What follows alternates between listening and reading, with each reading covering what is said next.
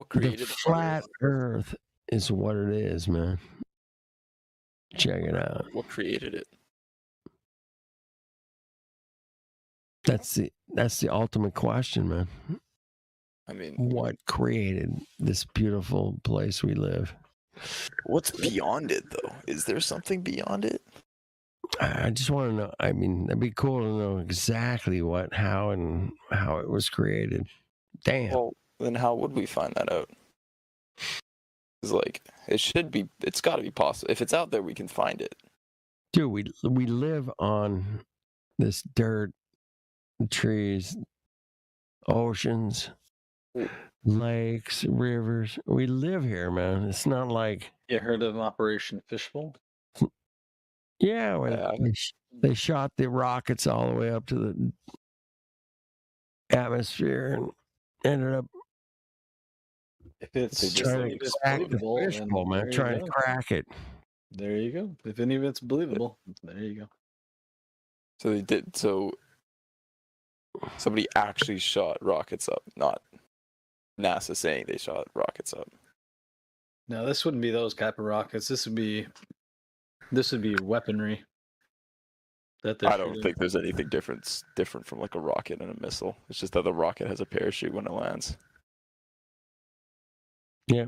And they're both like a whole bunch of fuel. If you shot a missile that explodes into a city, it's going to kill a lot more people than just a shuttle that falls into a city. Yeah, true.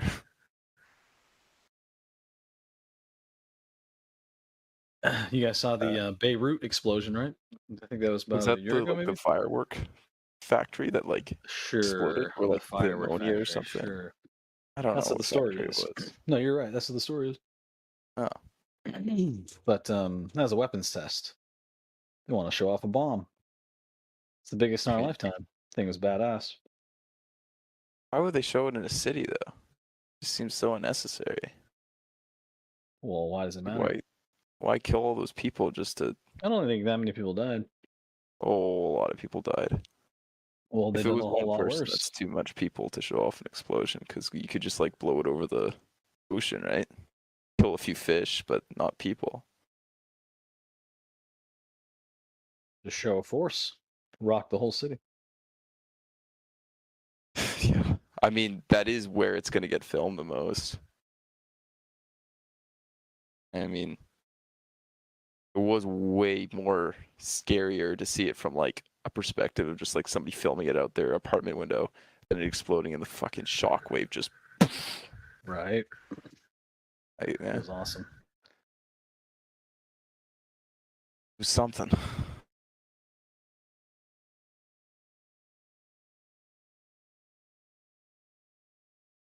There's got to be a way to know what's out there, though. There's got to be a way. I mean, if there's got to be at least an idea. If you could get at least what they've found out and what they're working on, you would probably know a lot more. Like portals. There's been talk of portals for probably thousands of years. How would a portal work? Confusing. I don't know. I feel like I've always kind of believed in the globe just because I saw it as an explanation opposed to no explanation. And it's not like I don't really think the globe explain. Pretty not everything, but like that explains why. It explains the seasons. It explains a lot, and you can actually draw a coherent model that explains all of Earth's processes. Whereas I haven't seen a model for the flat Earth that does that. But then in hindsight, like I don't really think that me kind of believing in the globe would I don't know, it doesn't really change my life all that much. As if I just thought the Earth was flat. Because yeah, I hear that a lot. Part of me believes the Earth is flat because, I mean, when I look out the window, it is flat. And I have heard some explanations of some explanations that I actually think would, yeah, this is plausible and there's no way to disprove that this isn't happening. Like the fact that this thing called gravity acts at like 9.8 meters a second as like an acceleration. Well, the Earth could just be accelerating upwards at 9.8 meters a second squared. And then that would explain gravity without using gravity. It would explain why things fall.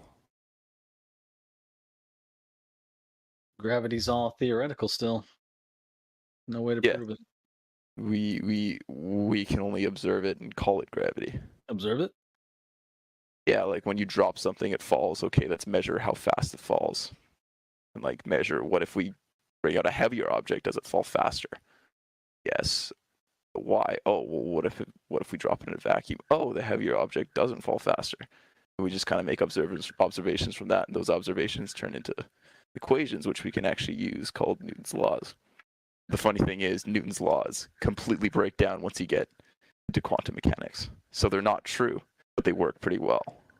They still work to like explain things and like make predictions and use them in like complex engineering problems. You can still use Newton's laws even though they're not true. They fall apart as soon as you get down into the quantum level, but they still explain big objects how they fall. So like, I don't know, I feel like there's definitely a big misconception about as soon as scientists say something, everybody takes it as a fact. It's like, no, they just like didn't an experiment. Yes, they're really smart, but they just did an experiment, took an observation down. They're just calling this thing that they found out about a name. It doesn't mean that we fully understand it. We just know what it does. We have no idea where it came from. We don't know why things falls as opposed to like living on an Earth where things don't fall. I don't know. That didn't really make any sense, but You don't think relative density explains it? I don't really get that. Is it just things that are denser are at the bottom? Things that are, it's like when you fill a cup up with maple syrup and water. Maple syrup goes to the bottom, maple syrup goes to the top. Exactly. So what's that? But then why is there iron underneath us? Well, that's never been proven. No one knows if there's iron underneath anywhere. Well, why is there pockets of air underneath us? And what's causing these denser objects to be lower down? It makes sense on the surface, but as soon as I start asking questions about it, it just doesn't. None of the questions have answers. Oh, we've only ever dug 8 miles deep. Yeah. How do you think they? We do have How do you think they know what's technology at the to core? see down. To see? What do you see? What do you think you see? Well, I mean, I know they have some versions of. I think you can use ultrasonic and see kind of what comes back. I don't know. Is how that it for works. real? You really believe it? I have to look more into it, but I do know that the observations they use from scanning the ground, they use in real world applications, and those real world applications do prove results. So, have to be seeing Results something, that right? prove the center of the Earth is a molten iron core? It proves that we can think it is. It doesn't. Well, no, it doesn't prove it. It's just the most plausible. It's the most plausible explanation that we've found from our observations. Last time I checked, explanations weren't evidence. Would you agree? Well, their explanations and evidence are related, but they're not the same thing. No. Correct. Good. Explanations are an explanation of the observed evidence. I never- cut somebody off, though, however. I did want to say that. Who was talking to you? That was me. One more time. It's a huge list. I got to scroll. Who was it? Storm. Hey, Storm. Storm. Okay, sorry. Go right ahead. Continue. Where were we? So you can't prove anything about the core of the Earth, or even the crust. Let's. You can scan what's for the- minerals what's under the the ground, scanning though, and you're you can talking like. about? I mean, that was. I guess that No, was a they bad can- example because I don't know too much about it.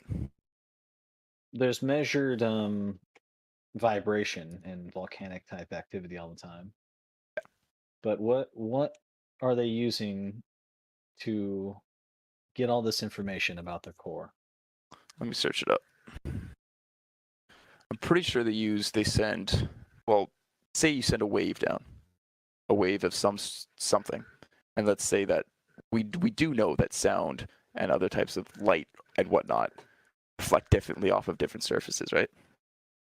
I mean, you're observing it literally right now just by light. Light reflects differently off of a white surface versus a black surface, and that's why it looks white or black. So, and that same thing kind of carries over to sound waves.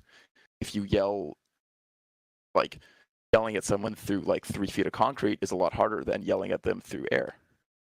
And so these sound waves are bouncing back. And so when we send sound waves or waves similar to this and send it right into the earth, it doesn't matter if the earth is flat or if the earth is a core, it will bounce off different materials. Yeah, And well, so it might go through a whole bunch of dirt, but then it might hit a rock and bounce back. crazy. And then we can And that's what we see- call distortion. So how do you know what's really happening You don't. from start to You- finish? You don't. You can just All right. create an explanation based on the evidence. Exactly. Wow. Thank you for being honest. I'm done with him. Thanks, dude. Yeah, you can create an explanation based on the evidence. Where do you like? Sorry, I'm confused of why like that's not the flat Earth, or I don't know why that's not. Why is that bad? Well, So what's your explanation for the horizon never being at 1.2 miles times the square root of the observer's height in feet? I don't know. You lost me because I haven't done Welcome. any research on that. But I mean, like, what's I don't know. I just don't get how seasons work on the flat Earth. Well, it doesn't really matter. The surface measure's flat, so that's that. Yeah, that's not enough of an explanation for me. It's a The good enough problem explanation for is- what the surface is. You told Yeah, a lot of I mean, stories. that's what just you're on now. all the time, so it's totally. I could definitely agree with why you wouldn't need to see past that, but for me, it's just like I don't know. I like to think about weird stuff. I have no idea how it works, like space or like what would be beyond the flat Earth. Well, you should start over and just figure out how a ball works. Ball is All the- spherical.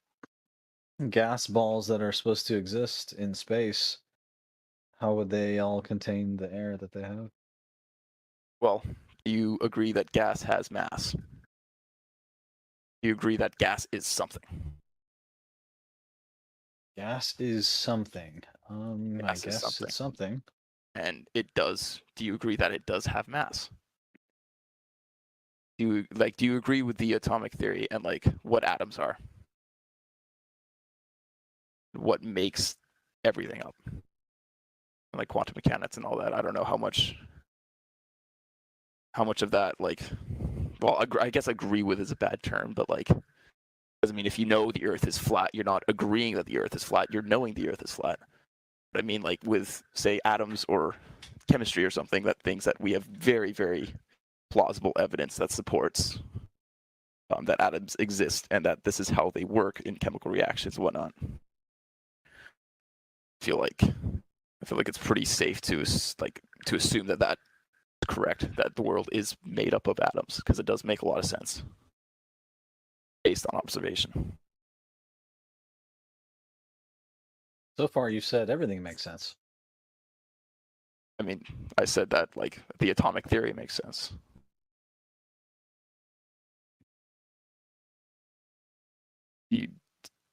But is there any proof? Of the atomic theory? Not necessarily the atomic theory, but that'd be a fun one too. So how would you suppose chemistry works if there's no atoms? What else would be that chemistry? Have you seen Nile Red on YouTube? They'll make like grape soda out of plastic gloves. It shows the whole process. You say Nile Red? Nile Red, yeah. Just or like any chemical experiment. I mean, he does like really bizarre ones, Yeah, like turning like plastic gloves I've into. seen plenty of chemistry experience. Yeah. So, do you agree with chemistry? Do you agree that like these people aren't just making up random stuff?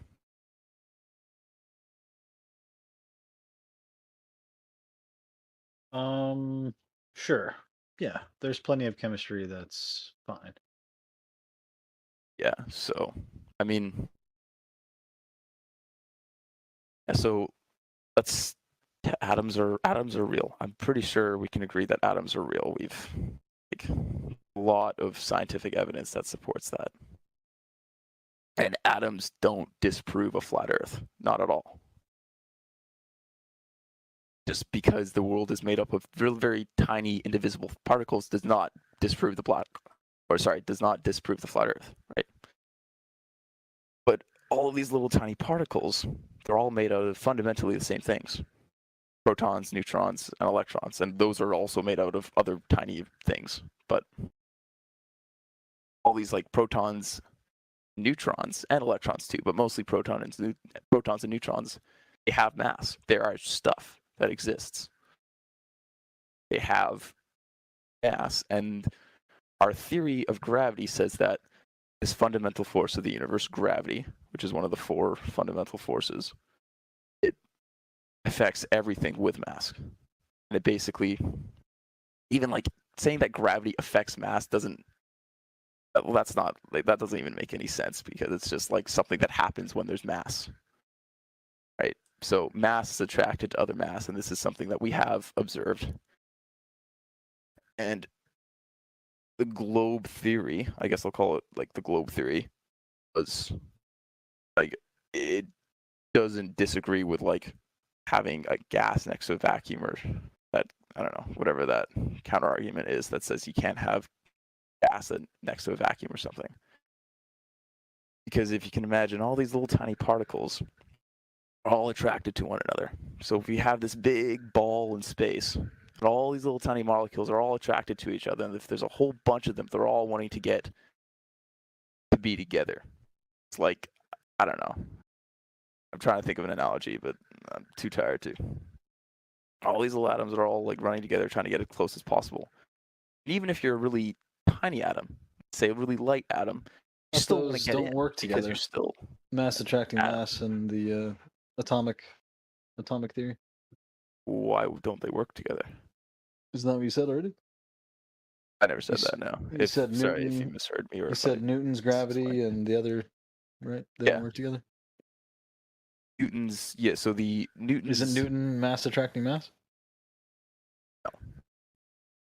Newton is the like something with inert, like he has a few fundamental laws, but mass attracting mass was Einstein. No, you're wrong. You got Actually, no, passion. yeah, I know, I am wrong. I'm sorry. Anyways, I guess, yeah. So Newton did say that mass attracts mass, and that is observable. No, it's And not. it is still. It it's was not superseded by Einstein, so no. Was it though? Yes, Yeah. How? Why? that's Andy what Murphy the spaced it. scientists say. What science says that though? Is there like? I think that's Well, science is the always reason changing. why. So let me re-explain Newton's laws, and like re-explain why they don't agree with Einstein laws, because Newton's laws basically, all of our equations are based on constants. An equation is just a relation between two things. But once you add a constant in, like the gravitational constant, and the spring, like, and Young's modulus constant, and there's like thousands of, like, I don't know how many constants there are out there, but there's tons of them out there. And they're basically like, how do we know how much mass this spring can hold, or like how do we know how much force is going to happen when I compress this spring? That's based on, I think, Young's modulus or some sort of modulus, which is a constant which we've observed, and it's basically the world just saying, this is how it works. Like, this is, for some reason, there's a very specific number that we've measured, and that's how we basically turn a random proportion into usable data. That's how we can figure out that the way things accelerate on Earth is 9.8 meters a second squared, instead of just saying that they accelerate. Did I explain that? I feel like I explained that like shit, but you understand me so far? There is a constant that Newton discovered that explains how things right now work. But as you get deeper, as you get smaller and smaller, that constant starts to get more inaccurate and more inaccurate. But we have also discovered why it gets more inaccurate. Because of the 4 fundamental forces in nature, gravity is the weakest. And as you go down, and as you get really small, and this is something I don't fully understand, but as you get smaller, other forces start to play. Like electromagnetism, the strong force, and the weak force. They start to play around. And that's why Newton's laws don't really, you can't use the gravitational constant to explain how a gluon moves and why protons and neutrons are held together. Because they're not held together by gravity. They're held together by, I think it's called the strong force, which is, I don't know if I'm making any sense or if anybody has background in like quantum mechanics, but the strong force is, I think it's created from gluons. They basically glue together atoms together, like protons and neutrons. I really don't think I'm making any sense. I think you're talking more about electromagnetic forces and such Yeah. than you are about Newton, because Newton was superseded. Mass does not attract mass. But what does that have to do with Mass the does flat attract Earth? mass. Just because What he are was you trying? superseded What doesn't are you mean that trying to everything. relate this to anyway? To the flat Earth? How are you telling me that this is proving that you have a globe? Yeah, that's good point. But I'm trying to explain why the vacuum surrounding Earth doesn't pull apart everything, because Oh, gravity. that's right. You were saying all the particles of air and all the particles of space or something. What were you saying about that? All particles attract each other. That's because of gravity. And when you go down and down and down, I don't really know why I went down that rabbit hole, but as you go down, other shit starts happening. And that's why Newton's gravitational constant doesn't really work on a very, very subatomic level. But just because it doesn't work at a very, very tiny distance doesn't mean, like, it still works at a larger distance. Can you demonstrate a gas ball in a vacuum somewhere? Have you ever seen a demonstration or any proof that that can happen? You can have Just- gas form a sphere in a vacuum. Well, it's not just a gas ball. It's a ball of dense material surrounded with a layer of gas that's then inside of a vacuum. Have you seen any demonstration of any of that concept that you're explaining here? Gravity is You've got a very nice weak force. story. It's been a really nice story to listen to, but do you have any demonstratable evidence that that is even possible? I mean, it's a nice explanation, but that's not what we see in our reality. I'm glad I'm at least interesting somebody, but what was I gonna say? Sorry, I forgot what I was gonna say. Right, gravity is a very, very weak force.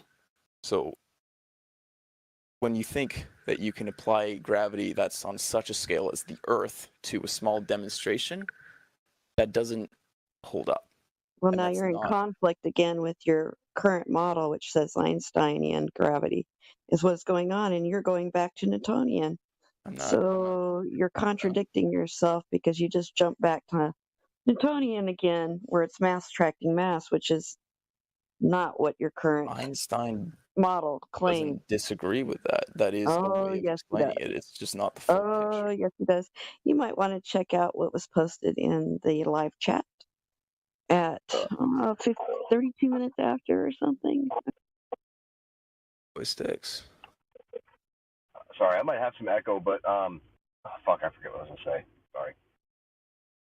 Facts or beliefs. 34 minutes after the hour, that Einstein's general theory of relativity was superseded. And so, yeah, you might want to read that before you keep claiming that Newton's works together with it. So Einstein superseded Newton. Yeah. Yeah, it And- reclassified gravity as an effect, not a cause. And not a force either. Yeah, but it doesn't mean that Einstein's laws don't hold up to, like, yes, it's not an exact.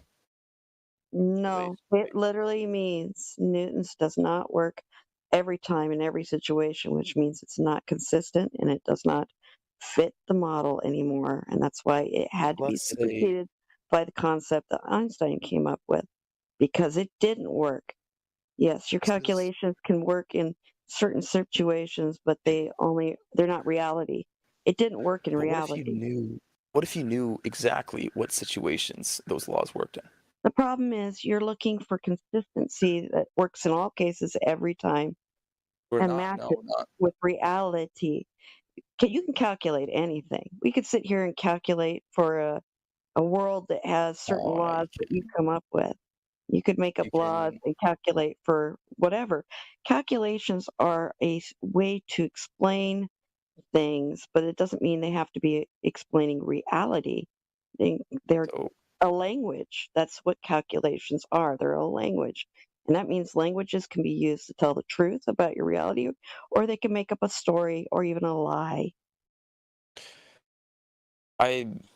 I don't think that logic holds up because calculations are not a way of explaining things. Calculations are a way of predicting things. Equations are a way of explaining things. But when you calculate something, you're taking that equation and using it. So when you use that That equation, doesn't mean it matches reality, though. Again, it's a but language. It's a better way to explain what you're talking about. It's a yeah, but language let's to say make I take a ball explanations. and based on Newton theory, I've done this in school. Based Well, on I know Newton's you theory, I have, can throw the but you're ball and I still can calculate wrong. where it You, lands. I can unless you predict can where it provide lands. some kind of proof that they aren't going with Einstein only and it's superseded, and that you're wrong because it doesn't work in all cases, in all things for this model of yours, then you've got a problem. So that's why it had to be gotten rid of Well, because it didn't work. If it had worked, the flat Earth they does would that have all kept the it. time, though. I mean, the No, flat Earth will show one model for no, seasons and we're then not another model doing a for the day model. cycle.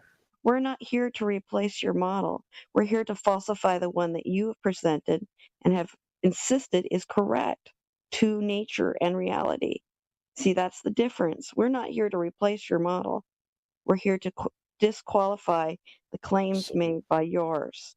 how You I don't, see the it's globe, not, if and replacement's not needed, as that's much as something that would be people, nice, but it's not needed to disqualify yours or falsify yours.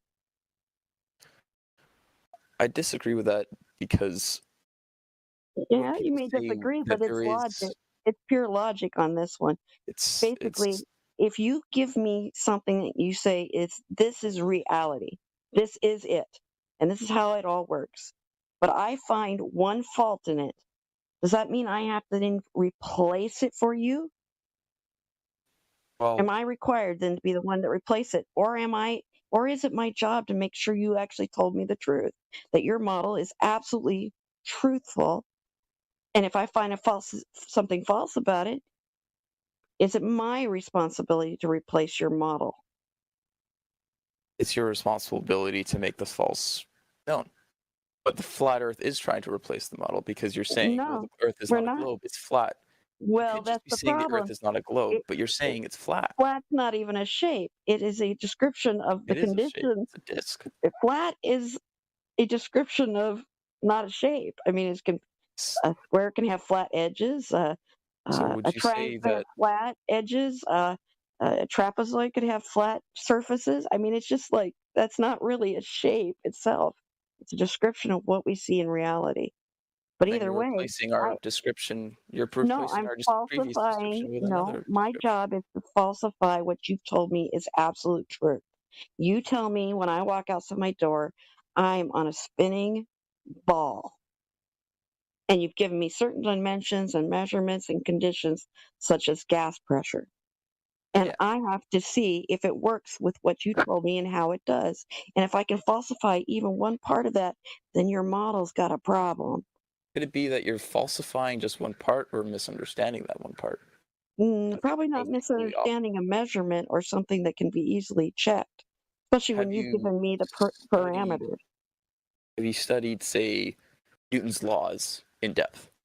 I don't Have you need done Newton anymore because calculations? it's been superseded by Einstein. But yes, I do understand Newton. But at the same time, I understand it's Do been you superseded. what's like one of Newton's laws? I don't need to What's something explain that he Newton said? why it's been superseded, like I said, and that doesn't prove the shape of the thing we're standing on or the I'm flatness or roundness of it. Am I on a ball or am I on something else? That's I'm all just I gotta checking to see do. if we have the same understanding of Newton's laws, Well, because I even might if we be do or wrong don't, here. I have understanding of a lot of stuff that you probably don't, but we can't agree on this. Einstein superseded it, which means the calculations So don't work in all cases at all have you times. understood Einstein's theory in depth? You know what? I Theory of would not general claim to relativity. be an expert in it. I understand it well enough to know that it's pretty crazy. And it So doesn't do make you any know sense to what I see in the how? natural world. And it doesn't hold up. I can tell you that's what I find problems with. But either way, my goal is to figure out what I'm standing on and what if it's true to what you've told me it has to be.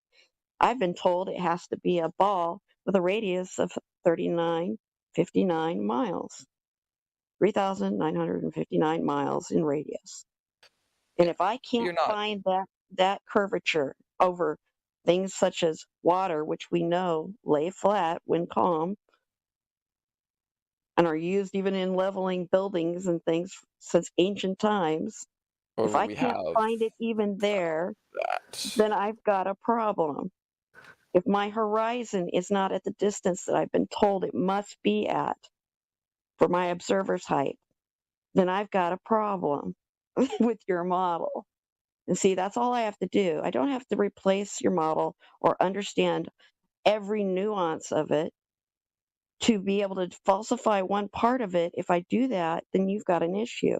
And you've got to come up with an idea of why that's happening that makes perfect sense for making what you're saying is still true. But if you can't, then it's not what you said it was. But if you can't provide another explanation, then nobody's going to listen to you. No, that's not again, the explanation is self-evident that there is something not a globe. A globe has certain parameters that must be fulfilled, does it not? No, a globe is Yeah, a globe is a it's sphere certain parameters that we've and it has observed. geometry that must be fulfilled, period. If you're going to claim something is round or circular, as some people want to always call it, which I find funny, but round like a ball, it's a geometric shape, which means it has a radius, means it has a circumference, means it has certain aspects that must be consistent and can be found. It's physical, so we can do things to find out what's going on with that. And if I can't find what you say is absolutely there, then we've got a problem.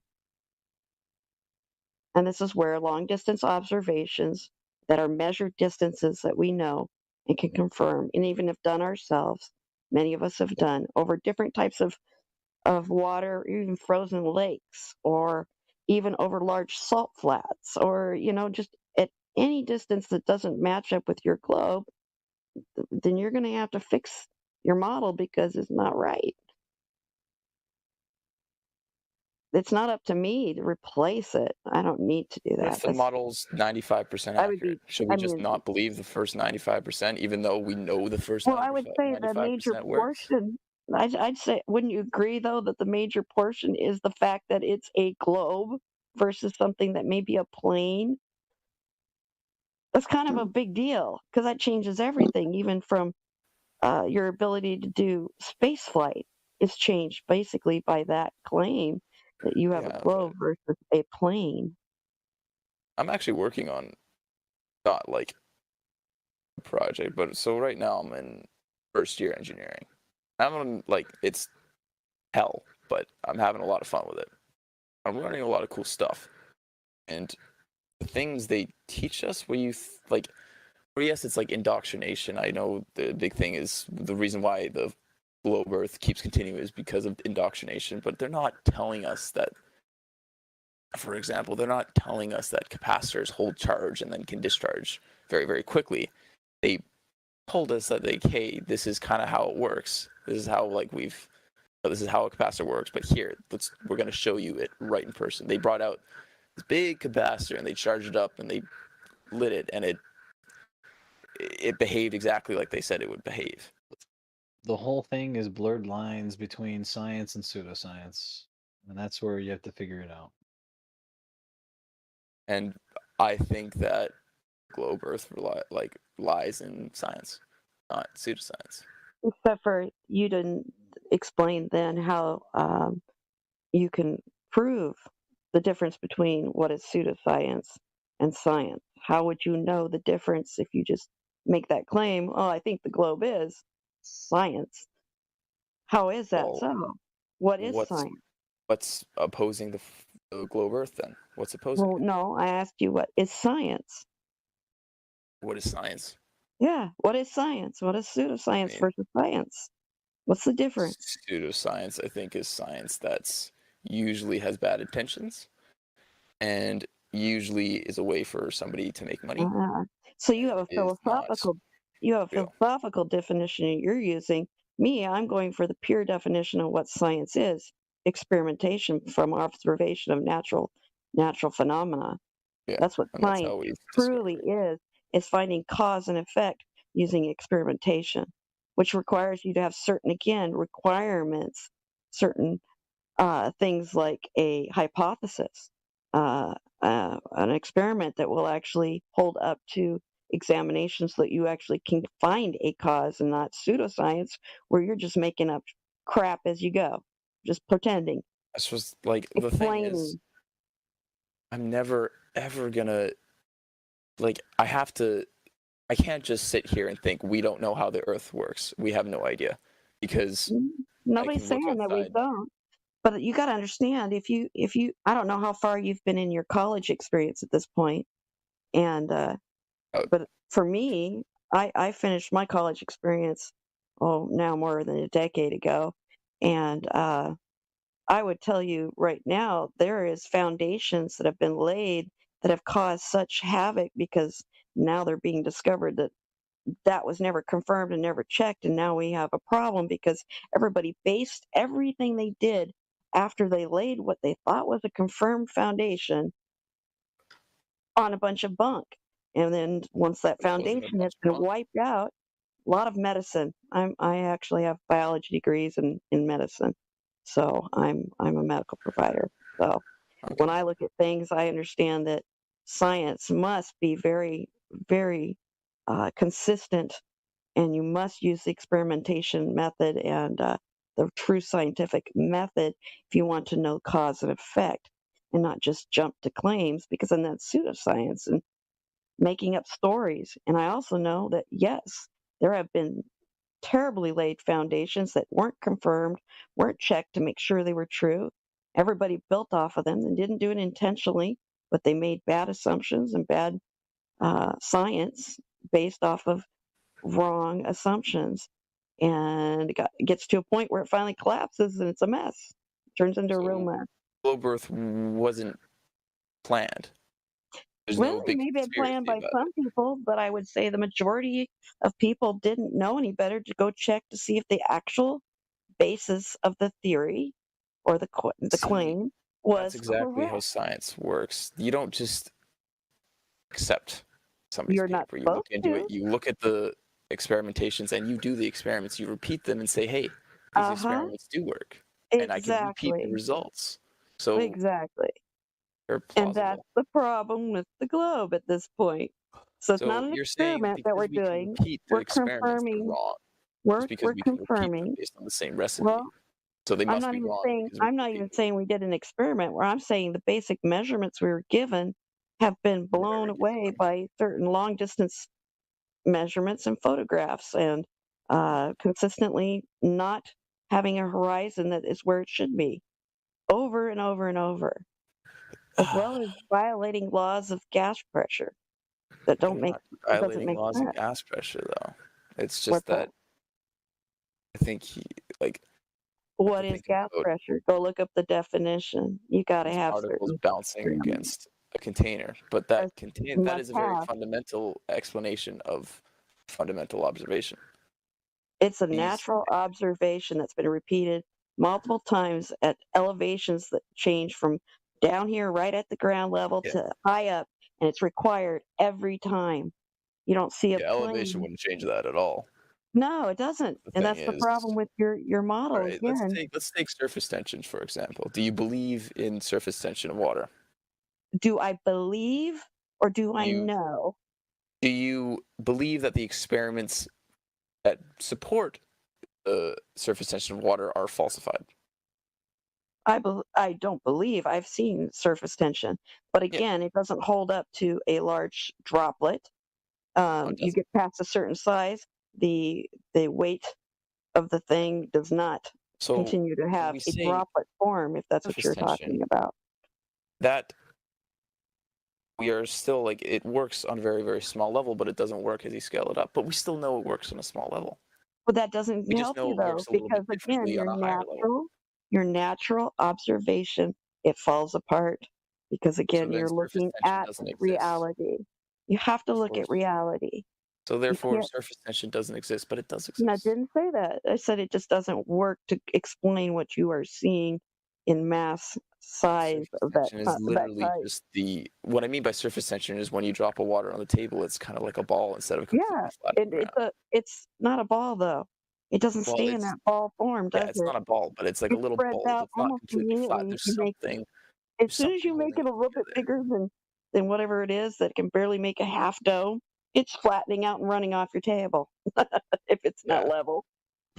So that proves my point that even though we have a idea that works on a small level, and we know it works on a small level, but we also know it doesn't hold up as you get bigger, and we know why it doesn't hold up as you get bigger. Why does that contradict itself? Why would that disprove surface tension? Something as fundamental as surface tension. No, I didn't Something say is surface if you tension isn't real. It just doesn't do anything for your argument of why water is doing what it does analogy. here on Earth, that like holding around a ball. Again, that's outside of a That's surface. not why we think that water stays. No, I don't think it does, but I've heard people argue that surface tension is why.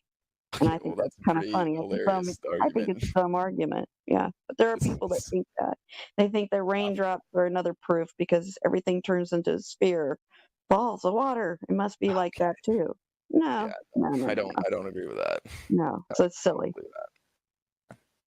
But no, surface tension is definitely real. We do see things on small scales that can be scaled up, but not everything does that. Of course. There are other things that do and don't.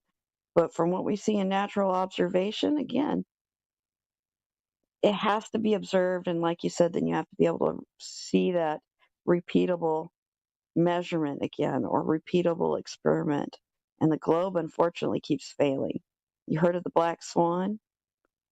No, sounds interesting. You haven't heard of the black swan picture that No, they do here, huh? sounds interesting. I gotta go to bed soon. I got a midterm coming up in a couple of days, and I gotta wake up tomorrow to study for it.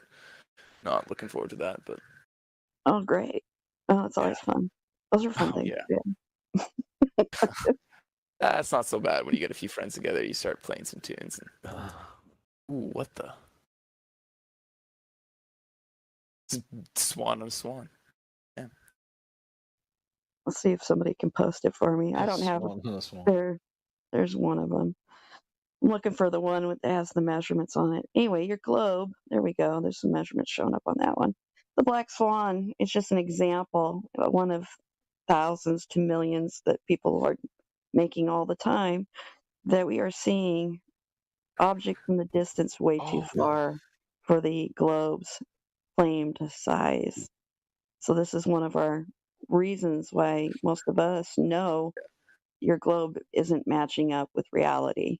So we go out And into then reality. I sent a link to a picture that does show wind turbines going below the horizon. So it does also hold up here.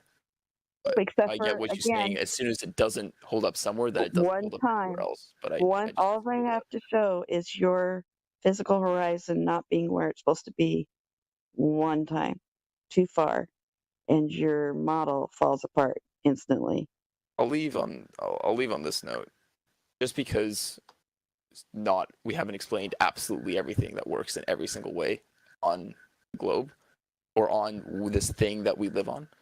I still think we've done it to a point which is studyable, which we can study and we can learn from.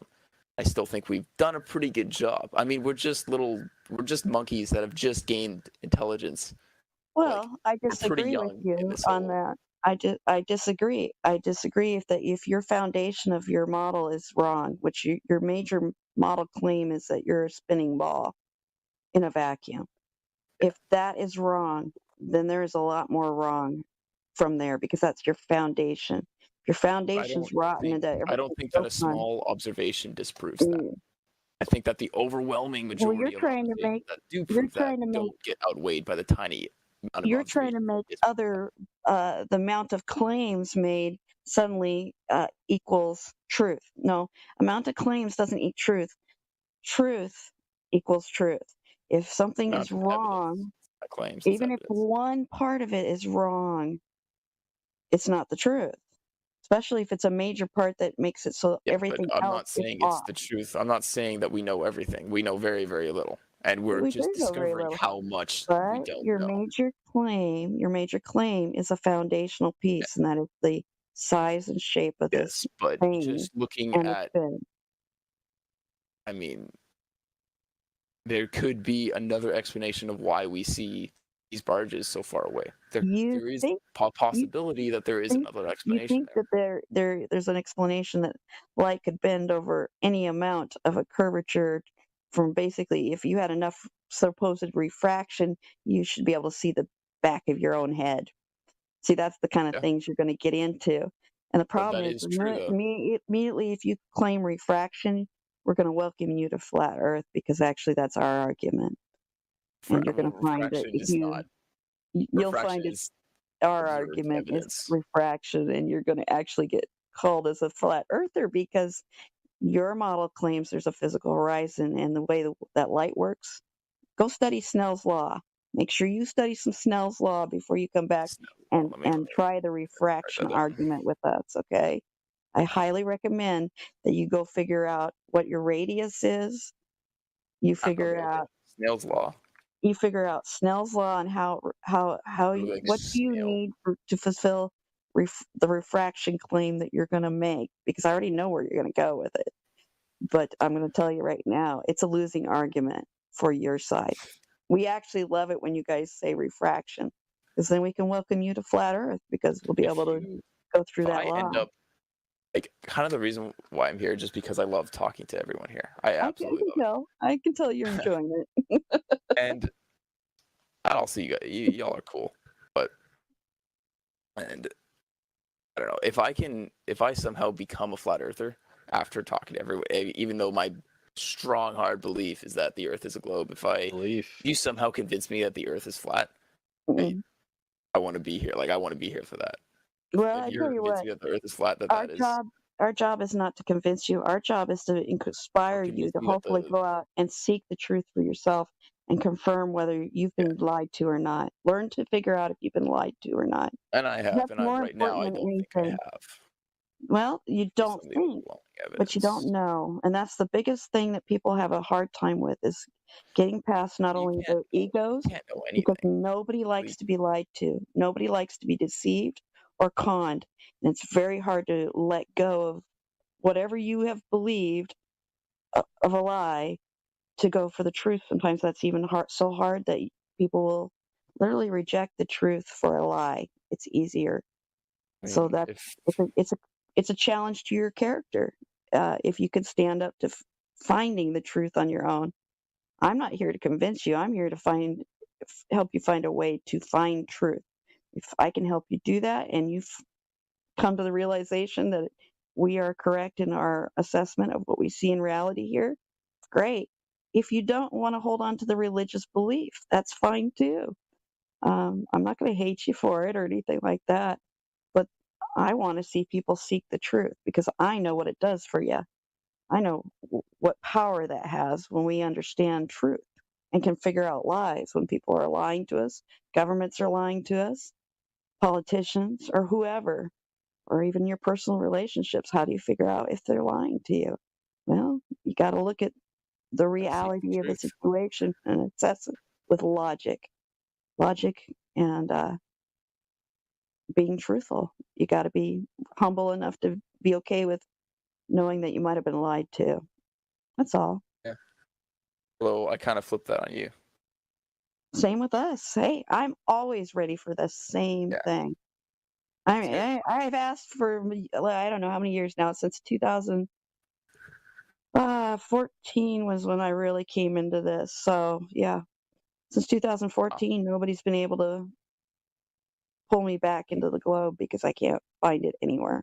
And I mean, the fact that you're Find it. flipping that question on yourself and asking, like, have I been lied to about the flat Earth? And that just proves that you truly believe the flat Earth, that you truly know the Earth is flat, or I at least the have, Earth is not yeah, a confirmed globe. it to myself so much so that I am waiting for somebody to bust it, but nobody's been able to do it yet to my satisfaction after all the things I've learned and seen and Maybe, tested for myself. maybe it'll be me after engineering. Yeah. Doubt I'm smart enough though, but You never know. You never know. maybe. But I'm more than Right. willing to have anything that would give me the truth because I don't want to be lied to. I hate it. Actually, it's one of my biggest things. I hate being lied Does to. suck. Yeah, most of us hate it. You know, Yeah. most people here want empirical evidence. We are empiricists at heart, and so it's all about figuring out logic and using the scientific method, and then making sure we confirm things and test it for ourselves. That's what good science does. So people always want to call flat earthers science deniers, and we are not. We're actually probably more concerned about the science than most people think by far. All right. Well, it was awesome talking to y'all, Yeah, and I'm gonna go to sleep. we'll come back and Bye. My see us friend. and talk some more. Yeah, hopefully I'll have some time. But Okay. yeah, check some of that stuff out before you come back. It'll be fun to talk. Yeah, maybe I don't know, do some research and prepare some stuff. I don't know. That'll have Well, time. that But that anyways. way our conversation will get more consistent and deeper, and then be fun. Yeah. It's always fun. Okay. Well, I'm looking forward to that. Okay. Well, have a out. good Bye, one. everyone. Peace. Have a super day. You have been listening to excerpts from the 24/7 Flat Earth Discord Live YouTube channel. If you would like to join the discussion, simply type in your address bar discord.gg/flatearth. Thanks so much for listening.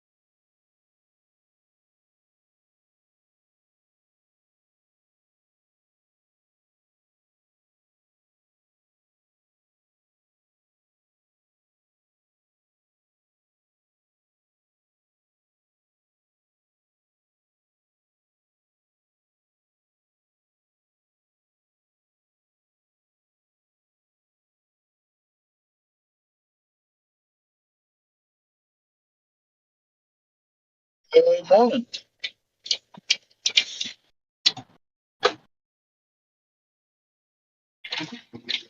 Hello, hello.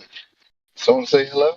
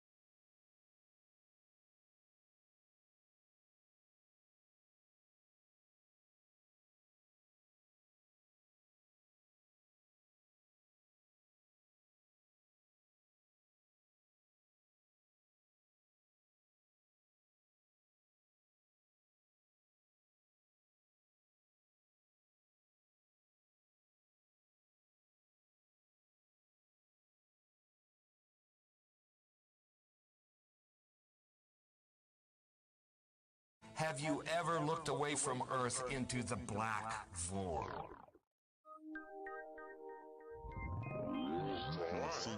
Because you can see the stars. Oh yeah. We were never able to see stars from the lunar surface or on the daylight side of the moon. It's not a black void. I mean, it's black, but there's all kinds of little polka dots.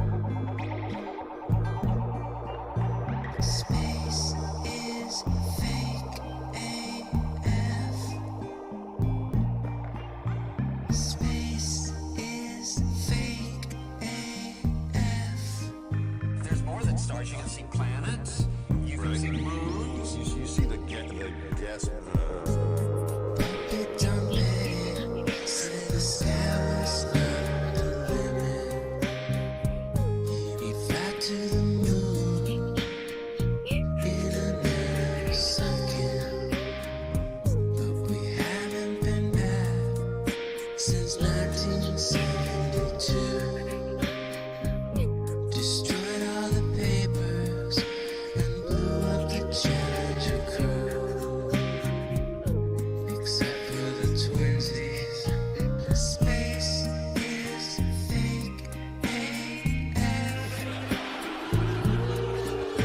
Space is fake AF. Look out into deep space away from the sun, it's the darkest black you can imagine. Hey, space boy, you broke my rocket man heart. Where are the stars? Is it bright or is it dark? The vacuum of space, oh, the tomfoolery. What happens if you get a leak on that? You have a leak.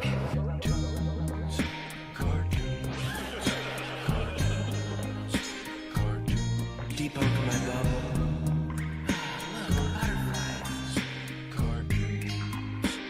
It's hard to comprehend. Space is fake AF. Two little bitty O-rings. Space is fake AF. It's not what you think, homeboy. Space is fake AF. It's all just start doing this. Space is fake AF. Research Eddie Bravo. You just have a leak, and what you would do is lose air.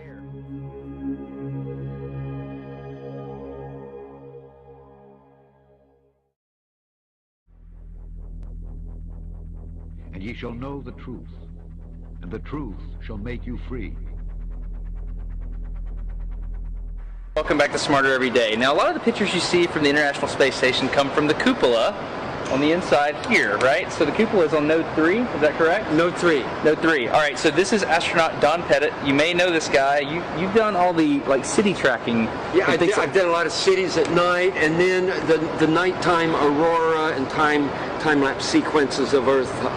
Many of those that you see have been done in this module when I was at the helm of the camera. He's the junk. Let me just say it that way. You're the junk when it comes to space photography, right? Can you say that? Say I'm the junk? No, I can't say that because I get too embarrassed. I'm going to meet you on the other side, okay? So, seriously, he's the junk. Like, all the really cool aurora stuff, Don's the guy that took it. Now this is a cover. Okay. So we call it a shutter, and it protects the windows from micrometeorites. Okay. The shutters are closed, the windows are protected, and also thermally insulates the windows from the radiation environment of space. So can you shut these things from the outside? No, you can open and close it from the inside. Oh, okay, wait. On the inside, you're throwing a lever or something. Yeah, you're turning a knob. And it's open. Yeah. On the outside. On the outside. How do you do that and maintain a pressure seal between them? O-ring type seals. No, you don't. With a rotating shaft. All our hatch seals are O-ring type seals. Yeah, but how? My brain's up here. Let's go inside. We can see it. Okay. Watch your head. All right. Oh, oops, thunk. So you have a whole series of O-rings in here, and a shaft that you rotate. So, I mean, like on the space station, how many of these would you have? 7, because we have 7 windows. What happens if you get a leak on that? Then you have a leak. You just have a leak. And what you would do is... You lose air. Yeah, you would probably seal the whole cupola off. And then there's probably a plan, I don't know off the top of my head, but there's probably a plan for replacing the mechanism. Might require a spacewalk. So my question is, how can you operate a lid on the outside of the space station by manipulating something mechanical on the inside of the space station without losing air pressure? It's called real good engineering.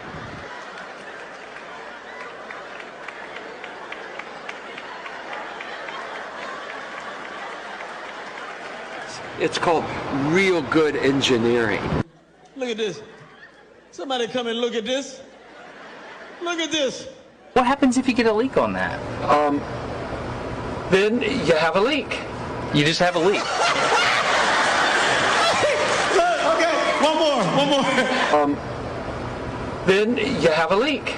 You just have a leak. And what you would do is... You lose air. Yeah, you would probably seal the whole cupola off.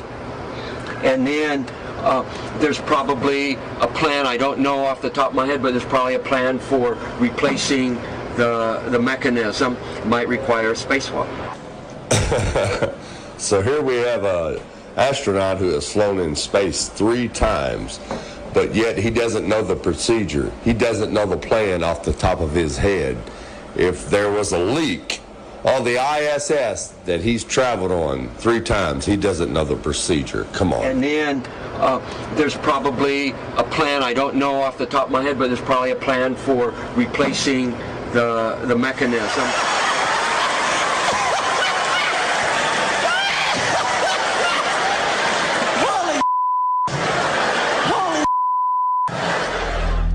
The reason he don't know the plan is because it's all fake. He was caught by surprise with the question. Thanks for watching, and God bless.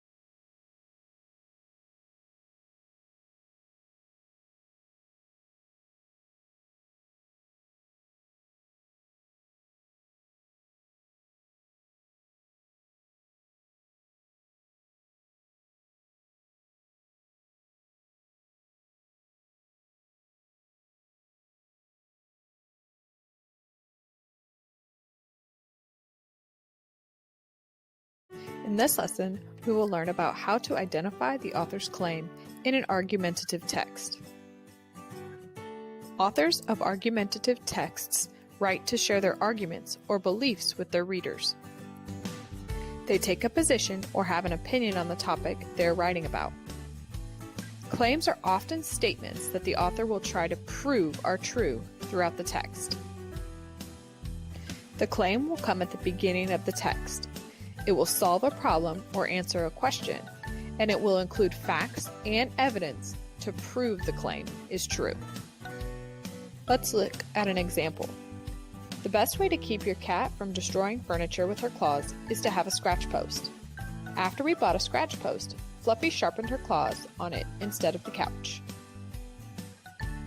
The author's claim is that she knows the best way to keep her cat from scratching the furniture, and that's to buy a post.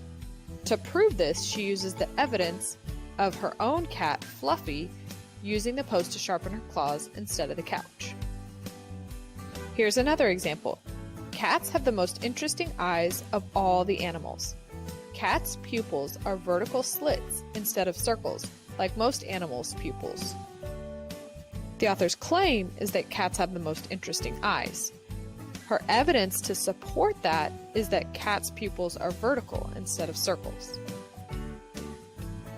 As you read an argumentative text, it's important to be able to identify the claim so that you know what the author is trying to prove to you, and you can distinguish between the facts and the opinion that the author is sharing with you.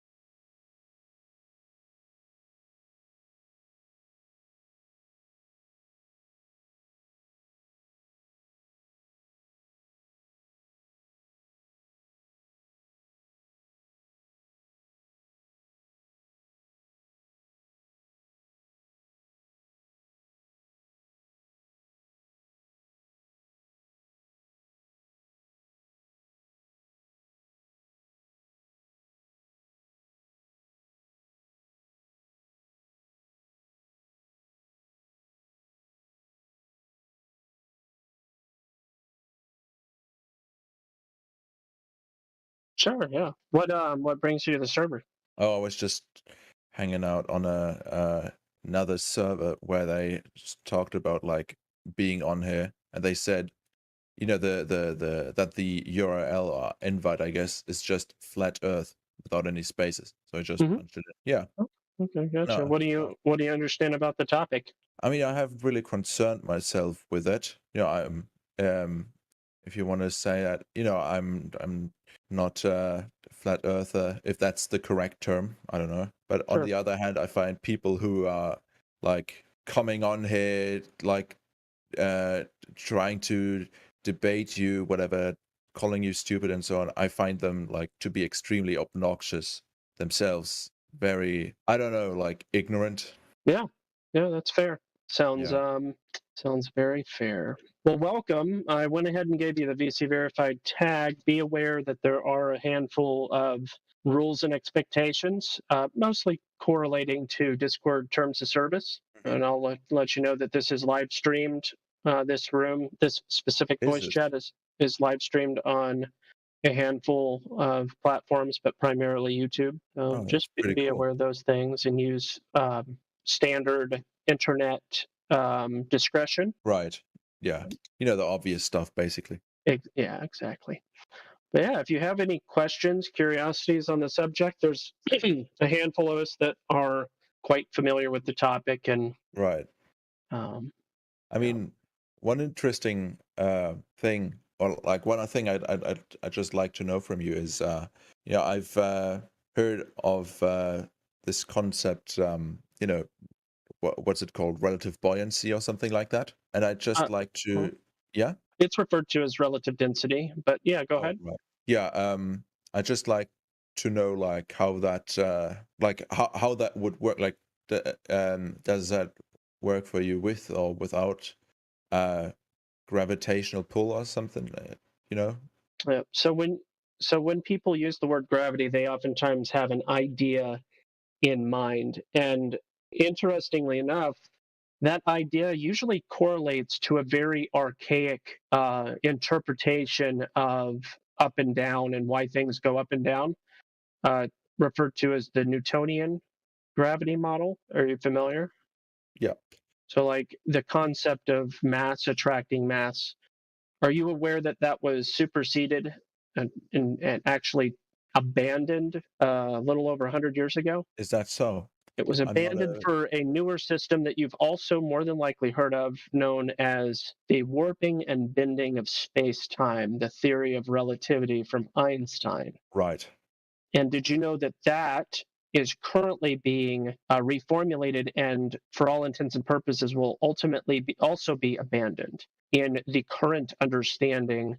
And by understanding, I'm using that word very loosely. I could call it a narrative. I could call it a story. Right. But they're abandoning that for a medium or an element or a component that exists between matter, such as there's different theoretical elements that they're inventing, like the graviton, or the Higgs boson, or antimatter, or black matter, to explain in a more consistent way what we see in reality. Now, I'm gonna give you a little bit of an analogy. You may have been in a conversation before where somebody just says God for all the answers. Okay. I mean, not really, no. Okay, or basically what I'm saying is, if you just say magic is the answer, magic could answer everything, right? So, and I don't mean that literally. I mean that logically. Yeah. So if magic can do anything, then magic can fill the hole of explanation for anything, because you could just say, magic is the answer. Magic is the answer. Magic is the answer. And I'm using that as an analogy for what's currently happening as they continue to obscure into deeper forms of sophistry, I would call it. Right. They say things that sound really smart, but they're really just using a synonym for the word magic when they invent ideas like particles or forces. They just make a new name, oftentimes after somebody's last name or something, who talked about the subject, and they name it this new thing after that, and then they're like, this explains it. This answers all the questions. So I know that's kind of a convoluted way, a roundabout way to get to the point. Things go up or down. The question of what causes things to go up or down is only answered in part by relative density. Yeah. I had a really good analogy for this the other day. Oh yes, here was my analogy. Are you familiar with when somebody slams their hand on a piano or doesn't know how to play the piano and it sounds really bad? They call this dissonance. Yeah. Okay. So my question for somebody else the other day was, why is dissonance, why does it sound bad? Right. Why does harmony sound good and dissonance sounds not good? Yeah. I mean, like if I'm allowed to answer with of course. at least what I know, it has to do with more or less the frequency being, let's say in a let's just call it pleasant ratio, like to each other, right? I mean, that's more or less how I understand it. Like, yeah. I would just reduce it down and say, why are those ratios inherently good, as opposed to bad ratios being inherently bad or unpleasant? Right. So I'm asking a question that might not necessarily have an answer, but you do understand the effect, and you don't have to understand the cause to fully understand the effect. Yeah. That it's just another roundabout way of saying we can fully understand the effects of things going up and down and all of that. The cause may not be an answerable question. Yeah. I mean, it's But here's what. basically. Yeah. Sorry, I know I'm talking a whole lot. I No, don't mean to don't cut worry you off. about it. I will just add to this whole thing. The fact of the matter is, mass attracting mass was never demonstrated. It was an idea, somewhat of a post hoc, drawing the target around the object. You know, you shoot an arrow and then you paint a target wherever the arrow landed. Right. Kind of an after the fact. Well, this is the explanation, but we can't demonstrate it. Right. I mean, I'm not. I think it possibly could be demonstrated, but I don't think that it up until now it has been demonstrated in a way that's like super impressive. Like we haven't really attracted like a meteoroid or something just with, I don't know, like a gravity beam or something. The gravity beam sounds like a really fun device, like in Half-Life 2 and stuff like that, but I'm not aware of that existing in our reality. I'm pretty sure that there's some that particles, not even like on a molecular or atomic level, but just like basically dust has been recorded, basically just attracting itself, more or less. Yeah, you have to. I would say this: ask the question: are there other possible explanations for for the effect that you're witnessing? So, for instance, let's say you see a particle of dust, and you're like, "Whoa! I just witnessed other dust particles going to that dust particle." For instance, right? Or is there more than one possible explanation for the cause? I mean, if you just say it's just a yes or no question, right? I mean, if you don't account for other variables, right? Surely there could be.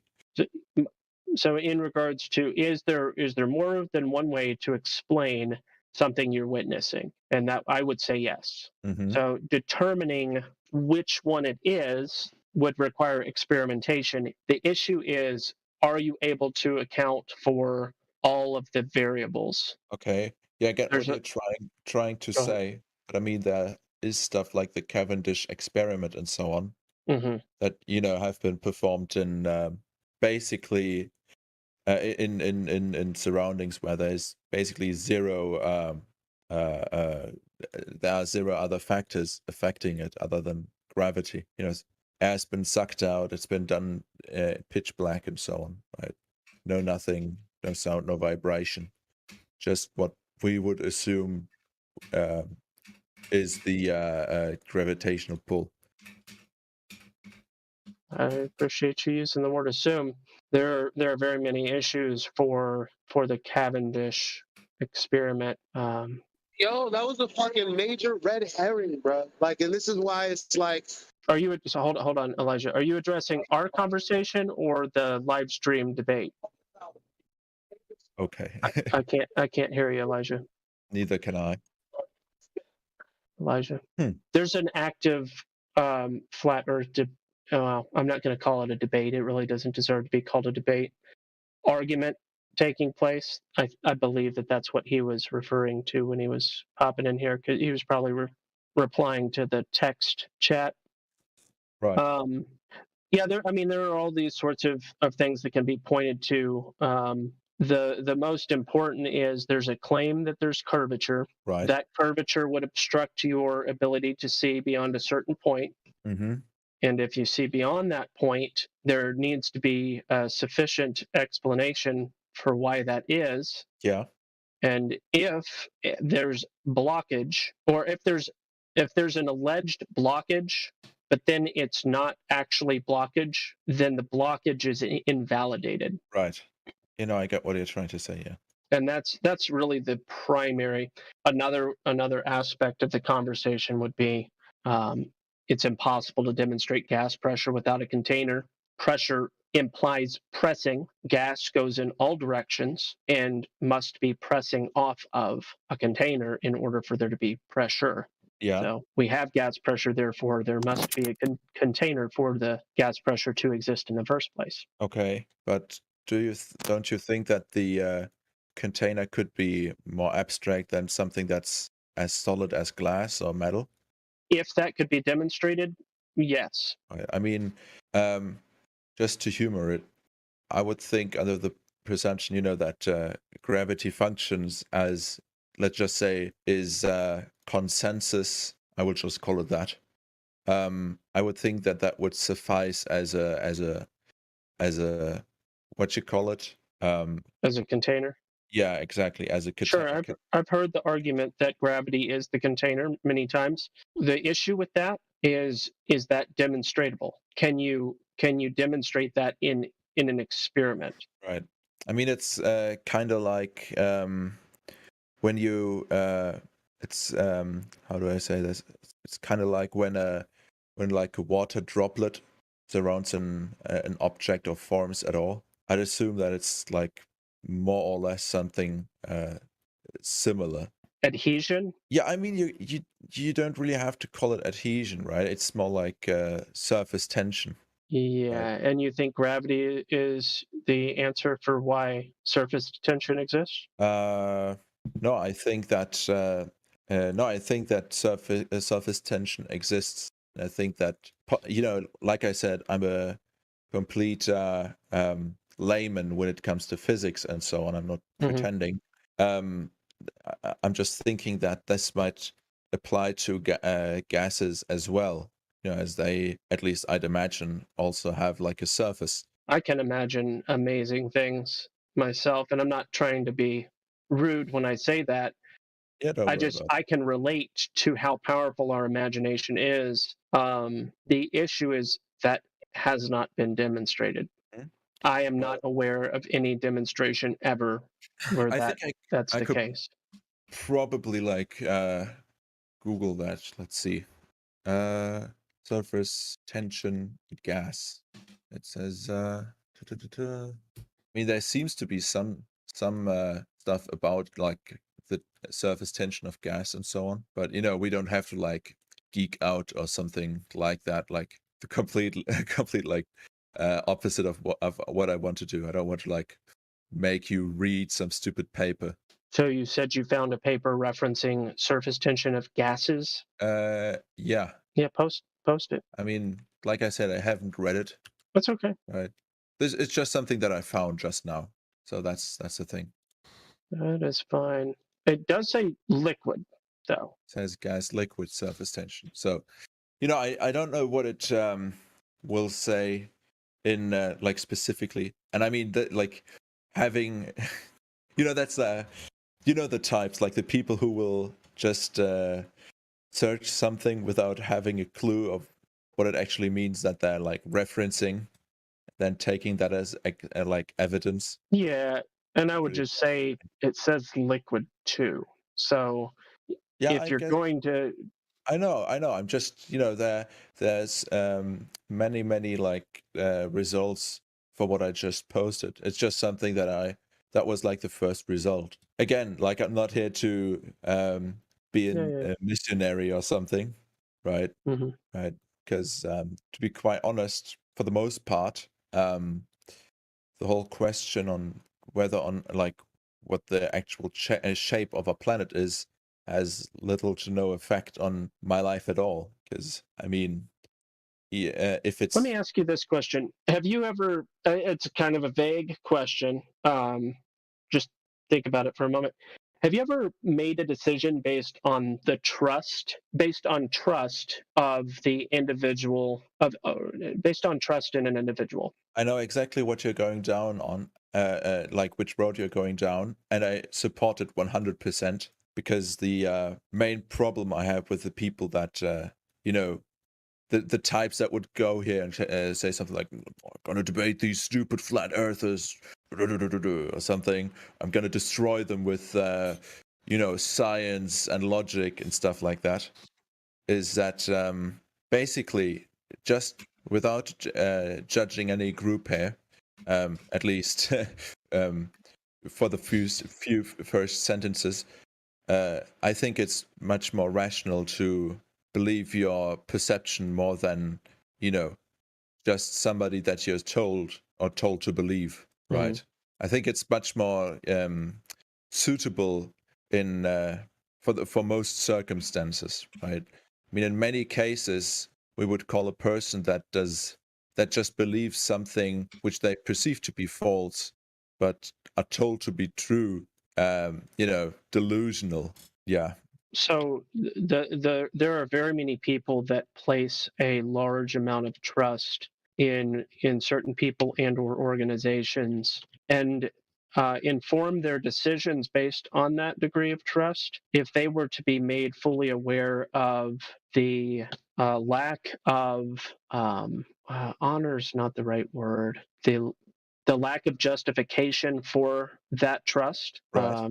If the untrustworthiness were to be exposed, it may help people make more, apply more critical thinking and be a little bit more scrutinizing before making certain decisions.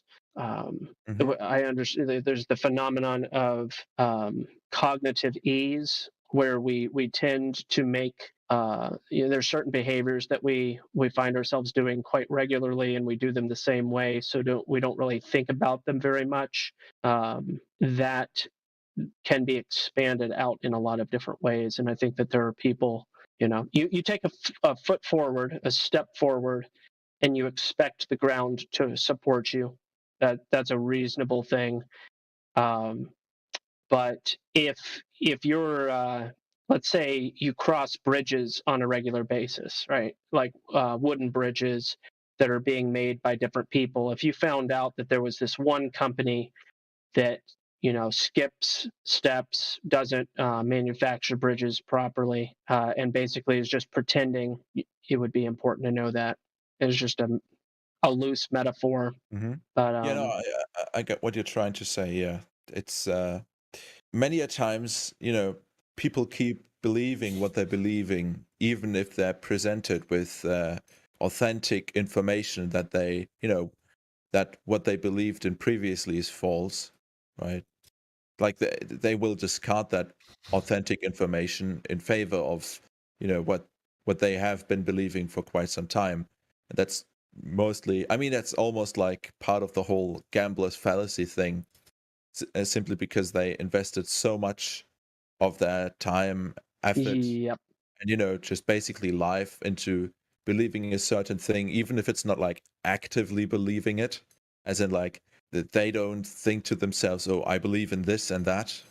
They just do passively, right? They will obviously put up at least a bit of resistance when being convinced of something that's contrary to that.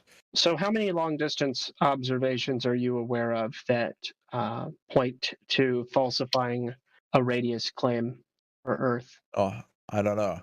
I don't really, like I said, I don't. I mean, no, it's okay. You could just say I'm not aware of any. I've heard of one or two. Like that's all the answer I was looking for. Like I said, I saw some videos, right? But I'm not tracking that. That's kind of like looking out for looking at those things, like waiting for them to happen and then looking at the results. I don't know, that kind of seems like it's obviously it doesn't track at all, but it's kind of like if you allow that comparison, like baseball for flat earthers. Like it's like you just wait for it to happen, and then like hopefully like your team wins, more or less, right? But I seriously don't have any recollection of like any serious trials or experiments like that, except for my own, which aren't really planned or scientific in any way. Yeah. So this specifically would not be referred to as an experiment. I'm referring to just what's known as long distance observations. Right. So if you're not really particularly aware of any, it sounds like you're kind of just, as far as this topic goes, you're hanging out for a verdict at some point. Is that fair? Kind of sure. Your position on it? It's like, oh, it looks like they're arguing about something, and one day maybe we'll finally know the actual answer, something along those lines. Yeah, I mean, the thing is, if we were to like seriously debate, like if I was some like staunch globehead, if you want to call it that, and you were to completely like disprove me in every single way, I would probably not change my opinion simply because I have been more or less, and to be frank, kind of programmed to instinctively like reject flat Earth as like a serious belief. And not only that, but how do I say this? Basically, just see those that do believe in it as ridiculous. That's like something that I don't know, can't really do anything against. But the thing is, I want stuff like, for example, Hollow Earth to be real so bad. Yeah, because of Godzilla, of course, man. Yeah, that's what I was hoping for as well. Damn, Godzilla brought Hollow Earth. Damn, I was all in for it. Yeah, a huge monster like that in the middle of the earth. Damn, it went crazy. One thing I was just curious about your age, though, if you don't mind. I'm 34 right now. What's your age? Oh, I'm 21. 21. Okay, so I was in globe religion for like about 25 years. So my case is worse than yours. There you go. I win. I'll stop it there. Boom. Yeah, no, I'm not. Like I said, I'm not trying to judge. We're all programmed to think exactly what you just said.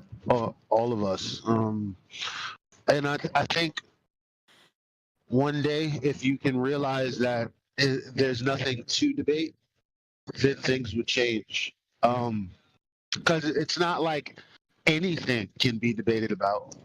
You know what I mean? Nobody's going to be able to debate how tall you are unless neither person or one of the people don't know how tall you are. So out of ignorance, they might say, well, I've stood next to him and it seems like he's shorter or it seems like he's taller. In that sense, the only way you can debate it is if you're actually debating ignorantly against something that already is. Then there are things to debate, like things about opinions, like your favorite color, your favorite restaurant. But when it comes to measurement, or when it comes to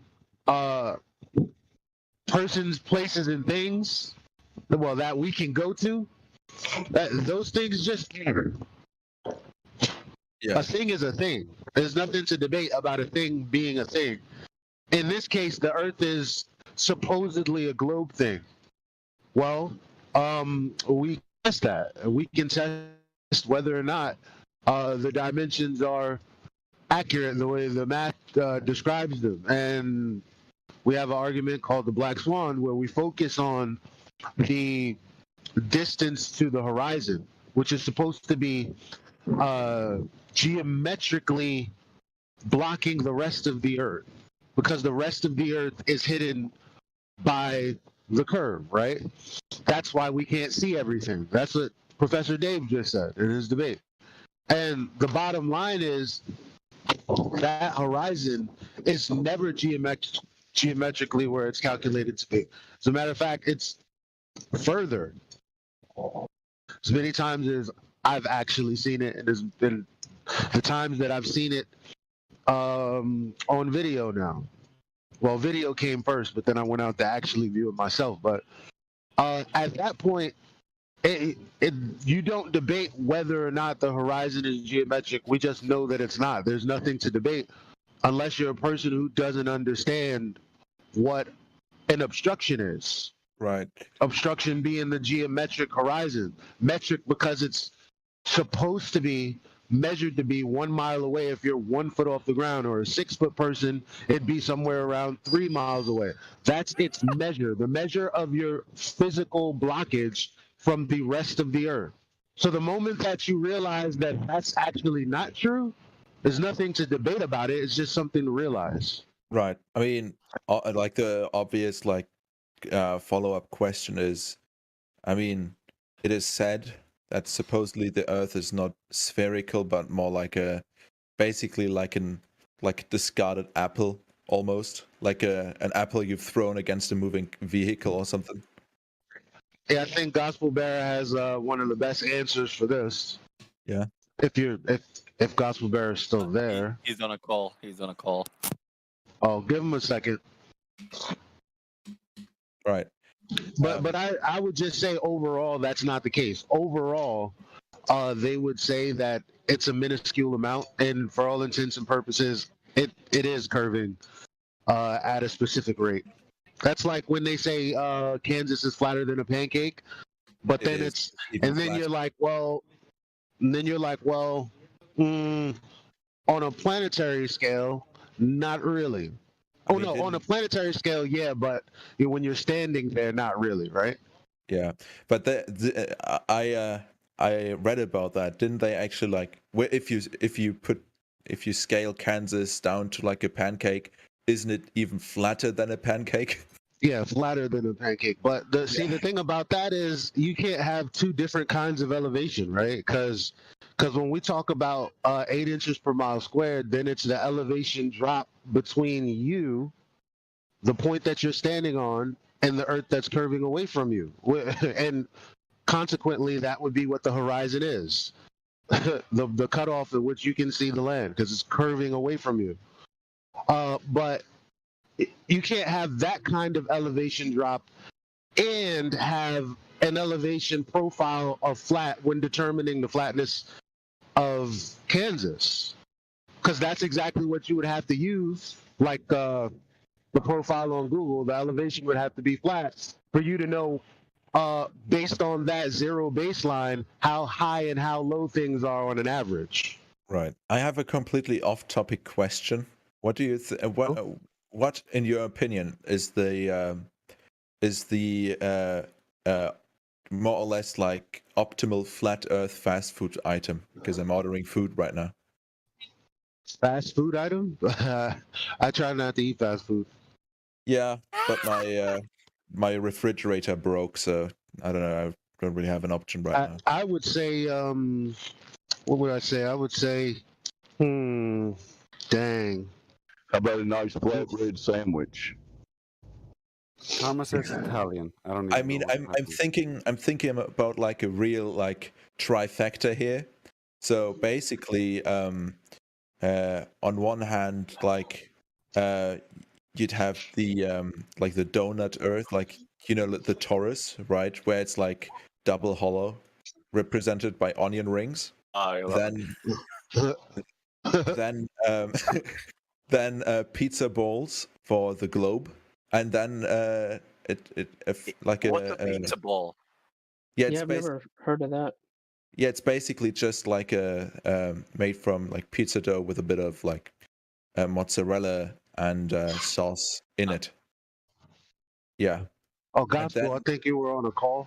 Oh, go ahead. Your third item. Yeah, and the third one is like it could either be a pizza or like a chicken burger.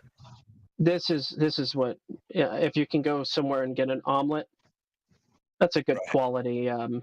There's not a lot of garbage in omelets. I mean, some people, you could have the argument about if ham is in it or whatever, but omelets oftentimes have, pretty legit things depending on the quality of the cheese, like bell peppers, tomato, onion. Those are all good things. Okay. That omelet is raw. I don't know. Maybe it's just melted cheese. I mean, many people often overcook their omelet. Yes. But on another note, like, what do you think is more flat Earth like, a burger or pizza? I don't know. I have different ideas about how things might be. The bun, because at on the underside of the bun, you have a plane, and then under, You're just who knows? thinking about a burrito, bro. and I find it hypocritical that you didn't say burrito the whole time, because I know you were thinking about it. Burritos don't have a flat level surface. Yeah. Well, not level. I mean, you got to hold it level for it to be level, but they don't have a flat surface. Get iron it. I mean, So you tried it. You were reaching. You were reaching. As a matter of fact, That's exactly what I had only 30 minutes ago. A steak and chicken burrito. So I'm very upset that MJ called it out because he could not have known that unless I really eat them as much as I do. Yes, So exactly. Yeah, yeah. Uh-huh. Oh man. But on another note, back to the gospel. I was telling him you would be the best person to talk about because when we were talking about the curvature, he's like, yeah, but don't they say it's not perfectly spherical? It's more like an apple. So Yeah. it wouldn't. So check this out real quick, Spangle. They say oblate spheroid. They'll even invoke the word pair. I pair. said, an apple thrown against a moving vehicle. That's my what I said. Okay, but I, just in case that idea ever creeps into your imagination, let me help you with it. Based on the globe model, based on the equatorial radius versus the polar radius, you understand the two reference points? Yeah. Okay. There is a 0.3% difference between those numbers. So again, 0.3% difference between those two numbers. So it is my claim, which I think is a very fair claim, to say that it's extremely disingenuous, and there's probably other words that I could use, like subversive or distracting or red herring, but it's very disingenuous to say oblate spheroid or paroid or any other thing besides an almost perfect ball is what they claim this Earth to be.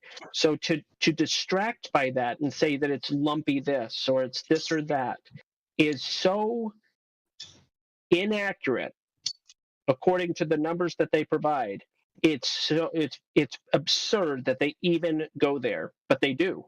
And I find that personally, I find that quite suspicious that they go there. Don't you think that might be due to like 2-3 factors? The first one being that you can kind of like spin the polar radius like around if you just discard like the Greenwich line, and the next one being that supposedly water kind of like covers it, kind of just flattening out the dents, if you want to call it that.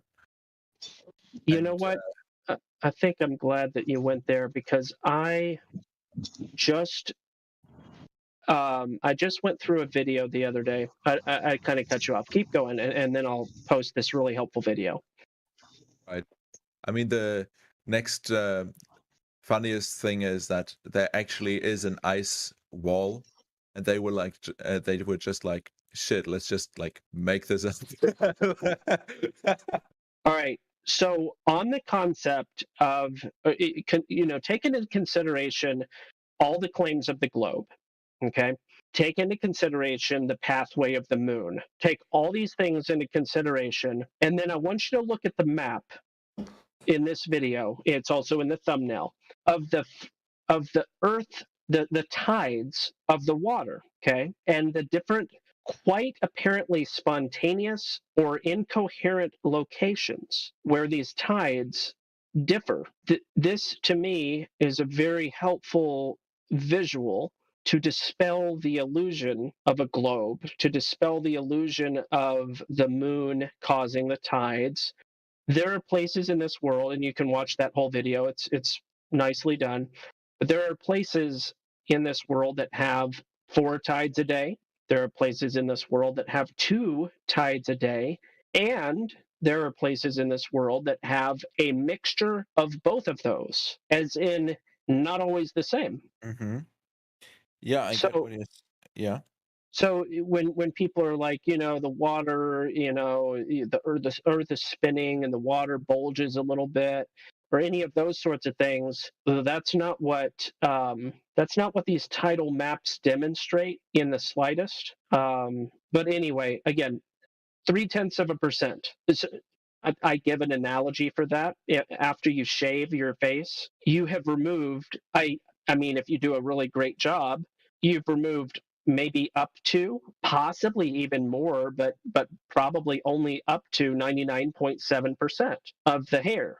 Every time I shave, I can shave against the grain. I can use a 1 blade, I can use a 5 blade, I can use an electric, I can use whatever.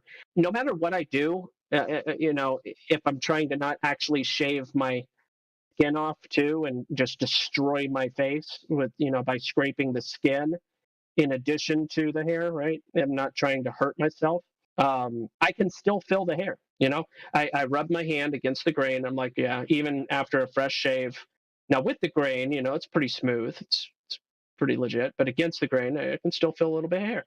My point is to say that 0.3% of the hair is present means that you're unshaven.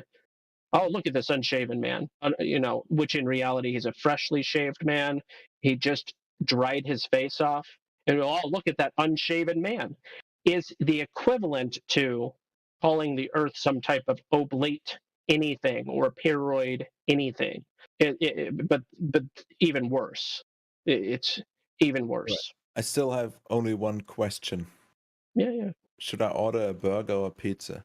Yeah, they're both relatively unhealthy foods. You're probably going to have a better physical response to a burger in general, as opposed. Pizza tastes fantastic. I mean, unless it's just crappy pizza.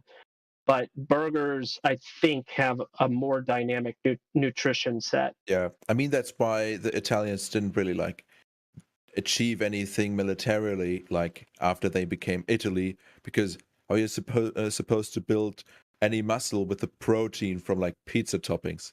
How's that supposed to work? That's a funny theory. Yeah. I mean, look, people always rave about the great Italian cuisine, and yet it only consists of dough, tomatoes, and cheese. It can be argued that nearly every continent and almost every culture in the world has a variation of the meat, cheese, bread combination. You can make an extremely long list of foods across the world that have that combination, whether it's lasagna or a burger or pizza or a burrito. The meat, cheese, bread combo is all but universal. I mean, in different proportions. I don't even know about that. The only thing that comes to mind when I think about the rest of Europe is cordon bleu, and that's a weird specialty. Yeah, I like chicken cordon bleu. Yeah, no, it's fantastic. Yeah, but I mean, this kind of gets me thinking about the French cuisine and how people always say that it's great, but can't even name 3 actual dishes. Croque monsieur. The cuisines of the East aren't at all based on cheese and bread. Just I know there's a lot of Asian cultures that avoid cheese, but that doesn't mean that they don't have a carb, meat, and other component trifecta. Yeah. I mean, I have the feeling that you kind of generalized it just maybe a small bit there. Yeah. But there is a long list, right? Pizza, bread, cheese, meat. Burger, bread, cheese, meat. Burrito, bread, cheese, meat. Lasagna, bread, cheese, meat. Spaghetti, bread, cheese, meat. Yes, that's all come out of Europe. Yeah, that's all. Most of it is just a remix of Italian cuisine, or is just Italian cuisine. Is a burrito? I mean, it kind of is just Spanish. I mean, isn't the Mexican cuisine just you take whatever's left over and then wrap it up and put some cheese on it? You refry it and put some cheese on it? Thank you, Napalm. It's so accurate, though. Wow. I love Bubba. My favorite. He really was, honestly, an extremely endearing character. Whoever wrote that character, and of course the actor just did a fantastic job, but that's one of the most endearing characters that I can remember in film. Yeah. I love Bubba. Yeah. God. Would you believe me that I only ever saw Forrest Gump in German? Sure. Is that your native tongue? Yeah, it is. Okay, well, yeah, sure, why not? It's fine. I find that I found out that it sometimes freaks people out that like we watch almost all movies like dubbed exclusively. Ja, und offen fliegen out meine Marsch. Okay, that's like like a very broken sentence with some vague like offensive words. Yeah, because it's a reference to Wayne. It's a reference to Wayne's World. So, if you've seen Wayne's World, I don't know how it was dubbed in German. Yeah, und offen fliegen out meine Marsch. Yeah. Yeah. For the non German speakers, that's and monkeys might fly out of my butt. Pretty much. I mean, I see. Kinda. Like, with not enough imagination. And back to the imagination thing. It comes full round circle. Yeah, everybody reminds Wayne from Wayne's World's classic catchwave when he sees a woman. Boing.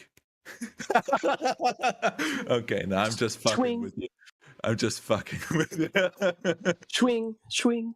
Yeah, obviously that's what they say in German, the German dub as well. Mm. Yeah, won't you believe it? They also dubbed the second movie. Okay, but still, be like on the food delivery question: burger, chicken burger or normal burger? Ooh, it all depends on the quality of that chicken, because if it's well done, not well done as in fully well done cooked, but like if it's the right level of juiciness, a chicken burger could be pretty good. But yeah, I think you have a higher likelihood of success with the standard burger, but depends. I don't know. There are a few like variations on the burger. The Big Burger Basic. I mean, they're all just called big, but they're just like regular. That's a quarter pounder basically without cheese. Then the same thing with cheese. Then the Big Burger Western, which is the same thing, but with what I believe is barbecue sauce and bacon and cheese. The Big Burger Tijuana, same thing, but with guacamole, red onions, and Santa Fe sauce. I have no idea what that is. Yeah, do that. Sounds good. Yeah, but to be honest, I'm a sucker for some guacamole, though. Yeah, but I don't know like how well it will go with like Santa Fe sauce. I have no idea what that is. Yeah, I'm probably just gonna stick to that thing then. I mean, in all likelihood, like the place is run by some people who have to eat halal, so they will most probably like make a decent like chicken sandwich. Oh, okay, yeah. Yeah, I mean, some of the best chicken I've ever had was at a Turkish restaurant. Yeah, I mean, they're basically stripped of all like pork privileges for the most part, right? So that's basically what they had all of their like skill points into, right? Let's see. I have to log into my bank account just to verify this payment. I don't know why it does this to me. Yeah, always be careful when something redirects you to your bank. Yeah, no, I have to like log in on my phone. Oh, okay. To like put a TAN into the thing or whatever. Okay, there we are. Ah, God. Yeah, but I mean, this might be like my hubris or whatever. But I have the feeling that like here where I live, we use significantly like less seed oil when we like make food, even if it's like junk food. Mm-hmm. Wo in Deutschland kommst du? Nordrhein-Westphalia? Yeah, I'm just gonna answer that in English. Currently, I live in Berlin. Berlin. Okay, cool. Yeah. Are you from NRW? No, I'm not from that place. That's all I'm gonna call it. In many places, I guess it's tolerable, but other times, it's kind of a hellscape, right? NRW or where you're from? No, like NRW as you call it, right? North Rhine-Westphalia. Yeah. You say it's a hellscape? Are you from somewhere else originally? Yeah, I mean that whole place, right? It's basically chock full of like cities, right? That basically just rose to their position during the Industrial Revolution, right? Yeah, a lot of foundries and stuff like that in the area.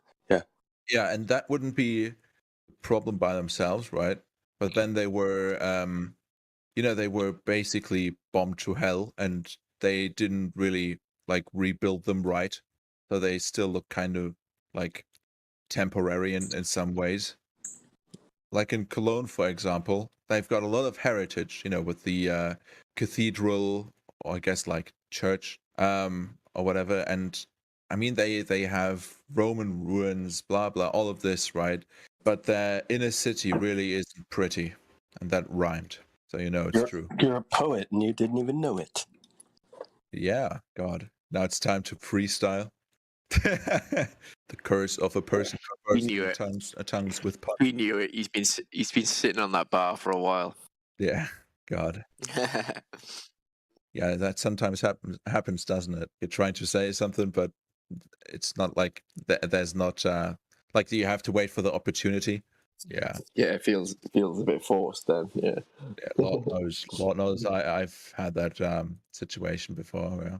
And have it.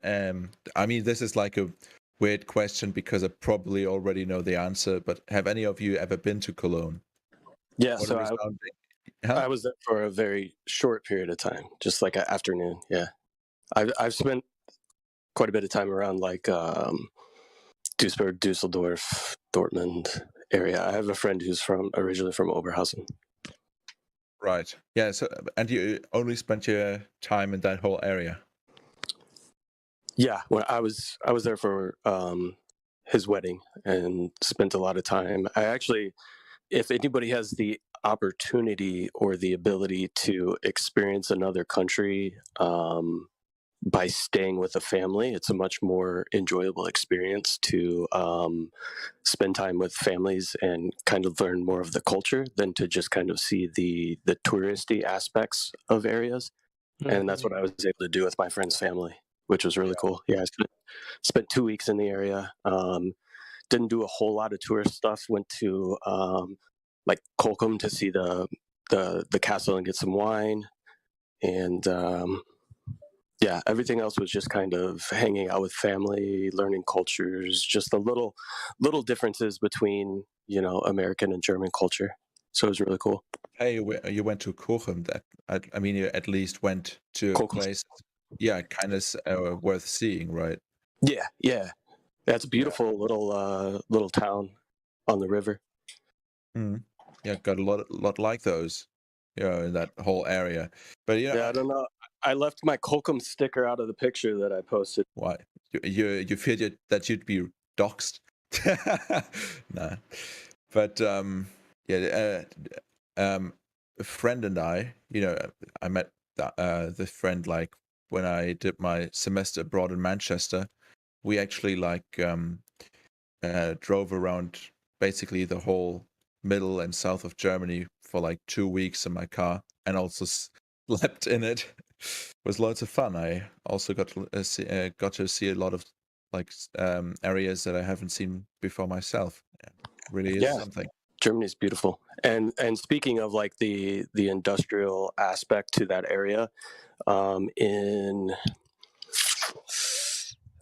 think it's in Duisburg, there's a old abandoned steel factory or foundry where they've converted it into a park, and you can really just kind of go all over this whole entire factory. It's lit up at night with a bunch of lights. There's rock climbing within some of the containment outside for the coke that was used for the processing of steel.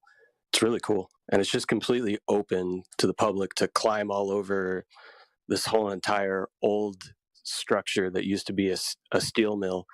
And one of the funny things is when we were there, you're kind of climbing and going through all these areas of this old shut down factory, and there's just sharp metal edges everywhere and stairs that are really slippery. And I was like, there's no way that you could ever have something like this open to the public that's run by the public government. There's just no way, because somebody would fall and sue and whatever. And my friend was like, yeah, well, if you fall and hurt yourself, that's your fault. why should anybody else have to pay for that? And I'm like, that I like that attitude. Why is Yeah. it somebody else's liability because you're being an idiot? Mm. Yeah, that's But here- kind of like the attitude. Yeah. Yeah, we have such a so many lawyers here in the States and this culture of like suing people for money and all that kind of crap that something like that would just never fly. That's true. I mean, that kind of sucks, though, right? Yeah, definitely. Yeah. I mean, near Berlin, there's like this place called Ferropolis, right? City of Iron. That's what it's called. And basically, it's like a place where they used to dig coal out of the ground, and this big, I guess, crater is now filled up with water, and in a little peninsula that is smack dab in the middle of said now I guess lake, but ex crater, right? They still have all the machinery that used to work there. So basically, you have these ginormous machines that are just standing about, right?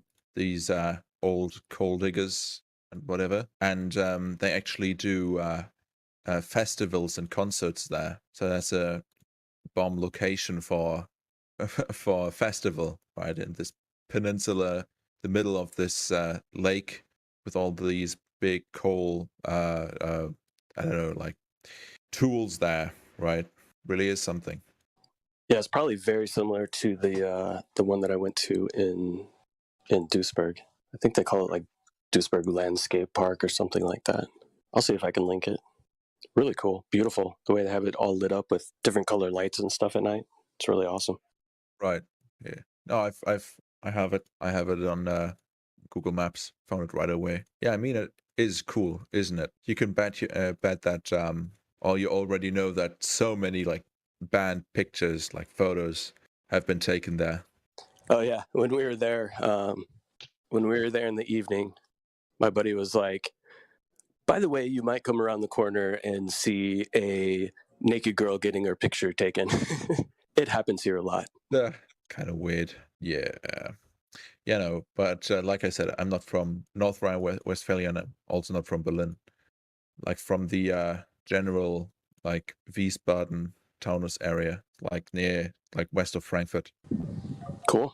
So are you new to the server? Yeah. Spank new.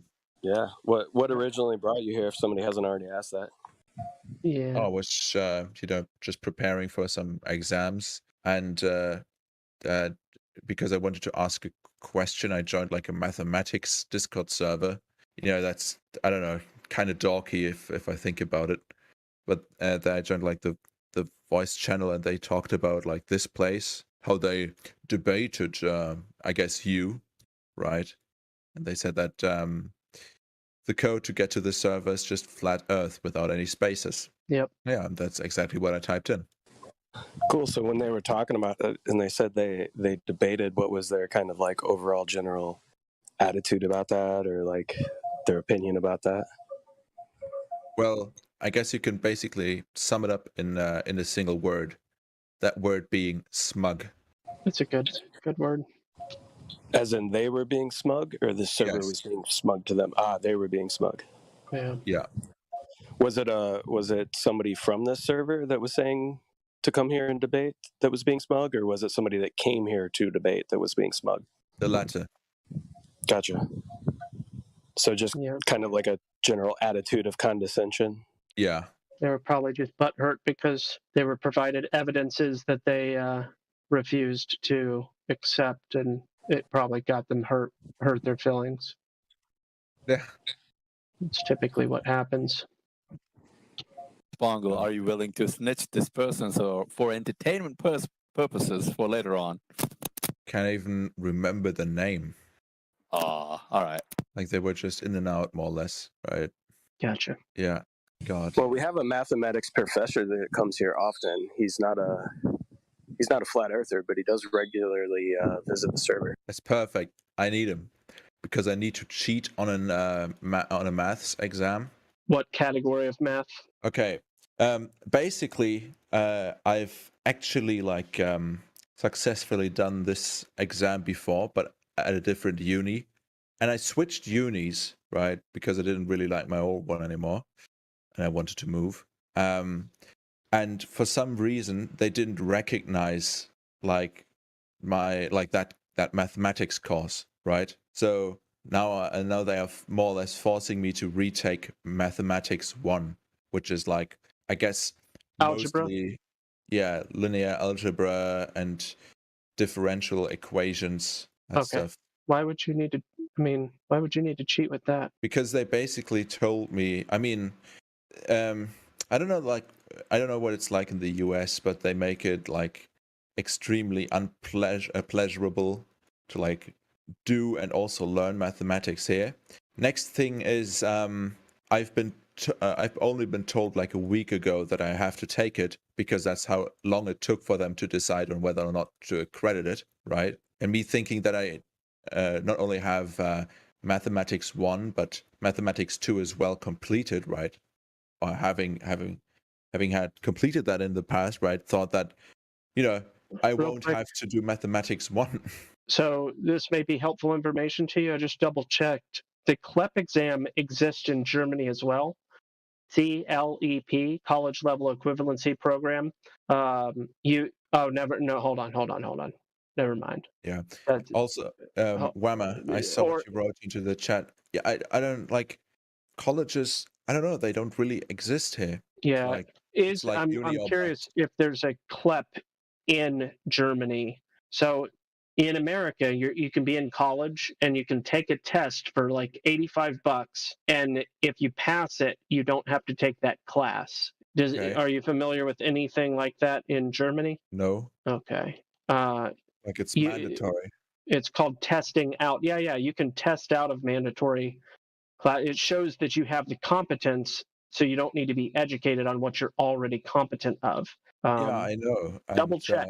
Yeah, I mean, I'm getting in touch with my uni again, but seriously, I just want to pass this so I can like carry on and I don't have to like add a semester to my studies. Yeah, for sure. Because it's money too. It's not just time.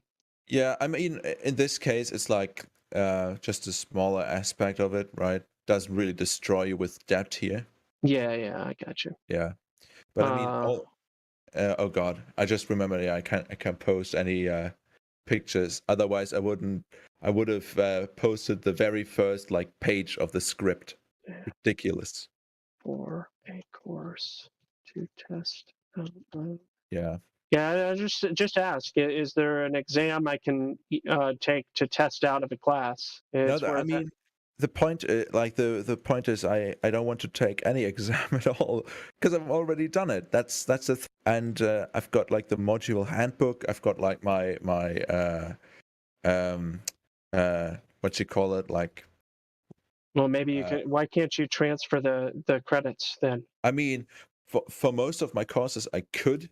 And I did, but but in this case, I don't know if they didn't allow it, and I'm now getting in touch with like my uni again to like get them to do it.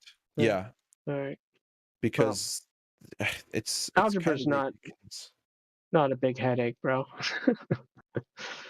Yeah, it's just like it's how do I mean, look, it's not like you don't need to tell me that it's like not that big of a deal because I've already done it. It's just that the material that they give you is so it's just so like I would describe like just kind of chewy to go through, right? It's just very tedious. Yeah. Right. And it's like they the first like three pages are all about sequences and series with overly educated definitions and laws and so on, right? Mm-hmm. Right. And it's like if I didn't know what all these signs meant, right, I would be lost. But all of this just builds up to them saying, oh yeah, by the way, you can calculate interest with this. It's so ridiculous. Like I don't need the first three pages to get how to calculate like interest and like compounded interest. Completely insane, right? Just, I don't know, feels like a lot of chicanery. Nice vocabulary. Yeah. Thank you. Yeah, it's I mean, the worst thing is I always enjoyed mathematics, whether it was in school or like the last time I like took it in uni and so on. But this time it's just it really is just I don't know. It just feels mean spirited. Like this is a first semester course, like a first semester class, and I have the feeling that they make me go through this just to like kind of test me, because everybody who's new to the uni has to do it to like prove their worth, even though I've already done it and I'm like a few semesters deep. Sucks. God, like They don't trust you because you're from Frankfurt. I mean, then they should trust me because I'm like from the actual Frankfurt and not from the second Frankfurt that's actually closer to Berlin. Yeah. Can I ask you one quick question, Spongle? Sure, go ahead. If in reality the Earth is not a globe, would you want to know that? I mean, the obvious answer is of course, right? Well, not everybody. That's why he asked, because we actually find a lot of people. No, I wouldn't care. You alluded to that earlier. No, it's not that what I meant to say. It's just that it's not that I wouldn't want to know. It's just that there are a lot of things that are more like pressing right now for me. That are more like immediately important for me. And that's I can understand that. More about them and like solving all of these tasks before I would get to this. Sure. If you're starving to death, for instance, you got to have a full belly first. If you're gasping for air because you're underwater, you got to come up for air before you address any other, topics or ideas. So, loose connection to Abraham Maslow's hierarchy of needs and all that conceptualization. So you gotta cover the base needs in your life before you start addressing some of these topics, maybe. But I think it's a relevant question. He was just making sure that that you were at least interested in the topic. Yeah, I mean, maybe if I'm like starving in a desert and also like thirsty as all hell, right? Maybe if somebody told me and showed me that the Earth is flat, I would gain like a bit of energy just out of spite, just to like get through this and spread that information. Yeah. Oh God, the funny Maslow pyramid, right? I mean, that's kind of a funny marketing concept that I was also taught, but I mean, it's obviously like overtly bullshit, right? I mean, there are enough people who produced artistic things while they're in prison or somehow in danger or not well. Yes, right? I mean, there's level skips. Yeah, you don't need to be fat and like safe and well fed just to like paint or like to write something, right? You could refer to it as a state of mind as well, though. You need to be in the right state of mind in order to access those higher levels, so to speak, I think is the premise. Not necessarily, and everybody's level is subjective as well as far as that thing goes. But anyway, I think Dave was also kind of hinting at trying to bring the conversation back to the topic of the server and the topic of this live stream, where we do try to work through the conversation with folks that either are not aware or are being contentious against the topic, one or the other, where we work on letting people know why the Earth is not a ball. And I had asked you earlier, were you aware of any long distance observations? And the general answer was no, because you hadn't been looking for them, basically, something along those lines, right? Basically, yeah. Yeah. So does anybody have any geographically relevant long distance observations for that part of the country? Napalm or for anybody? Germany? Sure. Not that I can think of. But I had a question for Spongle. Do you think it's a good foundation for you as a person to understand where you are and possibly who you are? Do you think that's a good foundational knowledge to have?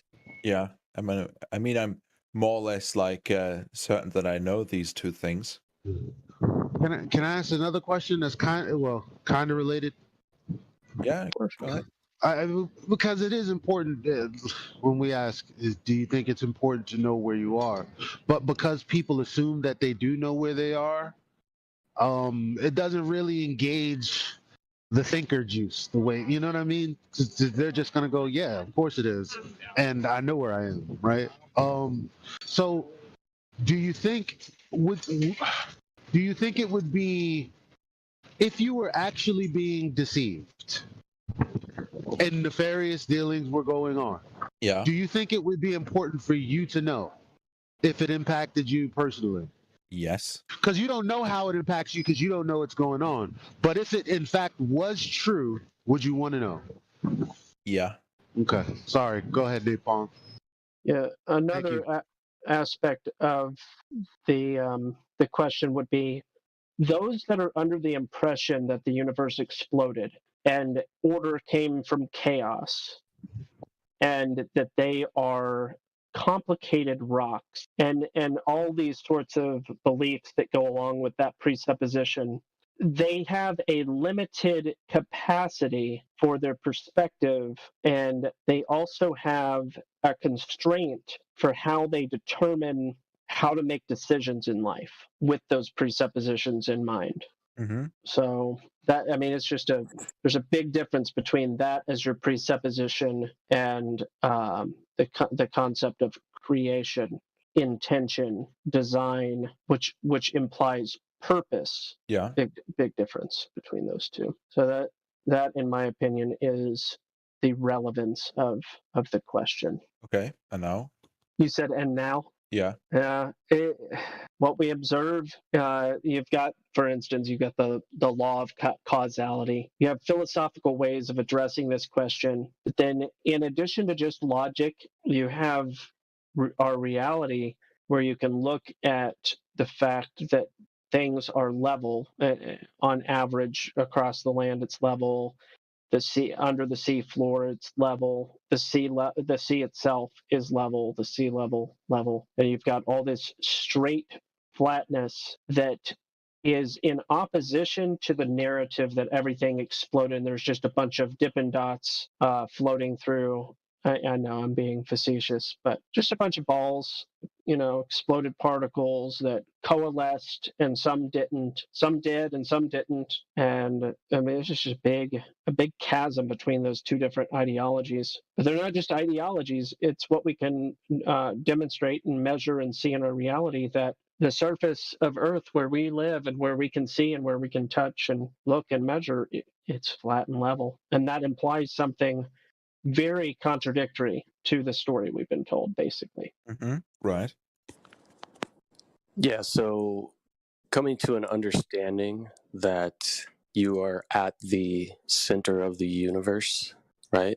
That everything kind of revolves around us, and it might not be as far away from us as we've been told, can have some pretty major subconscious or psychological I don't want to say ramifications, because ramifications would be the current model.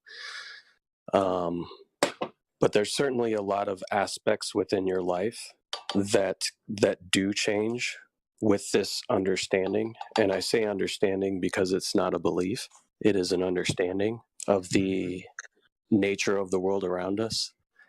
And if you've been told a lie or incorrect information about the very fundamental nature of where you are and who you are, that has some pretty large ramifications to how you act and operate in the world and society as a whole. Do you feel you're of any importance or significance in this universe? I hope I do. You hope you feel? It was kind of a question. Do you feel that you... I mean, from my own perspective, obviously, I think I do. Do you think that this belief would maybe change or would increase a little bit if you understood that what we call the world is everything, that this realm that we live on is everything? That there's no billions and trillions of light years away. There's no possibility of, us just being a nowhere planet in the middle of an ever expanding universe, and we're just some speck, just like all the other billions and trillions of specks. Were you taught that in school? No, not really. No. So in Germany, do they teach the Big Bang and the evolutionary theories? I mean, they kind of allude to it, but they also teach creation. So your school curriculum does involve at least the other side of that equation, and they do teach a. Well, actually, when you say creation, can you elaborate? The Christian creation. Neat. Was it a religious school or a normal school? Normal school, like fascinating. Yeah, I mean, you basically. Well, they taught creation. How so? Explain. Well, basically, it's just like normal class. Like basically, you begin having that class. So basically, starting in, I think maybe even first class, right? You're separated into Catholic and Protestant. I guess. I'm sorry. I don't care about that stuff. No disrespect. I'm talking about. We were just one sentence away. Cosmetically, because we're talking about We're talking about the Big Bang and evolution, and things coming together by way of gravitational accretion. That's that creation story. So, in terms of the actual creation, right? Like, what did they talk about in regards to cosmology? Okay, like I said, in religious class, we talked about creation as it is in the Bible. Right? I know, and that was very vague and obvious, but that's why I'm asking you to elaborate, because you're the only person that can say that. Like, make it interesting, please. Well, I'm just asking. Do you remember the details, Spangle? I mean, you all know the story, right? Like with the 7 days. Some better than others. Did they say, God made everything in 6 days? Yes. Okay. So they taught you that, but then they also taught you that did they say believe? Like, what was your conclusion when you were done with that portion? What? Oh, my mic is hot. Sorry, guys. Oh, okay. What was your conclusions, Mongol? Like when you were all done with that portion of school, were you like, okay, some people believe God made everything, some people believe that nothing exploded and made everything, and these are both beliefs? Or were you like, people used to believe this story about God, and now they know that nothing exploded and created everything? Like, what was your conclusion when you were done with that portion of school? No, we were taught creation as fact. Oh, okay. But what about evolution and Big Bang stuff? Are you saying they didn't go over that? I mean, not at that time. I mean, we're talking about elementary, right, onwards. We talked about selective breeding and adaptation, right? Okay. And I guess evolution can be put into that, but it was far removed from, like a lizard turning into an ape or something. Sure. So basically what you're conveying is that indoctrination doesn't start, or did not, at least as far as your experience went, it didn't start at a young age, that aspect of indoctrination. Yeah. I mean, I'm not... That's an atypical experience for Americans. I'm not, okay, right. I'm not an atheist, if you think that. Okay. No, I didn't really make any assumptions. I'm just asking questions for clarification. And right. It's peculiar. Like, that's not the normal experience. It wasn't my experience going to school in the 90s, the early 90s. And I mean, I'm still not convinced that all of the details are clear. Because, in all honesty, before Flat Earth, we all knew that most people regarded themselves as Christian, even if they didn't go to church, even if they, for whatever reason, didn't really espouse the faith. But they're like, yeah, of course, Jesus died and whatever. They used to go to church and yada yada. That's most people's feeling towards it. At the same time, they'll have a conversation with you about exploding stars and black holes and whatnot, as if that's real. So that means that the indoctrination did happen in a way that was far more subtle than we really think. Yes, I mean that's obviously true. I guess it happens mostly through media and the internet. That's my best guess. Yeah. That's true. Yeah, that's Now, true. Yeah. he's for Elijah. I don't know if you heard the part that he's from Germany, and then he's also young 20s. So, so these are all different contexts for differentness. That's fascinating. That It is- seems to me. Sorry. Oh no, you're good. I was interrupting you. It just seems to me that you're suggesting that an 8-year-old in Germany, at least that has or had a similar experience to you, wouldn't be under the impression that of any Big Bang narrative, apart from what they might be getting in cartoons and all the other areas. But as far as from school, you're suggesting that that's actually not part of that early stages of development context. Yeah. Yeah.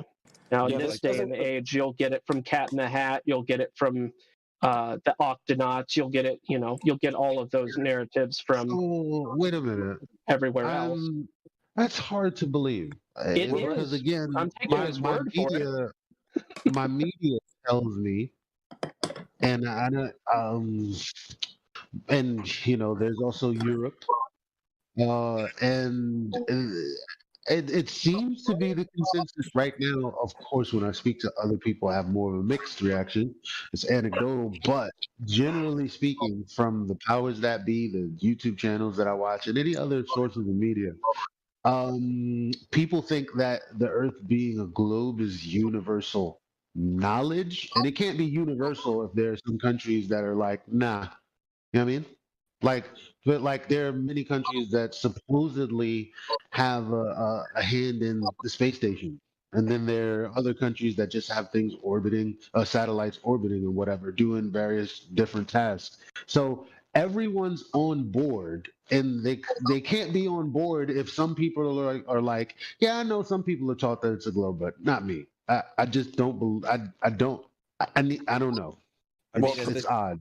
Culture has a big way of, reinforcing the whole heliocentrism, globe model, all of that fun stuff, and it's not too surprising to me that in Germany you were taught the biblical aspect of it.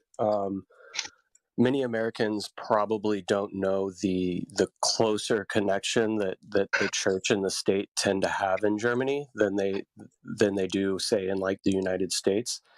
There's a very large presence of Christianity within Germany, and it's a very common thread within that country. And like I said, the separation between and state isn't quite what it is here in the United States. So it's not too surprising that you were taught that in school. And you could possibly correct me if I'm wrong, but it's my understanding that even being a part of a church or a congregation, your tithe is basically extracted directly from your pay. It's that closely related to the state. But it's not about being taught both things. I'm more considering the takeaway. And he's saying his takeaway wasn't that he was indoctrinated with understanding that this is how things came about. Yeah, there's that thing over there, but he's saying, I think, that didn't particularly happen.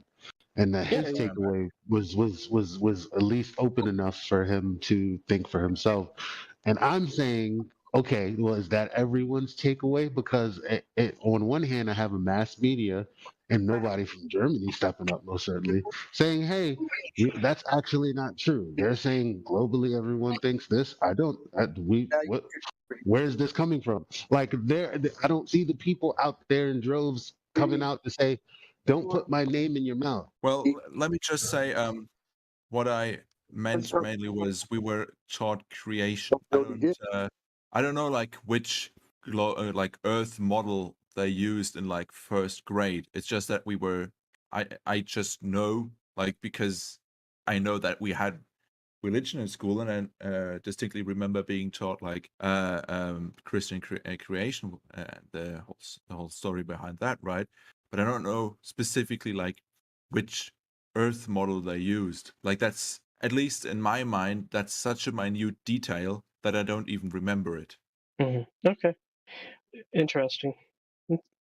Fine. Yeah, but yeah. I mean, like the average, like I guess like life of somebody from like my area was like, you go to school, I mean, as an infant you were baptized, you are taught basically more or less everything about the Bible in the in elementary school, carrying on, right? Can you hear me? Like Yeah, you're interrupting a sentence. Don't do that. I mean, like the basics, obviously, and in middle school and so on, you go deeper into the material, right? Talking about the individual prophets, right? What it means and so on. And then when you're around like 13, 14, 15, you get your confirmation, right? Where you become a full-fledged member of the church. Yeah. Good old sky gazer in on the conversation. I was hoping he was still alive. No, I'm alive, bro. I was like just saying, yeah. I was like cheering on. So what was the comment? Like, what were you gonna say, bro? I think GP. I think you interrupted the whole thing. It was gonna say something epic. No, I didn't interrupt. Yeah, no, it's just you could go to your confirmation. I guess like classes or whatever, like in order to prepare you to become like a member of the church, like a true member. And yeah, I mean, you go there like for like half a year or like a year every Saturday or something. And at the end, right, like more or less part of the tradition is that all your relatives give you a lump sum of money, and many buy themselves like a motorcycle or something. Hey, Spongle, was I incorrect in my statement that typically the church will take a tithe directly from your paycheck as being a member? Yeah, but you can kind of like block them from doing it. Imagine like living in a world where it's like some kind of hot take. Imagine being like the kind of red pill Neo situation where it's like, yo, like Morpheus takes you to the red pill level. And it's like the red pill is just about like, well, yeah, the church, like when you're like giving money, it's like going to the church, like 5% is like going to administrative fees. I mean, you can also just like no, but also like that's not that impressive and interesting. No, I'm sorry. You're being a little disruptive. Slow the roll. Also, that is nothing new, unfortunately, man. It's unfortunate that the last time I heard you was months ago, and someone was telling you to stop being disruptive. So that's just unfortunate. They have really strong beer in Norway. This is what I understand to be true. Know about that. So GP, I'm from Norway in Finland.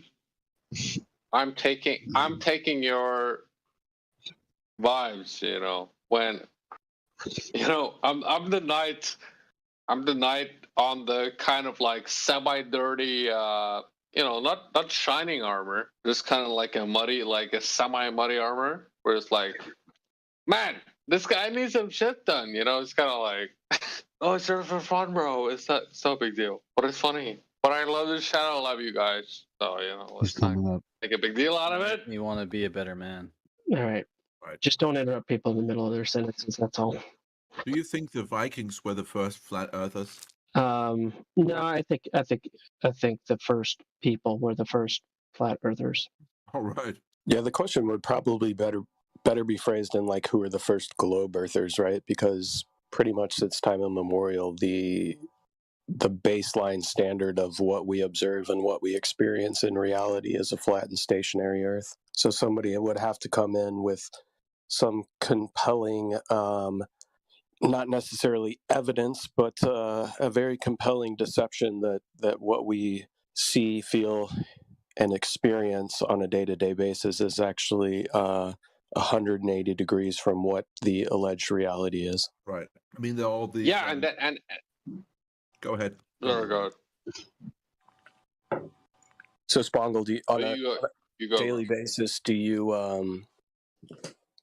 would you say it's a true statement that you experience the Earth on a daily basis as flat and stationary, meaning you don't experience a spin and you don't experience any type of curvature, just on a daily basis? Like if you got knocked in the head and you were in a coma and you woke up tomorrow and you didn't remember anything and there was nobody there. If I got knocked in a coma, would if you, I got knocked in a coma, bro? No. If I get Slow knocked in your a roll, coma, homie. yeah. Slow your roll, homie.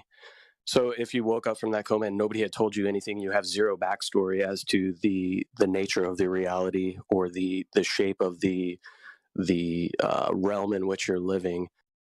How long do you think it would take without any outside influence to come to some sort of idea that you're living on a spinning ball? I don't know.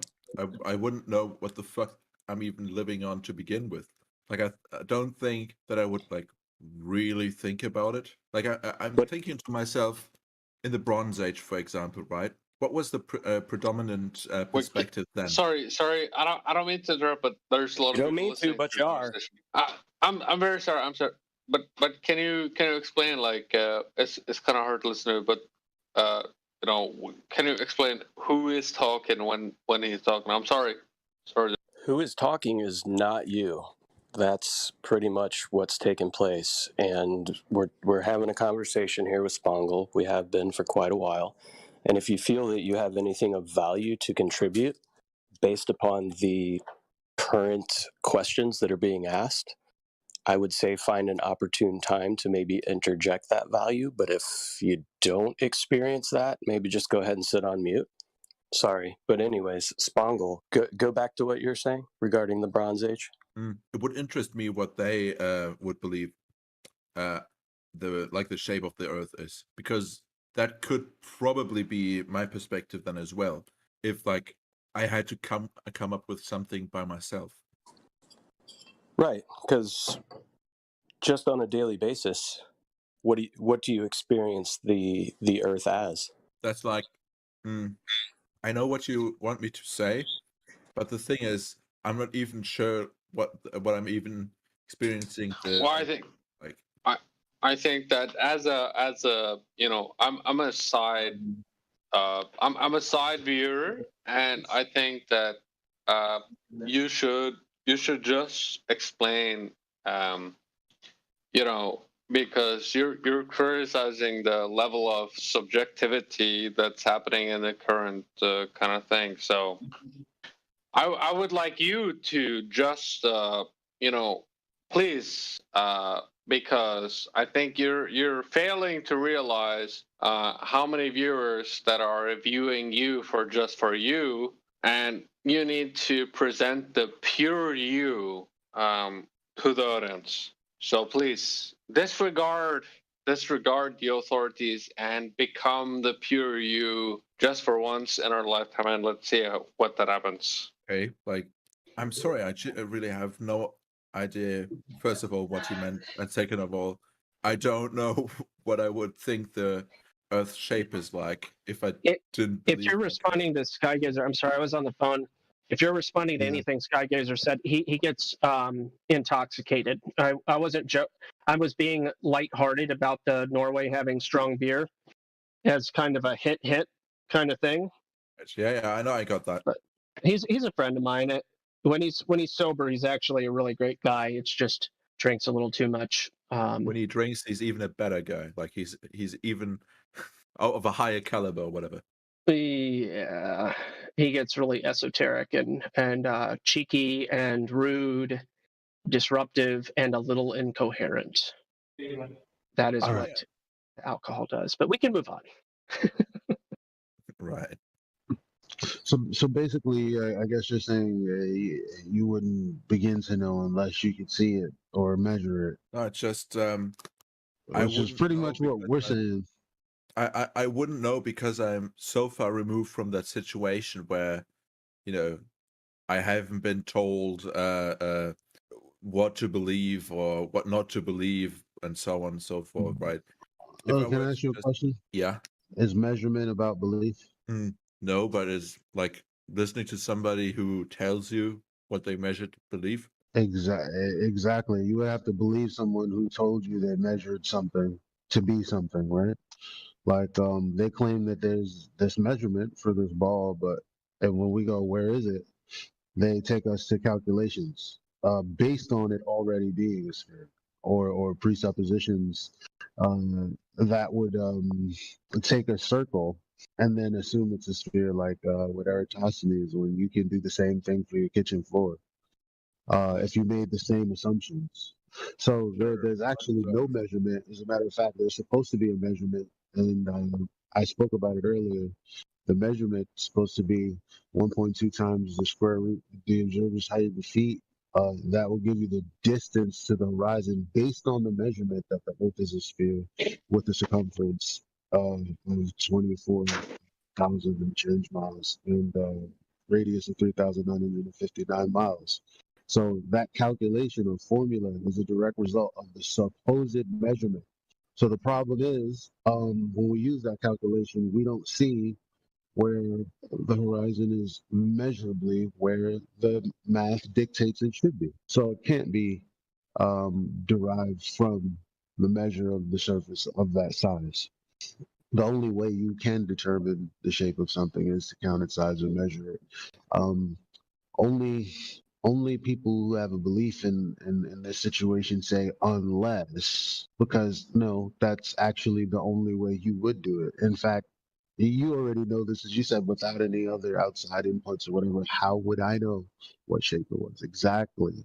But the thing is, the way you would determine it is the way they've claimed they've determined it. And when we ask for where that is, it's non-existent. So Okay. calculations out the wazoo all day long, but the actual measurement, nope. Sorry, I'm just finishing eating here. Schnitzel, currywurst. No, I actually ordered the 3 different Earth model meal, right? Like pizza balls representing the globe, onion rings representing like hollow Earth / donut, and the burger representing flat Earth. Yeah, but again, I think like You know what's funny? Yeah, the burger can't really represent it, right? Remember what I said earlier about the bun and what I said about the portion of it that's flat? It's because that's an aspect of the thing in question, right? It's not actually the shape itself. That's so it's like again, like none of us are even claiming to know anything other than topographically what it appears to be. As far as the whole thing, how could anyone know? That's the same. That's all we want to know. How could you know? How do you know? I guess like a good way is if I just think about like my vacation experiences is being at some place like the shadows setting in a completely different manner, as well as like the earth the sun doing so, right? Which is like obviously, and basically the times of when the sun sets and rises being different. And if I were immortal and nobody else were around, I could probably figure out like the difference in if there is a difference, right? Difference in degrees between the shadows or the sun to a certain inanimate, immovable object. Like 2 of those at different positions. You know what's funny about the difference in degrees? The difference in degrees is going to be measured off of the fact that you're using a flat baseline. You know, like a protractor. Isn't that interesting? Okay, but the basically the effect it has is so negligible. It's kind of like you kind of have to use the Taylor approximation for that, as in you can at a certain level you can ignore certain factors and just approximate the the result, right? I mean, it like if you Can you give me an like, example? okay, if you try to calculate the area of something, right? Like the area of your garden, right? You for the most part you ignore the and it doesn't matter if this has to do with the globe or whatever, but for the most part you ignore curvature. You just do square foot by square foot, right? Or like foot times square foot, right? And that's what you do. And the Taylor approximation, like I said, could also apply to like a round Earth, where at a certain scale you could ignore the curvature of the Earth. For example, when you're measuring the degrees of a shadow. Not when it's 500 stadia apart. That's insane to say. What? No, you measure. I'm sorry. I was thinking in terms of Eratosthenes, because that's what people usually go to when they talk about measuring the Earth. But yeah, it's funny because listen to what you said about ignoring the fact that there's curvature, except for the fact that that's just begging the question. That's just saying, well, we're going to ignore the fact that there is and act like we're not. Well, how about you're just doing the latter thing and there is no curvature to take into account. Yeah, the Taylor. Oops. Because when I say give an example, you're saying, well, that you're not giving me an example. You're supposing we would be measuring the square the area, right? And you're supposing if it's curved, we ignore that. I'm asking you to give me that's not okay. That's Let me give you another example. Okay, imagine, right? you let's see. You have like a mound of trash or whatever, like a trash dump, whatever, like a dump that you've basically kind of recycled into it becoming like a large, basically stepped like patch of grass, right?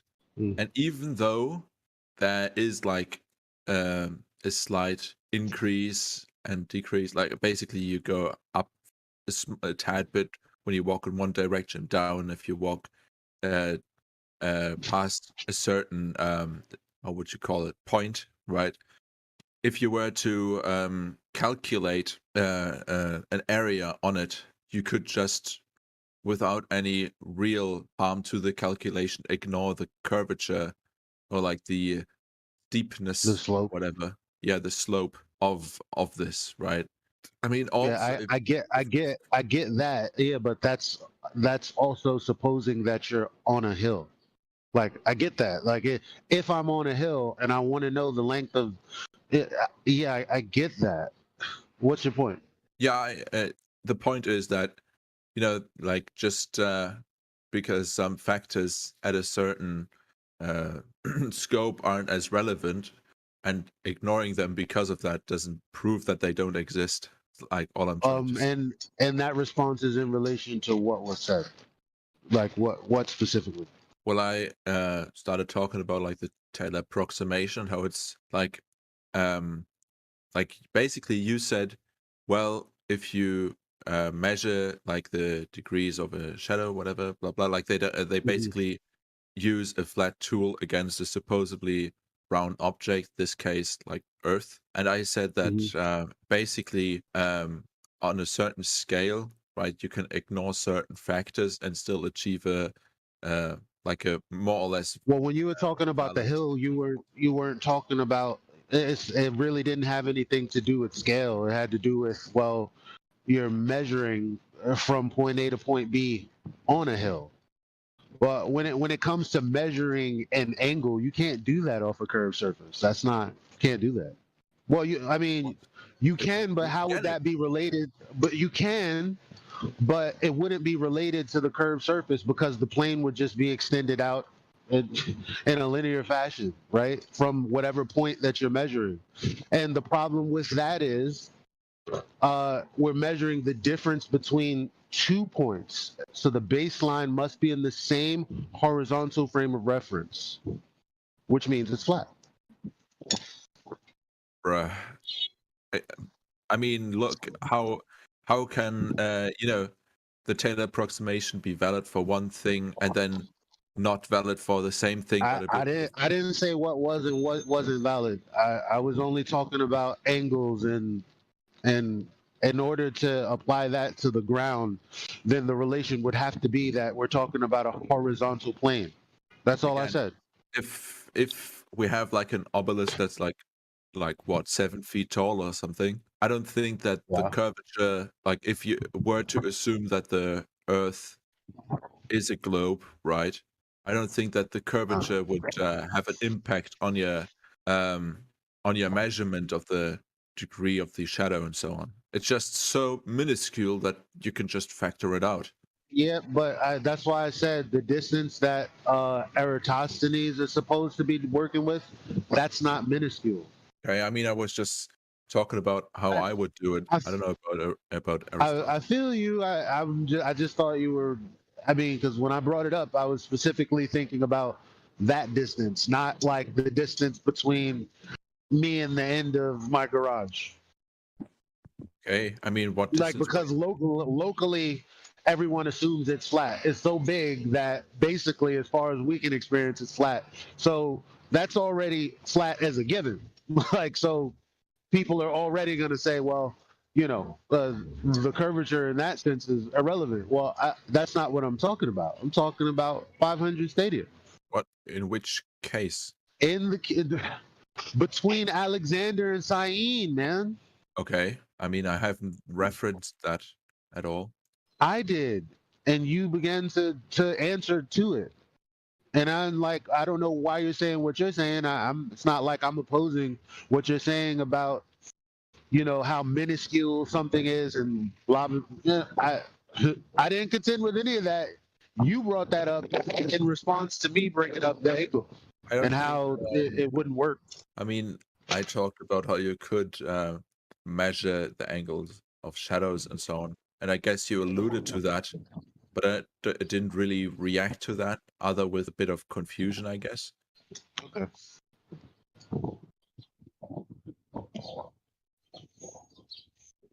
I really like that GIF, by the way. I saved it. Kicking the ball out one. Yeah. Yeah. Also the last. So what about trying to validate that there is curvature? Right, because in that sense, sorry. In that sense, the conversation is a little different, right? Because we're actually supposed to be getting a value of something, rather than saying, well, we don't have a value because it would be too minuscule. We're actually supposed to be finding something. So in the sense of curvature, we're supposed to be able to somehow figure out that there's convexity over certain distances based on how high above the surface of the Earth you are. And whenever we do that, and there's no curvature to be detected anywhere, we don't really get any responses other than, well, that's because the measurement you're taking, the straight standard that would normally be a laser, happens to be bending with the rate of curvature that is also presupposed, i.e. begging the question. There's this obstruction that's supposed to be at 1 mile, but it's at 10 miles instead, which doesn't make sense because they're not talking about the geometric horizon. They're talking about light arriving to your eye from that blockage from another location. So it's actually non sequitur. When we say, where is the obstruction? It's not there, but they tell us the reason that what they think is obstruction is somewhere else is because, well, light bends around the ball at a certain rate. I don't get that. Okay, I mean, sorry. Like, everybody knows that light travels in straight lines for the most part. When they're detailing seeing something, I've seen them specifically say, the reason that you can't see my face behind this piece of paper is because light travels in straight lines. If not, you would expect to see my face from around this obstruction. So it's fairly simple, fairly straightforward. We understand that there's Snell's law and refraction and how the angle of incidence can change when it goes, when light travels from one boundary, through a boundary from one media to another. But bending along the surface of a like light rays bending along a curved surface to give you a picture perfect image of what you normally would not be able to see, you can't even practically demonstrate that can happen in any other circumstance other than you trying to ad hoc explain why the numbers don't match. Not you specifically, but typically the people that we talk to that try to argue after we've laid out the fact that the horizon is not geometric. Okay.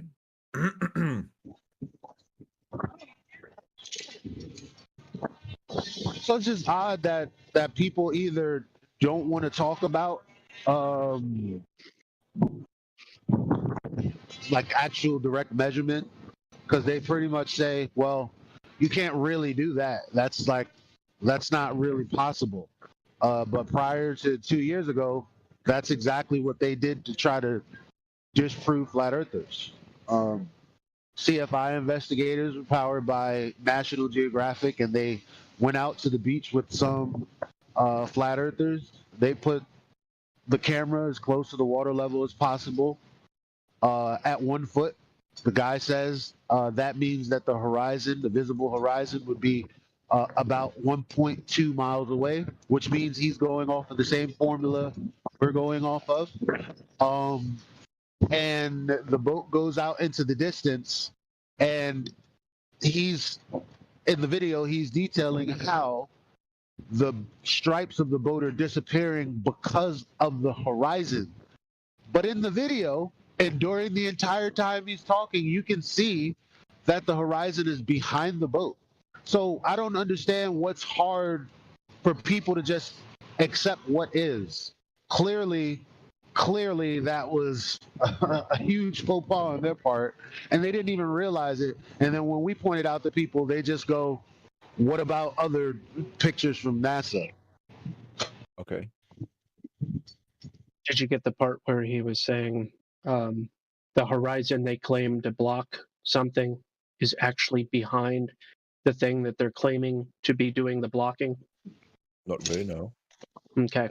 So let's pretend that I hold a sheet of paper behind my head, right? And you can't see all of my face for whatever reason, and you can clearly see the sheet of paper behind my head. And I say, the sheet of paper is blocking the front of my face. But you're like, the sheet of paper's behind your head. And you're like, yeah, but technically the sheet of paper is blocking the front of my face. You would look at that person like a crazy person in that example, right? Okay. So what's the connection here? The connection is that's what they're doing with the horizon. The thing in the middle, the object to be analyzed, a boat, an oil rig, whatever, can be seen, but also maybe there's like something going on with it. But the horizon is behind it, but the horizon is the object or the thing being claimed to be doing the obstruction, but it's behind it. So the claim that the horizon is doing the blocking or the obscuring or occulting or whatever, you know what I'm saying? I got a Discord phone call, so. If it sounds confusing, it's because that's exactly.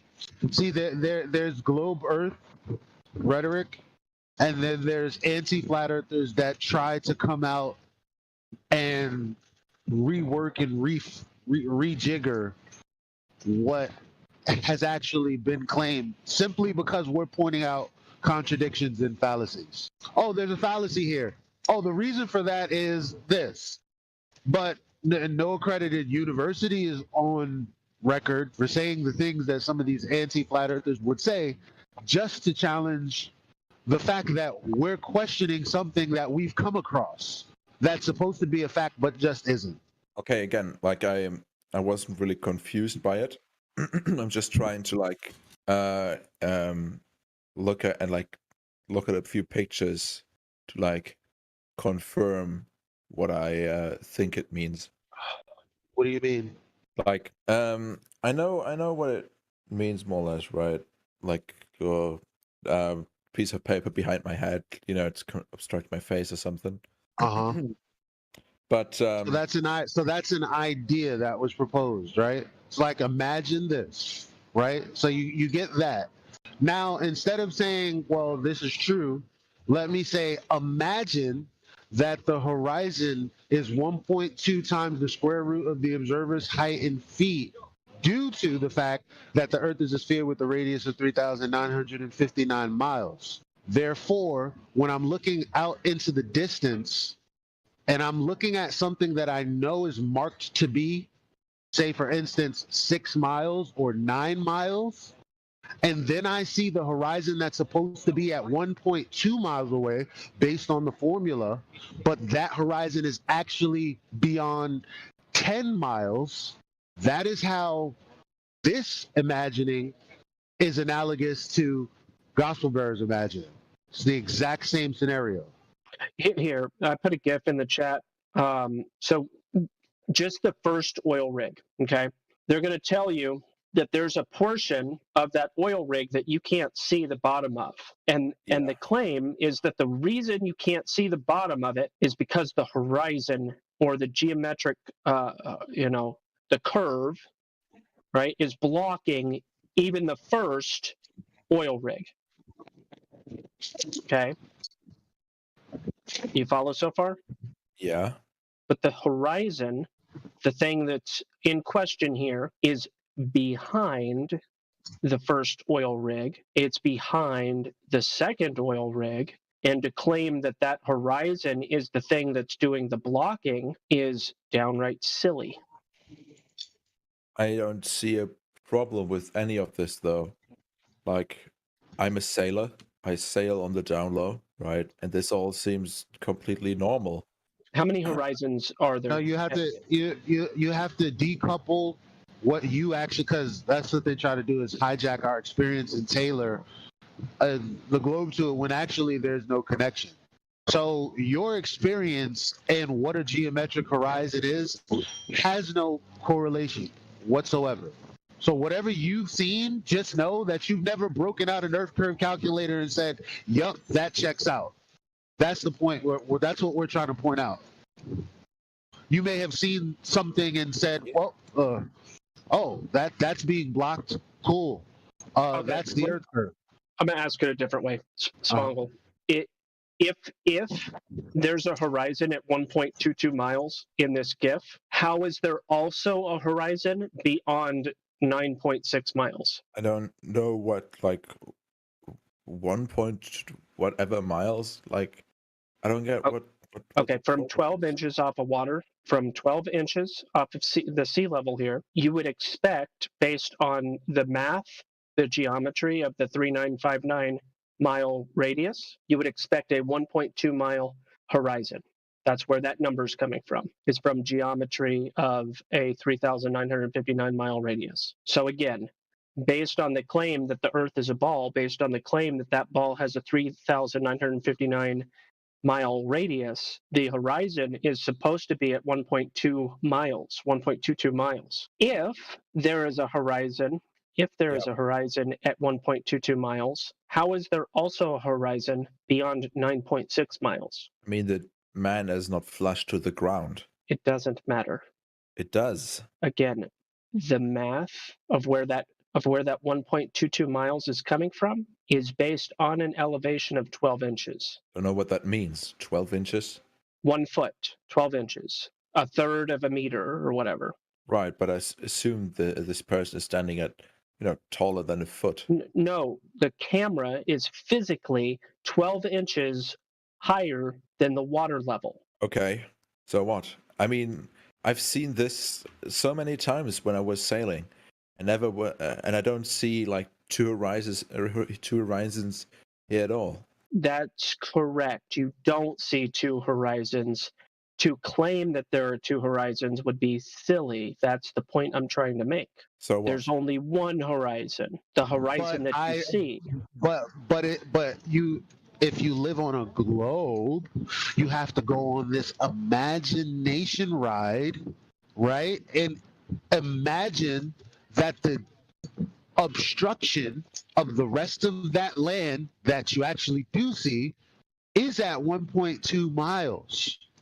That would be factually correct in this imagining, based on the rhetoric from the globe, based on geometry. Except what we see is not that.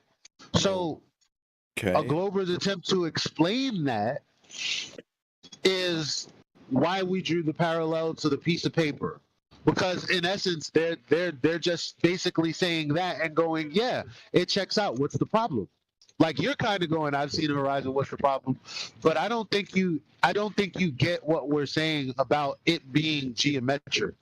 Like, the formula is 1.2 times the square root of the observer's height in feet. In the examples we're talking about, both National Geographic and the Black Swan that we have with the oil rigs, the observation was taken at 1 foot. You plug that into the calculator, it's going to give you a distance of 1.2. So distance of what? Distance to your horizon.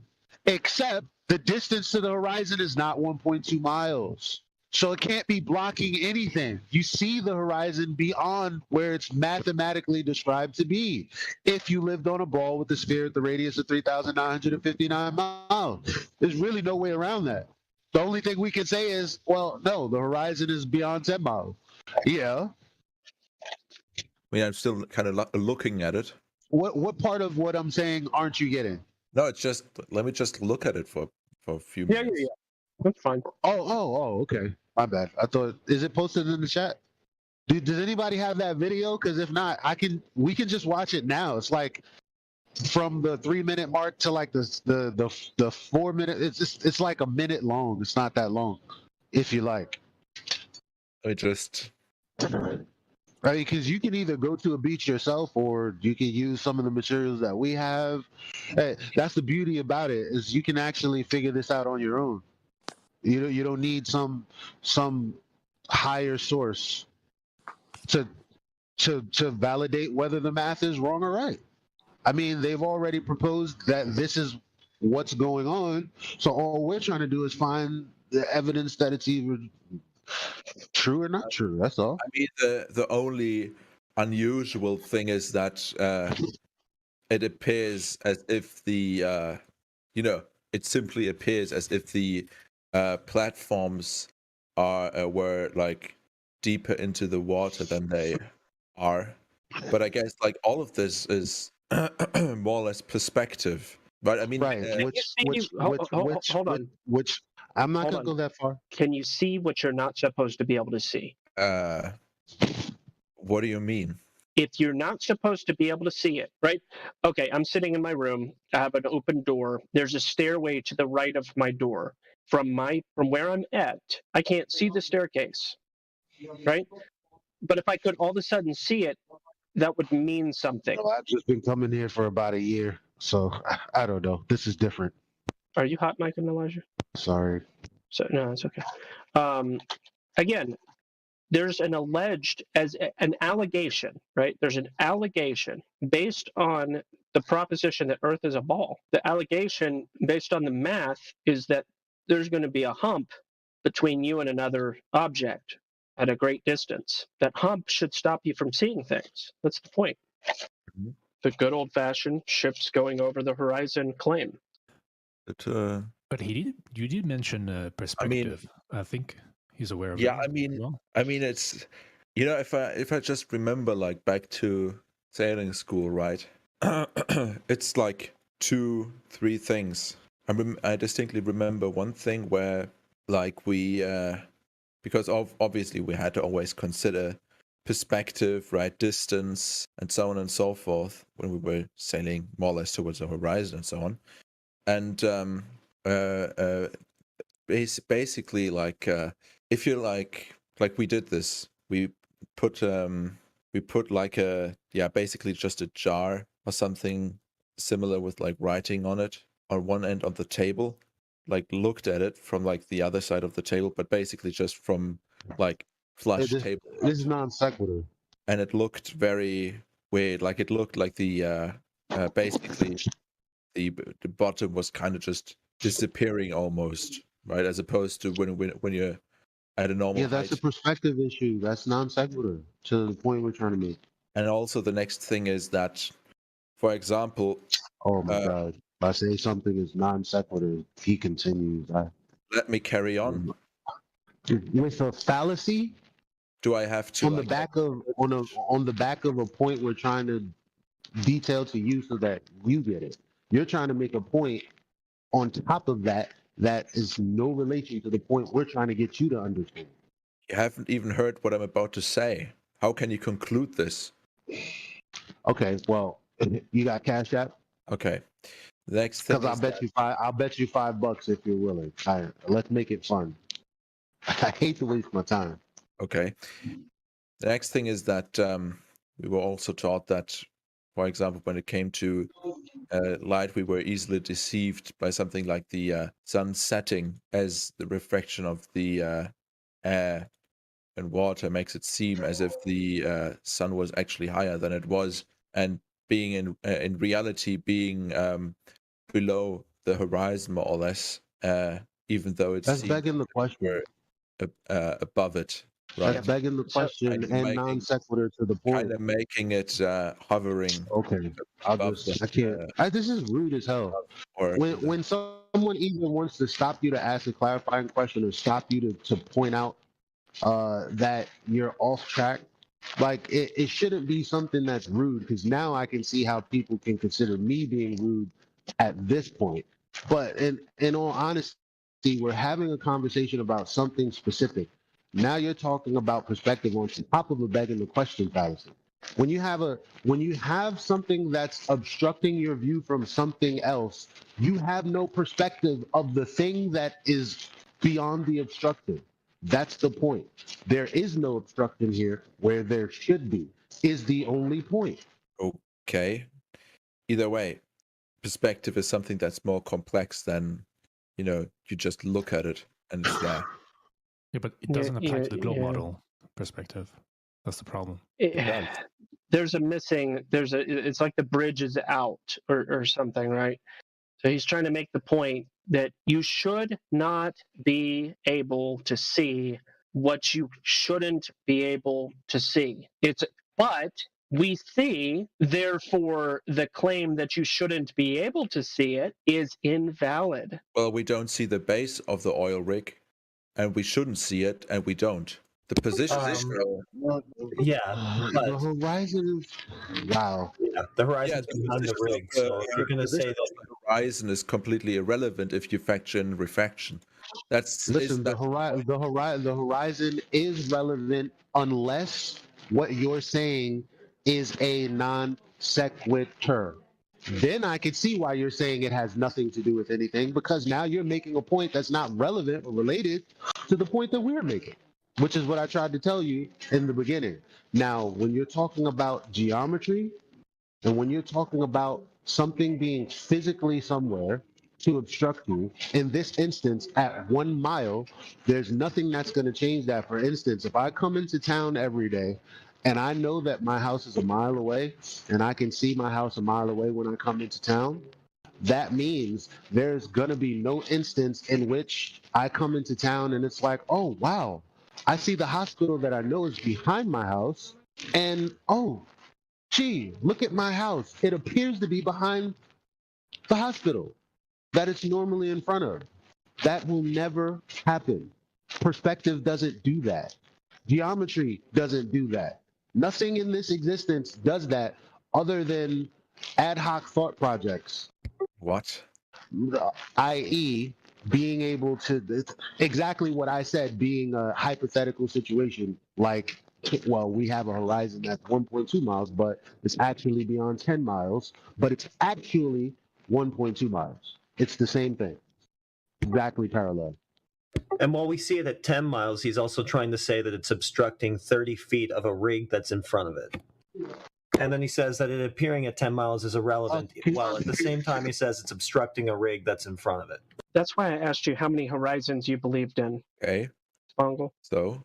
How many horizons are there? How many? What kind of question is that? There's only one answer. How am I supposed to answer this? With the correct answer. It's a number. Okay. I don't know, 3? Doesn't even matter what I say? Yes, that would be an incorrect answer. Okay.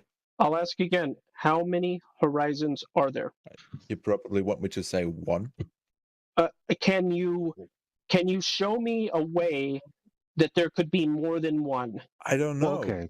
Well, let's slow down because we're not talking about the. There are Elijah. There's an issue here. He just said you probably want me to say 1, which implies I know. that That's he what thinks I'm there saying. might be more than one, and I cannot wrap my mind around any possibility of there being more than one.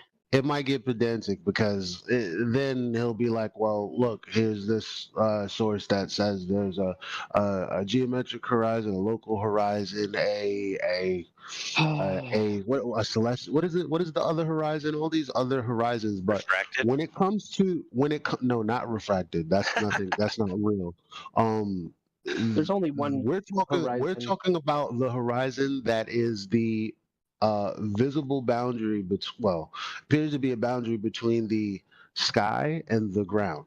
That's the horizon we're talking about, the one that's visible, the one that we see when we look out into the distance. How many of those are there? Okay. Come again? This is the response. This is the image he posted. What about it? Yeah. What do you guys talk? What was that, Fred? So what are you guys talking about today? What's the subject? We're just trying to get. We're just trying to. I don't know what we're trying to do. What are we trying to do, Elijah? How is an inferior mirage related to the geometric horizon? I mean, it's just the oil rigs appear higher. Are you gonna do it again? Answer the question. I'm saying what is truthful. Just because you don't have the nerve. So an inferior mirage is happening. An inferior mirage, because that's what this picture is showing. An inferior mirage is happening in the photo with the oil rigs. How is that related to where the horizon is? Because you know what inferior mirages are, right? They're what things appear to look like in respect or relation to the horizon. We're talking about why the horizon itself appears to be displaced. So what you're saying in this picture right here is non sequitur to the point that we're really trying to relate to you. Now, if you don't want to understand, then I'll just stop right now because you're a cool guy and it doesn't have to get into this. It doesn't have to get to the point where I feel like now you're just playing a game. I seriously see nothing wrong with it. Is this? Well, you're not addressing it. That's the problem. You're not addressing the issue. When you say you see nothing wrong with it, you don't understand the argument to address it in the first place. In fact, every time you brought up an example, it was non. Do you know what non sequitur means? Of course I do. Okay, so then what's the problem? Can I maybe walk him through the modus tollens argument that may clear some of this up? Maybe, maybe not. I did it in a metaphorical way. Yeah, go ahead and do it in the more pure way. That may be helpful. But then, go ahead. So, Spongle, if I can direct you to the live stream voice text at 50 minutes after the hour, you'll see I memed a picture there from the oil rigs, the Black Swan, and there's some text on top of it. Do you see that? See. 50 minutes after the hour, 50. Yeah, I see it. Okay, cool. And what I'm going to do is I'm just going to walk you through this modus tollens argument, which modus tollens would state that if P, then Q, not Q, therefore not P. You with me on that? Okay. So if the Earth is a sphere with a radius of 3,959 miles, P, then every horizon distance measurement must be no more than 1.225 times the square root of the observer's height in feet, Q. Okay, how do you come to that conclusion? So that's just based on simple math. Geometry. Correct. Here. So not Q. So in this picture here, where do you see the horizon? Is it in front of the oil rig, in between the oil rigs, or behind the second oil rig? Where does the sky appear to meet? Right. I mean, the sea? It like behind and between. There's only one place where the horizon would be, right? The horizon is defined as where the sky appears to meet the ground, or in this case, the sea. So if you're on a boat, you're a sailor, and you're looking at the horizon, and this is what's in front of you, this exact image, where would you say the horizon is? In front of, in middle, in between, or behind the oil rig? I mean, I would say behind them. Okay, cool. So this picture was taken, right? The video is just above this, from a 1-foot observer height, meaning that if the Earth was a sphere with a radius of 3,959 miles, P, then we should be seeing in this image a horizon no more than 1.225 miles. Now we have these oil rigs in this picture because they're known distances. So that last oil rig is 9.41 miles from where this video was taken. Okay. Do you understand the ramifications of a horizon that is not only further than 1.225 miles at a 1-foot observer height, but much further? Meaning that based on this observation, right, the radius and circumference of the Earth would have to be orders of magnitude larger than what it's claimed to be. Don't you think that it has more to do with the basically, what you call it? Basically, that the bottom where the oil rigs would meet the water is obscured. Where the oil rigs meet the water is not obscured. We see that in the image. No, the only thing that would obscure that would be the horizon. No, what we see there is far above the water. What do you mean? What we see is far above the water? Can somebody post the image that's closer to dawn or dusk, where you can see the lights at the bottom of the platforms reflecting off of the surface of the water? As a matter of fact, in the image that you're looking at right now, do you see the buoy that is in between those two oil rigs? I'm assuming that the buoy is a little further than the first oil rig, but regardless, it's in between, and you can see that buoy there sitting on the water. There's nothing obstructing it. I mean, you call it buoy. I can't really tell what that is. Just seems like. I mean, you're just being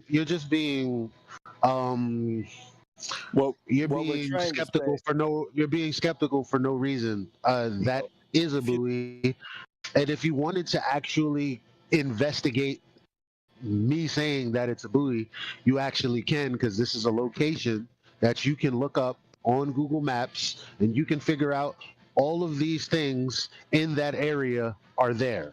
So why don't you just do that and listen to the words that are coming out of our mouths instead of saying, well, it's not. What is it if it's not a buoy? The fact is you can see it. Yeah, but I don't know what it is. So? Like, you only said it. Like, isn't it your stance that you shouldn't just believe what you are told?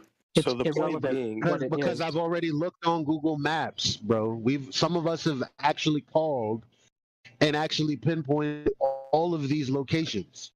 It's irrelevant what it is. It is. It is. Right, because the horizon is behind the second oil rig. If the Earth was a globe with a radius of 3,959 miles, the leading edge of the globe, right, the geometric horizon, should be obscuring things starting at 1.225 miles. Do we see any indication of that in this photograph where the horizon is more than 10 miles away at 1-foot observer height? Yeah. So you see in this image two oil rigs, one at 6 something miles, the other at 9, almost 9.5 miles. And you're saying that the horizon in this image is at 1.225 miles away? Yeah. I mean, possibly. I don't know. I haven't done the maths, but the thing is, I see that a significant portion of these oil rigs is obscured. It's not. Why It's would you not. say that? We've been talking on and on about how the horizon is appearing way further than it should be. It's behind the oil rigs, and now it seems like you're trying to suggest that that very thing is obscuring them. Why would you do that? I'm not Yeah, saying you're being that. disingenuous. I mean, basically, you're assuming that. How do I say this? Well, I mean, Photoshop them into where they are, and it It's won't from a seem video. right.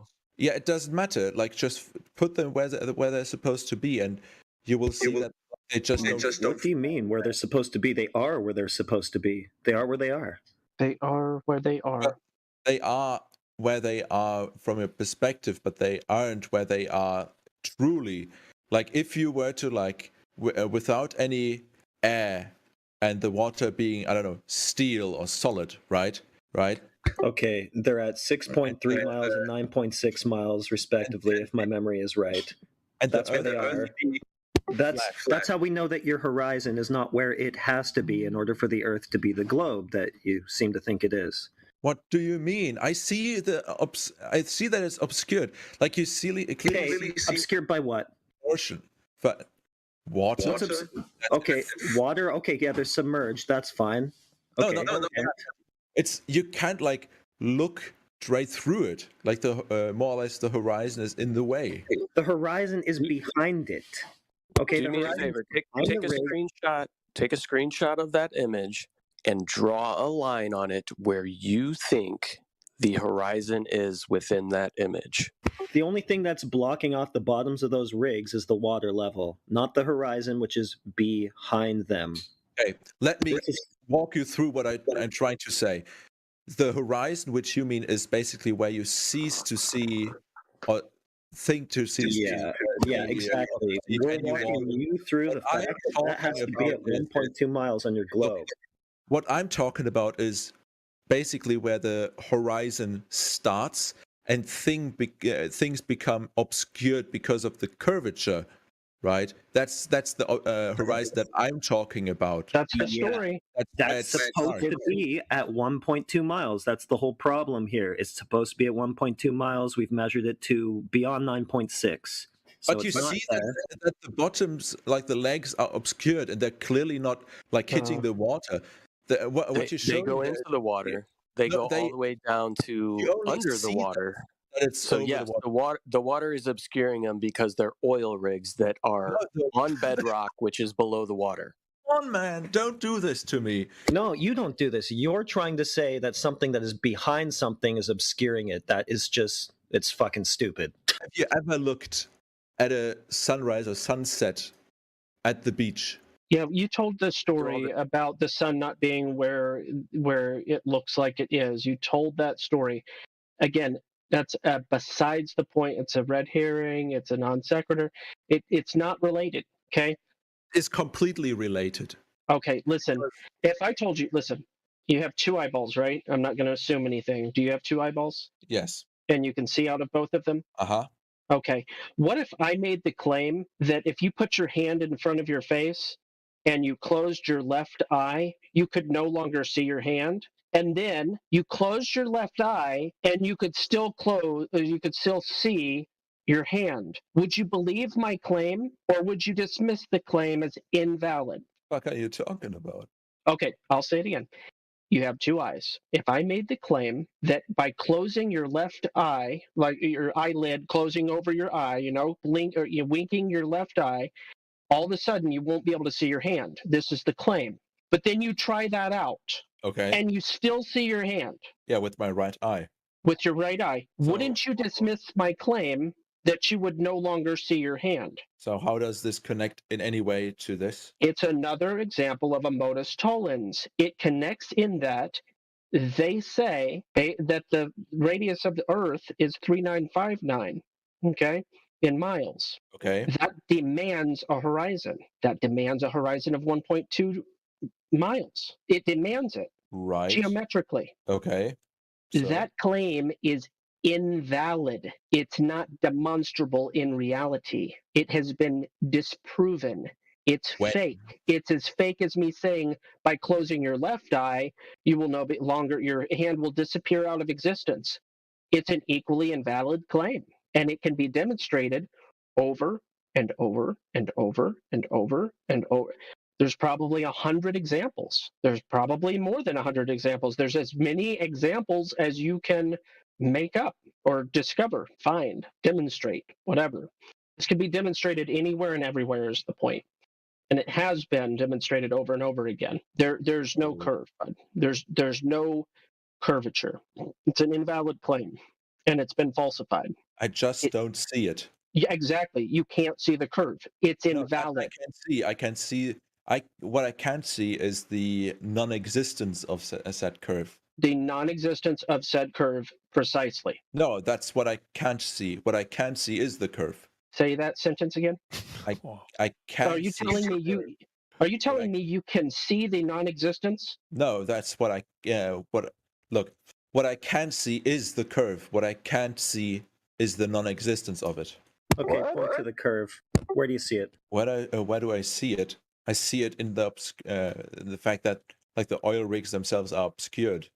No, that's just you seeing things. What you are saying is obscuring them is behind them. That is impossible. I'm over here cracking up. The oil rigs. What's obscuring the oil rig? The first one. What's obscuring the bottom of it if you think it's being obscured? The water. Right, because it goes down into the water, right? So you're saying the portion that's above the water on any typical day is being obscured by the water in this picture? Oh, if you were to go closer, you would see more of the base of it, but there's more or less water in front of it, blocking your view of it.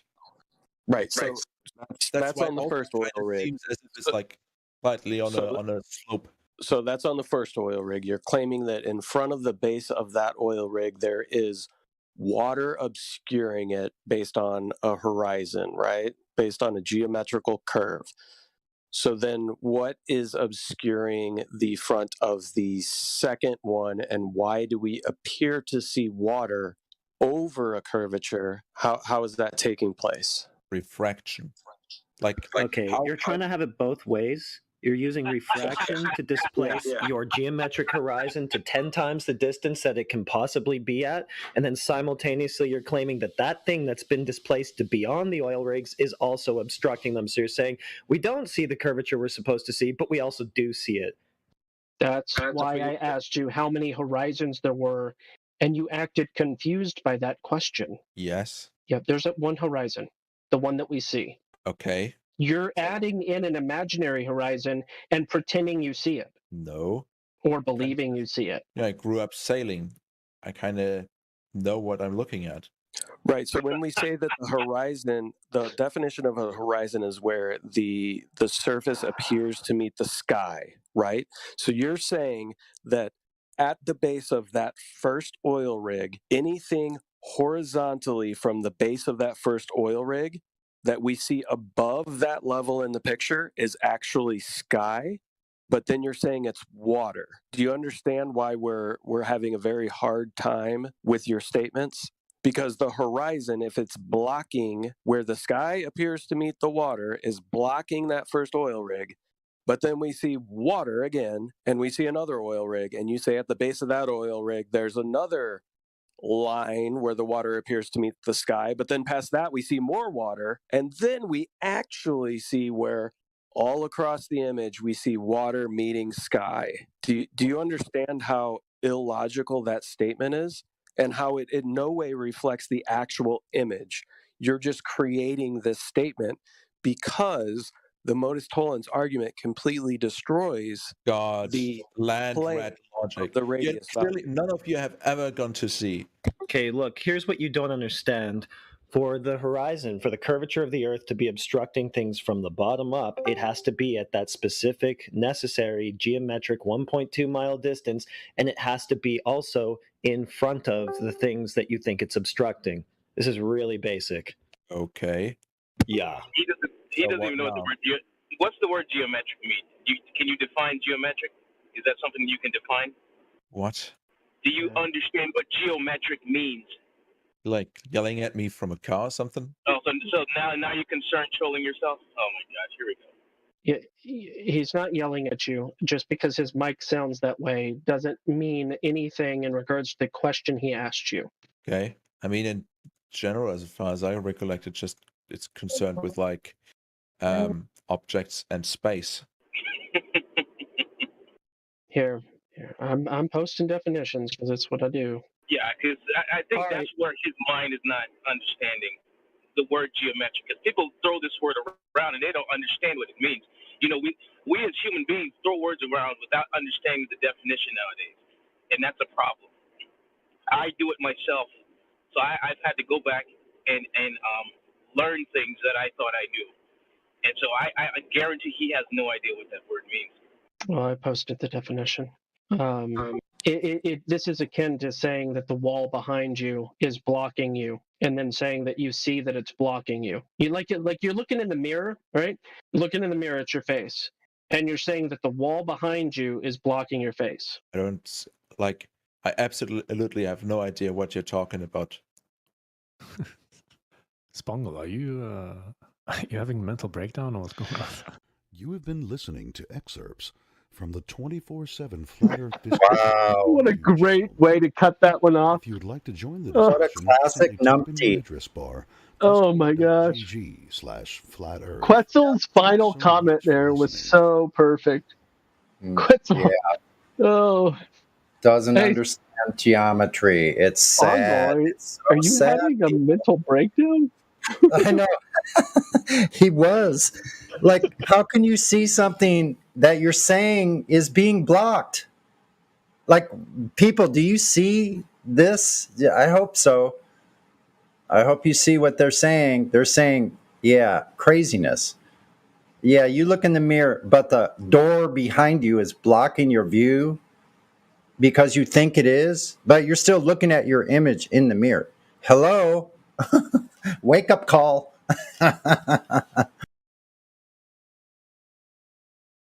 That was a very good highlight of the absurdity of what the globe argument has been reduced to at this point. Oh yeah. I mean, how are they going into like what's being obscured? Like the legs, like I think it's like QE says, these people think those things are boats. They don't even know what an oil rig is. Sure, yeah. They can't. They think it's a build. I don't know what they think. This guy was like, I don't see any problem with this. Yeah. I don't see any problem with this. How could he say it's in the middle, in between, when you can see the boat that's in between and the buoy that the boat's tied to, and then you can still see where the second oil rig goes into the water? I guess they don't understand that part, that the oil rig legs are going into the water. Yeah, they're being blocked by the water because they're underwater. I don't know if it's logophobe or logophobe, but he had a phobia of logic. I think a lot of them do, because there's very little logic in the globe argument. But they say they say it's logic and common sense, like Matthew is always saying that bullshit. It's astonishing. He was basically saying the curve is there because I really, really, really want it to be there. That's his argument. Yeah, it's there because it has to be. It was more like this. The curvature of Earth is there because it's not there. Yes, exactly. Yeah. I can't see the non-existence. Direct quote. Yeah, crazy, man. I can't see. Sorry, of the curvature. I can't see the non-existence of the curvature. He said that. And I was like, well, I agree with you. I mean, Yeah. We can't I either. can't see the non-existence of the curvature either, bro. We can't see the existence of it either.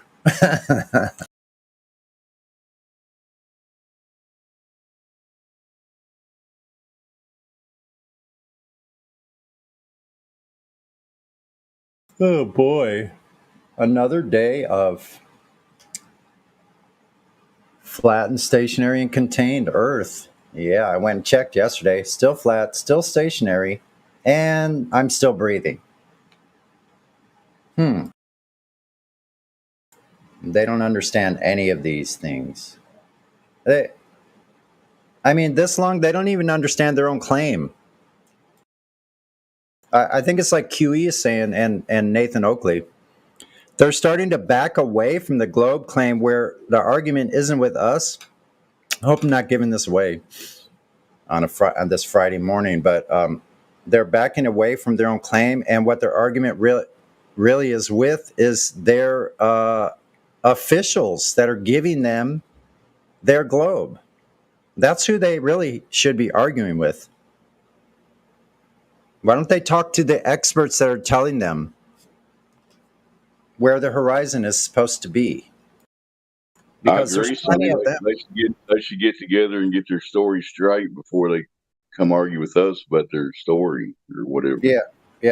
I'd surely like to see one Glober that's contacted Andrew Thomas Young or done an expose on Andrew Thomas Young. Ask him. He's your expert. He's telling you where your geometric horizon is supposed to be.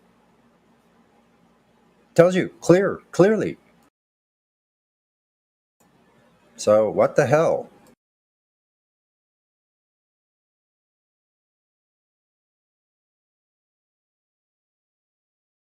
So any Globers that want to discuss their claim or even have a claim, any Globers that actually have a claim, could you please come and present that with us? We'd love to hear it. We want to discuss this with you. Thanks. Also, real quick, I'd like to invite any person that may have just heard about this, hadn't really thought about it deeply, and you got an open mind, you can critically think, come in here and discuss with us. We'd love to talk to you. Thank you.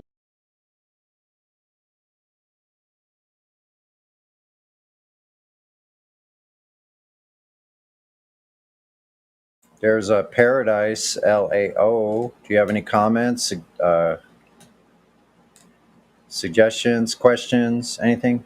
Are you there, Paradise?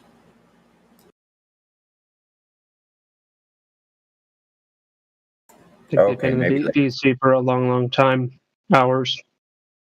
So.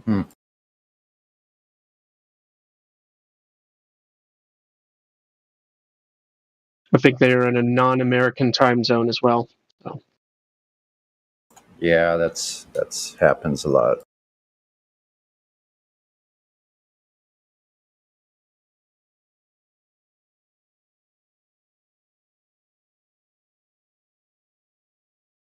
They get flat smacked into a dream state, and then they forget they have their Discord on.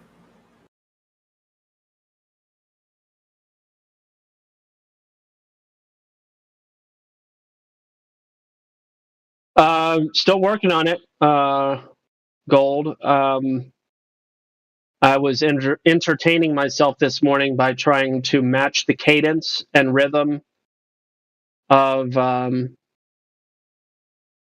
the song, even though I have no skills in that area whatsoever. And I discovered that there are a handful of really difficult moments. Rewriting the lyrics will be a task in and of itself to match the cadence, emphasis, rhythm, and syllables, but performing it will also be a challenge. So,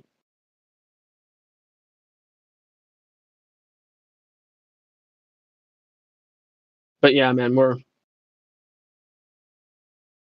keep on working on it. Was that guy in the recording Ruhip or somebody? Is that who that was? Who? What? Ruhip? Is that who that was? The Glober in the recording? No, that was Spongle. Fungal? Spongle. Spongle. Spongle. Oh, okay. Mm-hmm.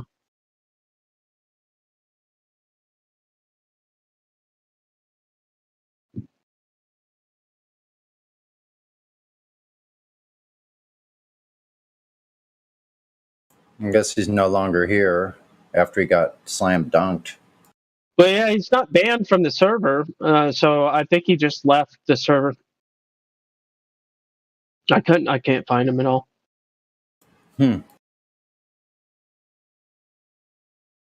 What happened to him? He left. What?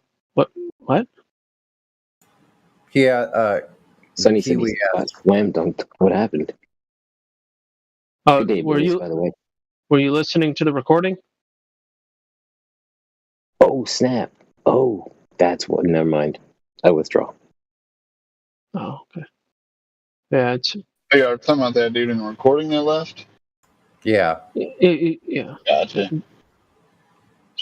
He just. Hey, Kiwi, how come you're still a Globe skeptic? No, my role hasn't changed. I should be blue. Damn it. I'm all about the flatness. Let's go. Good day, boys. I'm in the office today, so I'm a little quiet. That's all right. It'll take it won't be too long. I can tell you're full on flat. I wouldn't stand for that, Kiwi. Yeah, but it's okay. It all comes at the appropriate time here, so there's a timing involved with it. Yeah. Yep. I'll just roll on my blue ball until I get promoted to Flatty. All good. Yeah, man. It's no doubt coming.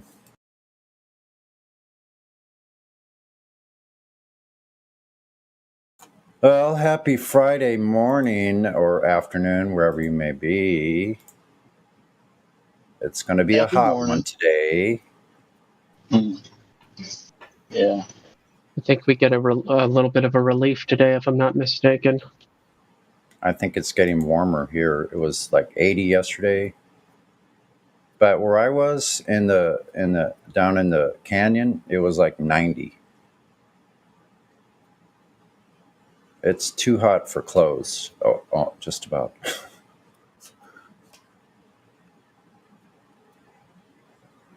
Sure wish I was closer to the beach, the real beach. No, Yeah, it says 3 over here right now.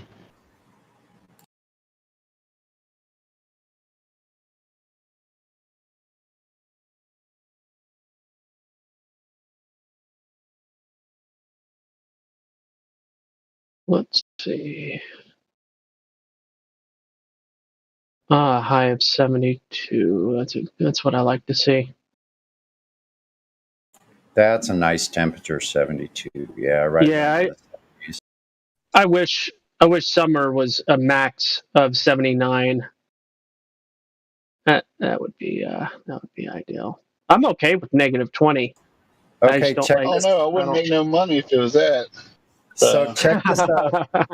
Good point. So check this out. The high was 79 yesterday. Guess what the high is here today? It's 92. Oh no, that's Phoenix. Never mind. No wonder that's all off. My bad. I'm like, no, but it will be 105 in Phoenix, in case you're wondering. Well, since we're doing weather reports today, we have a high of 85, a sunny day, and it's going to get down to like in the 70s right after sunset. Back to you, son. Mm-hmm. Yeah. So here in San Diego, it'll be a high says 77, 78, yeah. Got 80s all through the weekend until next, well, looks like it's in the 80s all week next week. I posted mine. High humidity too. Let's see what the humidity is. 102 millibars, 71%. It actually rained the other night. It was like first thing in the morning, it's like 70 degrees and the streets are all wet. We have these huge cumulus clouds off in the east. It's this time of year. So is anyone on here currently having shitty weather, or everybody has good weather, it sounds like? I got a thunderstorm and lightning right now. Well, not necessarily shitty weather. Depends on how severe it gets. That's pretty cool, though, when you get that in the summer. I've even seen rain in the daytime, complete sunlight when it's raining from somewhere. They're like, where are those drops coming from? You can't even see the cloud.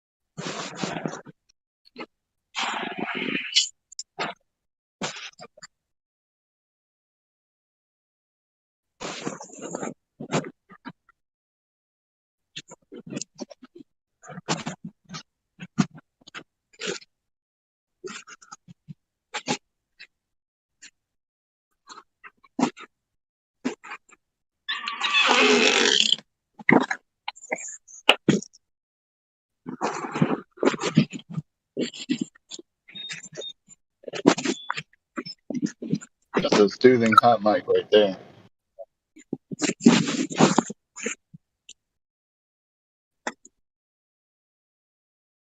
Am I hot mic in my booth?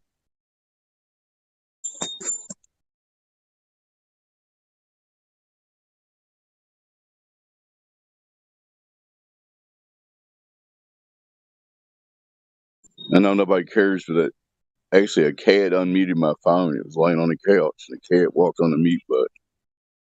That's hilarious.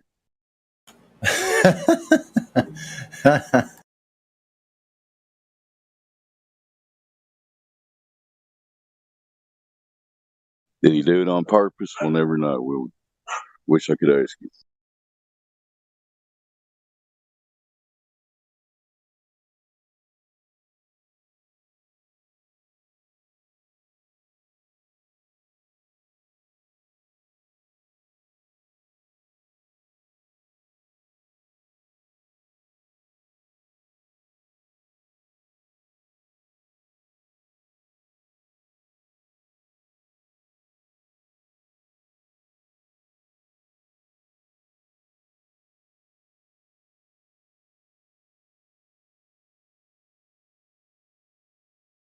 Stop.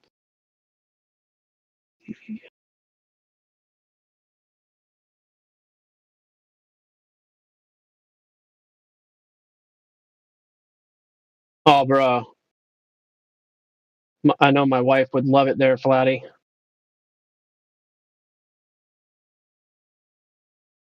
It's what I hear about Ireland and stuff too.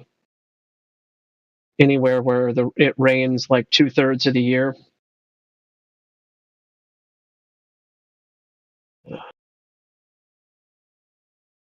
It's not just her though. I like it too. It's just it's a little nerve-wracking when you think your roof might not make the long haul.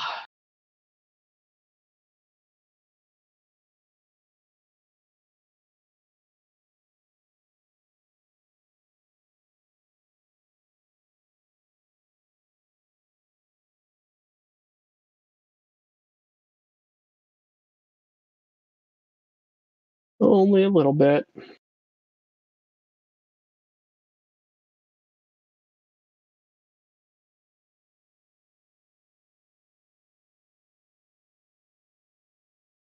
Zip, zip.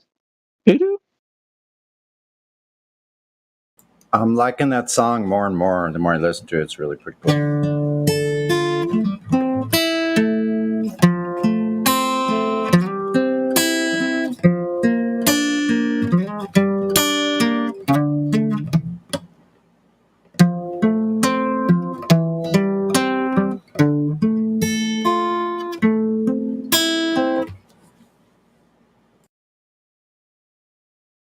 Never mind.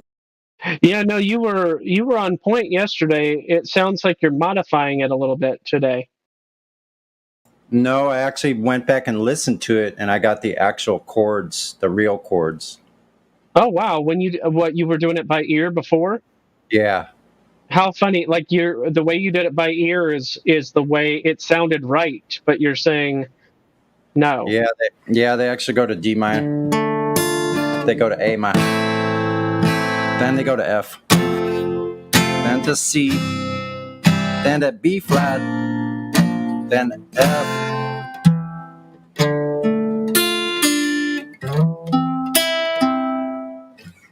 Pretty cool. Yeah, I wonder. I mean, it's interesting to consider redoing the song altogether with an acoustic version or something like that, slowing the tempo down. Yeah. It actually sounds like an acoustic to me.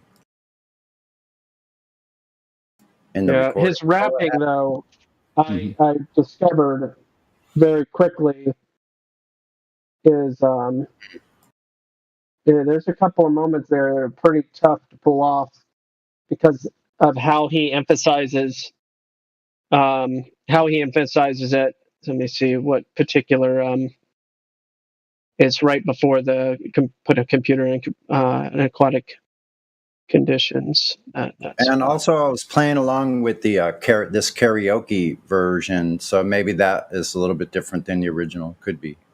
Gotcha. The line, "I can make new antibiotics," is really tough. At least for me, if you listen to the song and try to match his emphasis and cadence, and that line is super hard. I can make new antibiotics, and then the way he does, I can make computers survive aquatic conditions, and the matches the same style as the way he says, "I can design an engine 64 miles to a gallon of gasoline."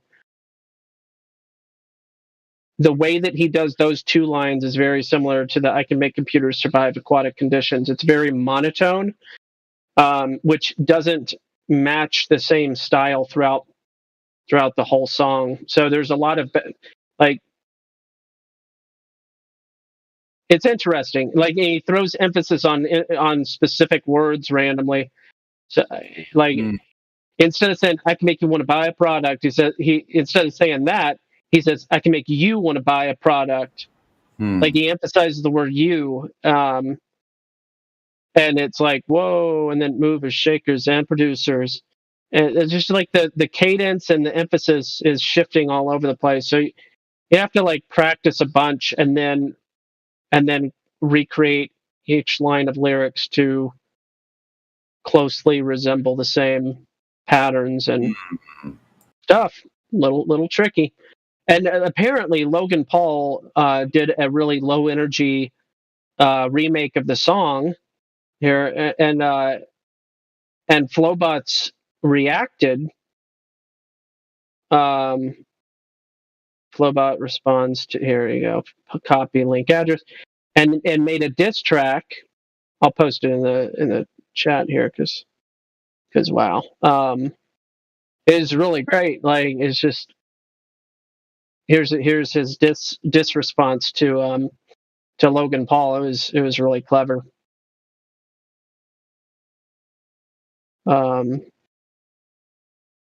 Let's see. And then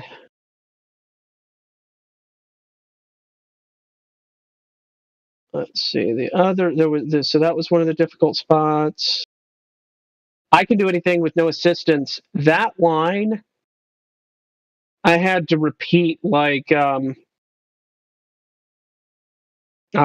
or 40 times before I could get it out the same way as he does. The cadence is just really monotonous, or there's no inflection, and it's very fast. There's no particular emphasis on that one, so it's I don't know. Over shakers and producers, me and my friends understand the future. I see the strings, control the systems. I can do anything with no assistance. But you want to emphasize no naturally. But if you say, "I can do anything with no assistance," you're off. You're already off time, because he doesn't say, "I can do anything with no assistance." He says, "I can do anything with no assistance." Like, the no, he doesn't say no. He says no assistance. Like, he blurs the two very quickly. Anyway, maybe I'm overanalyzing as a as a novice, non-skilled person, just overanalyzing. So, are you going to be the lead singer on this gospel? Have y'all? No, terrible voice. I elected Gold, Doctor One Up, to do it, but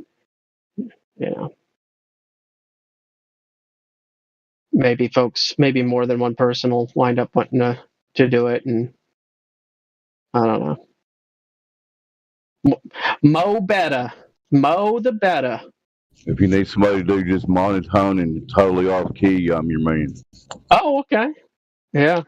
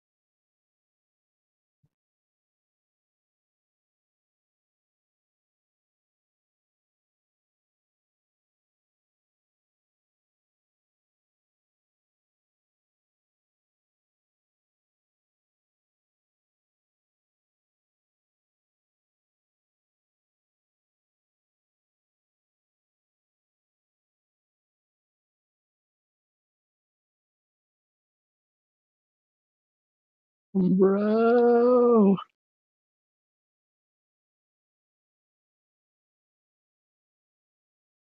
I'm going to take the opportunity to let you know there's another stage after puberty. Logan Paul was crying tears.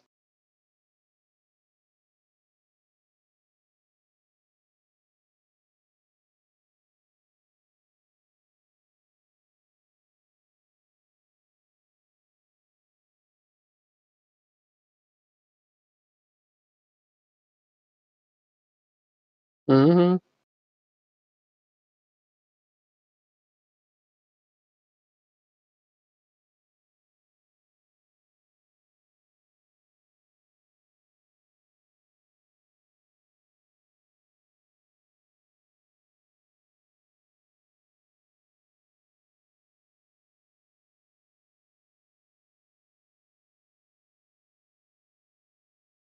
Mm-hmm.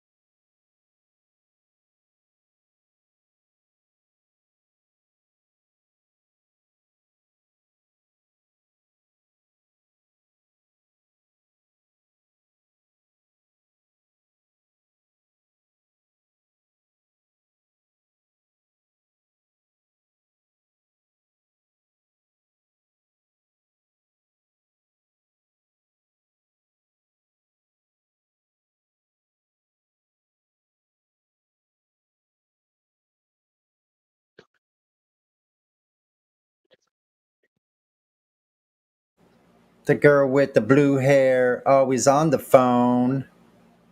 She knows she's never alone. The lights are on, but no one's home. Who are you listening to?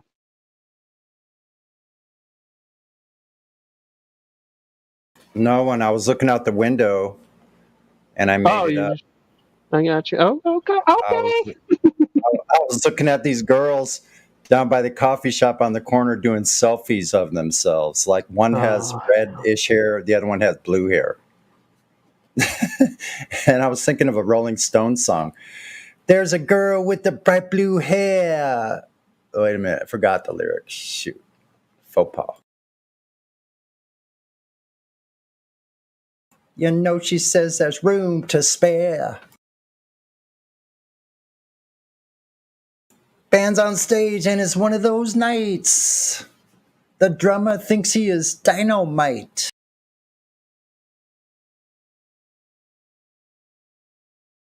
Do you ever hear me go, okay? It's because of this stupid Key and Peele episode I'm posting in chat. It's just it is so stupid. All these girls work at a salon. There's like there's a school. There's a salon school around the corner. So I always see them. All of them wear black. They all wear black. Almost every single one of them. I don't know what. So emo. Jake, you were here last night or quite a few hours ago. Is that right? Jakey Jake.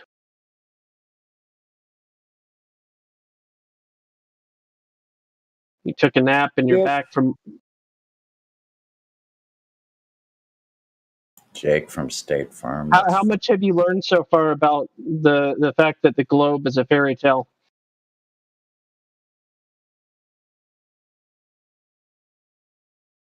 I didn't catch what you said there. How much have you learned about the fact that the globe story is a lie?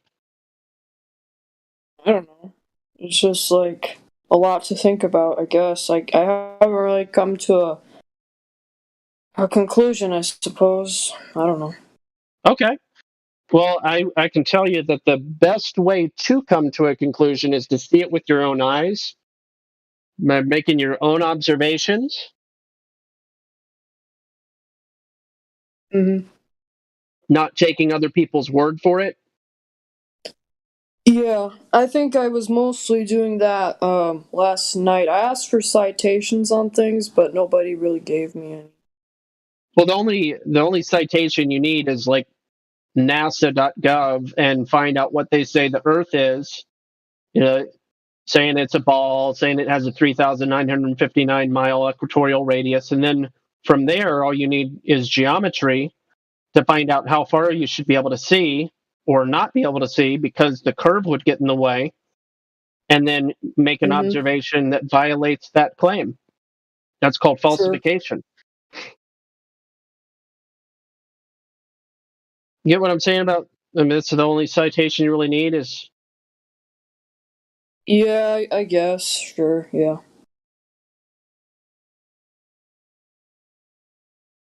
Then you can do more of your own research on the other things, like gas pressure without a container. That fairy tale. Yeah.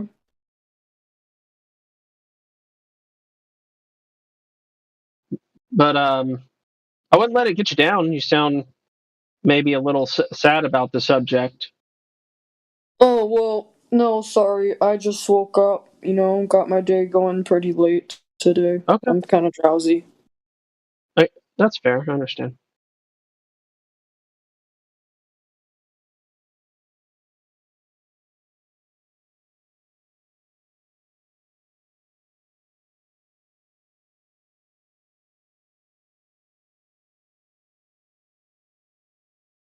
Yeah, some people get really disappointed. They're like, I can't believe that I was lied to all those years, and that this really sucks. Everything is terrible. I feel really bad about my existence now. But once you get over that for a couple of minutes, you'll be like, oh, well, you know what? This probably means I don't actually have to live in fear some of the stories they tell me that are just drowning in fear mongering, I can actually just disregard most of those. You know. Yeah.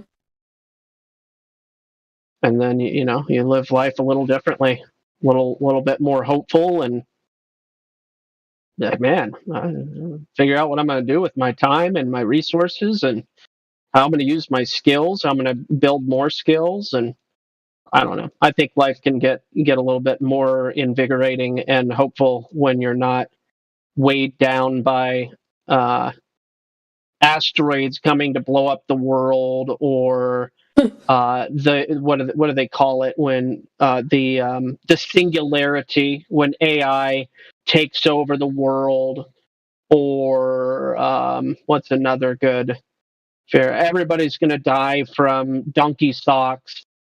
What? Donkey socks. No idea what the fuck that is. I don't either. I don't have a clue. Right. A clue in the world what that is either. But I tell you what, donkey socks. everybody's probably going to die from it. At least that's what they want people to think about all day long. That. Okay, I get it now. All right. Yeah. People, So anyway, eventually you're just like, all right, I'm not going to play these games. I'm going to go grow some potatoes. I'm going to show some love and care to my neighbor, both maybe a physical neighbor that actually lives nearby, or a community neighbor, like, I don't know, an old person, that has been completely neglected. So check this out. I kid you not. Go to your local senior citizen center, retirement center, whatever, right? And you could like, hey, I'm just visiting. I'd like to read a poem. Like, you don't have to be a musician. You don't have to be special, right?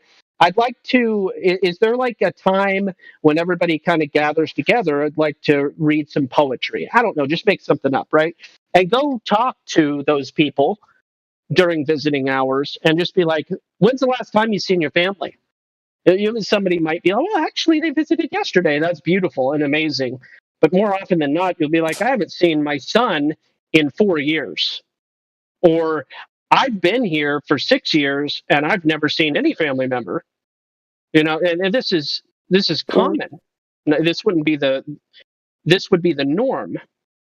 Yeah. And that's really not good. And I would speculate. Obviously, people get busy. People make excuses. But I bet you some of those excuses are related to fear. People's discomfort with their own mortality. There's all kinds of different reasons, I'm sure. But yeah, it's really sad. And when you're no longer living in fear, it stands to reason that you can have a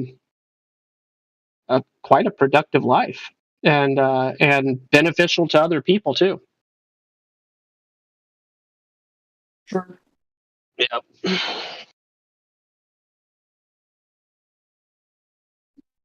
The opposite thing happened to me when I found out. Once I found out what was really going on and got to the bottom of things, I became very restful. And I just started to, quote, rest, if that makes sense. Like, I felt anxious before. Now I feel extremely calm. I don't understand why that would be exactly the opposite of what I just said. Instead of wanting to help individuals, no, it's not going to come out. No, I need to think about this. I withdraw. Bye-bye. Were you about to say, after I learned about this, I got extremely selfish? I got you. It's all good.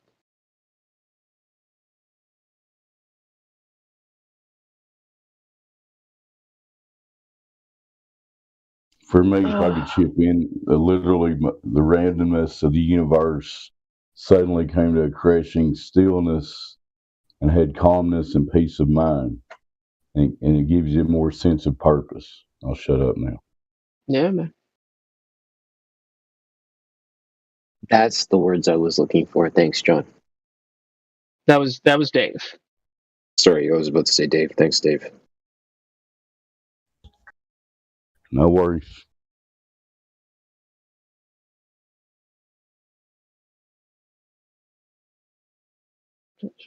As well, just in case.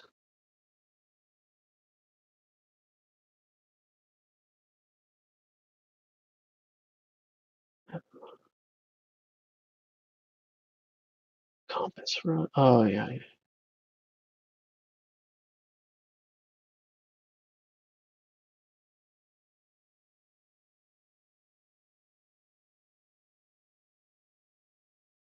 So, did Jake from State Farm have any other questions? Or are you taking this subject seriously today? To an extent, I suppose. To an extent. What's making you not take it seriously? You think we're just on here clowning people, telling you about real world measurements and stuff? I don't know, man.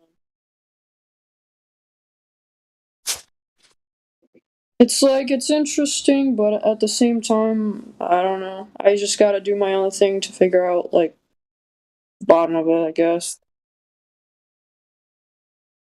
It's no pressure. I'm just trying to express to you, if you really want to find the truth of the matter, you will, but you have to really want to, if you know what I mean. Yeah, I get you.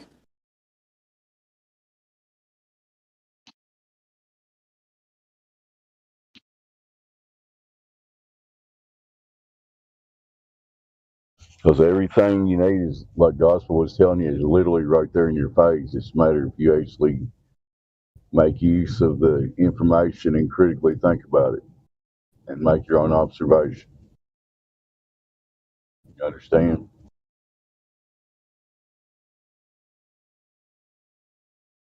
I didn't catch the last part of what you said there.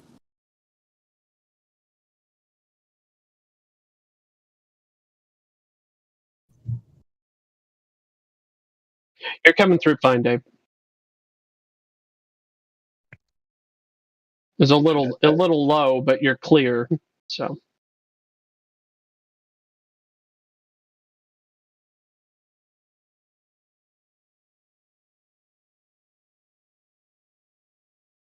Left and joined back there. Yeah, Discord's messing with me. Go ahead, Gospel. I'll withdraw. It's all good. You were coming through clear.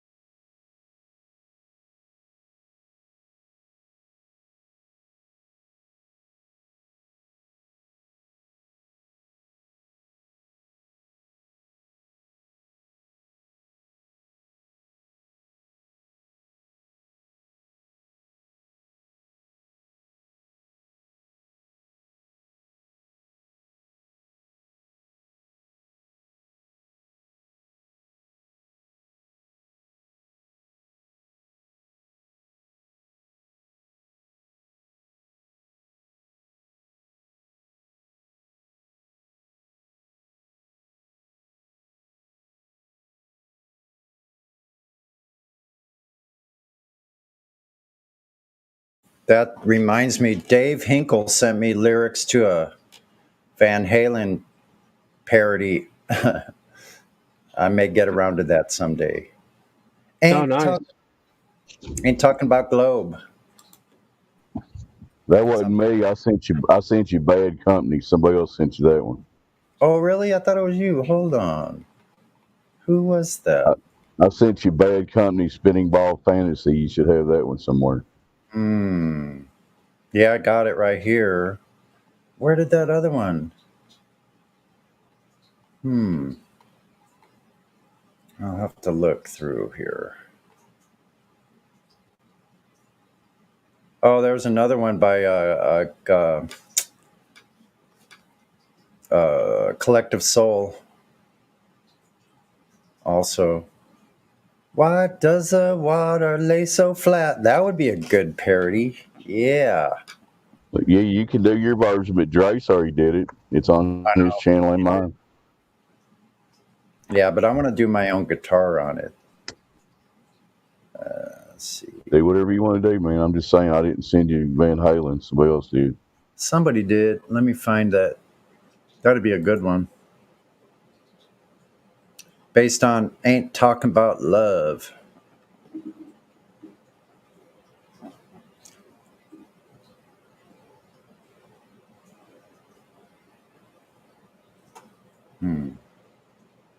Yeah, it could be Ain't Talking About Curves. Never seen it before. Who was that?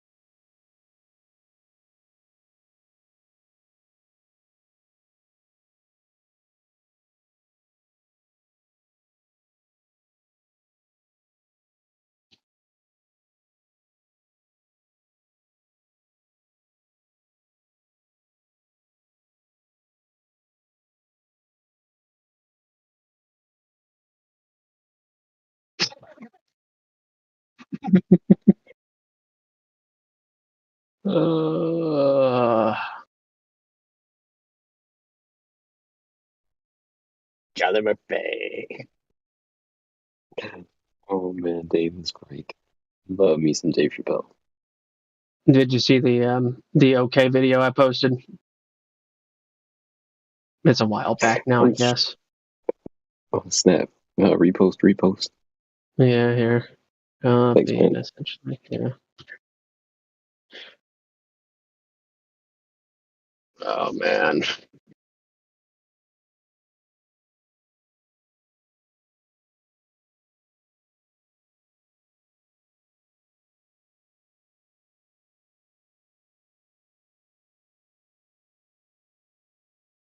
That's what sucks about being Canadian. I got blocked. But Key and Peele, yeah, they do some good stuff. Wait, you can't watch that video because you're in Canada? Yeah, man, blocked. My government doesn't like me. Codeine's I gotta stop. Glad Listen, you showed me. no, dude, listen, this is what you got to do is just click the link. Click where it says just the regular link, and then it'll take you to YouTube, and you'll be able to watch it. You just can't watch it inside of Discord. Oh, thanks, Glatt. I'm over here having a little bit of a miniature stroke. Trying to understand. Yeah, so that's what it is. Just open it outside. And it tells you, too, it says, like, this content isn't playable because of country stuff and so, but then it gives you the option to open it in a different window. Yeah, it happens to me too. I'm familiar with that little thing. Yeah, just gotta open it up outside. Okay. Oh man, that one's in my top 3 Key and Pills.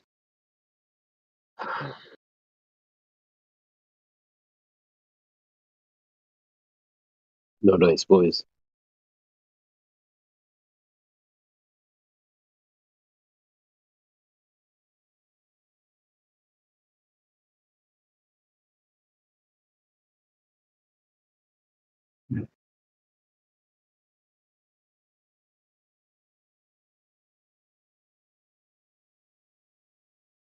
They got me locked up tight.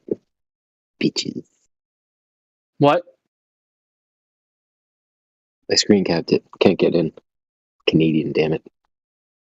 You went to YouTube and it Fuck. I went directly. I posted a screen cap in the Yeah, I chat. see it. Okay, so search for it.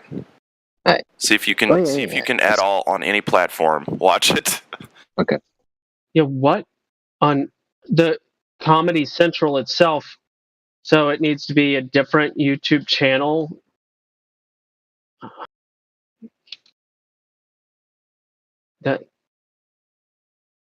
What in tarnation?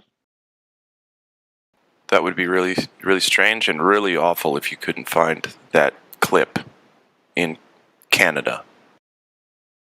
Yeah, it doesn't even talk about a special group of people. I mean, a special group. Well, yes, but Key and Peele do on occasion. Maybe Justin Castro banned Key and Peele for some reason. That would be so fucking ridiculous. I might have to pay him a visit. I know he does say the phrase trifling, derriere, dark person in the video, but I have a feeling Justin Trudeau doesn't care about people like that. No, I'm just kidding. Oh, he cares a lot. There's at least 2 occasions where he pretended to be one. Oh, right, yeah. Did you find it? That was very well done. Yeah, I just posted it. It was on an. But it's edited. Yeah, I know. Holy shit, dude! You need to move. Yeah. I got free healthcare though. Yeah, this is called a cost-benefit ratio. You ever heard of that? Yeah. You might want to perform one of those. No shit, dude. Look at this. I mean, what's the best thing about living in Canada?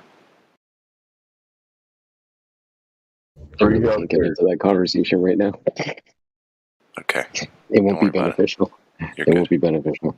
No, I'm saying it's. Yeah.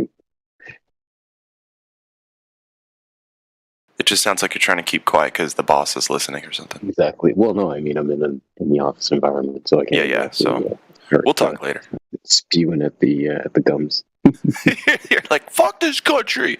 Oh yes, boss. I'll have it on your desk by Monday morning. Yep. I get it. Oh man. Yeah. I have a meeting in about 15 minutes, and I can't go in there with laughing my ass off after this exchange either. What were you doing in there? I was laughing with Americans at how much our country sucks. So anyway. Exactly.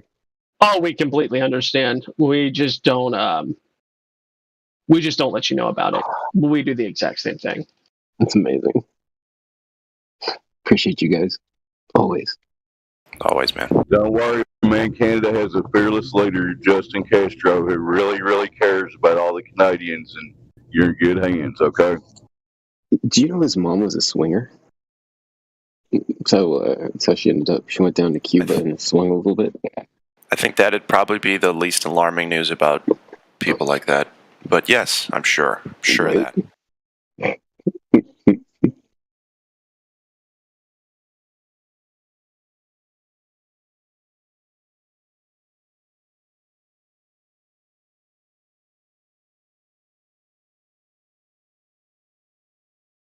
I just wonder how many kids she has in her basement.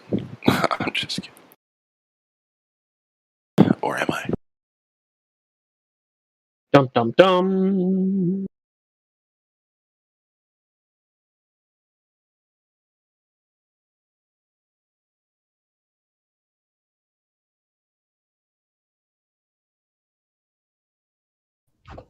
I would like to summon an open-minded, critical thinker new to this subject on here now. Go. All right. Well, hi, Amendowi. You can say hello. Hi. Hi, what brings you to the server, Amendowi? I'm just listening to you guys talk. Yeah, well, we're just chit-chatting about non-topic stuff. But it's not nonsense because we are using our senses. Okay. That's why I mid-word changed my. I know. I heard that. I had to pounce though. Yeah.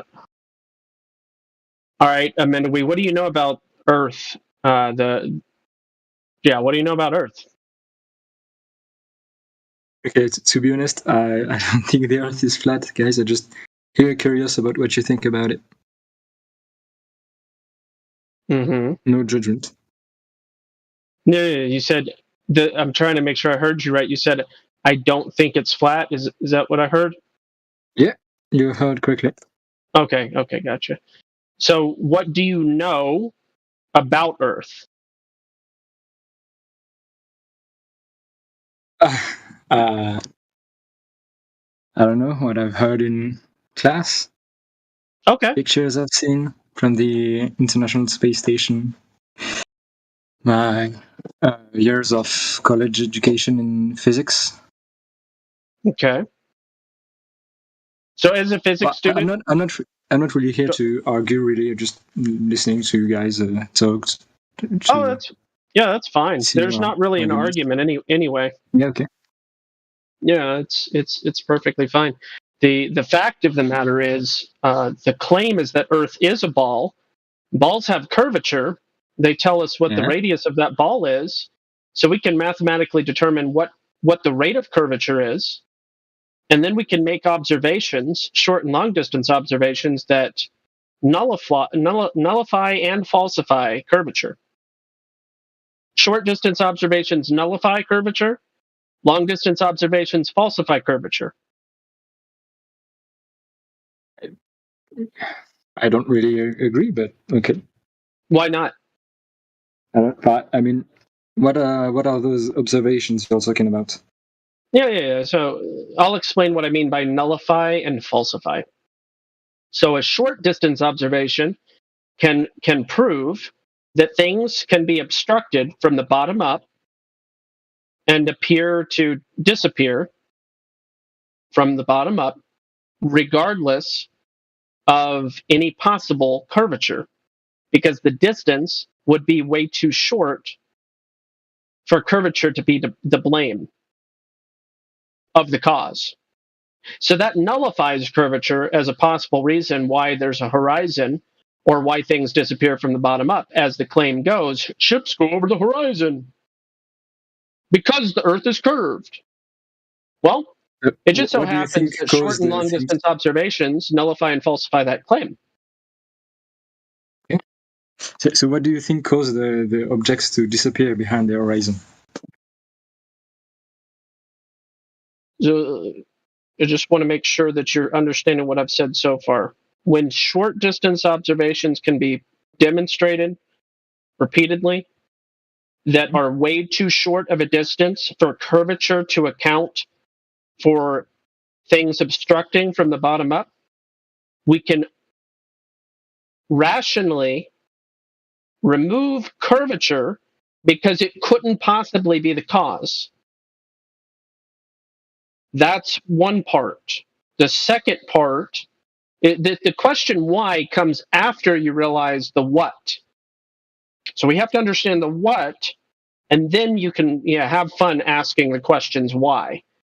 But first you need to understand the what. And the fact is, short distance observations nullify curvature, and long distance observations, where we see way beyond the asserted curvature, we see way beyond where we should be able to see, that falsifies the claim of curvature. So curvature has both been nullified and falsified. So that's the what. Do you understand the what? Sure. But why? Yeah, we're more interested in the what. Well, it's just the first step. I'm not telling you not to ask why. I'm just saying you need to understand the what before you ask the why. Why? Ask why. Try by try.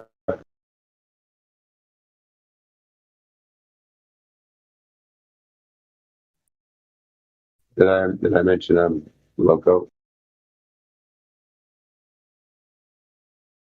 What? What did you say? I said, did I mention that I was crazy? All right, rookie.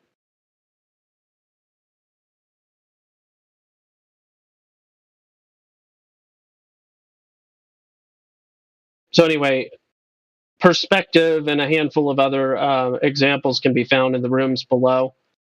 You just scroll down. Optics, vision, perspective. Here's a good room to go to. I just put in the live stream voice text. You can't see that right this second, but you will in just a moment. All right, now you should be able to find the live stream voice text. Yes. Okay, I see your link. Had to get some sneezes out there. Live stream voice text, optics, vision, perspective. I posted there for you, and that'll show you some of the examples I was just referring to. You'll see short distance observation examples. You see long distance observation examples, and again, nullification and falsification. That's pretty valuable knowledge.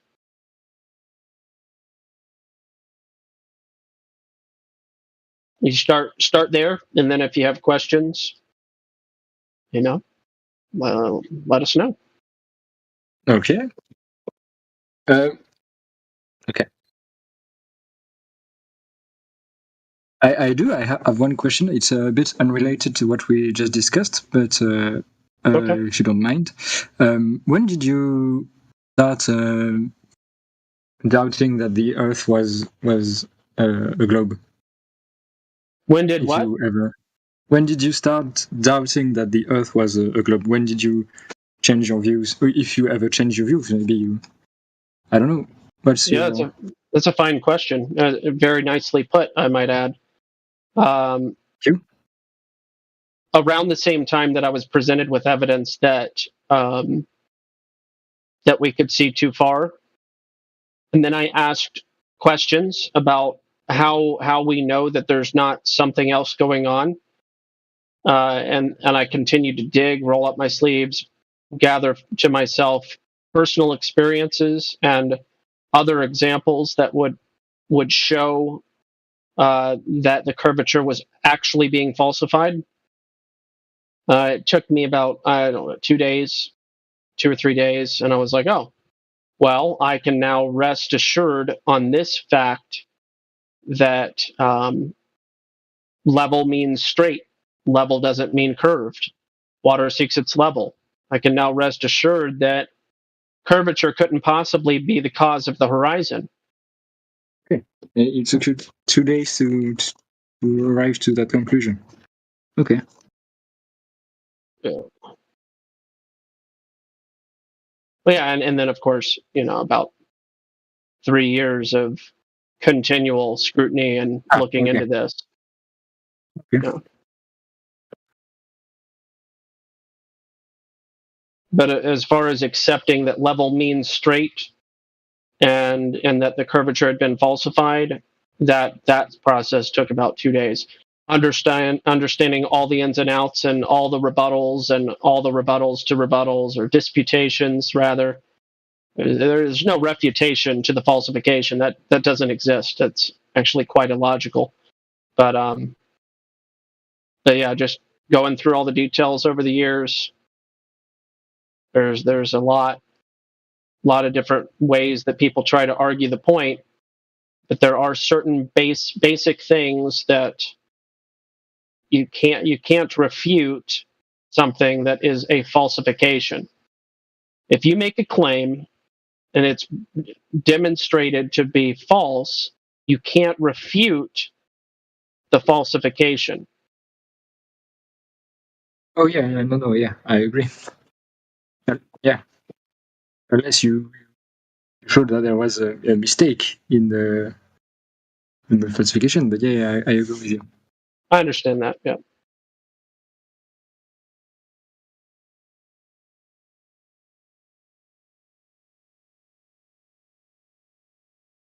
Okay, well, thank you for the chat. I will look at what you sent me and come here if I have any question.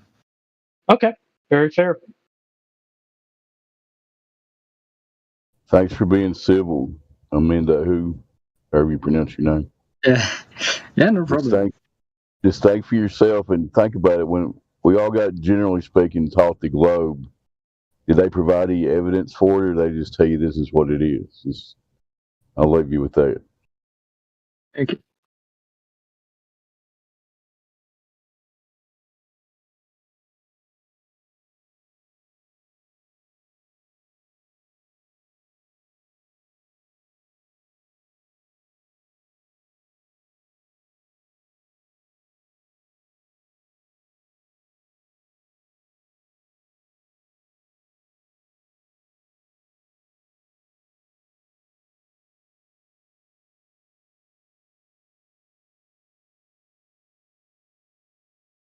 You see, guys, people like that gives you a little bit of hope for humanity, doesn't it? A little bit. Oh yeah. Yeah, I mean, these past couple of, I mean, I feel like recently the numbers, there's not like a bunch of little young people hopping in the chat and just being obnoxious. We've had a trickle of people coming in, and it's almost like greater than 50% of the people that I've had conversations with are willing to have a regular human conversation. So I'm with you on that. I've been noticing. I mean, just the contrast from when I first started listening, back when Why Would They Lie hadn't even been written or recorded, up until now, it's a completely different, it's a stark contrast between the two times. And we've been getting a lot more genuinely curious people, nicer people, and if that means our numbers got to be down 60% or something, but everyone we get is either curious or nice enough or just an obvious troll and we kick them, I'm cool with that. It seems like a lot of people are coming to listen and or learn instead of troll. So yeah, I like the ratio I'm seeing here. Yeah. All the people do throw him under the Eyes are bus. definitely opening up. Hopefully more people are investigating it below the surface level and the propaganda, For sure. Salty, Well, I've unmuted you, Salty. Would you like to say hello? Oh, hello. Hi there. Are you able to turn your volume up just a tad, maybe like 10, 20%? Is this better? Hello there. Is this a little bit better? A tad. Sure. What brings you to the server, Salty? Excuse me? What brings you to the server? I just got linked to the server from a different Discord. Okay, gotcha. You a big fan of Hilton Head? Of what? Hilton Head, South Carolina. I'm not familiar with that. Sorry. It's a place that made your screen name famous. Oh, yes. My mistake. I know what you're talking about now. You're good. Yeah. It's fine. Yeah, no. I'm a big to like surfing and stuff, so. Cool. Okay. Yeah, we've got some folks in here that do a little bit of that, catching waves. I don't know if Sonny's here right this second, but he is one of them. Wave catcher. Anyway, Salty, what do you know about the Earth? I know that there's people out there that think that the Earth could be triangle, it could be flat, it could be spherical, it could be square. So I don't really debate on the topic that much. I'm more debate on politics. Anything. Understood. Well, you said you like surfing. There's a special thing about water that water always does. Mm-hmm. Does your mind go anywhere when I say water always does fill in the blank? Flow? Well, water always well, no, that's not what I was thinking, and that wouldn't necessarily always be the case. There's like two specific phrases that would complete the statement. Water always, there's two specific phrases that, like before I was in this server, before I knew anything about this topic, what I learned in school, these two phrases I knew. I can give you the answer. I'm not trying to play games with you. Water always seeks its level. Mm-hmm. And then water always conforms to the shape of its container. You ever heard that one? Yeah. Yeah, Basic so- voodoo hoodoo science stuff. Yeah. The what? The basic voodoo hoodoo science stuff. You know, what they change it like every other year though. So Those facts have been changed at some point? not those specific facts, but a lot of facts regarding how water exactly tries to like especially with like the global Earth. What is it called? Like our model, especially the global Earth model. They try to change it every single time, but how the water exactly defines it's I'm sure you've heard it a bunch of times before. Yeah, well, if you're talking about the claim that level means curved, I've heard people make that claim. Yeah. Yes. Yeah. And the issue is that's an oxymoron. Rather, it's antonymic. It's the opposite. Level and curve are. Oh, hey, Elijah. No, that's fine. Your mic is coming through a little high passy. Yeah, I'm about to switch mics soon. This is my inside mic. I got you. But yeah, I mean, it's either straight or it's curved. It can't be both. You can, I mean, except for we're not talking about waves. We're talking about on average across a distance. Can you agree on that? It's got to be one or the other. Mm-hmm. Yeah, you can't just have water somehow conforming to a spherical object. It just doesn't work. Right. Oh, so you would agree that it's straight? Oh, yeah.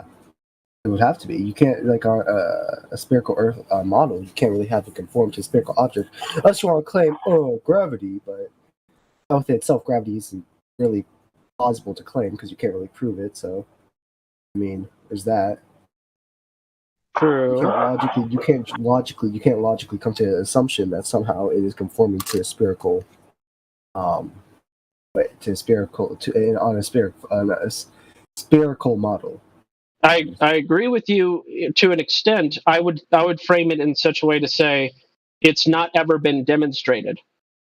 Mm-hmm. I agree with him. Logically, you can't come to that conclusion. They come to it illogically based on make-believe. Logically, because you've experienced water, your logic says, hey, I know what level is, and I know water's level, and that's that.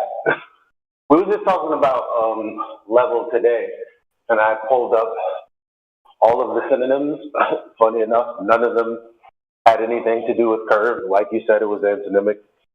And then we look up curve, and it's like it's antonymic to straight, level. So it's like, what's the argument? Yeah.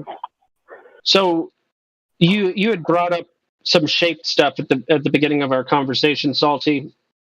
And I want to make sure that you're aware I just gave you the role, so now you'll be able to see the live stream voice text. Yeah. But we don't usually talk too much about shape. We talk about the feature of the surface of Earth that we are aware of, that we can know. That's what we stick to, because for the time being, we don't have a scope of the whole thing all at once. We don't have the means or capacity to look at the whole thing all at once. Does that make sense? And honestly, personally, I don't really think you can. I don't think we ever will have the means to do such a thing. Maybe not. Maybe not. I tend to lean towards what you just said. We can only look at what we have already here on Earth. We can only look at what we can see on Earth. And from what we see, it's obviously not a sphere. Like from what we can see and basically observe, just if I remember correctly, like even if we want to use like the math debunk, we can just like quite literally use the I can't remember, was it was like the Chicago Yep. skyline. Use that as an example, right? So with Sure. the math, we shouldn't be able to. It would either look a certain way or the buildings would either be much lower than they are, right, to our perspective, or completely hidden. They're supposed to be completely, hidden. Yes, yeah. But it's not the case. We see that this just straight up isn't the case, right? Correct. So and then they gaslight you and Same say, "What refraction. you're seeing here is a mirage." Or mirage. Yep. It's like Mirage, or they'll use refraction, which they don't really even have an understanding what refraction really truly is. But that's because you don't have light. That just somehow. Okay, wait. Who You is don't this have guy? light bouncing off of nothing. So. Yeah, Salty, you started off the conversation acting like you were brand new to the topic, but seriously, the more you say, the more you're I've showing done my fair share of research on it. I have a decent understanding. He gave it away when he said, "Oh, globals are just come back with gravity." Yeah, so I've done my fair share of research on it. I see. Actually, do you know Modern Day Debates by any chance? Yeah. Yeah, I've watched them. I've watched a lot of their debates with Flat Earth. One person actually I want to debate. I don't know if you guys know who T Jump is. That's one person I've been dying to debate on. To debate about anything, either something like evolution or just like Flat Earth or spherical Earth. Okay. Whichever way he would want to phrase it, but. T Jump is insufferable. but I wish you. I hope that you have success in getting to that debate and getting on that platform. It's a good platform. I like it. I just got. I'm actually working on probably emailing James some one of these days, hopefully. The host of Modern Day Debates, just to start off getting like a platform there. And then eventually people start moving on to like more popular people upon there. Yeah. Cool. Well, welcome to the server, Salty. Thank you.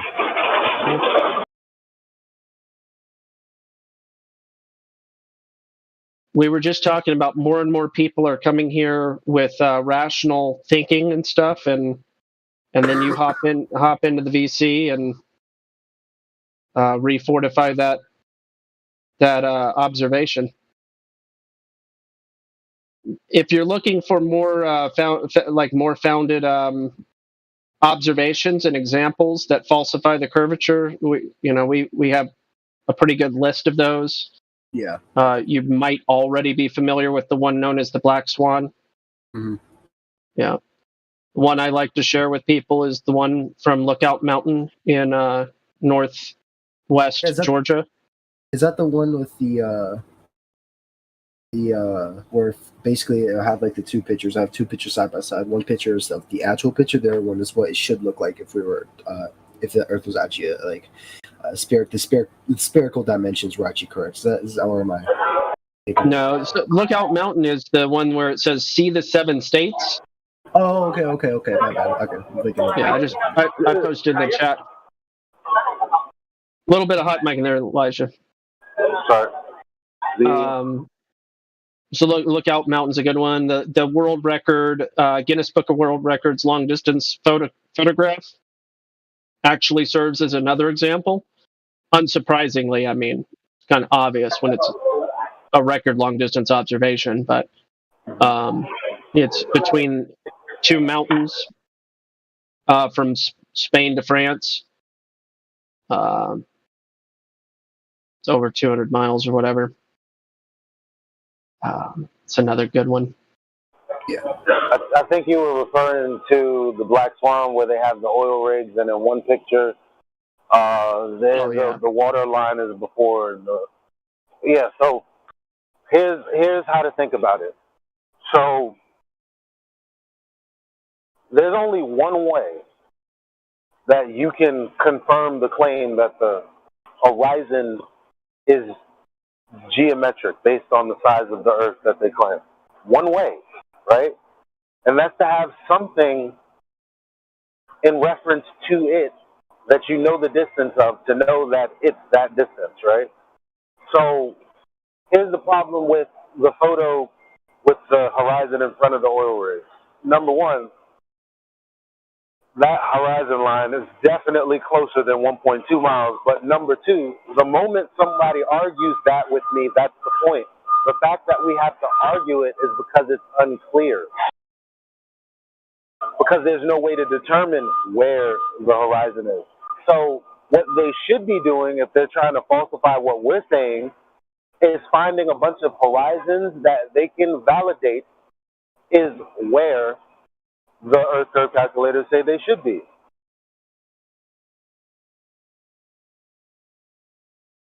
You can't use that picture to validate, okay, this horizon is specifically here. That's the problem. But you can use the black swan to invalidate that it's specifically where it's supposed to be. So it doesn't work the other way around.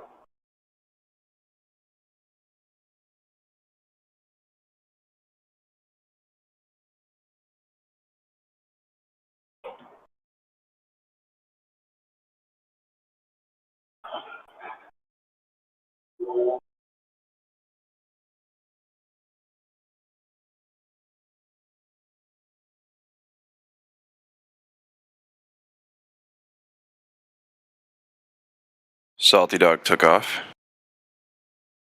Anybody brand new to the channel or the topic or both? Let's chat. Yeah, that was that went in a direction I wasn't expecting. I was like, oh. You know, makes for good copy. What does that mean? Makes for good. Are you referring to newspapers? Entertainment. Oh yeah, okay. Rent. The book replaced the building, boys. The book replaced the building. Oh, that guy. Yeah. Quoting Hugo right now. Hugo. Victor Hugo. Notre Dame. He's the one that brought in the author of the Hunchback of Notre Dame. Yesterday, Right. he said it. Victor Hugo. I wish somebody would make a meme of that BMLSB69's video that they keep bringing up these stills from. It's from the magnification video. And you need to look at all the data that he has listed in the video of the wave height and the height above water. So their ridiculousness has no bounds. It's clearly a wave. If you watch that video of magnification that they keep bringing up, you could see the oil rigs. Then the wave comes, and that's what they're using, the wave. The wave goes down, and when the wave goes down, you can see the oil rigs again all the way out to that 10-mile horizon. It's just stupid. Yeehaw! And Yeah, just that's how they... remember, oil rigs have an average height, their platform of 150 meters. 150 meters in height. 150 meters, 450 feet. Yeah, I would say gift it. So as soon as they say, what about this picture? Like people like Zanuck, then you just show them the gift of the wave going down. That would be hilarious. Yeah. Wow, Zanuck. What do you say to that? Well, it still could be reflection. Yeah, you're fucking lying. You've been the major proponent of this particular image for the last year and however long.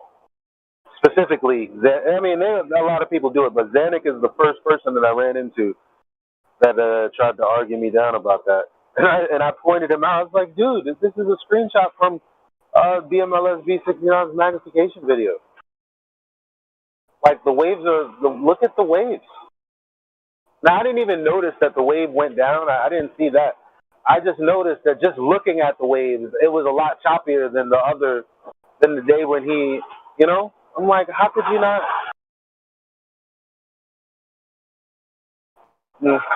Anyway.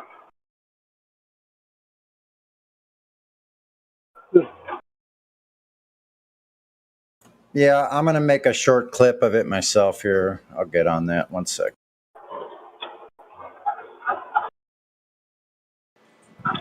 Just like I did with the little Black Swan setup video that everybody should have. Like if you haven't downloaded that yet, I posted it earlier today at 42 minutes after the hour. The Black Swan setup shows from the time he sets the camera down, and that's about it.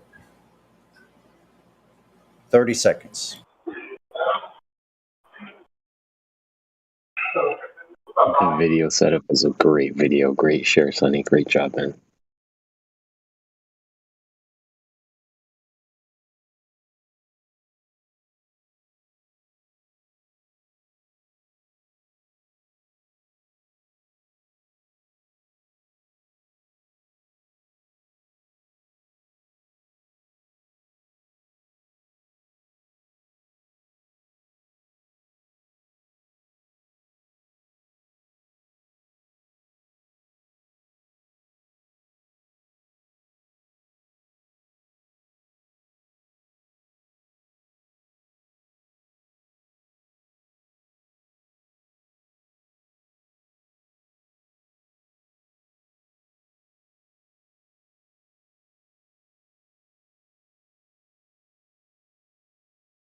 Okay, now I know there's several videos that do this. Now it looks like the magnification one. He's laying out like the mirroring effect. It's very clear what he's showing the information, but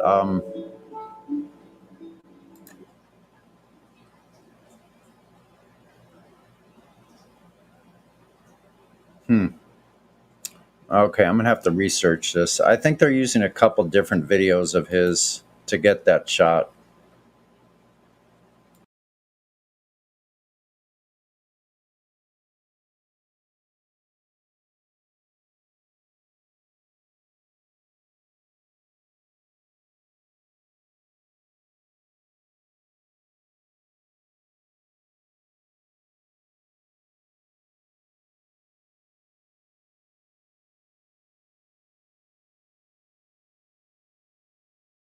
Yo, Sonny, can you drop that share again, please?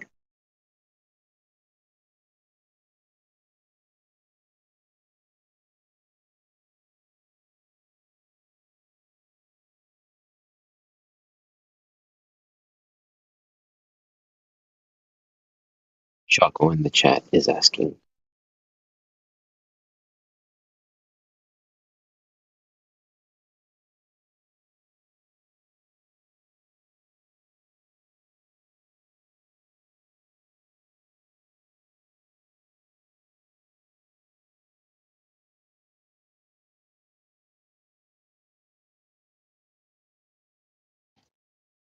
You couldn't read Chocolate Saiyan?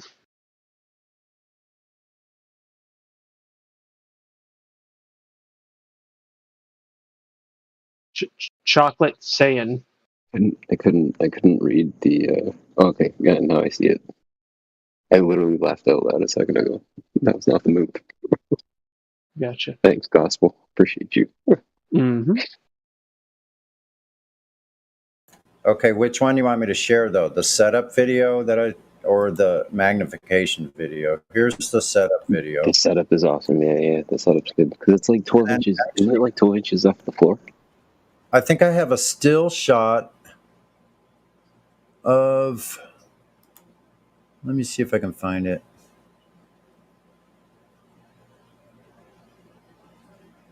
There's the Black Swan with the islands. Here, I'll drop that in there too, even though that's in the setup as well.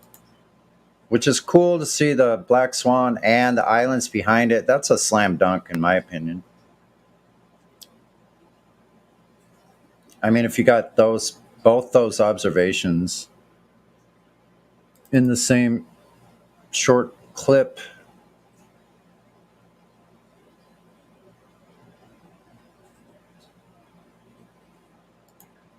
Talk about repeatable. Here's the 9.41. I'm just dropping a bunch of stills that I've taken from those videos. Let's see, here's one with the wave. Okay, let me see where.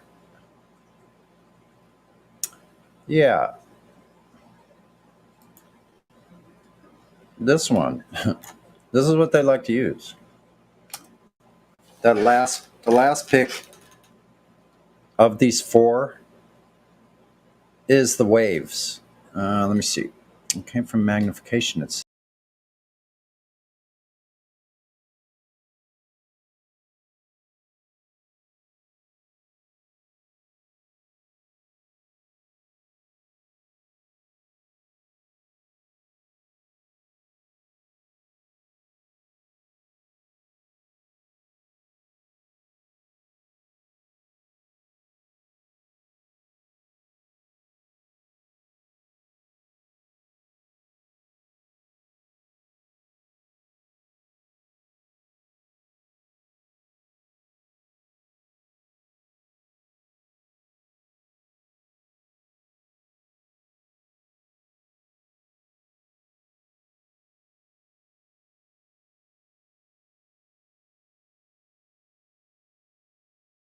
okay. It's not from the magnification one, but I will find it.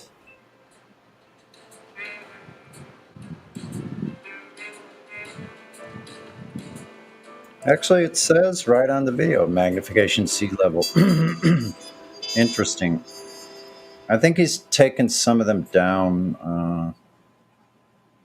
Compression, looming. Did you guys hear that? Yeah, what was that? I don't know. Someone was playing some smooth jazz. Oh, it's magnification at sea level. Okay, my bad. So here it is. Yeah. Here we go. Smooth and sassy. They're using this magnification at sea level. So watch the waves rolling in this video. That's all you have to do. And catch them on this bullshit. This one. That's I the don't know one. why you guys are fucking around with observations when y'all could just measure the motherfucker.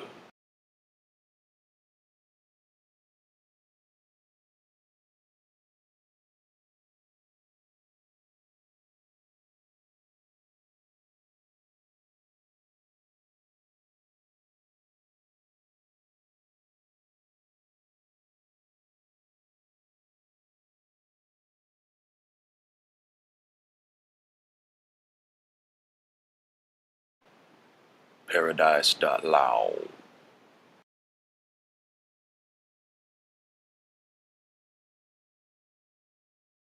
Paradise.lao, are you there?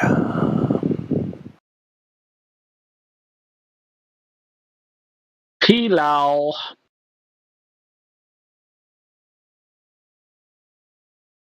Yeah, we've been trying to talk to Paradise. Lao Tzu? Do you know that Lao Tzu means it's not someone's name, it just means old man? Isn't that crazy? Which word means man? Lao? I don't know. Yeah, I mean, I guess. I don't know if it's arranged like Spanish, backwards, or compared to English backwards. You know what I mean? Mm-hmm. Like maybe it's on the table, I put it, I don't know. That kind of deal.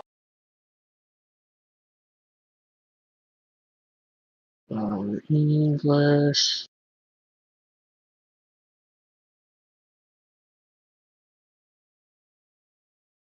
My guess is TZU is man.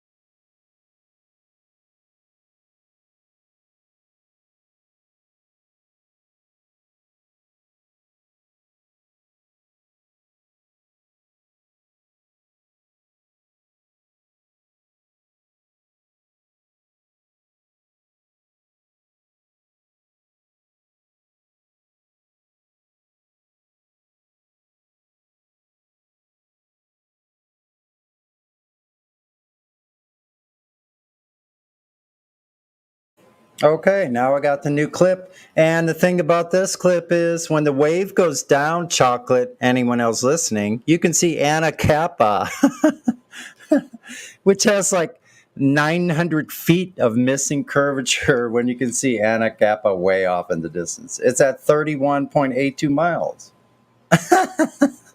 Here it is. Hold on.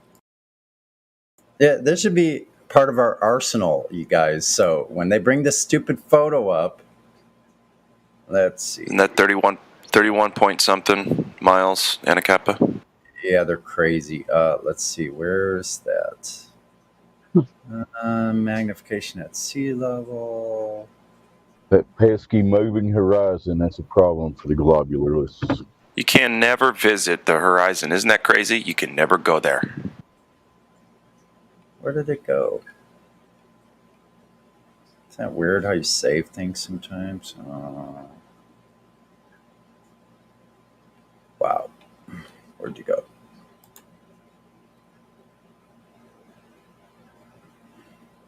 There we go. Here we are. There's your MP4. It's only a couple seconds long. This is what they're using. Watch those waves going up and down. And it's at sea level. Globers. Globers. Globers. You know, it wouldn't surprise me that if Zanuck himself.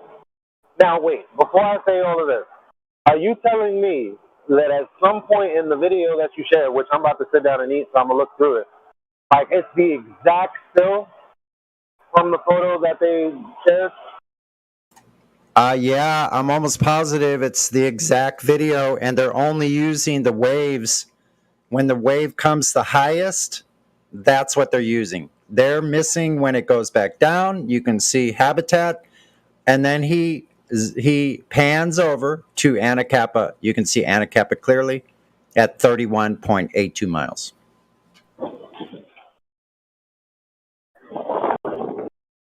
Yep, they're done. This little 10-second clip debunks their whole stupid thing.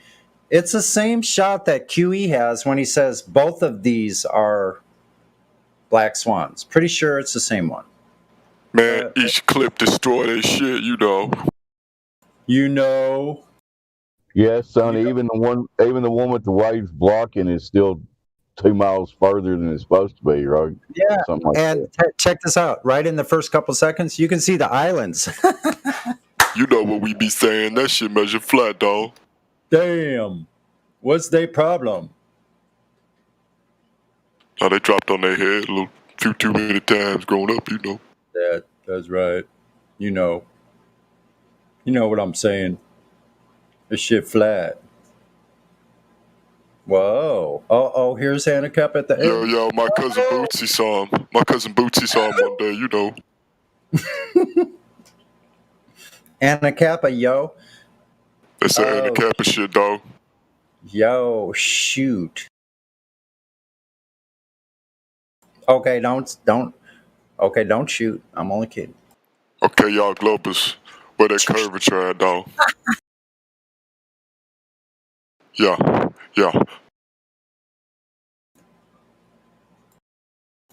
Don't say shoot in a room full of armed people.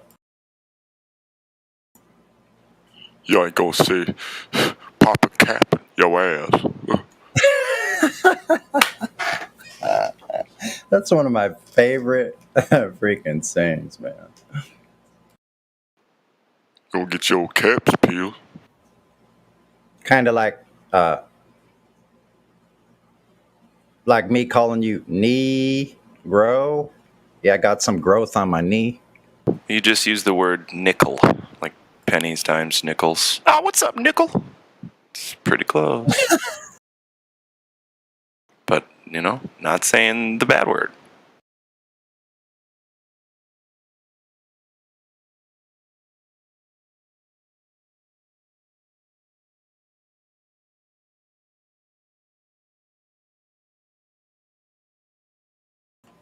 Did you know there's white folk that call each other Negro?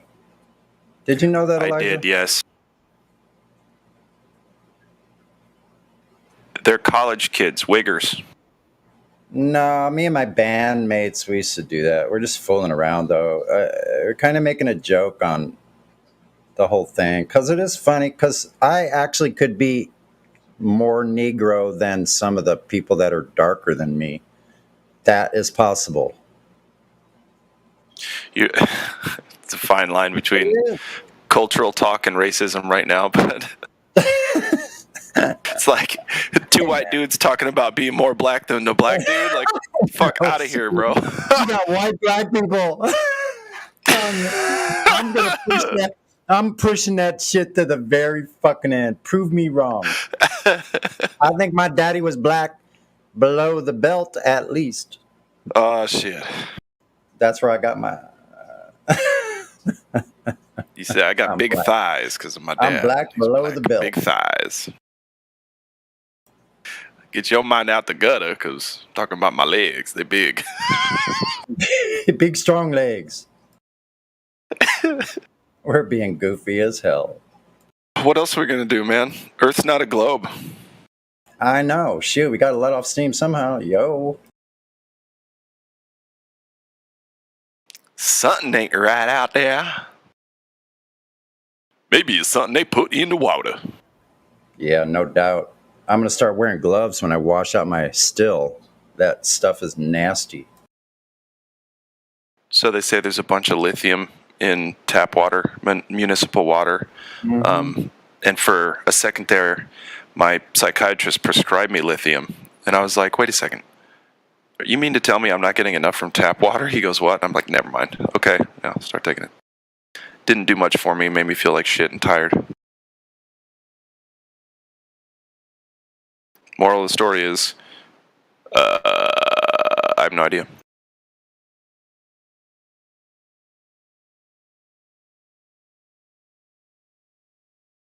Just be like, wait, you're telling me that I need more salt? I thought that the bath salts was enough salt. Yeah. Oh man, they're just too expensive though. I had to give that up. You can't really steal more than like 2, right? I do like Epsom salts though. I've never tried an Epsom bath. No? No, I need to. It Just could be to all say I have- placebo, but I don't know. It seems to be a soothing thing. Dude, my placebo's on point, so I'll give it a shot.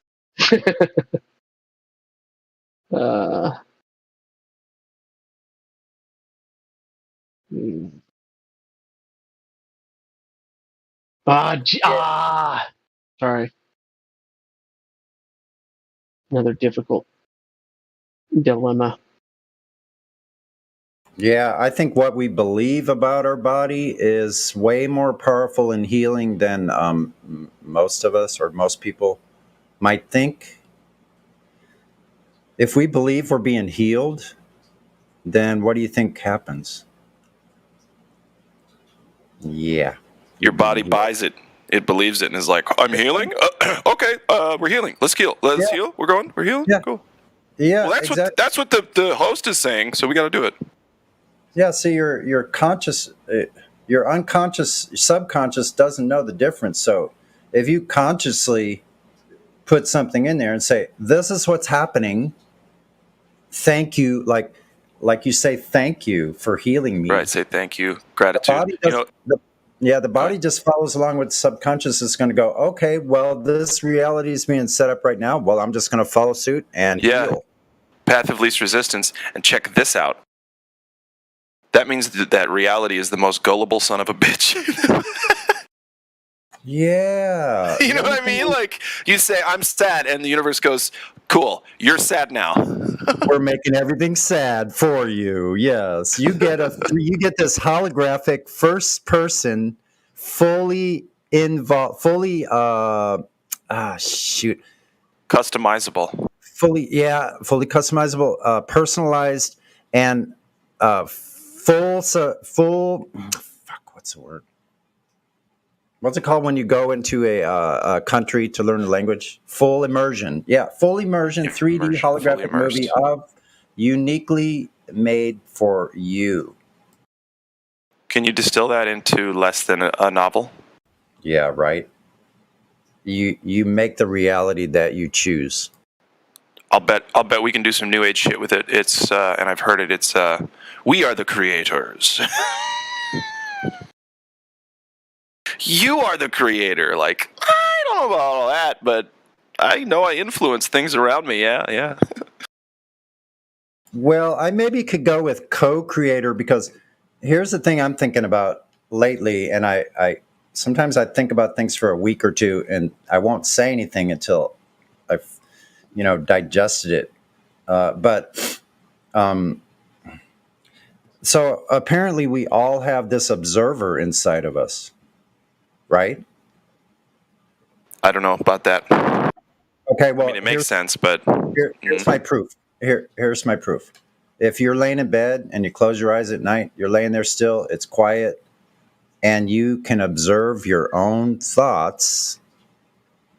Who's the observer?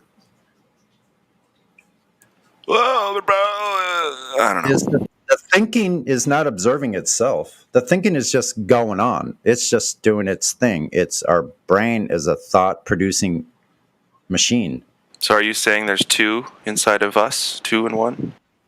We have a computer. That's the like the display is our thinking.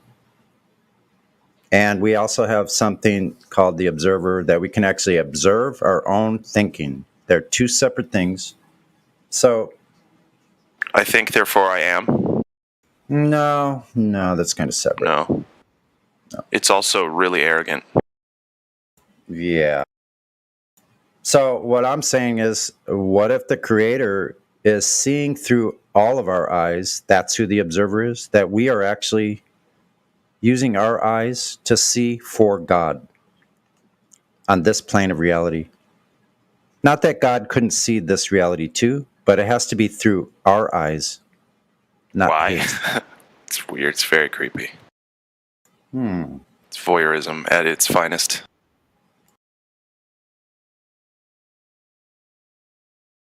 No, well, it depends. I guess it depends on what you think about the entirety of our existence, where we are, who we are, what we are. Well, what better way to spy on? I mean, and this is the thing. It's like spying on oneself.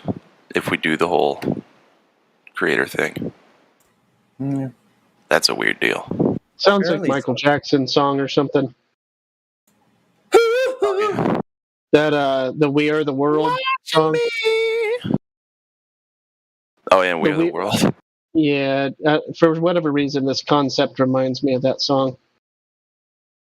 I think Michael was trying to tell us a lot about reality, but most people were like, nah, he's just a pedophile. Like, what? Fucking hold on. No, he's just a pedophile. Okay, well, never mind then. Mike, it was good to have you. Well, Norm Macdonald's take on Michael Jackson was pretty funny, but I hear what you're saying. Yeah. Yeah, oftentimes people don't they discontinue their sense of humanity and don't recognize the fact that, or let me not use the word fact, the apparent reality isn't really good either. Whatever. The impression that Michael Jackson was a victim. I don't know. See, that's the thing. People could go, well, where there's smoke, there's fire. And it's like, yeah, okay. Or it could have been totally made up. Or it could be based half in reality and then embellished. Like, there's no way for me to know. Yeah. You have to have a little bit more evidence about his childhood. Somebody would need to be implicated, and there would need to be sufficient evidence, all that kind of stuff. And that's what happened to all of the other siblings besides Janet? I know one of them died, but Janet is the only one anybody ever hears about. There was like, wasn't eventually 6, or was it only the 5? I don't know. Right away, I don't know. There's so many stories about that family. True. Jermaine is allegedly still alive. Entertainment Channel, how many of those exposés are we going to fucking have on this family? True. I remember there was a LaToya somewhere. Yeah, LaToya Jackson, sure. LaToya. Jermaine and LaToya. Yeah, Jermaine's alive. What about LaToya? All right, Tito. I think Tito. Is Tito the one that died? I just remember Michael mentioning Tito at a concert or something. Maybe a Grammy thing. No, there was actually a lot of siblings. Like, there's probably more than 5 or 6. LaToya, she was fairly famous for half a minute. She was, yep. Yeah. She's supposedly still alive. Yeah, check this out. Michael Jackson, Donny Osmond, who else was it? And Madonna, all born the same year. Huh. The same year as What me. year? 1958, same year I was born. Oh, nice. Yeah. That's Tito. Beginning of NASA, 1958. They owe me a lot of money. Oh. Tito is alive. Marlon is alive. Rebby. I don't even know that name. Rebby Jackson. How old is that one? She was born in 1950, so she's 72. Wow. She's alive. So that's okay. And then Jackie Jackson. Jackie Jackson. Jackie Jackson. That's a hard. Sigmund Esco Jackson was his birth name, but he goes by Jackie Jackson. Sigmund Esco. No wonder. Yeah. He was born a year after Rebby in 1951. That's a lot of children. Yeah, though they had lots of kids, and all their kids had lots of kids. It's a big family. Like that Jackson family, they're doing the thing. They be doing that thing. They're doing the thing. And then Stephen Randall Jackson is the husband. No, there's a Randy Jackson. They just went for a really, really bad name. Well, old Uncle Randy fell down the stairs again. Mm-hmm. Michael did the moonwalk better than Neil Armstrong. That is true, but have you seen the Bob Fosse moonwalk? Supposedly, Bob Fosse taught Michael Jackson everything he knew, whatever. Never heard that name.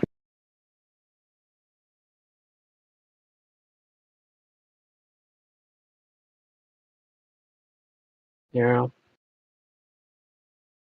Copy link. This is the Bob Fosse.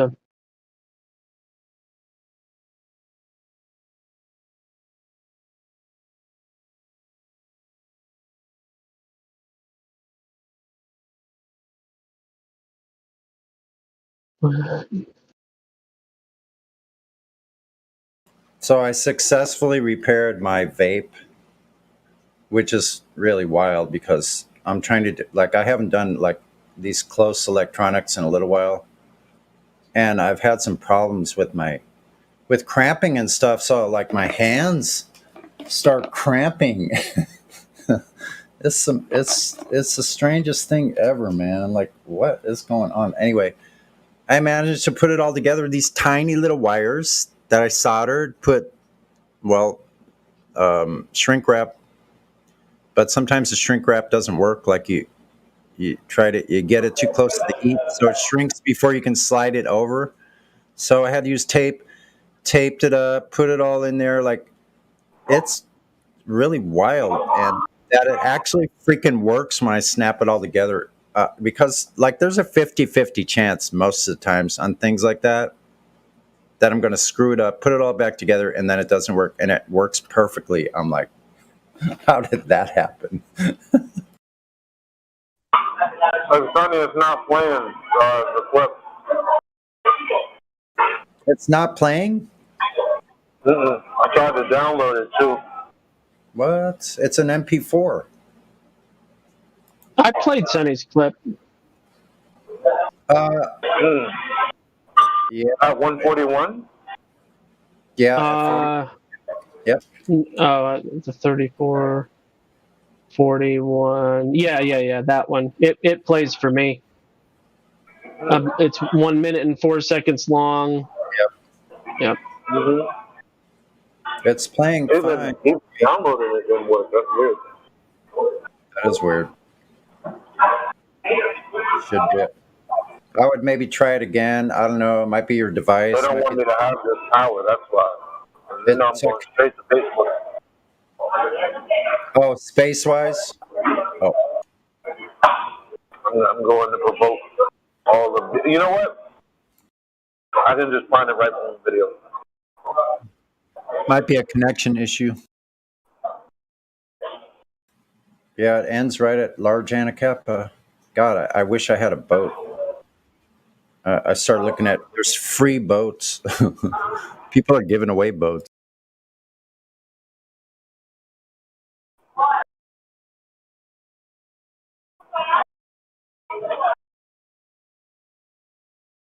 If I could get a crowdsource, find a boat, get a crowdsource to fund the, like whatever it needs, and then we can have flat earth sailboat. Shit, I'll skip it.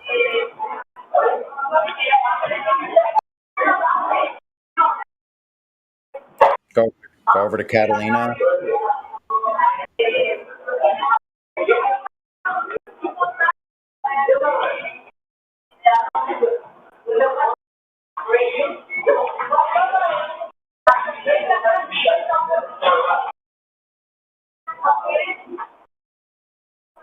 Somebody's got background noise.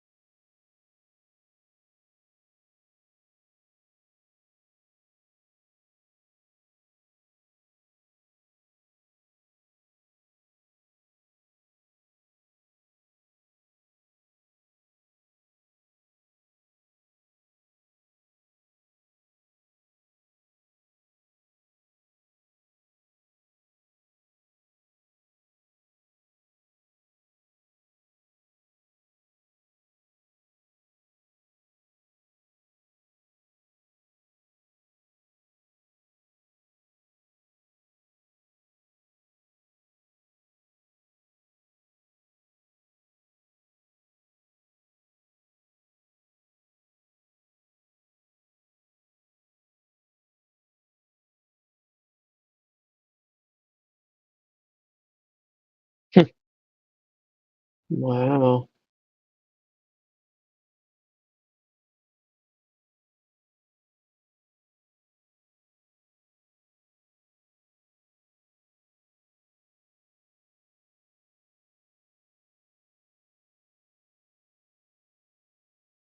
Hey, Gospel.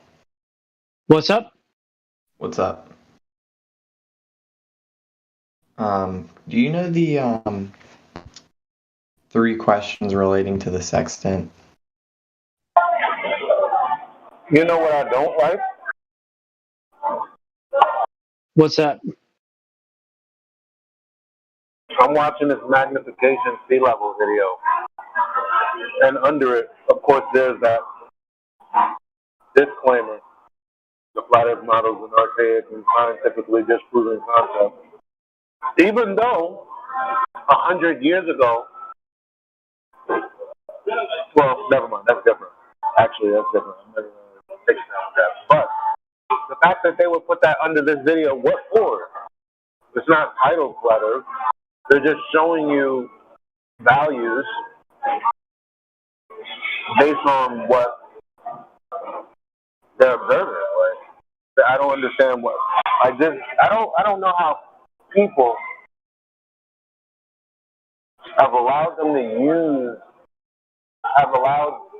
the liars to use them as a buffer between them and us. I don't know how that's insane. Yay, sirens.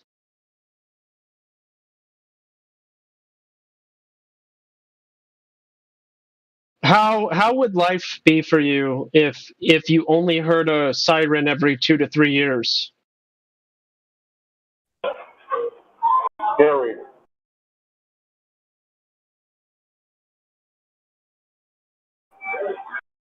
Who's running around saving people? Huh?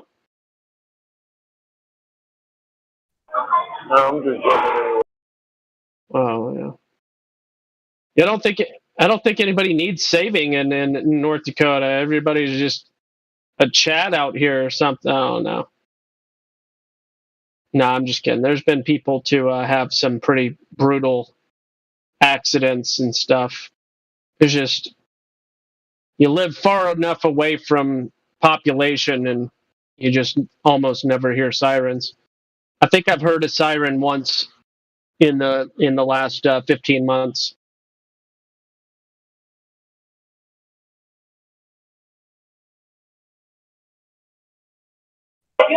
Yeah, I guess there's no one for them to rush to in your area.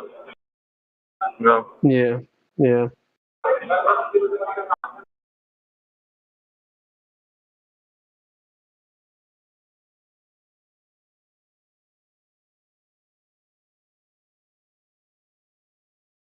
Yeah.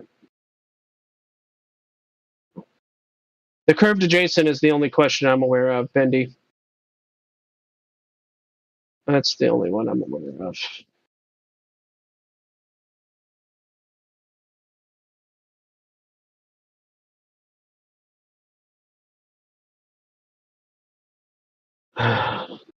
Might take a little digging, but just look up Quantum Eraser's posts like a month or a couple months ago.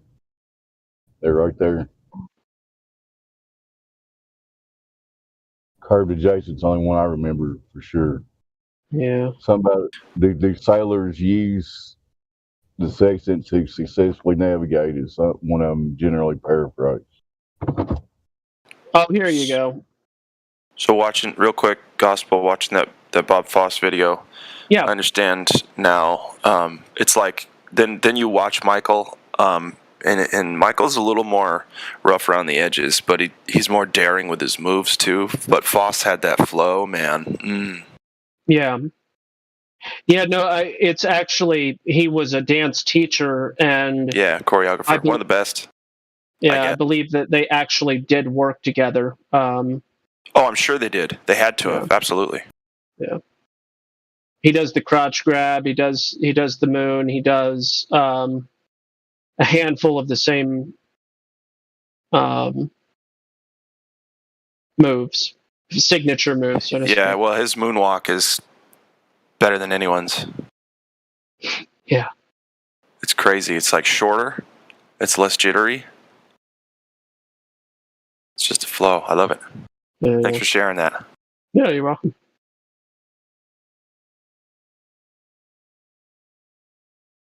See, I don't know who was on more cocaine, and I think Michael Jackson probably was, and that's why it looks a little more like ow, ow, ow, compared to Foss. Just never know. Foss had those. He rocked those T-shades, though, man. Never know what's behind those.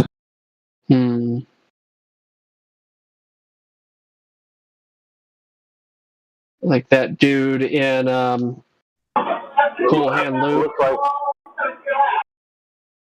Looks like he's doing Wing Chun.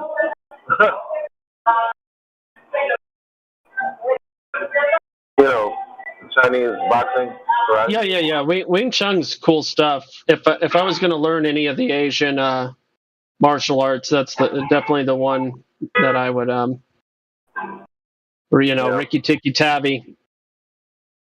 Mm-hmm.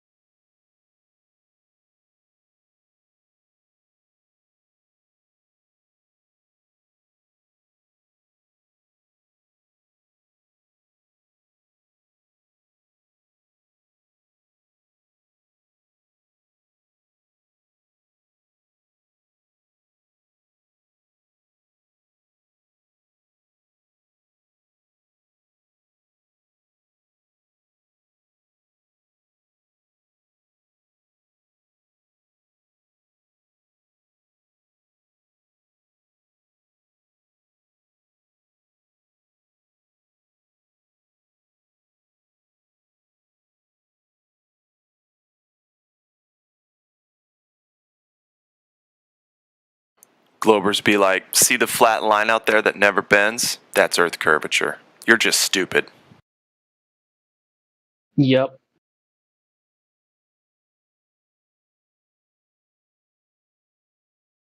That's accurate. They add to it, of course. Right?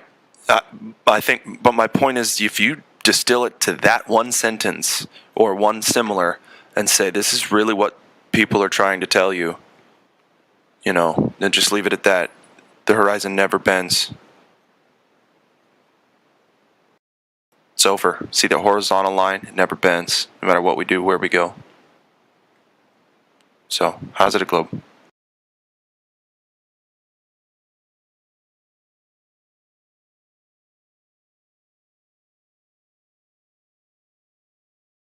It's a globe because of GoPro cameras and stuff. There you go. It's only a globe if you presuppose it.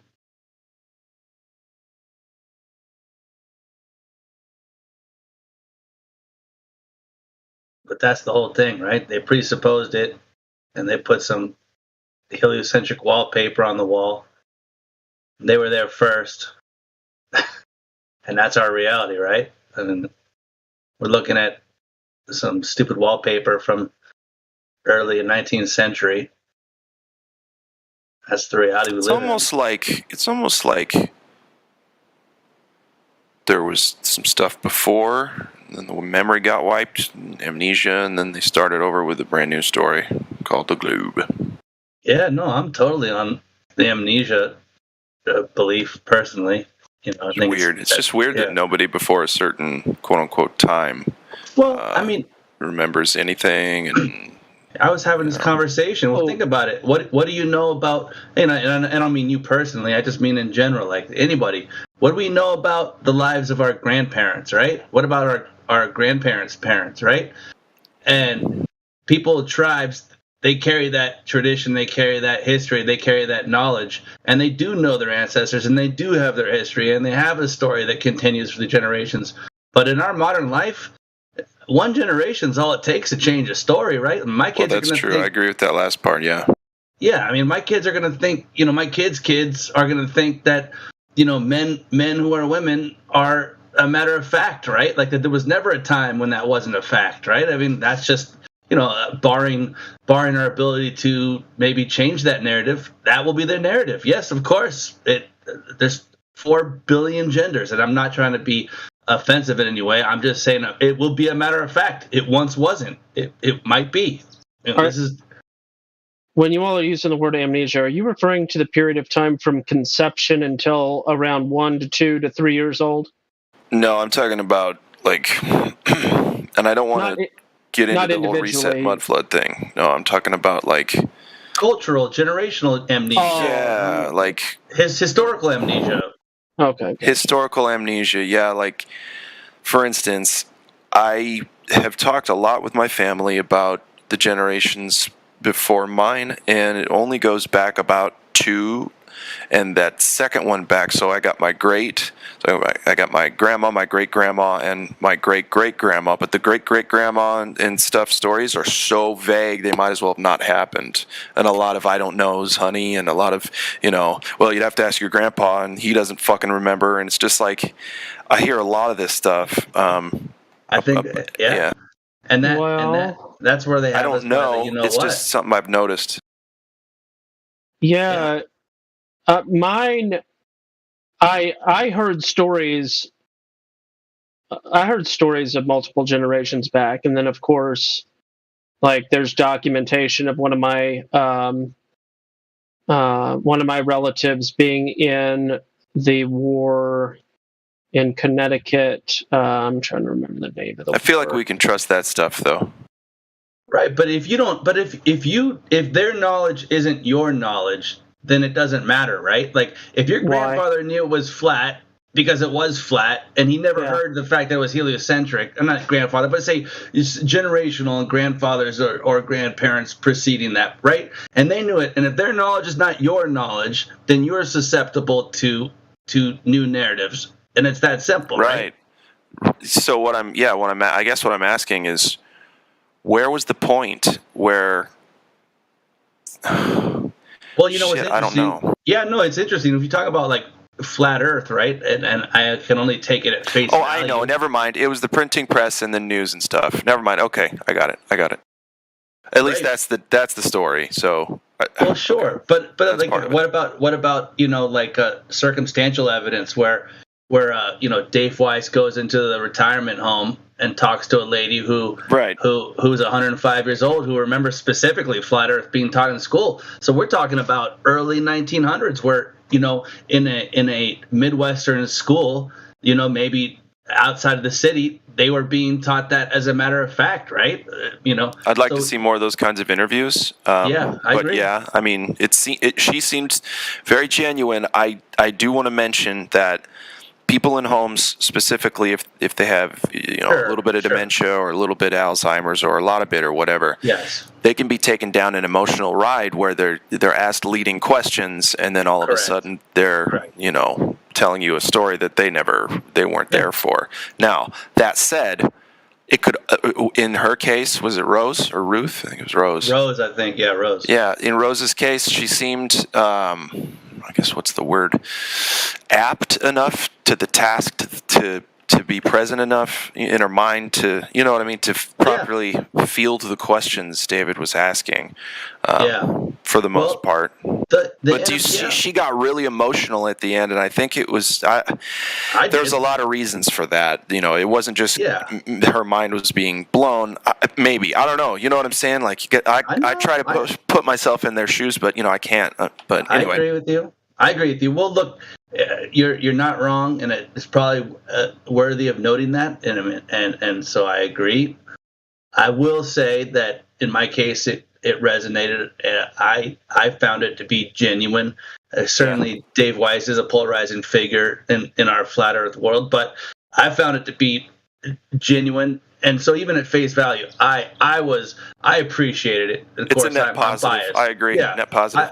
But I would like to see more, and I'd like to see. But I mean, you can see. I mean, a lot of Eric Dubé's early stuff was all based on literature documents that were discussing these facts, right? So, and those are probably like 1900s or before, right? So there is the documents are out there. Documentation is certainly out there. But yeah. A lot of it is, yeah, and a lot of it isn't. Sure. Yeah. I'm just curious as to how validatable are stories, and then to at what point is there like an average time when shit just started to get muddied and embellished? Yeah. So Gospel and Bear, like I think that's awesome that you have that history, yeah, that's right? cool. That's so awesome. But my point is, like, if your knowledge isn't their knowledge, then that there still lies an issue, right? Like if you don't know the stories, their knowledge, then essentially your lineage but I mean if you don't know that history, if it's not ingrained in you, certainly genetically it probably is, then my point is like you can be manipulated, I guess, is my point. There's no way for one person to fully communicate their experience No, I agree. to someone else. No fucking way. I agree. I'm not expecting that, but I do know. I'm agreeing with you. Yeah, but I do know that in tribal environments, in tribal culture, they do pass down that knowledge. At least they attempt to, right? Oratory knowledge of their lineage or their history or things that are important. And of course, traditions passed down, rituals are passed down. Cultivation technology is passed down. So the knowledge of their ancestors is their knowledge, right? Of course, that degenerates over time, and certainly as a lot of tribes have been modernized, that goes away. But that's what I'm talking about. Like, that's where I think amnesia kicks in, right? As soon as you adopt a modern lifestyle, you lose a bit of that, right? You start to think that your ancestors are antiquated, or what they knew was antiquated or irrelevant, when in fact is not. That's just my stance, of course. I well, they've created this system has been created so that what was known is irrelevant and doesn't matter in the setup of today.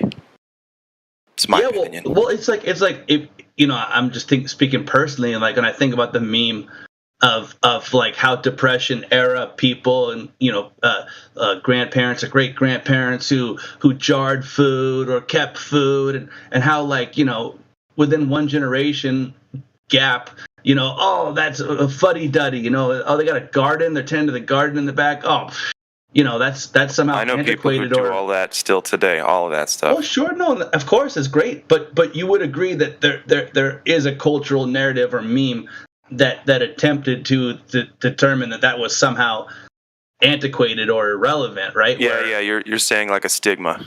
Stigma, right? Sure. Where it's almost like I would almost say like a baby boomer generation really got sold a large marketing and advertising campaign. Well, yeah, it's a reliance on materialism in a like it's just a cost benefit ratio ideal. Involving money and exchangeable ideas of goods, not even goods. Well, a lot of times, goods and services, but a lot of times not. Just promises of shit. People get fucked. But anyway, I don't know where I was going with that. Yeah, well, no, people get fucked. Anyway, so when this system, some people call it the B system. I don't know. I'll just call it the system. It's over here doing its thing. It's distracting people from being able to live naturally in the natural world. It's like, and skin it and do everything you can, salt it to keep it around and build an ice box, this kind of deal. Or buy a refrigerator, go to where there's electricity, plug it in, go down the store, get yourself a couple steaks, and you're good to go. Right. They're playing on humankind's lalaziness, and there's an inherent laziness. But to me, it's not. I don't know. I don't want to call it laziness so much as it's, I guess, like I said earlier, path of least resistance. Everything's trying to find its middle ground. Don't want to have to work too hard, but I can work enough. I can accept a certain amount of work to get done what I need. But they're selling, but that's being sold, and I suppose. Okay, I got a couple of thoughts about it, but it's being sold as quote unquote progress, right? And in some ways it is. However, that goes away. You lose your means for electricity, or your refrigerator breaks down and you can't get a new one.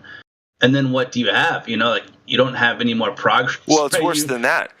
Listen, it's the electricity idea in the first place. Electricity was one of the worst things, I think, to happen because you become reliant on something that you have to manipulate from nature instead of letting nature provide it for you. Yeah.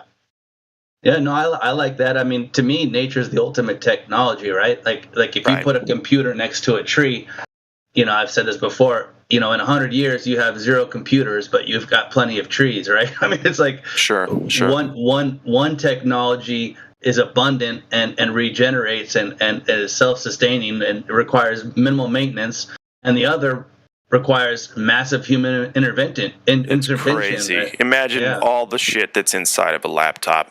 It's nuts. Right. It's nutty. But then you go and say, try to create a housefly, right? Try to make a housefly. And that's creationists' arguments about how intricate things are. So if it's intricate, it was therefore created. That's what I'm hearing. But at the same time, it's like, a laptop's crazy, nutty, lots of shit in there, but it's nothing compared to a simple housefly. Nature itself is the ultimate, I'd say, litmus test for what we call technology. Okay. But again, we're just taking from nature and making cool shit, or stuff that we think is cool shit. Well, I think a lot of times what we're using in our modern lives is essentially a bad replica of nature. Like a lot of petroleum-based copies of things that nature does better, right? I suggest like Christmas trees, fake plastic Christmas trees. You know what I'm saying? Like, wait a second. The awesome real thing is outside. Sap and bugs and fuck all that. I'll just get this representation and act like it's a tree. But how about this? But even I don't know, whatever. You buy a laundry detergent when if you mix a baking soda and some fragrances, you might have something comparable, right? Even that is essentially an attempt to duplicate something that nature could do just as well, right? Right. Now you have a commodity. Try to make a vanilla extract or right. That's not a good example, but anyway, I got you. Yeah. Yeah, they can sell you laundry detergent. They can't. Baking soda with a scent. That's what you're calling is laundry detergent. Well, no, I mean it's more complicated than that. But my point is kinda. My point is well, yeah, but my point right. is It's kinda. Right. It's just colored. It's got more petroleum-based stuff, but there's a lot of baking soda and a lot of fragrance in it. Yeah, but anyway, for no fucking reason at all. That stuff gets in your clothes and it makes life worse. Well, the reason is they can sell it to you, right? I mean, that's the reason. That's the specific reason. They can't sell to me if I'm just buying my own stuff, or even smart enough to go outside and cultivate it myself or whatever. Oh, I'm just listen. I'm gonna get a healthy stream upstream, hopefully, so the Giardia doesn't visit, and wash my shit with rocks in the fresh water. Why is that? You can do that, folks, and you're just fine. Right. It's what? Detergent? A big machine? What's happening? What are we doing? Right. But that's the whole thing is all right, so now you live where you still live right now, and just say you took to doing that right now. Your neighbors be like, well, who's this hillbilly, Yeah, they would. They'd be like, "Who's the weirdo?" But then, because I'm so palatable, I'm so personable, people would be like, "Well, he's nuts, but I like it." Right. Look what he's doing. Shoot. He's well dressed. He smells good. There must be something to it. Yes, for sure. Okay, and jokes aside, actually, Gospel Bear looks like so. Okay, if we can trust every single dot, every little white box on this timeline. That's impressive. I think that's a very, very cool thing right there. Yeah, and I that's haven't looked into my genealogy too much. I've just, asked for cool stories from people. But yeah. So, from direct oral tradition, I was really only aware of like back to around the 1700s from stories that were passed down, and then some of my relatives were on the Mayflower and stuff like that. One of the guys, they almost hung him for a crime he committed on one of the boats. I think it was the Mayflower, but it might have been one of the other ones. So he killed a guy, and then they were going to hang him. Something happened. It was one of my relatives, and then another one of my relatives that was on one of the boats. Supposedly, I reserve the the understanding. Yeah, that this it's is where it gets that, fucking murky to me. This stuff. That it's like maybe I'm related, maybe I'm not, but it's at some point there has to be a break in the chain that you would have to prove is not the real chain. But anyway, one guy became like a sheriff. Like, so one dude was about to be hanged, another dude wound up being like some type of like law person or other. It's like, these are funny stories. FamilySearch.org, the Mormons, okay, they put a lot, because they're religiously devoted to trying to prove special lineage. They put a lot of energy into genealogy, and what they do as an organization is they accumulate all the different documents they possibly can: church records, Bibles, censuses, anything that they can possibly get their hands on. And then they have volunteers and otherwise that scan the documents, they put them into the system, and they get cross-referenced with other documents. Does this match? What, do the years match? Were they born in the same city? Blah, blah, blah, blah, blah. And they put the details together and they go, with reasonable assurance, this is a valid match, and therefore this connection exists, blah, blah, blah, blah. And that's how the process works. So sometimes connections are made that are actually invalid, which could lead somebody to believe that they're part of a family line that they're actually not part of. But, right. Whatever. So like this family line that I'm showing with the huge thing, I know for from my family lineage that I had some really interesting named people. Like one of the people in my family was named Fairy.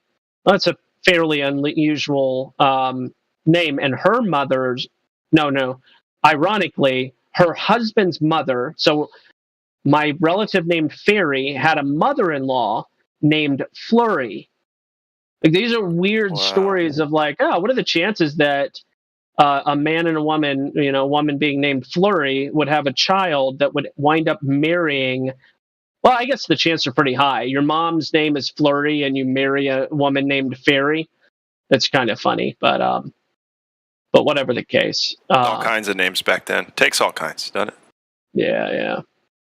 So that would be my great grandmother and my great great grandmother. There's not too many generations. I want to know why the greats came on. Grand and great. Why? Order of magnitude? Great. So nothing, and then grand, and then great. Yeah. Father. But then you just say great. Like that seems a little lazy. What else can we call it? Great. Well, what they used to do, son of. Like they would just say son of the son of the house dog of the fish. Yeah. So clearly I need to eat. And sometimes even the name itself can give gives a clue to the genealogy and stuff, obviously family names and stuff, but yeah, like Masons. Yeah, what is May? What is May? Mason, yeah, what the hell's that? They're born in May. Just May, though.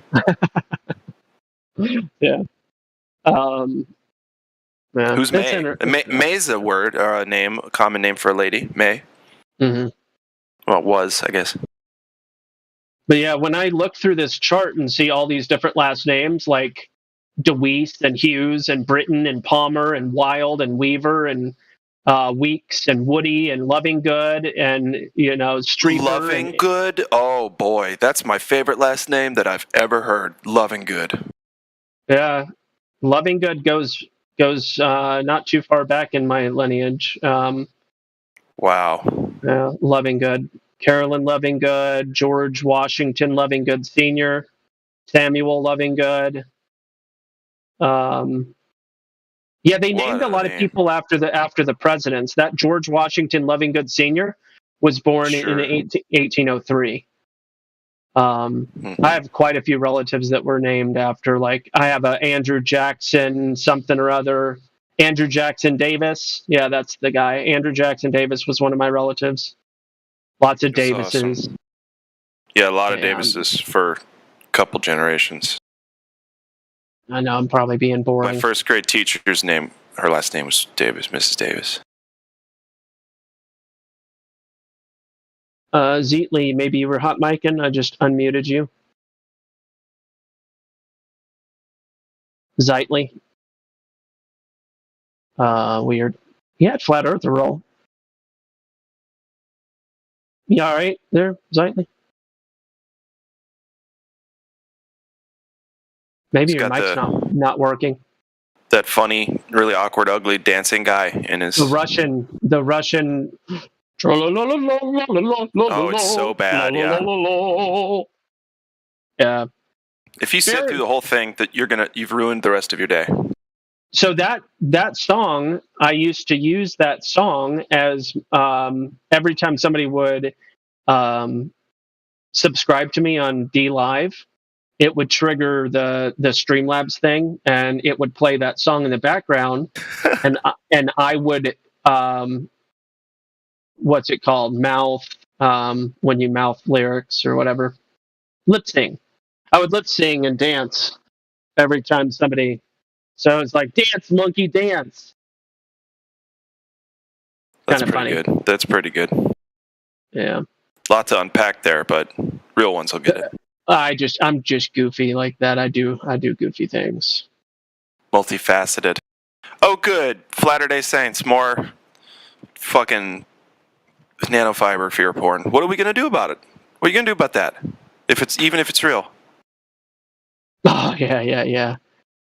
Yeah, I really enjoy, facetiously speaking, I really enjoy all of the conspiracy theories that involve inescapable actualities, or actualities might not be the right implications. Yeah. Inescapable implications. Things that there's literally no solution whatsoever, but it's like, pay attention to this. And it's like, wait, is there any rational solution to this problem? No. Doom. How? What are you gonna do? Look at the guys in there. Okay, it's for real. Look at the little guys in your body. What in the fuck are you gonna do about that?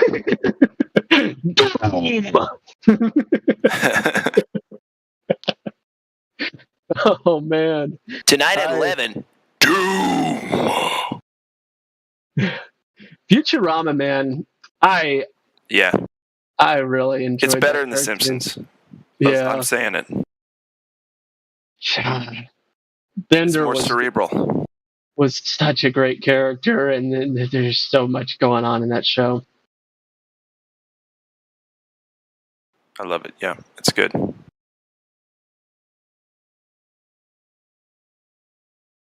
Zach Brannigan. Zap. Such a great name. Oh, was it ZAPF? I think it was. Oh, okay. That makes more sense. It's like Zach and Zap and... Yeah, he was always like, I don't know what you call that, a mini skirt? What in the world kind yeah, his mini skirt. Uniform he had. Oh, gee.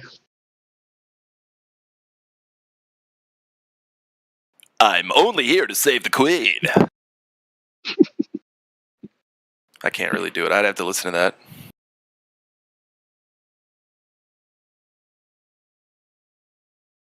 Oh. Man, both of the cool people we had that were new to the server, like, only hung out for less than 5 minutes.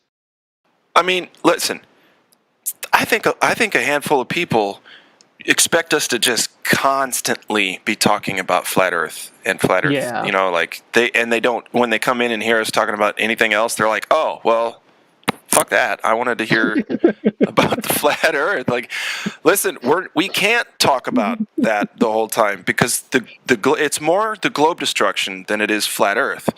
And the globe is a story, and like I say, it's really almost it's all encompassing for all intents and purposes, but it's still finite. There's only a certain amount of claims made. We've destroyed them all times over.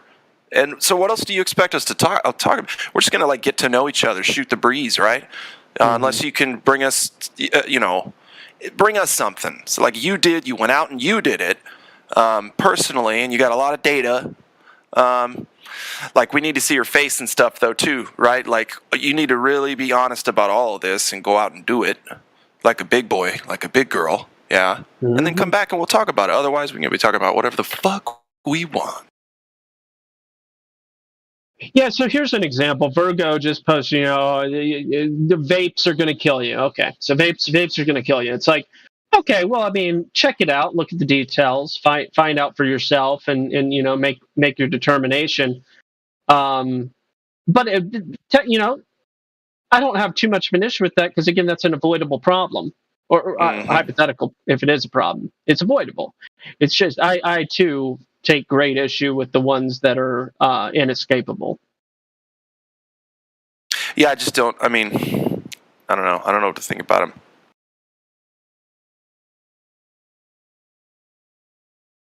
But yeah, the toxic chemicals in the vape products, you're right, it's avoidable. And, I mean, if you're inhaling anything other than what's naturally in the air already, I feel like you should know, at the very least, know what you're doing. And it's putting something strange to the lungs and body, that you weren't born to handle, I don't think. I read an article about asbestos, and this article was fairly mainstream, fairly technical, referencing different studies that had been done, and they were like, there's 6 different types of asbestos. Asbestos is a category of a shape of mineral, and there's 6 or 7, is one or the other, different types of rock dust that classifies as asbestos. Only 1 or 2 of them are particularly troublesome, and they were like, oh, and by the way, you breathe in approximately 1 million particles of asbestos every year, naturally. And I was like, wait a second, but I grew up being taught that if you just had one singular atom of, not that it's an atom, but whatever, speck, the tiniest particle of asbestos, just one of them, you insta cancer, insta mesothelioma. You know what I think that is because HVAC and all the new technologies in insulation, I think those were actually going to be more harmful, and they wanted to convince you that the old shit was rotten and nasty so that you'd get the new shit. I don't know, but wouldn't put it past it on that one. You got your smart meters, you got your HVAC, you got your brand new insulation that it's fiberglass, by the way. So do you want to be breathing that in? And then they've gotten some new stuff. It's just like, I don't know. Here's what I'm gonna say, and then I gotta eat something. It's alarmism. They're once again capitalizing on people's need to have adventure in their lives, drama. Everybody's addicted to alarmism. Oh my God, I gotta fucking care about this today. Well, at least I don't have to go about my boring day like I used to. Now I can add some fear to it, even if it's a change of pace and it's a bad one. And buy my flashlight. Right, look like at my flashlight's bigger and longer and lasts longer. And when the fuck do you need a flashlight like this? Like, check out my merch. Be afraid. Yeah. Wait, what? Buy everything. Prep for something. Something's coming. No, but at the same time, I agree with having a lot of, like, having a year's worth of supplies around is never a bad idea. But if you're going to prep for if you're going to prep for something, I don't know if you should do that. Yeah. Anyway, I'll see you guys in a bit. Yeah. Bruh. Some customers. Oh my goodness.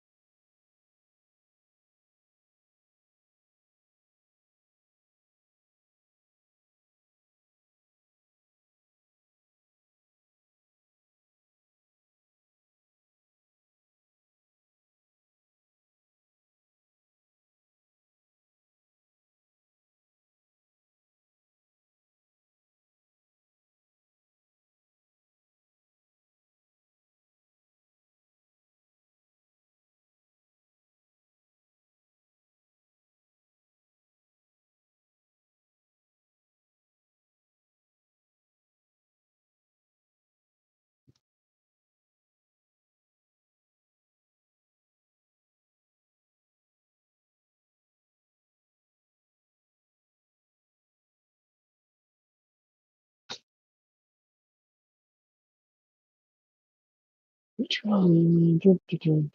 In GTA, wow.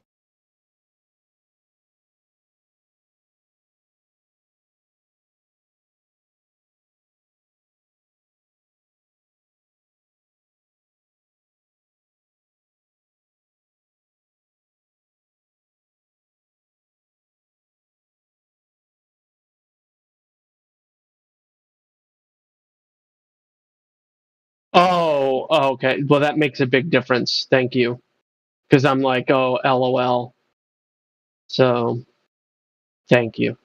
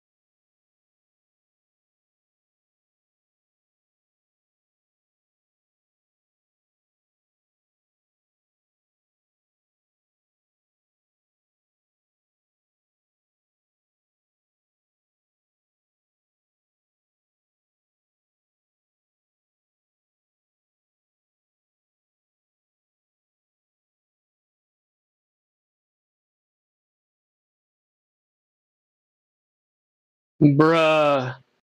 I'm on the mic. Bruh. Well, it's still applicable.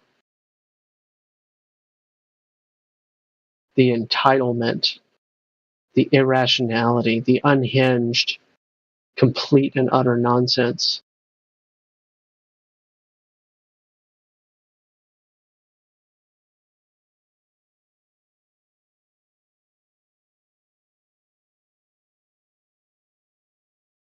You know, what a weird,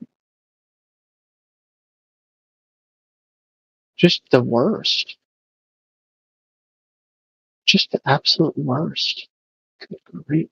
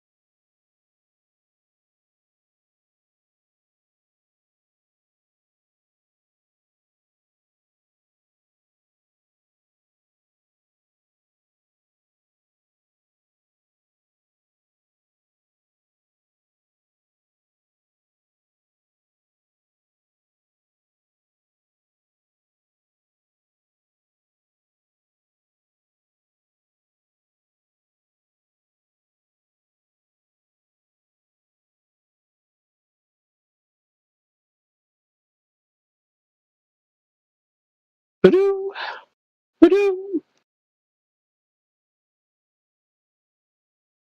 Hard baller. What, like Mike? Um,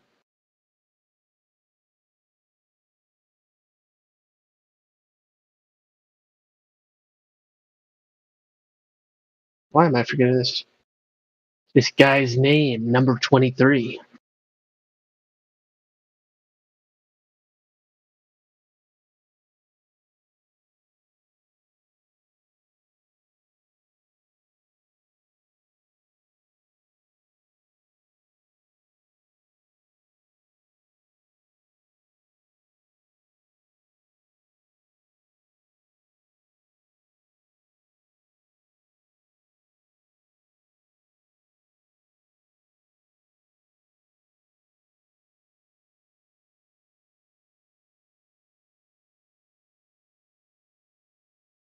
Jordan. That's why I'm having brain problems here. Michael Jordan. Hardballer 23.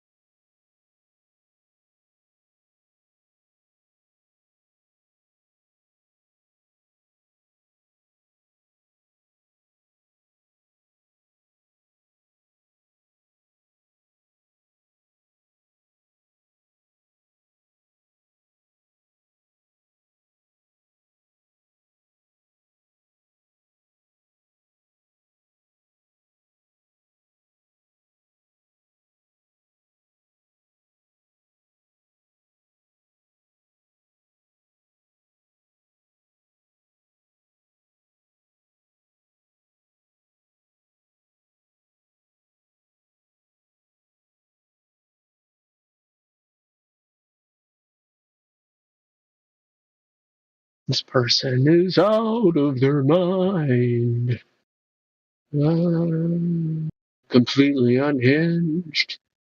Out of their mind.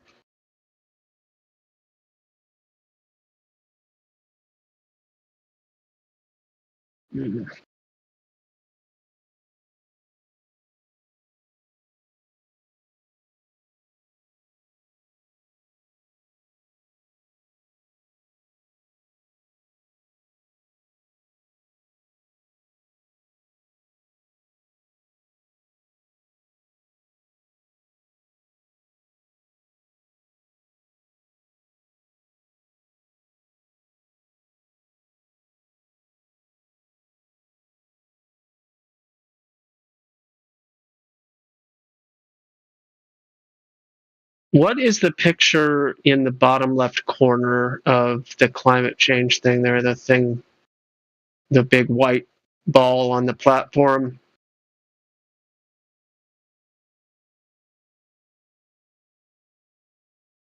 Flatman can. I don't know if you're listening.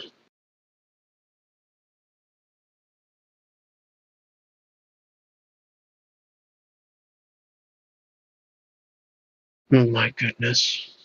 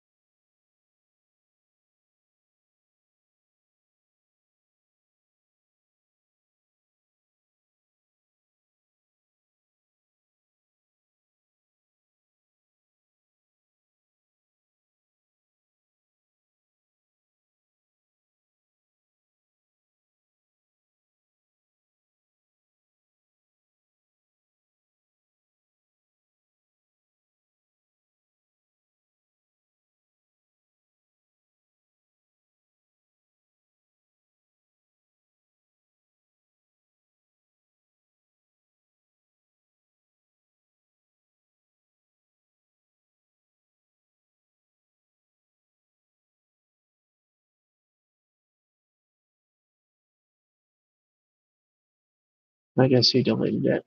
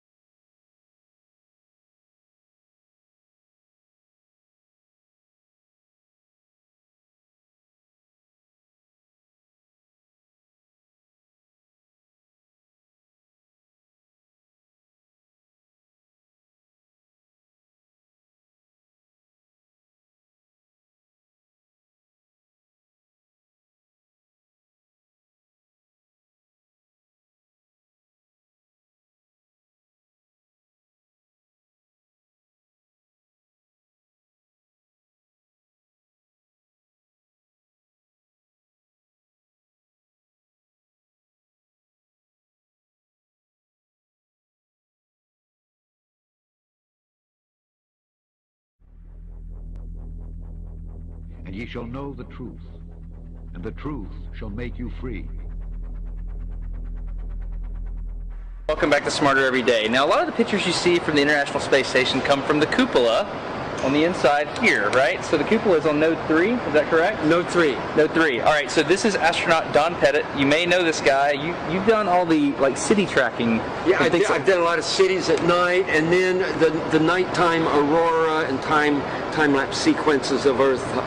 Many of those that you see have been done in this module when I was at the helm of the camera. He's the junk. Let me just say it that way. You're the junk when it comes to space photography, right? Can you say that? Say I'm the junk? No, I can't say that because I get too embarrassed. I'm going to meet you on the other side, okay? So, seriously, he's the junk. Like, all the really cool aurora stuff, Don's the guy that took it. Now this is a cover. Okay. So we call it a shutter, and it protects the windows from micrometeorites. Okay. The shutters are closed, the windows are protected.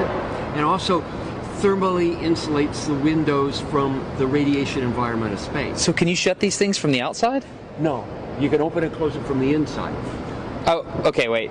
On the inside, you're throwing a lever or something. Yeah, you're turning a knob. And it's open.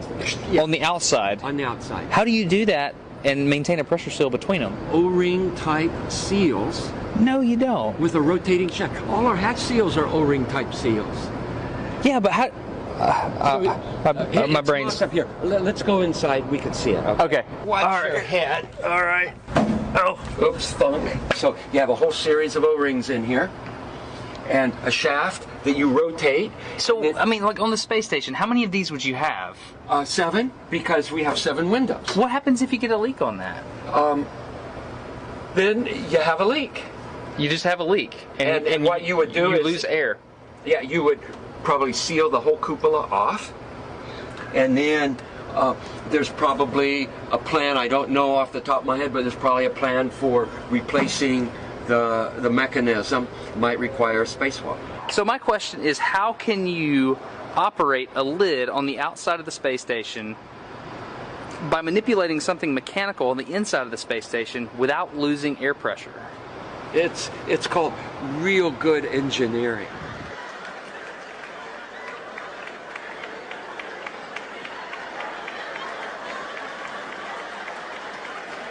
It's called real good engineering. Look at this. Somebody come and look at this. Look at this. What happens if you get a leak on that? Then you have a leak. You just have a leak. Okay, one more. Then you have a leak. You just have a leak. And what you would do is lose air. Yeah, you would probably seal the whole cupola off. And then there's probably a plan. I don't know off the top of my head, but there's probably a plan for replacing the mechanism. Might require a spacewalk. So here we have an astronaut who has flown in space 3 times, but yet he doesn't know the procedure. He doesn't know the plan off the top of his head. If there was a leak on the ISS that he's traveled on 3 times, he doesn't know the procedure. Come on. And then there's probably a plan. I don't know off the top of my head, but there's probably a plan for replacing the mechanism.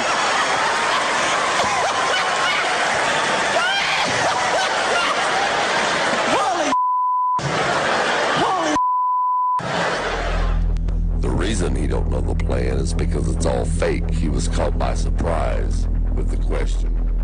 Thanks for watching, and God bless.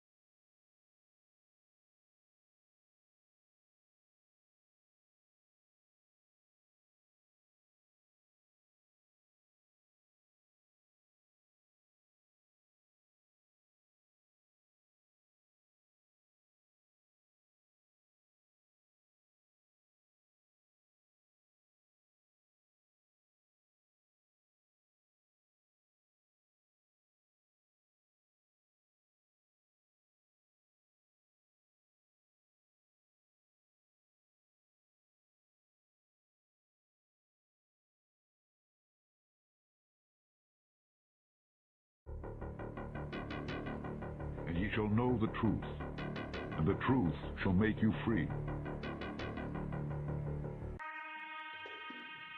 We'll show 'em, won't we, boy? We sure will. Now, first of all, lad, we've got to get all these medieval ideas out of your head. Clear the way for new ideas. Knowledge of man's fabulous discoveries in the centuries ahead. Now, that'll be a great advantage, boy. Advantage indeed. If the boy goes about saying the world is round, they'll take him for a lunatic. The world is round? Yes, yes, that's right. And it also goes around. You mean it'll be round someday? No, it's round now. Man will discover this in centuries to come. And he will also find that the world is merely a tiny speck in the universe. Universe? You're only confusing the boy. Before you're through, he'll be so mixed up, he'll be wearing his shoes on his head. Man has always learned from the past. After all, you can't learn history in reverse. It's confusing enough, for heaven's sakes. All right. Oh, of all the idiotic guys, blow me to Bermuda!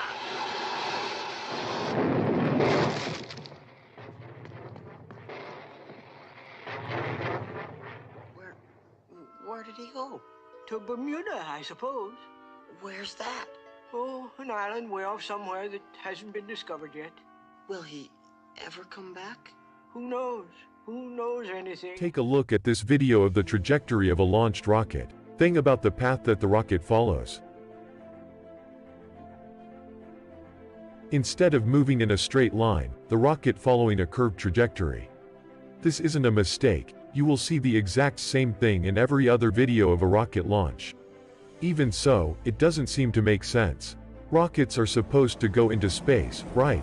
So wouldn't it make more sense if they went straight up in a line, rather than following a parabolic path? They'd reach space much faster that way, it would seem. There must be a reason, because rocket scientists tend to be pretty smart, so why do they not go straight up? Hello and welcome to Question Spot. Today we will explore the answer of, why is a rocket trajectory curved after launch? So let's get started.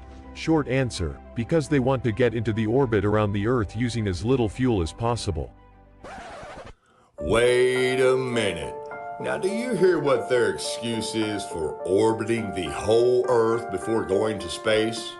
We all know that the fastest way from point A to point B is in a straight line. That's like saying when we get on an airplane, the airplane circles the airport before it takes off onto its destination. Or when I get in my truck in the morning, I circle the block before I actually get on the highway and go to work. Come on now, people. Do you even comprehend how ridiculous that sounds? Saving fuel. And I'll tell you what's even more ridiculous than that. You got these globetards that'll make these videos and put them on YouTube trying to explain that that's why the rockets curve on launch.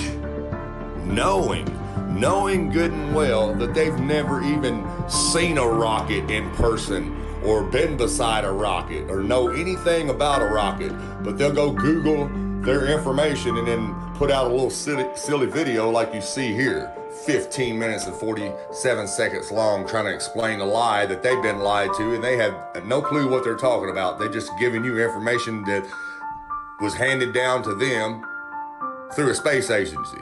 So anyways, I'm here to show you why rockets curve when they launch. Check it out.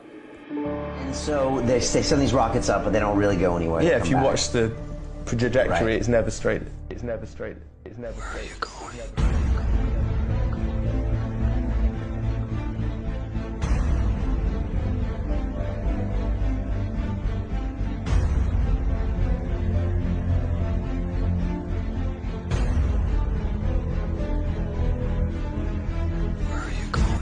Now, did you know that all rockets are launched from Cape Canaveral, Florida? Now, what's beside Florida? The ocean. You know what's in the ocean beside Florida? The Bermuda Triangle. Now, why don't they launch rockets from Texas, or Colorado, or Kentucky? because there's no ocean there for them to fall back into. And that is why they launched from Cape Canaveral, so they can drop it right in the Bermuda Triangle, and nobody ever know, nobody ever see, because nobody goes there.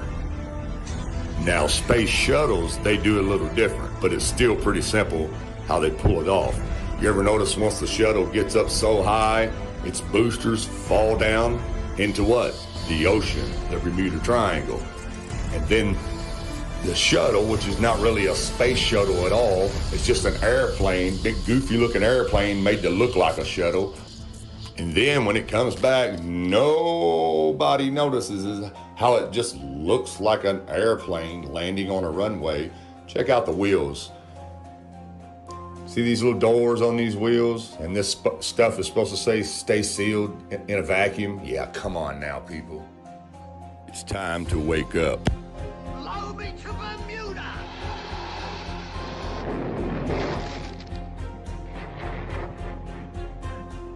Where did he go?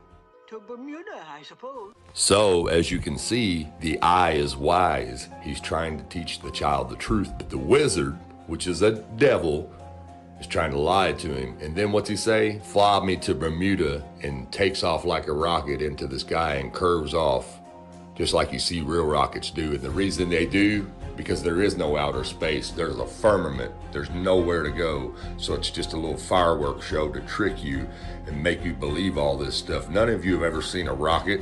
You might have stood there in Florida and watched one go up in the air, but you've never seen one in space.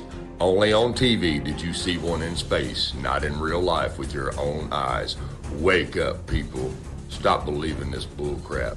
Those rockets go straight into that Bermuda Triangle. That's why they make up all these myths and don't want you around there. And they say all these ships are wrecked in there and all these planes have fell in there. Only thing that's fell in there is their rockets and their bull crap. Sorry to tell you. The only thing that's been to space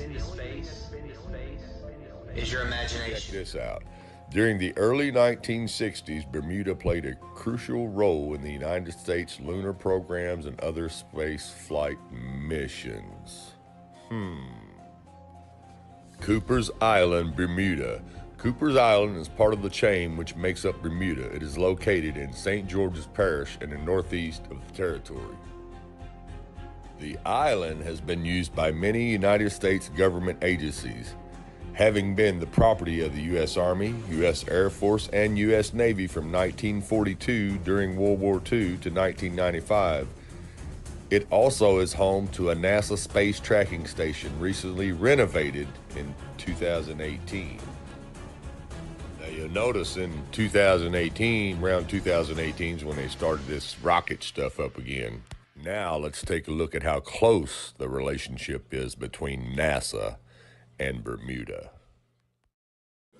As an integral part of the National Aeronautics and Space Administration's manned spaceflight network, the Bermuda Station played a vital role in the United States Apollo lunar program and other flight missions.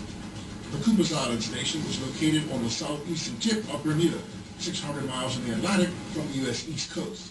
Radar dishes and helical antennae were used to track anything from spacecraft to sparrows. Because of its location in relation to Cape Kennedy, Florida, the Bermuda Station had a dual-purpose role for the manned spaceflight network. At the time of the launch, the primary mission of the station was to provide trajectory data to the computing facilities at the Goddard Space Flight Center. Computations based on data obtained during the final portion of powered flight were used to confirm the orbital go, no-go decision. Bermuda normally acquired the spacecraft at approximately 3 minutes after launch. Bermuda also played a role in shuttle launches. On the right-hand side, Dragon, SpaceX, trajectory nominal. you can hear the call out. Trajectory is nominal. Nominal trajectory. And we've heard the call out Bermuda. That means Bermuda Ground Station has the signals from the second stage of the Dragon and Falcon 9. Right, ladies and gentlemen, welcome to today's ceremony at NASA's Bermuda Tracking Station. My name is Jeremy Eggers. I'm with NASA's Office of Communications. And without further ado, it's a great honor for me to introduce our U.S. Consul General here in Bermuda, Constance Dearman. Thank you,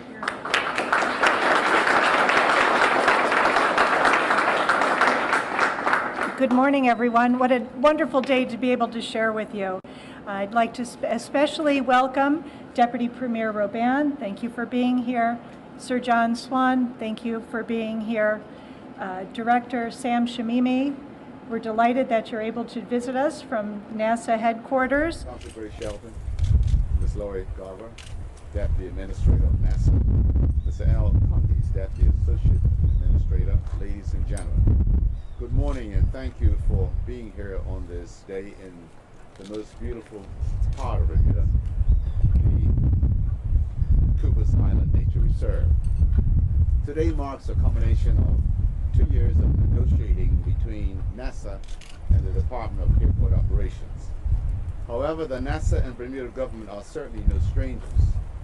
During the 1960s, NASA developed a tracking station at Cooper's Island to support its national space program.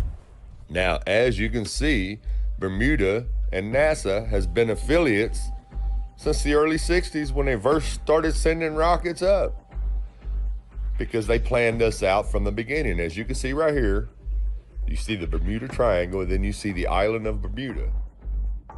Now, 600 miles away, right over here, you have Cape Canaveral, Florida, where they do all the space launches from. Ain't that awful convenient? 600 miles away, and the only thing out in that ocean is a little island called Bermuda. Am I painting the picture clear enough for you now? You can go watch all the space launches you want to in Florida, but you can't see 600 miles away to where that rocket or shuttle is curving off to. NASA has been deceiving you with this trickery since the 1960s, people. It's time to wake up. They even show you in your little programs you watch, they show you the truth. Blow me to Bermuda!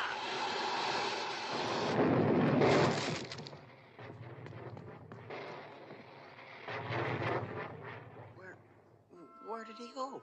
To Bermuda, I suppose. Where's that? Oh, an island way off somewhere that hasn't been discovered yet. A group of social criminals, these people in the space program. Nassholes, I call them. And ye shall know the truth, and the truth shall make you free.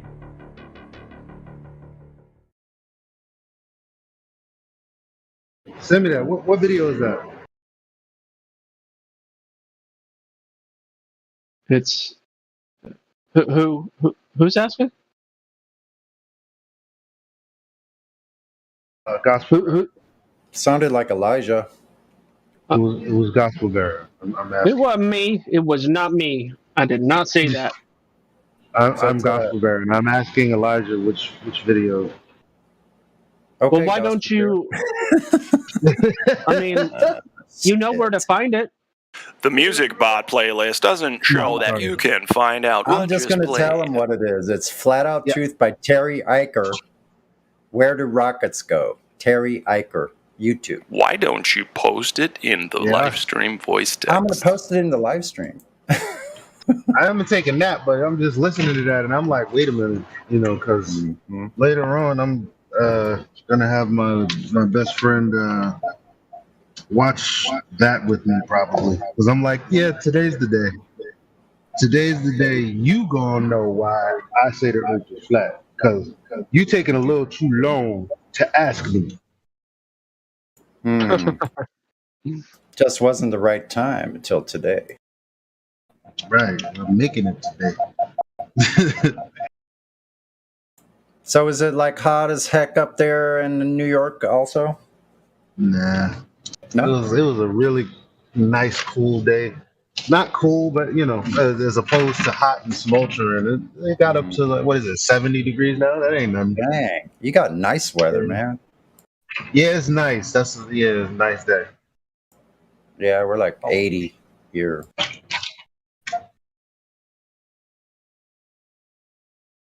Everywhere else between you and I is freaking scorching though. 100 degrees. Where you at again? San Diego.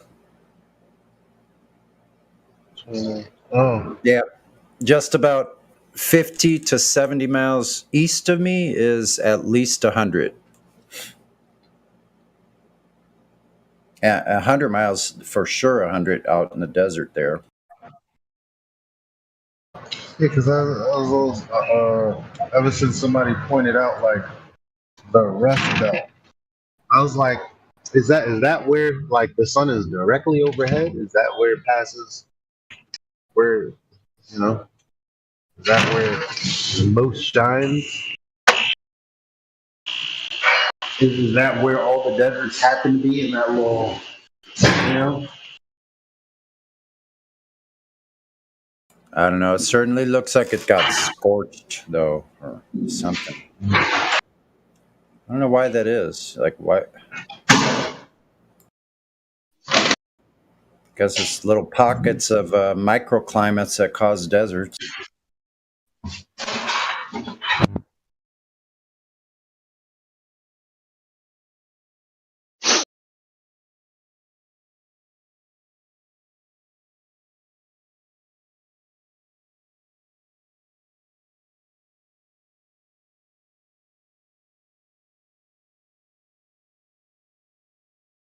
Is that right? 99 in Shreveport, Louisiana. Wow. Where is it? 137. Jake from Allstate, from State Farm. Sorry, I said Jake from Allstate. I thought it was 71. It's actually 81. So they say. I really don't be believing what they say though. Like because I mean, there's times where they're like it's 60, and I'm like, man, it feels like 40. You know? Yeah, And I can get cold. I can get cold inside my place with the AC on, even if it's like 68 degrees, which I'm not usually cold in 68 degrees, but I can be cold with the AC.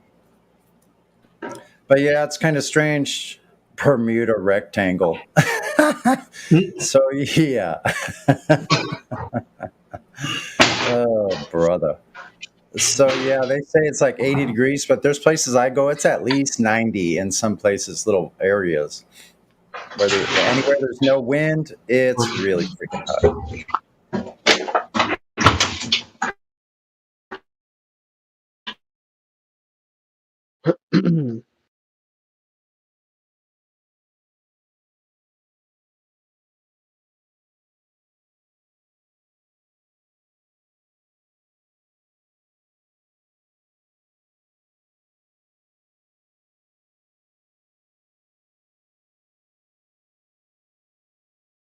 I'll just post this once again just to keep people refreshed. Oh, where'd it go? There you go.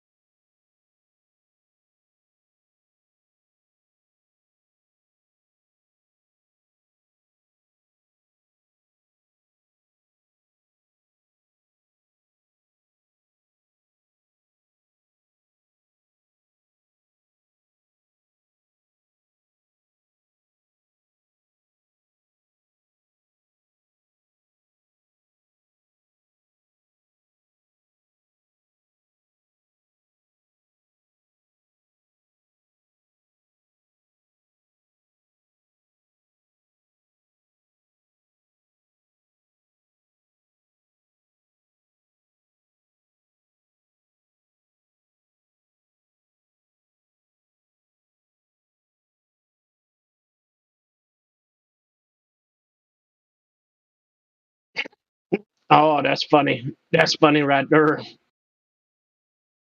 have to post this right now.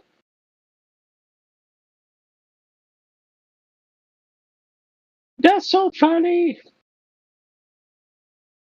All right, 2:29 to 2:15. 2 minutes and 15 seconds. Here, I'll do that.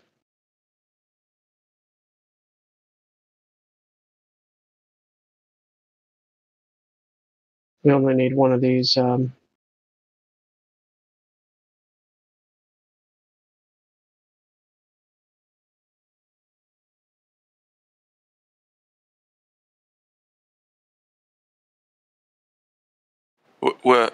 Wait a second. Is this a zombie dog movie we're seeing? Yeah, something like that. It's a clickbaity thumbnail. But look at 1:35 or 2 minutes and 15 seconds. I'm absolutely loving what I'm seeing so far. Yeah, I know, it was hilarious. So they show the footage of the rover, but then they zoom to a different footage. This is the Looks footage. like I've already watched this. Weird. It's from 13 days ago, supposedly. Dude, what? It's like it said I already watched this. I don't remember any of it. Oh, weird. Look at the moon in this picture. Wait, where's the timestamp? And which video? The video I just posted, 2 minutes and 15 seconds. There's two videos. It's the same one. Oh, okay. What time? One has a time. The second link is the one with the timestamp. Which is the...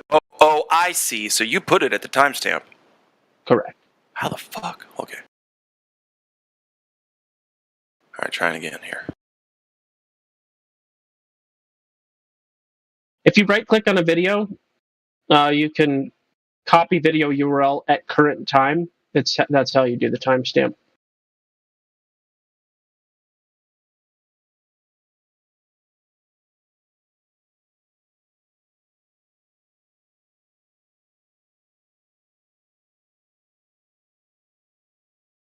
This is what I'm talking about, though. What they're showing the moon to be.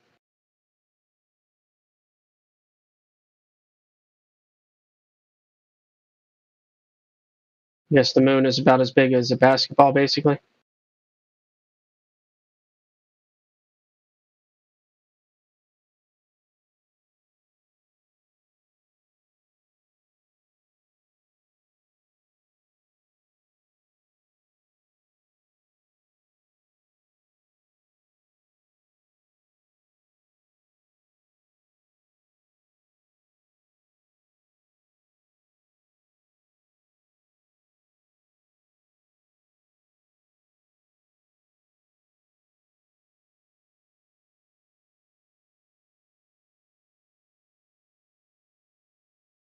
What's that thing in the circled image? You know, they're talking about UFOs and stuff. I don't really care about all that. It's all besides the point because I just think it looks hilarious what they're showing the moon. They're pretending that that's the moon, and they're saying that this is NASA footage that was lost until 2004. So I was just thinking that was really funny. Looks like Turbo the snail. Dude, throughout that whole video, it didn't show a god darn zombie dog running around. What the fuck? Yeah, that's what they mean. I wanted by to see that. clickbait. Dude, get out of it. Anyway, that video gets a meh. Well, of course. It's hilarious. Did you I hear like anything to see I the new said? stuff. No, I was deafened because I was watching it. Okay. All right, listen. Now, example number 2 or whatever, the one that they say is the moon. They said that this is lost footage, and they just resurfaced in 2004 from a visit to the moon, and they're saying that this is NASA footage of the moon. I posted the pictures. Does that look like the moon? I mean, I don't know, and I don't care. Look at this dumb shit that people believe. Oof. Oof, duh. I don't think it looks like the moon at all. It looks like a version of it, sure. Well, okay, a version. You could say that about almost anything, right? Sure, yeah.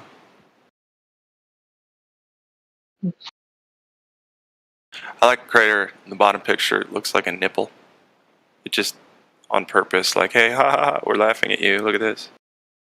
Yeah.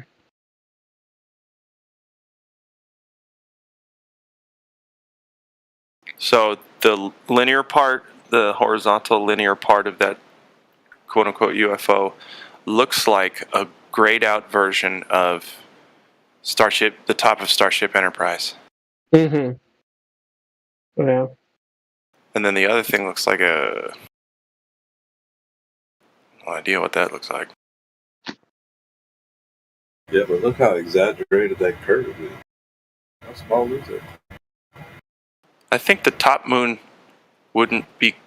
So the top moon's bigger than the bottom one, if I'm scaling things in my mind correctly. Could be distance from the target as well, I'm not sure. If you did the math on those craters, I don't know. It just doesn't look right to me. It doesn't look consistent with other stuff that they've shown on the moon. It looks like a model. Yeah. Well, have you seen the photo of the guy in a big metal warehouse for like painting fake planets, but it's huge. Like it could fit like 50 people in it or something, right? It's this big thing, and it looks just like the moon in the sky. And why would they do that? You know, why would they need to do? Well, I don't know, just for fun, I guess. Because we can. Yeah, because we can. So we're going to make this big, impressive model. Now, I'm not saying it's being used, okay, for fakery. I'm just saying it exists and it's intriguing to me.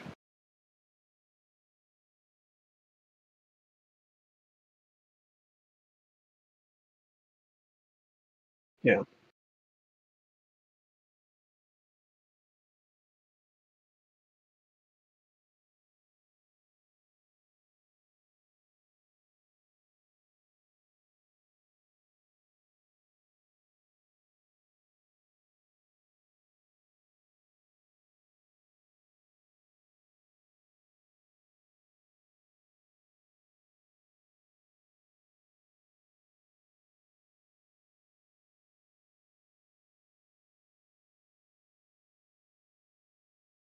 Hook, line, and sinker. There's going to be ufologists, and gosh, that's a funny word, isn't it? A nonsense word, but ufologists and that type of person poring over these pictures for the rest of their lives. Think about that.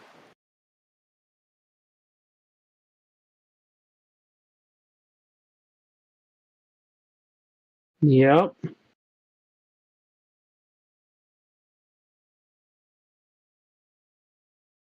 But that's exactly the kind of psychotic troglodyte they want running the world. Being cogs in the machine. Maintaining the world that they get to enjoy.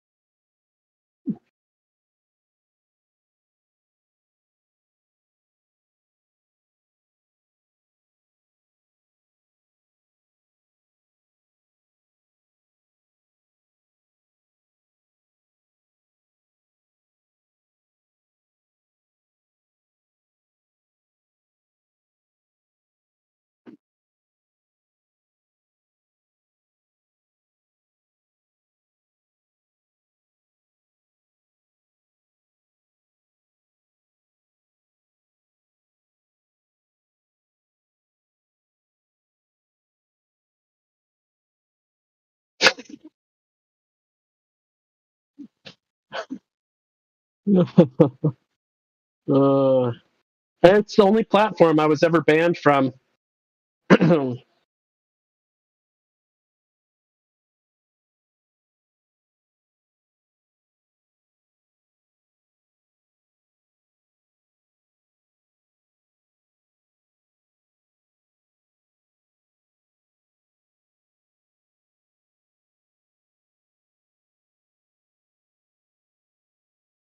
Yeah, I can't remember for sure, but I feel like he did a video on Flat Earth.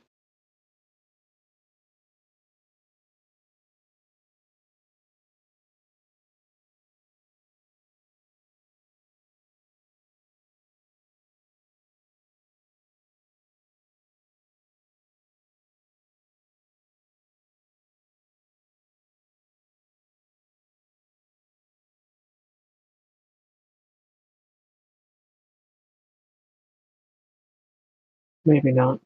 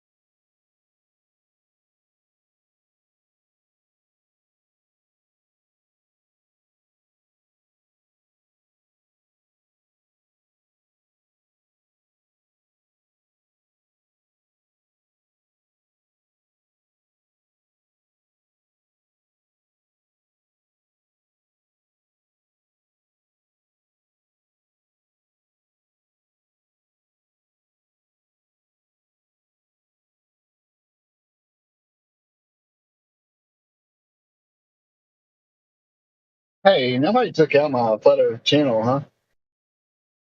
Do what? What? I was just curious. No one took out the Flat Earth channel, right? I had them. I had it in this live stream. Yeah, I remember seeing. I remember seeing it in the live stream. I mean, I didn't do anything.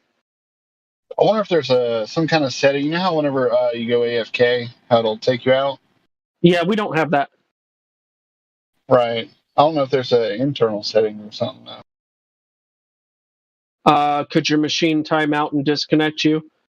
Maybe. I don't know.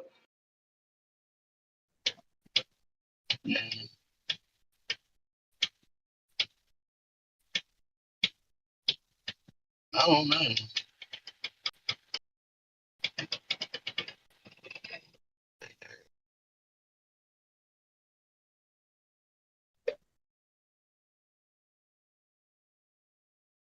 Yeah, my stream is just saying, how did the call go? I guess people get to look at that until I get home. Gotcha. So it ended Yeah, I don't know. for some reason. Yeah, I gotta figure that out. 'Cause, I mean, it's been doing it overnight.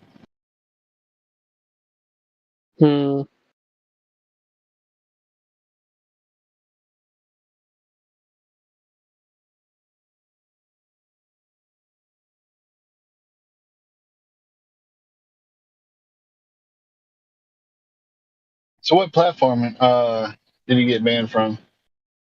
Oh, Quora or Quora, depending on how you want to pronounce it, I guess. I've never even heard of that site, I don't think. Quora. It's a website that you go to. Everybody asks questions and answers questions, and as okay.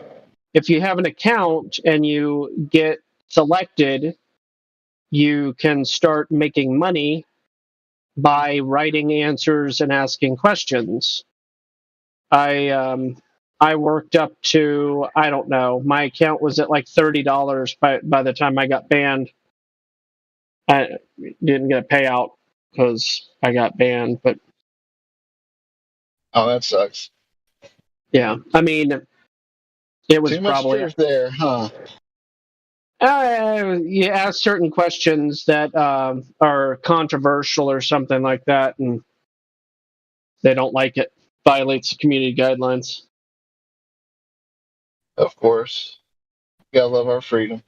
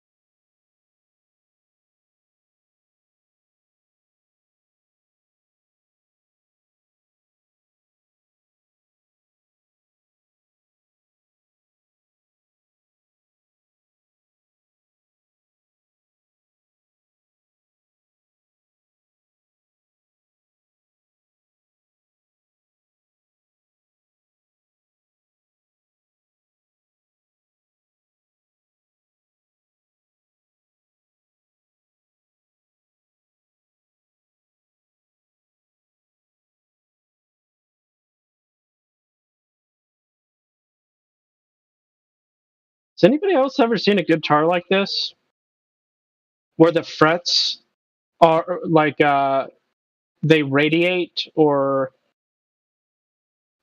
maybe the better word is rotate? I've never seen frets do that, but it makes sense.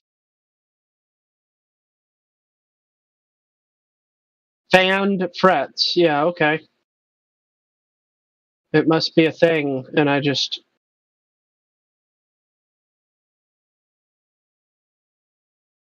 unique benefits not available. Yeah, yeah. It makes perfect sense. It's about angles and probably helps your wrist or something.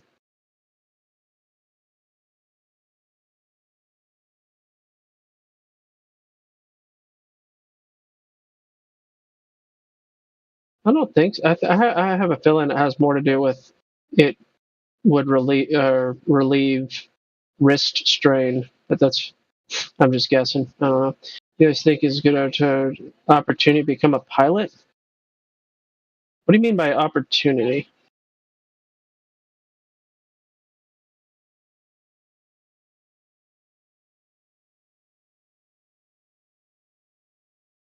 What do you mean by opportunity?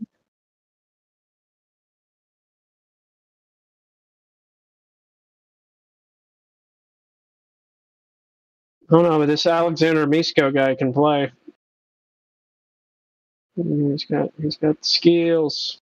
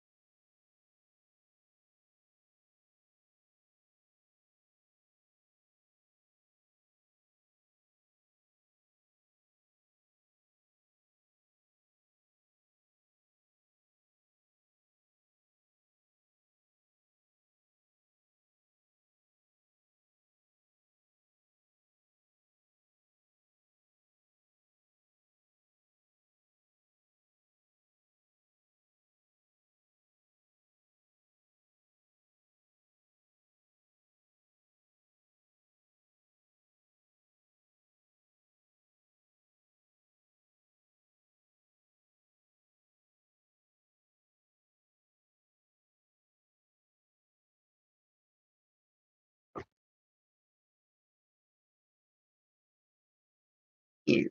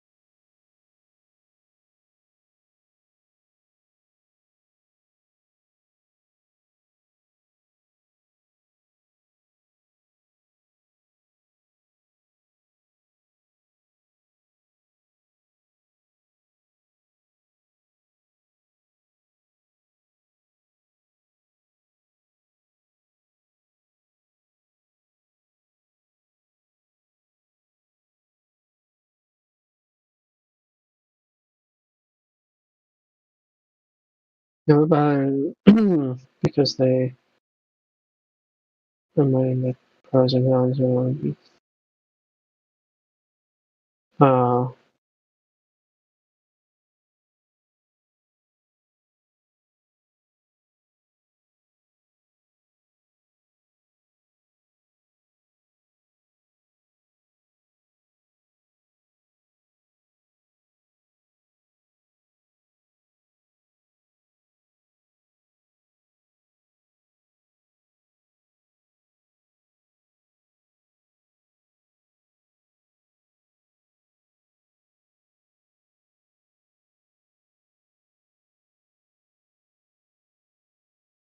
gosh, Morvis.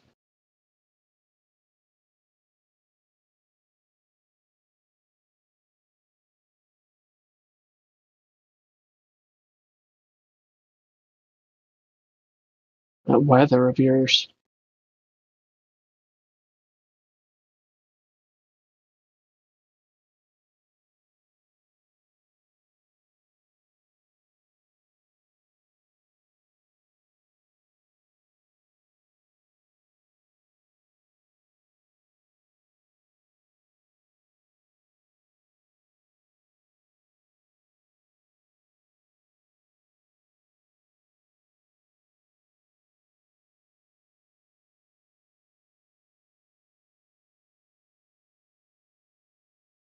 Yeah, there you go. Good stuff, Morvis. Taking advantage of the situation. Uh,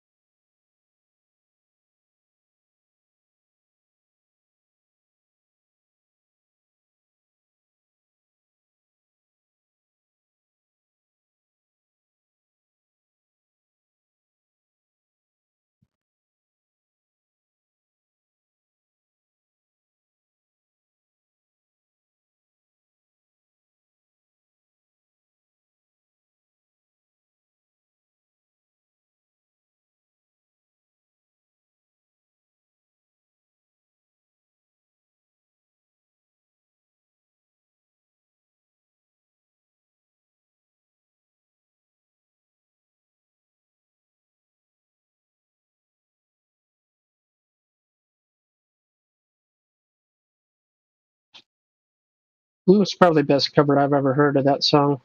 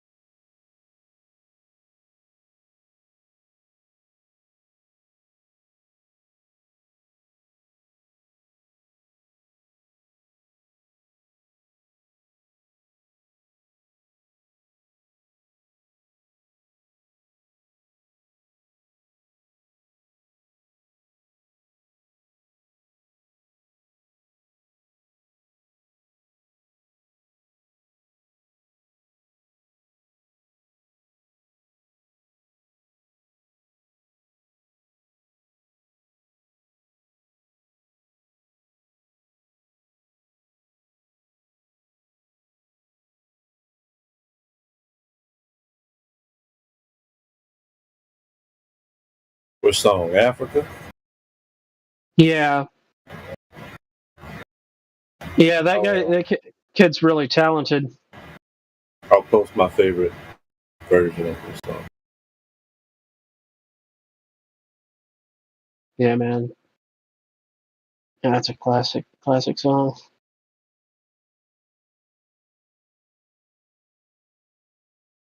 I posted a cool dance video.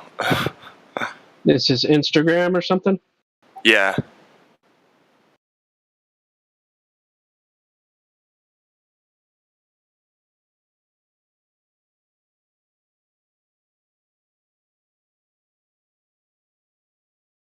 Yeah, not bad. Yeah, I follow those guys. They have a lot of offshoot groups. The original ones are called Electrobots. They're really sick. I'll post my favorite video of theirs right now, and then I'll shut up about it. What else are we gonna do besides talk about stuff?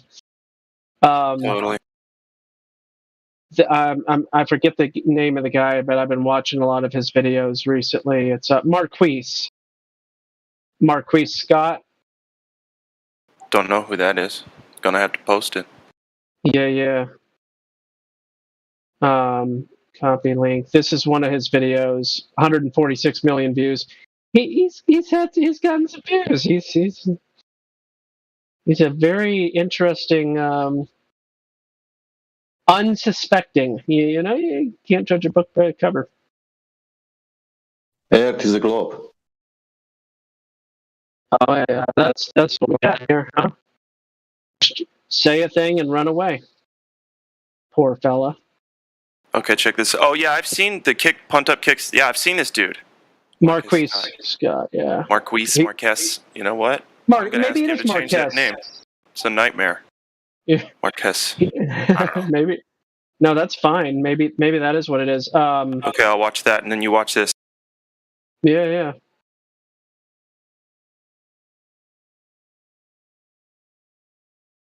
These guys are amazing.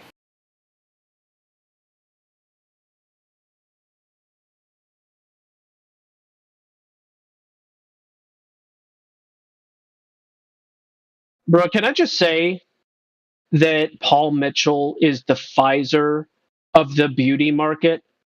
Yep. Agreed. Bro. I'm gonna watch that video. All right, I'm watching.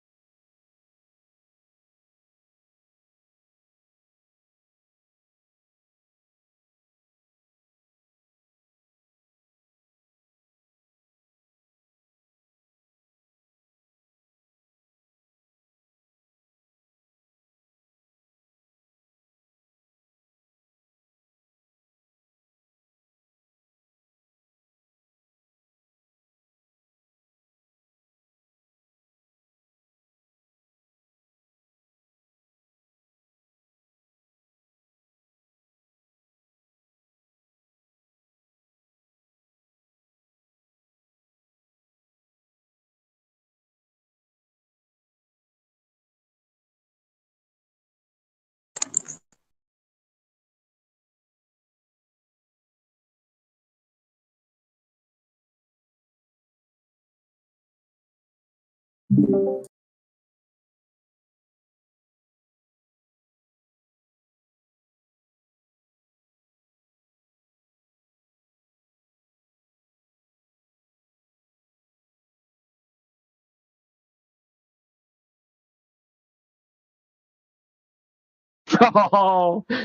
oh.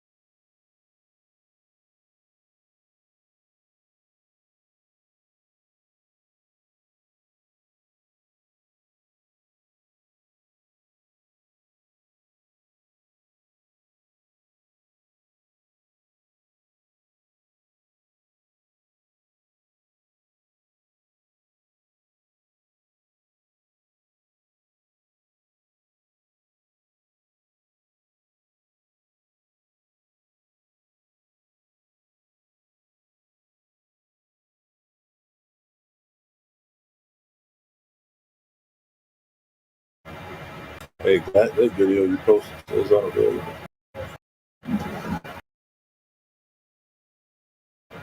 My Leopard Pro. I don't recognize that screen name.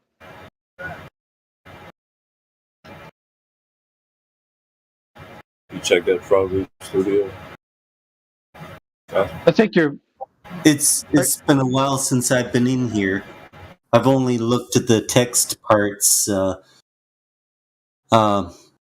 like the PDF files. Oh, okay. I was just listening in to see if there was anything going on. We're goofing off right now. Oh, okay. Yeah, wait until the next person that's ready to learn the falsification of the globe claims. Okay. Because it says live stream, and apparently there's no live stream. Okay. No, there is. What do you mean? Oh, as in a video playing in live stream. Yeah, the other way around. Our voice is being live streamed to YouTube and Twitch and a couple other platforms. Oh, okay. Yeah. So it's the other way around. We're the ones that are live. Oh, all right. Yeah. Hot mic. Mm-hmm. Yeah. You got it. Well, what do we have here? Gookbar, Maba Craft. I don't know what in the world. What is going on? I probably butchered at least one or two of those letters. You can say hello. Yeah. What is that actually? Bookbar? Who's that? Book Bay? How do you pronounce it? Person? Cyrillic character person. Oh, that one. Yeah. I don't know what he is or who he is. I'm still working on. Oh, he left. I'm still working on learning the Cyrillic alphabet. So. Oh, I had no idea. For all I know, he could be from Ukraine or from Russia or some Eastern European country. Let's see.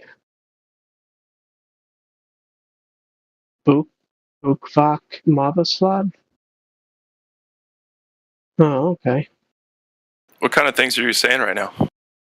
There was a dude in the VC there for a second. His name was Bukvak Movaslad. Sounds Polish. It's apparently Serbian. Mm.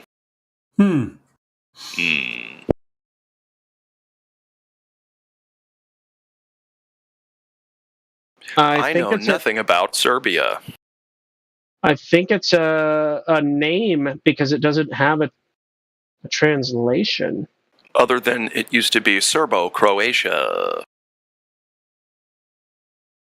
Which means nothing to me. Because yep. I just liked that. I remember that growing up when in geography class, 4th grade, 3rd grade, something. Serbo-Croatia. It just sounded like gibberish. I was like, that's some genius gibberish. It's really well put together.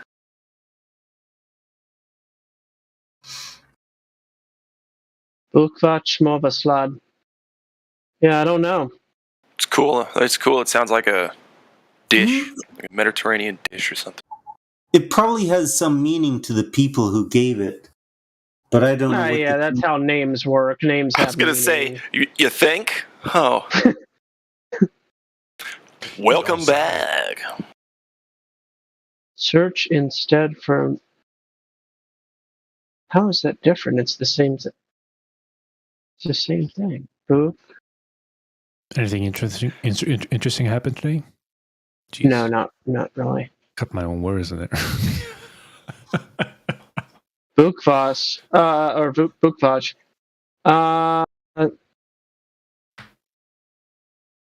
Welcome back to the show. If you don't want to hear us fumble around with names and shit, let's talk about the Earth not being a globe. What do you say? Come on down. Love to have you.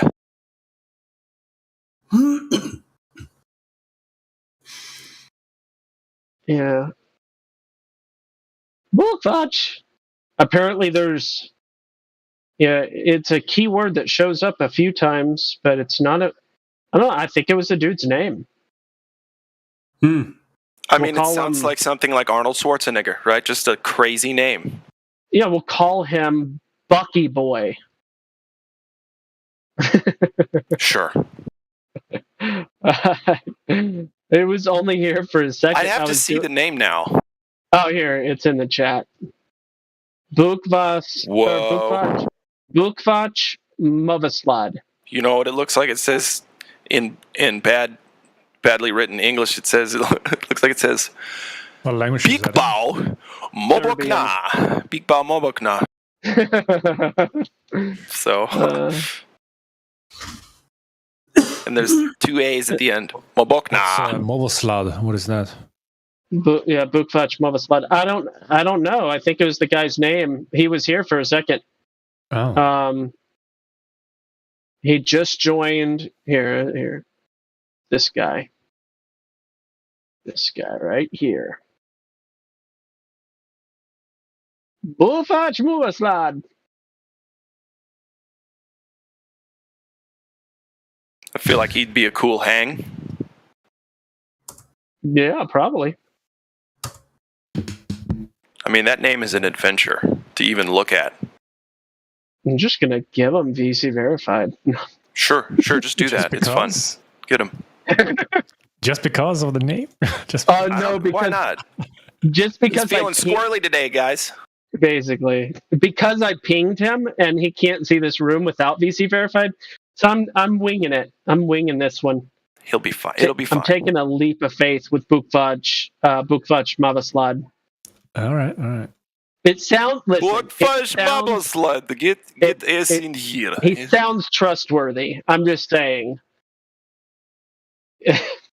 He sounds like a trustworthy guy. I mean, that's what I'm saying. In Soviet Russia, Slava Mavio, yes? No, absolutely not. That's because the abortion lobby and Democrats have been lying. Oh God, Rocket, we can hear what's going on there. Let's listen. He muted already. Join Damn it. In the V. You had to ruin it. Chat. Pridrucite nam se u glasov nam kaskanyu.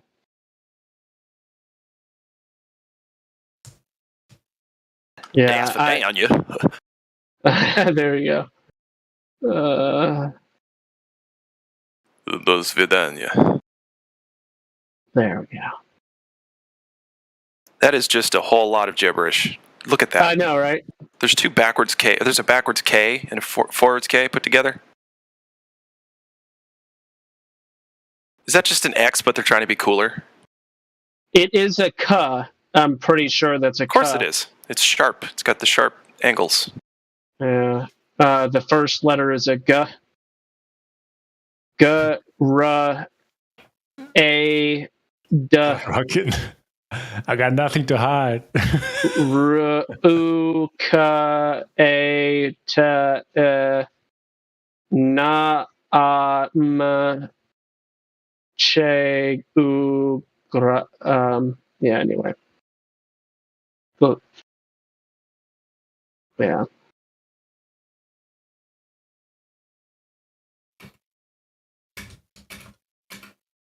That's Serbian. That's Serbian, apparently. It's like, yeah, to try to read it with an English, gate? I don't know what you'd call that. Well, this is here. If you take the Cyrillic letters and change them. He's typing now. I don't want to. That's a lot of brain power. I got to do homework later. Is Predruzita nam seu glasov nam gaskanyu. Good Lord, man. Glasov Trying to read Well, by the way, what this says is join us in the voice chat. Just for join us in the voice chat is. Glasov nam. Hyaksanju. He is typing something, so I got his attention. Hi. Oh man, just come in here and speak with your voice. We're desperate for fresh meats. What is that? We've been waiting hours. My English is very poor. I don't speak. My English very poor. Well, there you go. I can speak English, but understand little. Okay. That deserves a thumbs up. Yeah, effort, man. It is appreciate it. Okay. Earth is flat. Yeah, tell him Earth is flat. yeah, of course. Of course. Reply. There we go. I think Mandarin Chinese is my favorite nonsense language. Uredu je zemlya je ravna. There's absolutely no way what we see on the screen is what you just said. There's no way. What? It just can't be. Like, look at that. Nope. Oh my gosh, that's funny. There. Uredu je zemlya je ravna. Yeah, that looks a little more on the nose there. 79%, sure. Yes, flat 100% on flat earthers. All right, well, there you go. Do you identify as more than one person? Got his feet to the ground. We've got a Serbian, fellas. We got a Serbian. All right, I'm gonna shut up. Get him.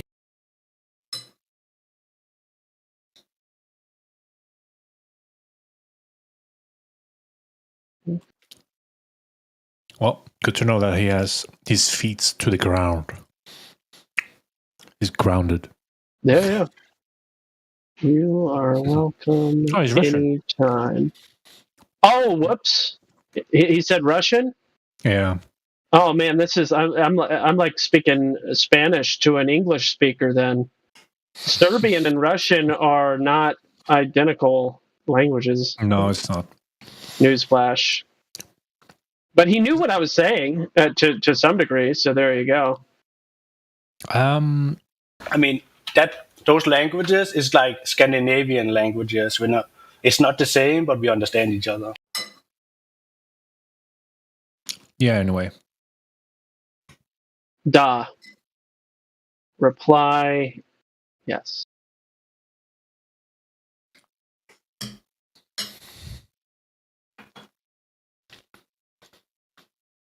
Da.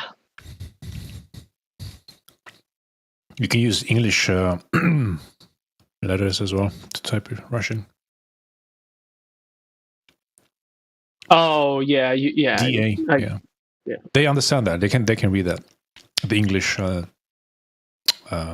Is that how you think that they learned it in school? You think that a lot of they've Romanized their alphabet, or they just know both of them? I would suppose. I think it's the way when they read it in English, if they can English, of course, read the alphabetic, they understand like the that makes sounding sense. of it behind it.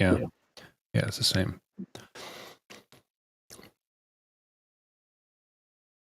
So he's not Serbian, he's Russian. Okay, well.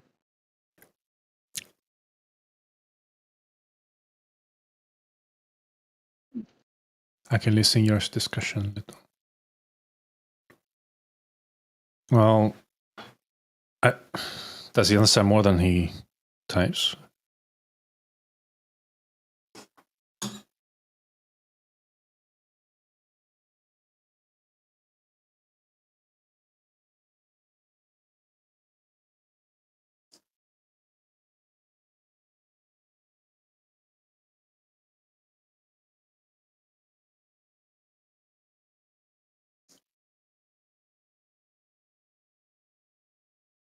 You don't deserve.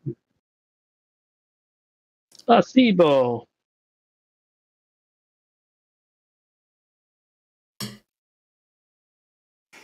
Yo, interesting. Yo, Prisa, yeah, didn't slow.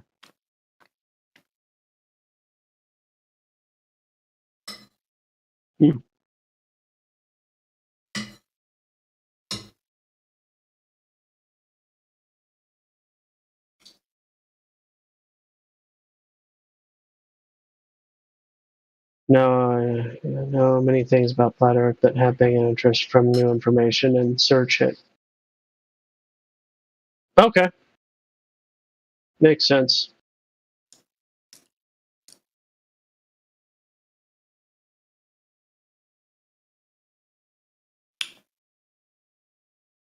You are welcome here anytime.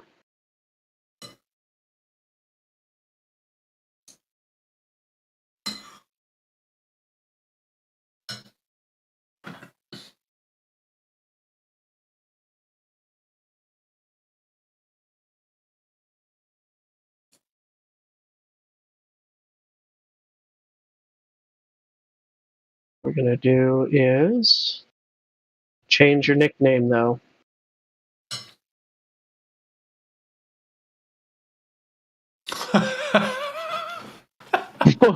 What?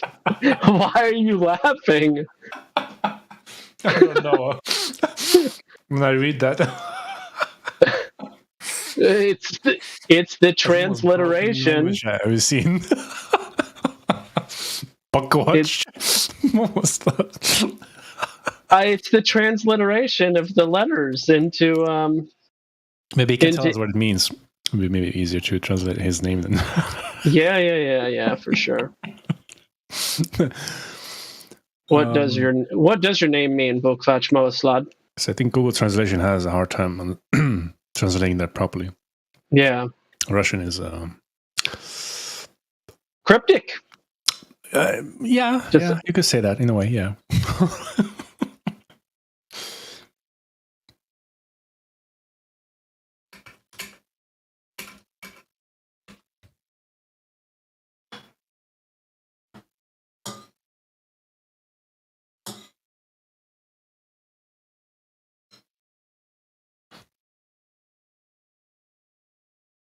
Like, I can't get a translation for the word Movaslod.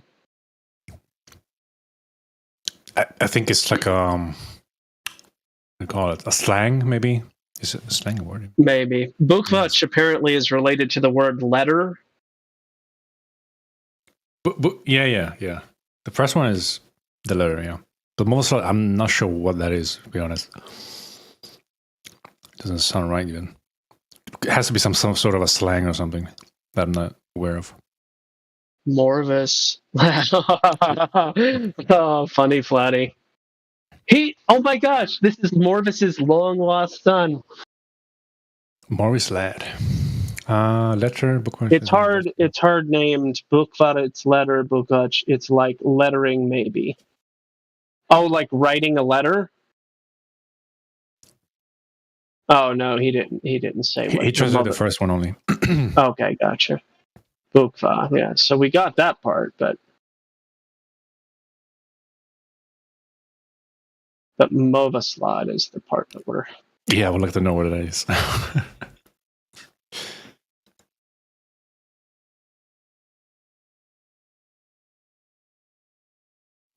I really enjoy language. I like it. Mova, it's Ukraine's men's talk. Slad, it's like sweet. Sweet talk, maybe. Sweet talk. Oh, love letter. The English translation would be love letter. You see what I did there? Sweet talk, letter writing, love letter. Mm-hmm. So if I love letter, I mean,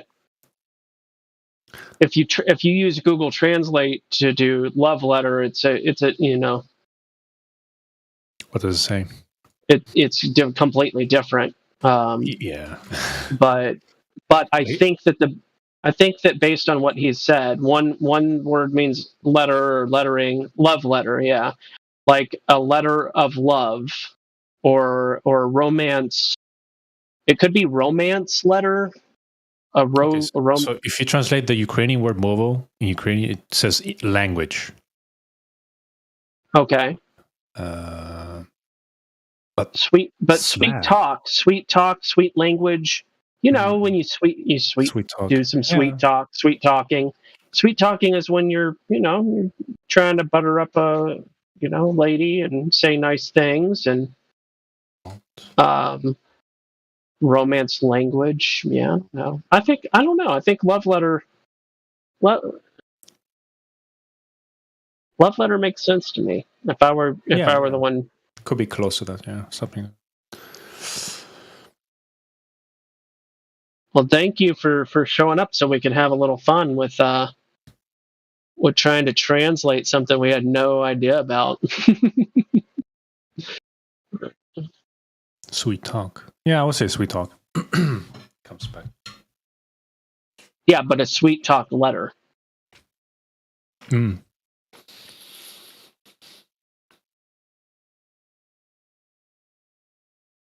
Oh, he says Movo is talk and Slad is sweet. I'll be touching on my forte now. What translation? No, sweet talk. Oh, okay. Oh, yeah. Lover's note. Lover's note would be a different phrase. Yeah. Oh, cool. Bukvach Movaslad.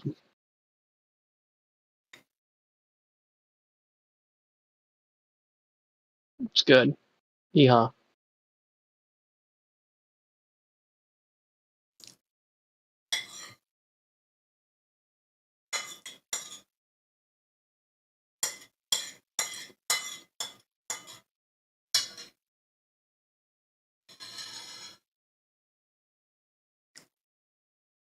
Speech lover. Oh. It's maybe means speech lover. Okay. Whatever. You apparently really thought this out. I'm sure it means something special to you. Maybe you're a Don Juan, as they say. I wonder if, those sorts of cultural references span into other cultures, or if each culture kind of has their own, like Don Juan's not American, but we know about it. I don't even know who wrote Don Juan. I think comes from some fictional novel, right? I'm looking it up. Don Juan, legendary fictional 17th century, so that's quite a long way back. Don Giovanni, legendary fictional Spanish libertine who devotes his life to seducing women. El Burlador de Sevilla y Convidado de Piedra. The Trickster of Seville. Wow. Lord Byron, that's why it's famous. There you go. Lord Byron, famous author. So I guess it's very, very possible that Russians would be aware of Don Juan. Lord Byron, like he's a big one. It's like up there with Dante and what's another? I don't know. They probably focus on different authors. Russia has a lot of really epic historical authors. Yeah, my cat is named after one of them. Philosophers, for sure. Oh, yeah? Well, in his passport, anyway. We made a short word of it, a short cat name word of it, anyway. Your cat has a passport? Well, papers, because it came from Russia, the cat. Oh. So they usually inherit, they need to inherit, for traveling purposes, they need to have a human name. So I'm not sure how that goes, but yeah. But he got funny. The name Fyodor Dostoevsky. Dostoevsky, there you go, yeah. Yeah. And then the cat name was Lux when he came over to Sweden. Which stands for light, right? Or no? Which one, Lux? Yeah. I'm not sure, to be honest. That was me that gave him the name. Elimination, yeah, looks like it. Their elimination. Yeah, you're right. What is it, Clat? Yep. That was gold? What? Which part was gold? What was gold? Lux? Oh, going from whatever's. Oh, missed something, I guess. Oh, I didn't even see it happen. Didn't even see it happen.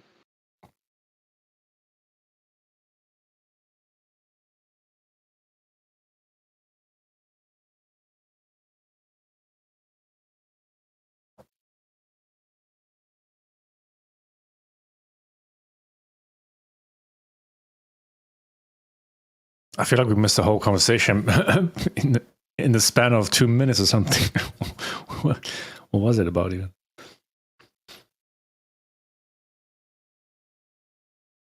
In the chat.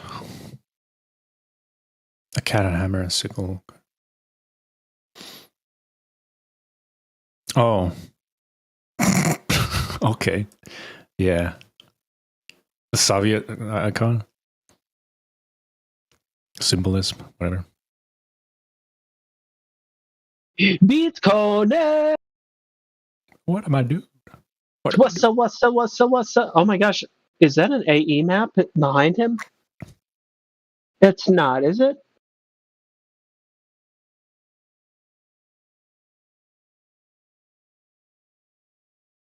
No, I don't know. I don't know what that. It looks weird though. It kind of looks a little AE mapish, but not really. The light effect.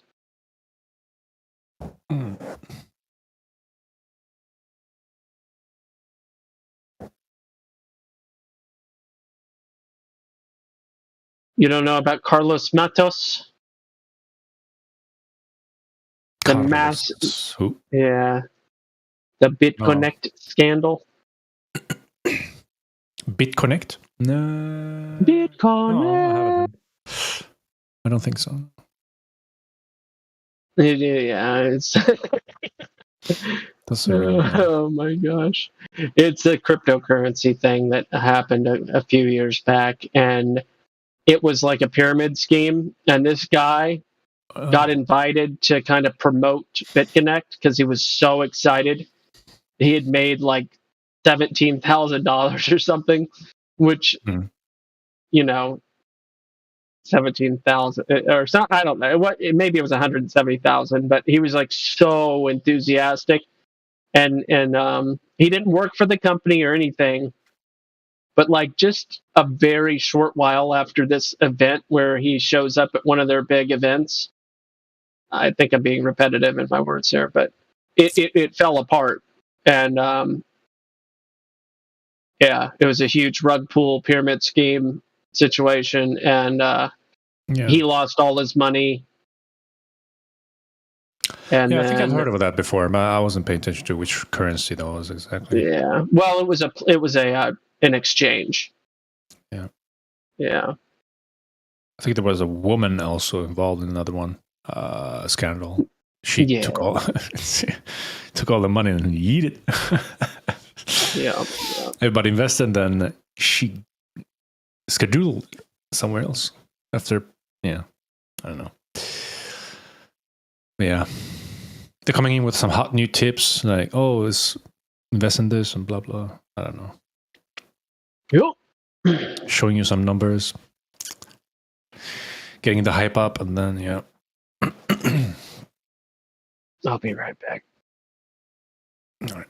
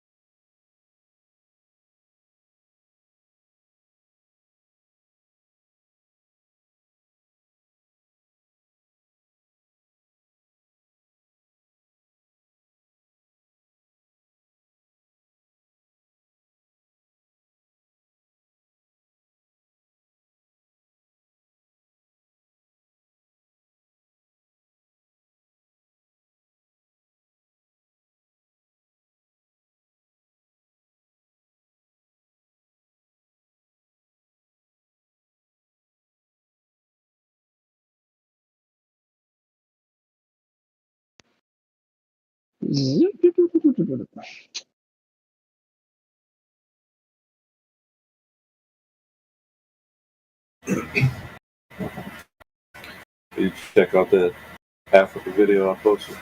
No, I missed it. Where? I'm scrolling. Oh yeah. I'll check that out. I see it now.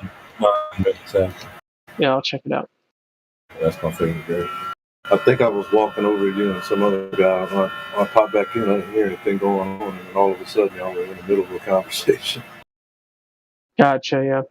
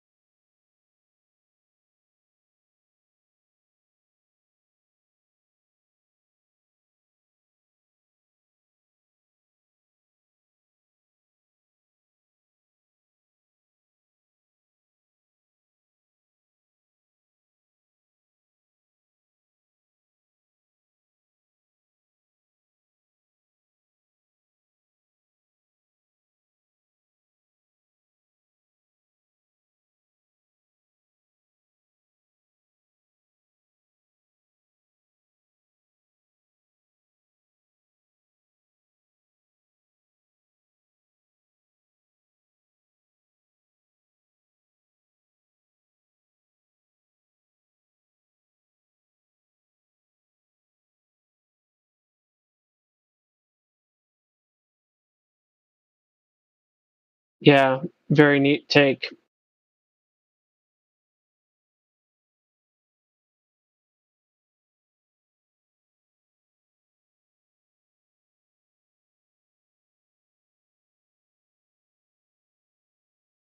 I love that chick Hannah's voice, bro. Listen to a couple of her.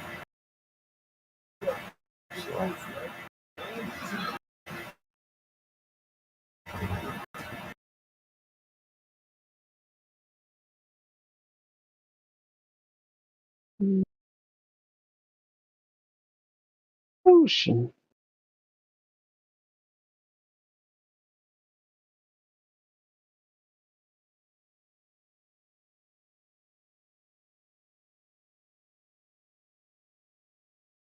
Ruski.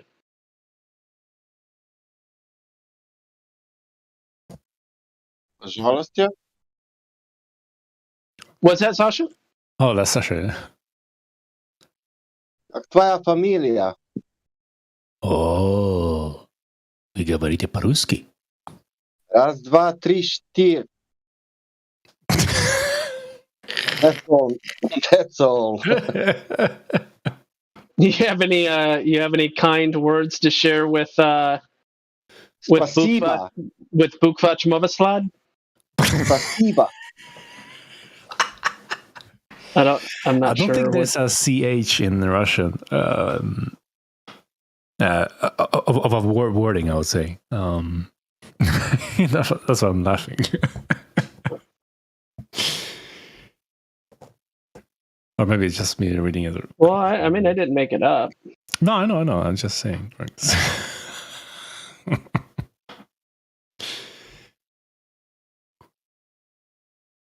So that letter here, I'll look that letter up, and because he said Bukvach came from the where was it?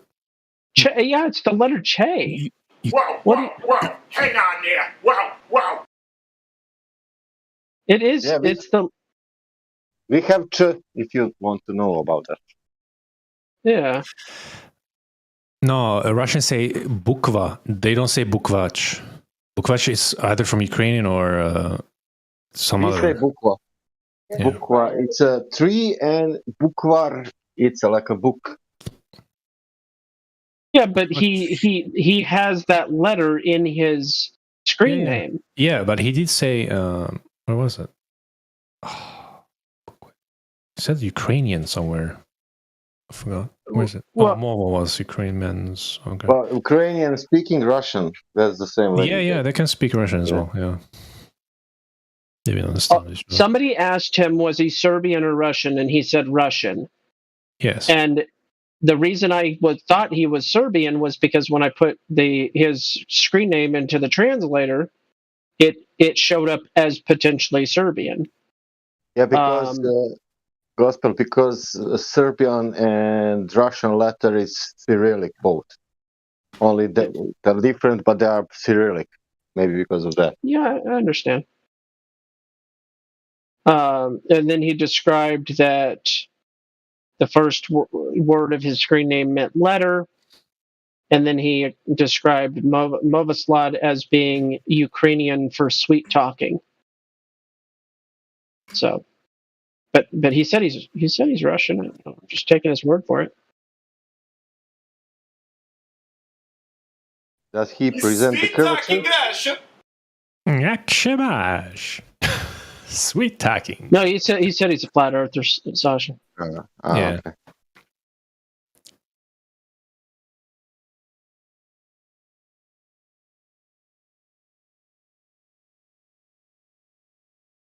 Because he's flat earther or because Earth is flat? Yeah, that's about the size of it. Yep.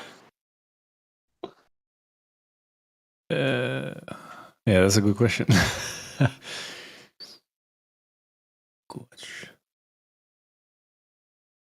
Bukva.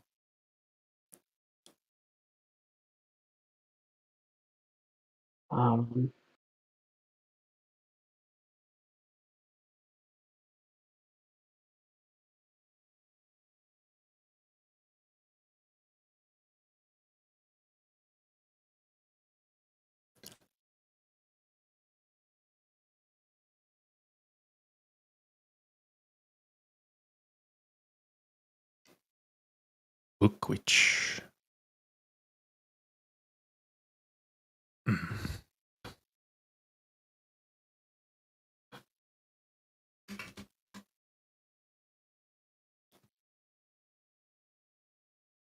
Приятный разговор. What do you say? Be sweet talk. I'm trying to figure out the itch of ach.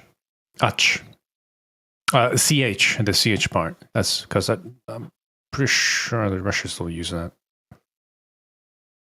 Pridavat, yeah. Yeah, I mean, there's different. I'm just not finding anything that translates into what he said. I'm just taking his translation at face value. Yeah. I know. I'm trying to look it up. The CH part, in which Big Bab languages is being used. Or language. Fucking looks like Big Bab. That's me, man. Hold on, I'm going to show you my favorite part. Hang on. Give me like more time than you'd like to wait. It's a fictional word that does not exist, but it comes from the word letter, and the last letter H means declension. H. What does bukvar mean? Bukvar, it's like a book with letters, I think. With letters. Alphabets. Is that so?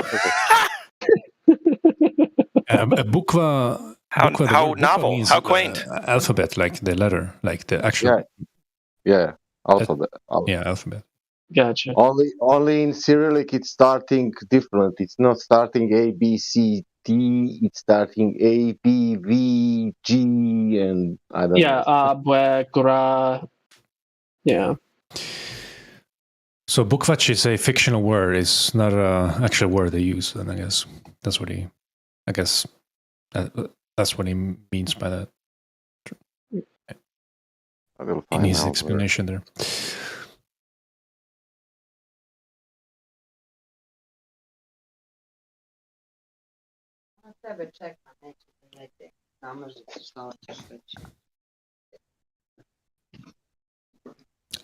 All right, take a look at that sun. I mean, wow. The Cyrillic. He's so stoned. Ending, yeah.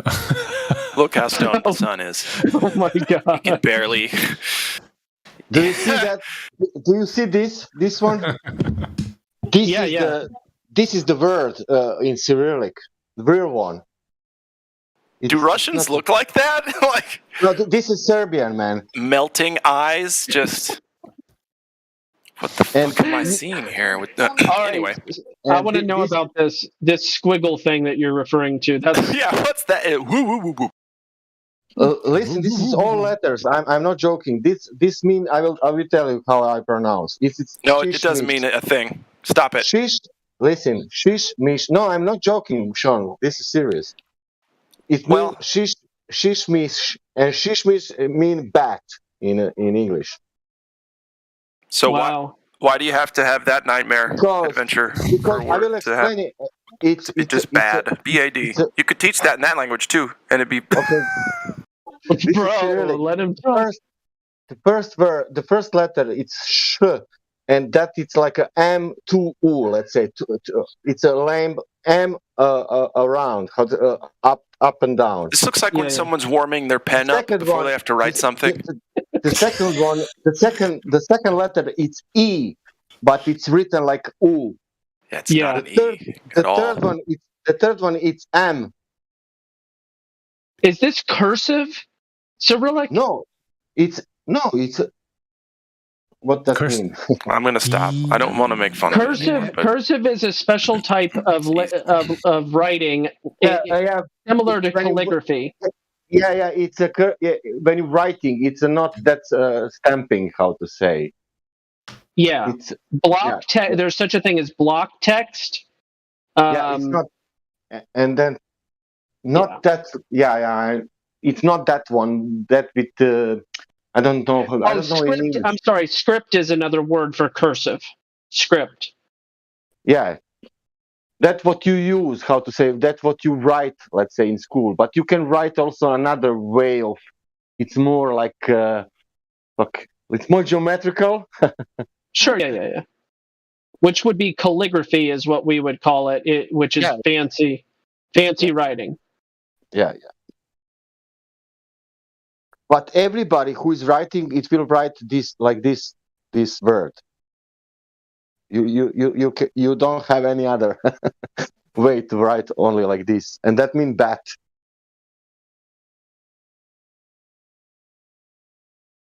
And up of that picture, it's written like, now you explain the stranger that this on Cyrillic means bat. Wow. Yeah. That's rough. Yeah. If that's bad, how? Yeah. I don't want to ask about other words then. See, this is cursive.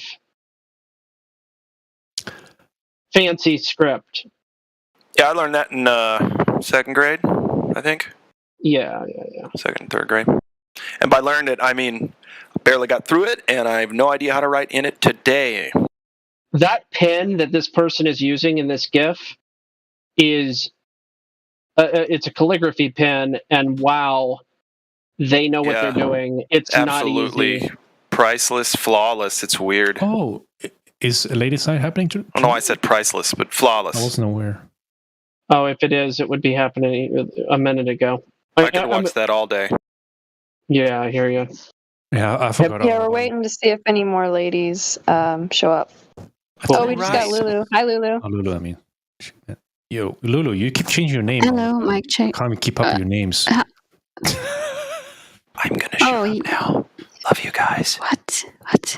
My parting words are: I highly recommend looking up Arabic calligraphy.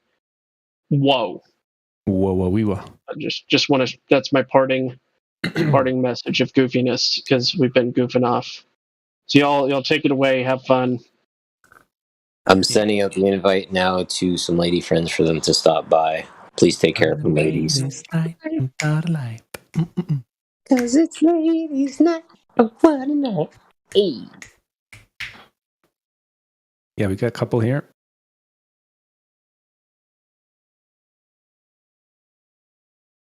It's me and I have to go on mute now.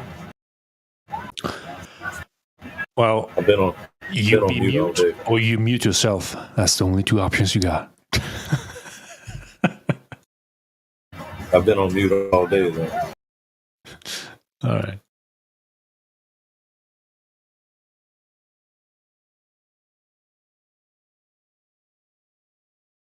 Oh, we got Level Up. Hey, Level Up. Hey, how's it going? Pretty good. Bit of a interesting day. Have a severe thunderstorm happening right now, so hopefully my connection will be okay. Oh yeah, I guess I should say you're welcome. Yeah. Because we got it first.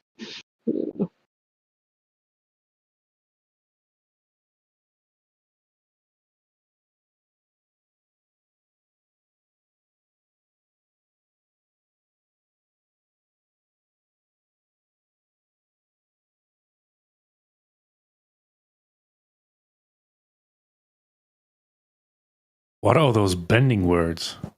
Good lord. Thank God I don't know that language. How long does it take to learn that? All the bendings? From all kind of words, I guess.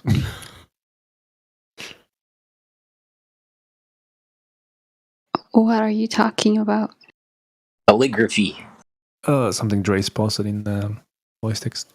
Have you guys used the? Oh, okay. Declension, Sorry, I thought you were talking about calligraphy. My bad.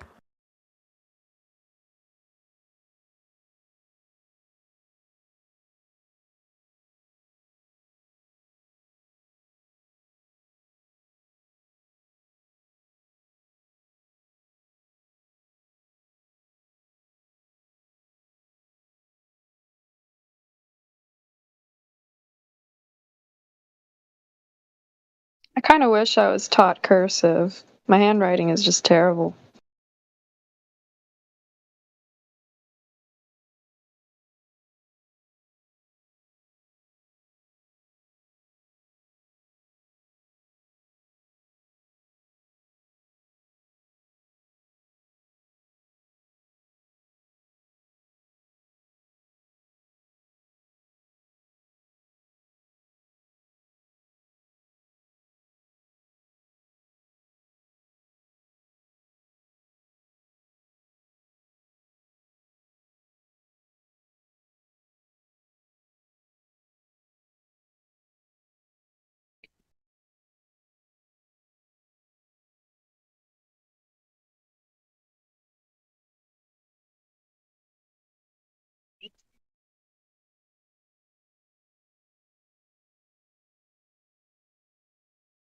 Can you guys hear me?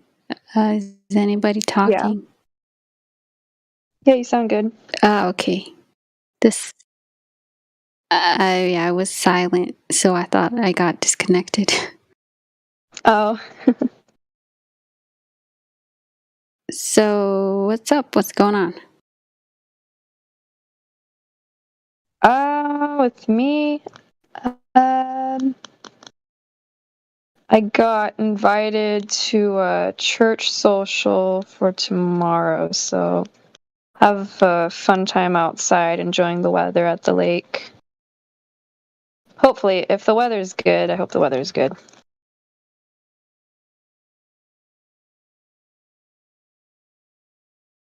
Nice, nice. And you're an atheist, so should be interesting. Right, yeah.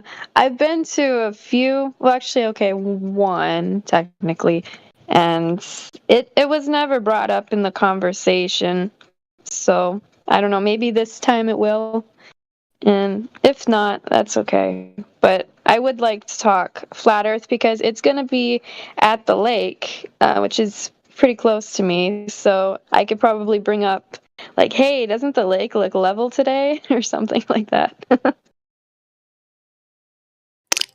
Yeah, that should be a good segue.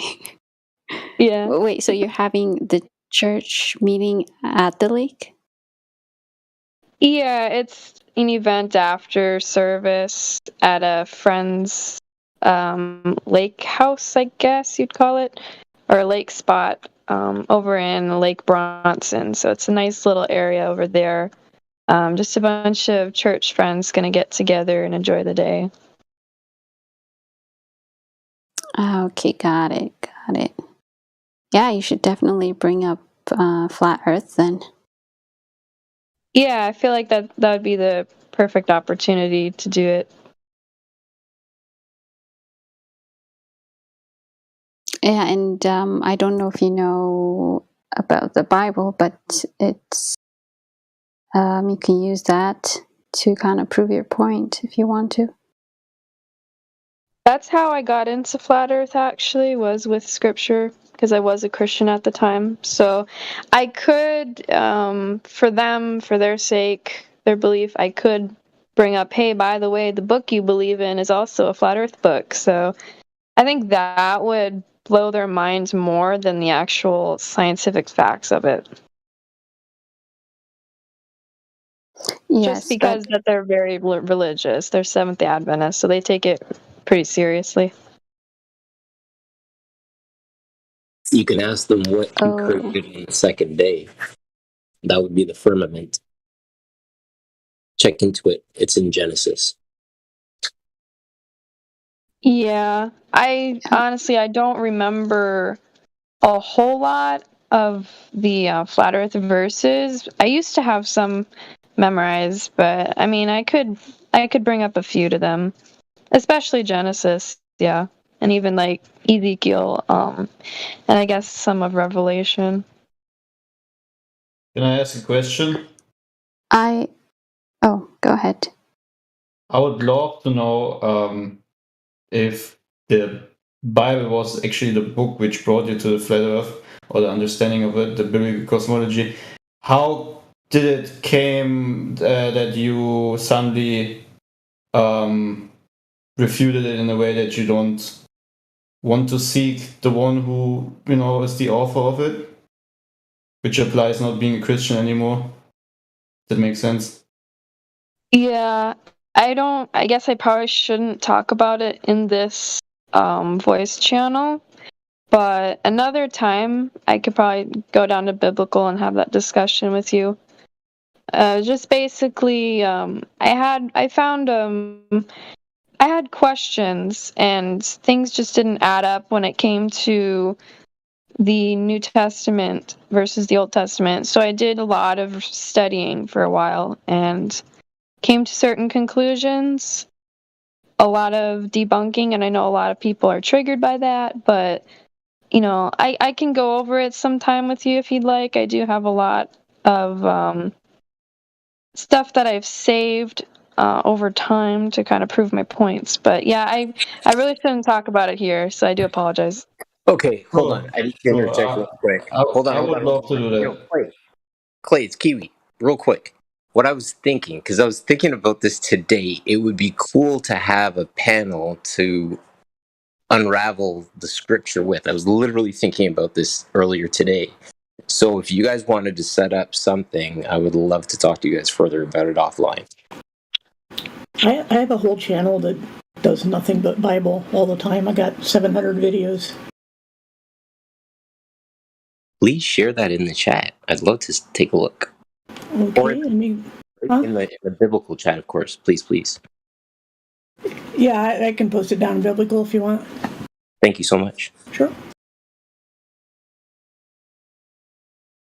Yeah, that would actually be fun to set up like maybe a day or something to go over certain passages of what I was speaking of, like New Testament versus New Testament, or New Testament versus Old Testament, or even Old Testament versus like other stories when you compare it, like the Epic of Gilgamesh and how they're closely related in certain parts of Genesis and stuff like that.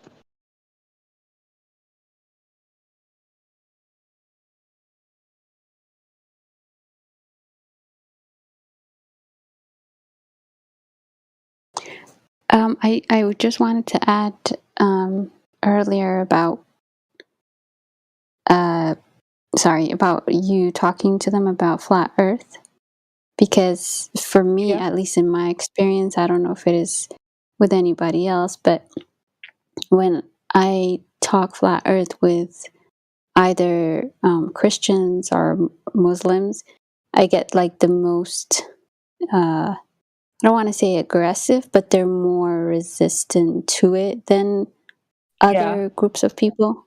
So just keep a heads up for that, because you get like a lot of defensive. I don't know what the word is, but yeah, I just wanted to tell you that. Yeah, and I've told other Christians before about flat Earth, and you're right. They definitely there's a word for it. My mind's drawing a blank, but they do get really defensive, and then they get really harsh for no reason at all. Like, I don't understand why people take such offense instead of just being open-minded and thinking, hey, maybe you're right, maybe I'm wrong. I think it's I best brought it not up to with go. several people, and they're just very, very rude about it. So I think hopefully it it's goes best well. now to go down that route, since there are Christians on panel and talking about us in the third person is actually kind of not cool. So we should probably talk about flat Earth.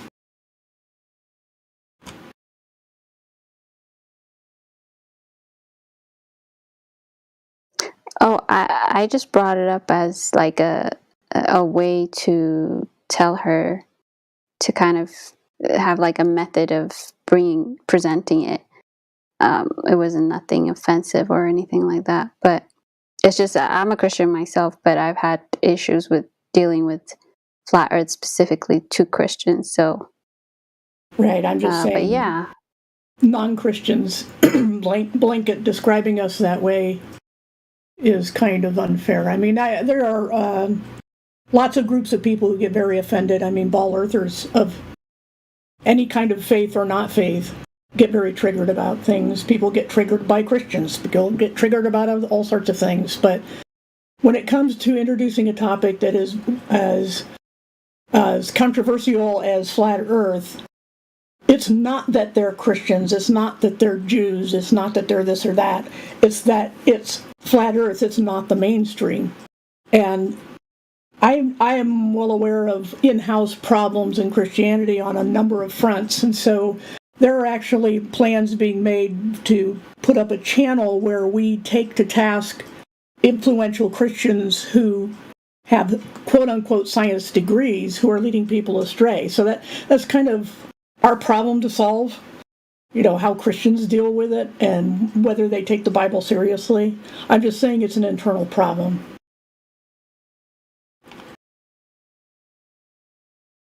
Yeah, my point basically was that it would be an easier route to introduce these certain Christians I'm talking about, people that I used to go to church with. It'd be I feel like easier to present them flat Earth using what they believe in and then presenting the scientific evidence for it.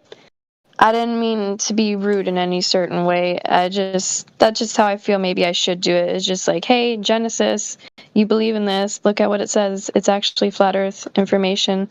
And then I can move on to scientific stuff like, level water, can't have gas pressure without containment, we've never measured the curve, stuff like that. Right, I'm just saying about, we're going to be met with hostility. It came across as though it's because these are Christians, they're going to be very defensive. And it's just because people are people. No. Okay, hold on. I didn't say that. I said Christians and Muslims. Specifically, the religious group is what I was trying to say. So here's the thing. This is from my experience, and this is a flat Earth server, and we should be able to talk about how to present flat Earth to all types of people, right? What I'm saying is that what I was trying to say was, because she's specifically going to be talking to Christians, I've had, like, as you said, it's with all groups. I get that, but I get like how Christians can be defensive because of this subject, because they've used flat Earth specific, because it is a flat Earth book. They've used flat Earth to demean it, like back in the days before I realized it was that the Earth was actually flat. People will say, "Oh, but in the Bible it would say the Earth is flat. So everything else after that is also invalid. So it's kind of like that has been like a taboo of Christianity in the Bible. So of course people will have like a higher degree of defense when specifically talking about that subject. Does that make sense? I hear what you're saying, but at the same time, the defensiveness is to be expected in any group you would walk into. If you walked into a group of college students or biologists or anything like that and said, I don't believe in evolution, they're going to be defensive. I mean, it's yelling fire in a crowded theater. I think there are better approaches than trying to use a very controversial subject to a group that you already expect to have pushback from. I just think it's we got to be careful not to make sweeping generalizations about people we're going to talk to. It's one thing to know a specific group of people, like you may have been saying, but another to say these people are all like this. They're going to be triggered. They're going to and trigger itself has become a trigger word. I mean, all we have to do to dismiss somebody is say, "Oh, you're triggered." And then all conversation stops. I think we need to think better about how we're going to approach any individual or any group of people who are there as a group because of some ideology or belief or even education, and use that to our advantage. If I might draw a biblical analogy, when Saul of Tarsus, also known as the Apostle Paul, went to Athens, he saw that they were very religious, and he went up to Mars Hill to talk to them, and he didn't start with, you're all going to burn in hell. What he started with was, I see you're very religious, you have a shrine to an unknown God, let me tell you about the unknown God. It was very positive and didn't trigger people right off the bat. They got triggered when he said something about rising from the dead, and then that's on them, though. It wasn't on him. And I'm saying we can do ourselves a disservice as flat earthers if we think we're just going to ramrod flat earth into a group of people. I think there are more sophisticated approaches that might work better. Yes, and I 100% agree with you. And that was like my main point for her, was to kind of know what method she's going to use to approach them, not to just like blurt out just certain things, so that, because they're going to, what I was just saying was like, they're going to just have, if you mention flat earth, they're going to have like a defense up right away. So it's good to know, is like you said, depending on what group you talk to, what methodology you're going to use when bringing up flat earth. So if you have points, good points on how to approach them, maybe we can help her out. Well, I would think to lead with your book you believe in says would probably be counterproductive. I would just say, hey, I think, this or this. Did you ever ask this question about the Earth? And keep it more generic than that, because you're kind of asking for triggering or defensiveness if you say your book that you believe in says something when you're not part of the book, part of the group. You know what I'm saying? It's kind of condescending. I think it can be taken that way, and I think a lot of times people get triggered because of our approach. That's all I'm trying to say. The Earth is flat. That's right, Matthew. How about this? I present this as an idea. Observant questions. What I've found to be productive with people I've tried is, what do you observe in your immediate that you can relate to that would tell you that you're moving? And then they'll point to the sky. And that's where you can kind of open a little bit.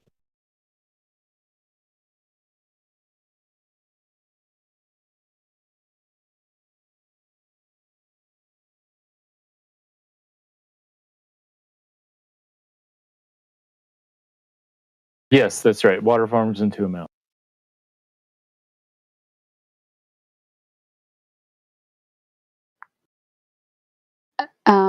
Yeah, that might be another approach to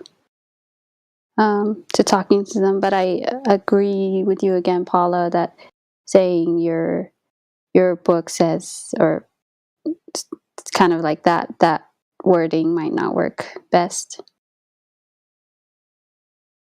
But KJ, just have a feel to the group first before you speak to them. Maybe you can use like a common ground to kind of approach this.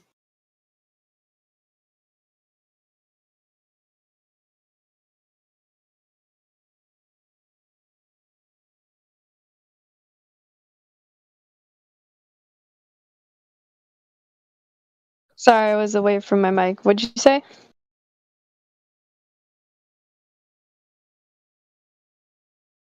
Oh, I was just saying maybe you can, once you're there, you can have a feel to the group, before you speak to them. Oh yeah, I've known these people for most of my life. So, but yeah, I'm not gonna be like, hey, by the way, flat Earth. No, I'm not gonna bring it up just out of the blue. Like, if they say something where I could work it into that, then sure.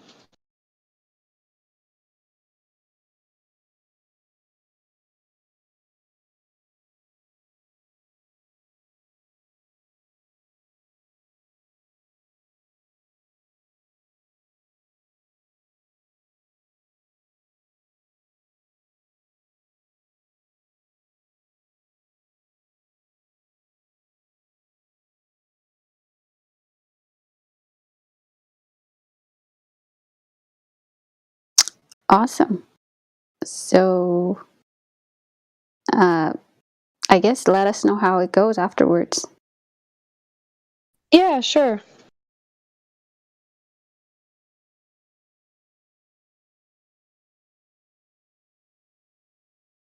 Okay, so we have Bukvach Movaslad. Bukvach Movaslad. Okay, awesome. Are you able to talk, Buck? Can I call you Buck?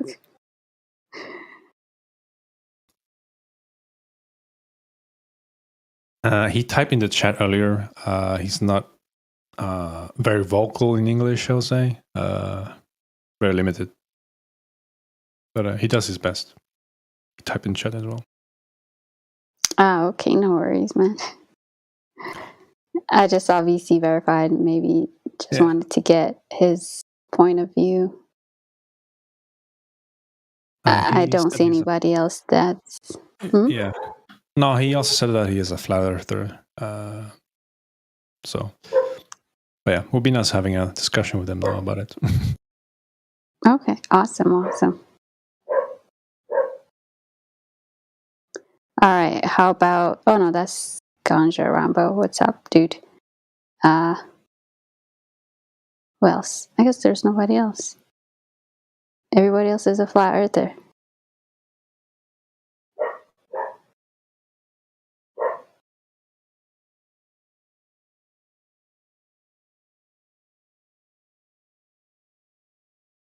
So I guess if anybody has anything new to talk about.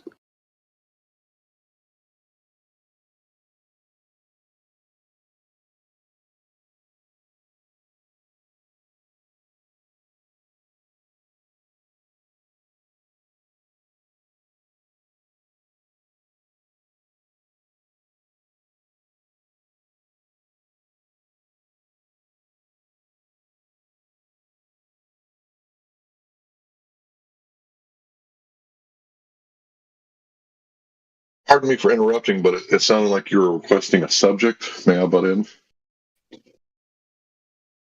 Yes, please, Han, go ahead. Yeah, so their new tactic, it seems, is to try to be your friend and not talk about the anti-flat earthers, right?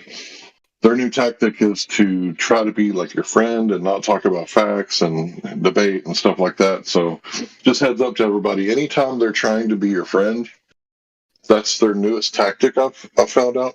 And their newest talking point is the circumnavigation of what they call the southern hemisphere has less miles than the equator, right? But how do we know that? So they're using this as some sort of proof that the Earth is a globe because the miles that they give us between certain cities.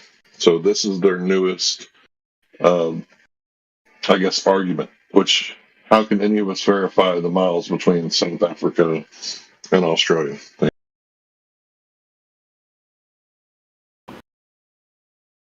Right. There isn't a whole lot. I forget what the percentage is of people who actually live south of the equator compared to the estimated world population, which I don't know how much of that we can trust. But,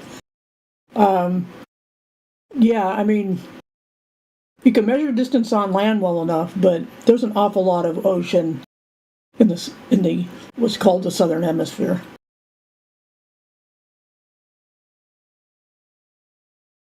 Now, you could, if you had some points along a line from, say, someplace in South America and someplace in Australia, you could lay down segments of line and see how many segments you lay down, but I don't think anybody has that many segments.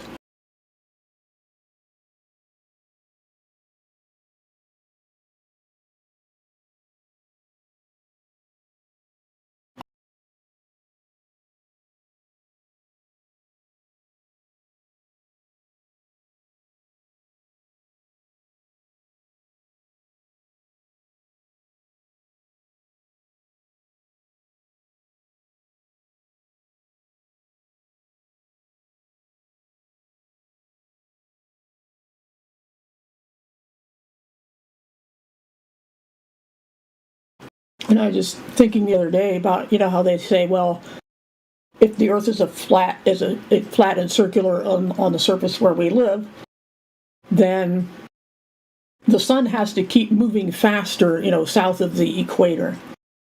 But that's the problem in their model, is that at the equator, the sun moves really fast, and it doesn't hardly move at all at the poles.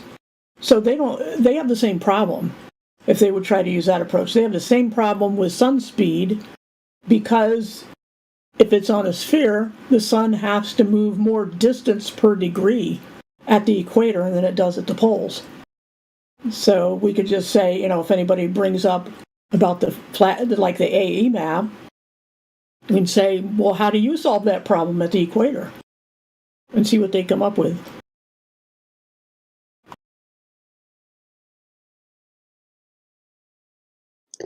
Yeah, I've been trying to do more research into that, because that's one thing that I get a question about. Does the sun move faster at the Tropic of Capricorn versus Cancer or whatnot? And it's kind of hard to really have an answer for that, because again, we don't know what the sun is, where it is, like that it's an apparent location that we see, and so on. So, and as you said, they also have the same problem with the globe model. So if anybody has information on that, actually, please post a link or anything like that, because that's one of the research that I'm trying to do. One thing we have to keep in mind is that the sun is only ever 90 degrees overhead in the tropics. But like today, for example, the last few days, it's been the summer solstice in the north, and the sun rises at about 300? Sets at 300. It rises at about 60 degrees?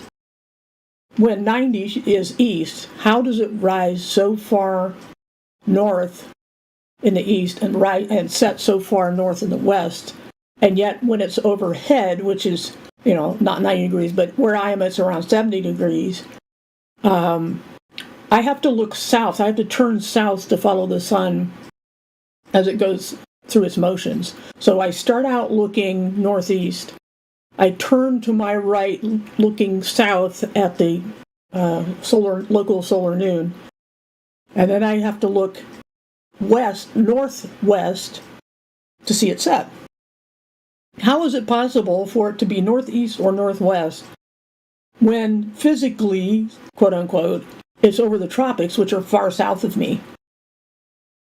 So it's just a mind bender, and it doesn't work in the globe model because it's got the same problem. Even whether they say, well, east-west is a circle, therefore it can go, what appears from your position to be north or north of you. And the problem is that works equally well for an AE map, because east and west is still a circle there. And it makes more sense because our circle, if we use that as the AE map, is doing exactly what you'd expect. But with the ball, east-west may be a circle, but it's not a horizontal circle. It's not following the circle of the compass. It's following what it amounts to a vertical circle because it's going under our feet when it sets and coming up from under our feet when it rises. So I think the ball model has a much bigger problem with how the sun can appear to rise and set far north of the tropics. I think they have different ways of doing north, south, east, and west. You have north, south, east, and west as a plus sign, which is going to give you different headings. Then east, west as a circle around the central North Pole point, and south being anywhere away from said point. So I think the sun is going ahead of and behind of that arbitrary plus sign, north, south, east, west cardinal compass reading that people would like to draw on a map. And that's where they're getting this weird notion of northeast, northwest, southwest, or whatever, based off of which quadrant the sun circles in and out of. Along with perspective and refraction, you're getting some deceptive effects, probably. Yeah, it's hard to say because they are arbitrary conventions, but at the same time, we know from practical, direct experience that in the summer solstice, it's rising and setting far north of us, by compass points. If we draw a circle around ourselves and 90 degrees is straight east, then the sun isn't rising straight east, it's rising northeast. And yet, at its zenith, it's south of us at 180. Anyway, it's just, I'm not saying I'm going to solve every problem, but I'm just saying if they come at us with this works on a ball, I'll go, no, it doesn't. Because the circle is vertical for them instead of horizontal like it should be for a compass.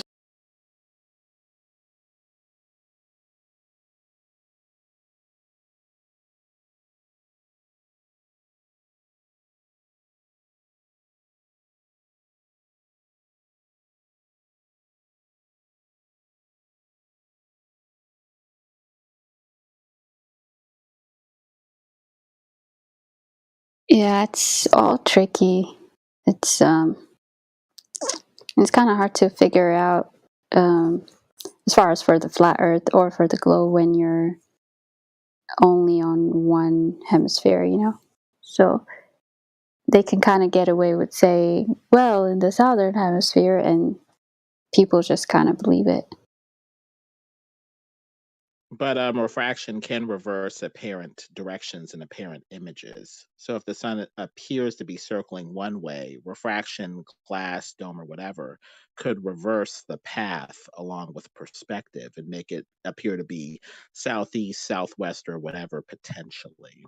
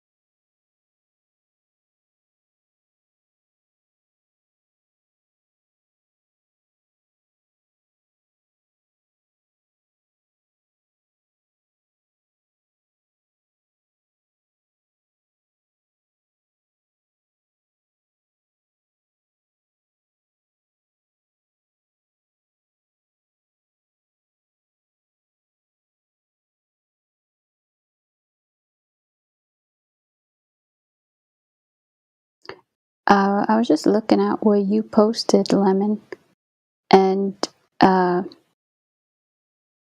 wait, can you just explain that? Basically, there's two ways to get north, south, east, west on a map, depending on whether you think east, west is a circle around the central North Pole and south is any direction away from the central North Pole, or the second way of north, south, east, west, a cardinal point compass reading, which is like a north, south, east, west line, a plus sign or a bullet, or a Right. crosshair. And so I think what people are doing is from their particular position, they're drawing straight lines out into, infinite distance in space, north, south, east, west. But the sun is actually circling in and out of those quadrants that you get from having north, south, east, west be a plus sign based off of your relative position. In my graph, I'll just read it, the conception that I'm thinking of with this flat earth stuff. It says, this graphic illustrates how the sun can circle east to west over the southern tropics, yet appear to be north of due east according to a compass reading. East to west would be read as a straight line on a compass, while the sun would move east-west in a circle overhead that would move in front of or and behind that line, basically. So what I drew was a rough map of North America, South America, all the continents on a flattish AE conception. And I have somebody in North America kind of there over to the left. There's a little stick figure you can see. His name was FD. After a Discorder, he used to come into the server occasionally. And you see the sun in a circle over the Tropic of Cancer, kind of circling a little bit south of that person's position in the North Pole. I think he said that in the Northern Hemisphere, or rather the Northern Hemiplane, rather. I think he said he was in Detroit or something like that. So basically, the sun can circle in and out of that north, south, east, west quadrant that people want to draw for cardinal compass directions. But the true way to do east, west is a circle that follows the sun. And it could circle in front of, behind your relative position on the flat plane, appearing to come from northeast, southeast, whatever. Right, that's what I'm saying. It makes sense on an AE type of surface, but not on a ball surface, because then the east-west circle is vertical. It's on the same line as you standing on the surface is, if that makes sense. And just easier to draw a picture, but basically wherever you're standing, east is going down and away from you, west is going down and away from you. They're going down. Whereas on the AE map, the sun is circling overhead, and so you could expect to see it northeast or northwest. Yeah. And I think the main problem the Globers give to the flat earthers about this sort of stuff is they say stuff like, Australia, which is that little island on my conception over to the right there, that little continent, rather. They say that the sun rises northeast and sets, southwest or whatever. Assuming that what they say is true, I think that this, combined with refractive properties, making apparent directions appear to reverse, like in that empty glass where the arrow points right and then you fill it with water and all of a sudden that arrow points to the left instead of the right and appears to reverse direction. I think that can combine to give you a lot of weird stuff due to perspective, refraction, or even make something appear to rise, northeast and set southwest or whatever. Yeah, it's just really hard to invoke refraction for something like that, especially because the sun in particular also provides heat and not just light, and it's directly related to where it appears to be in the sky. So you get shadows and sunlight and heat that are all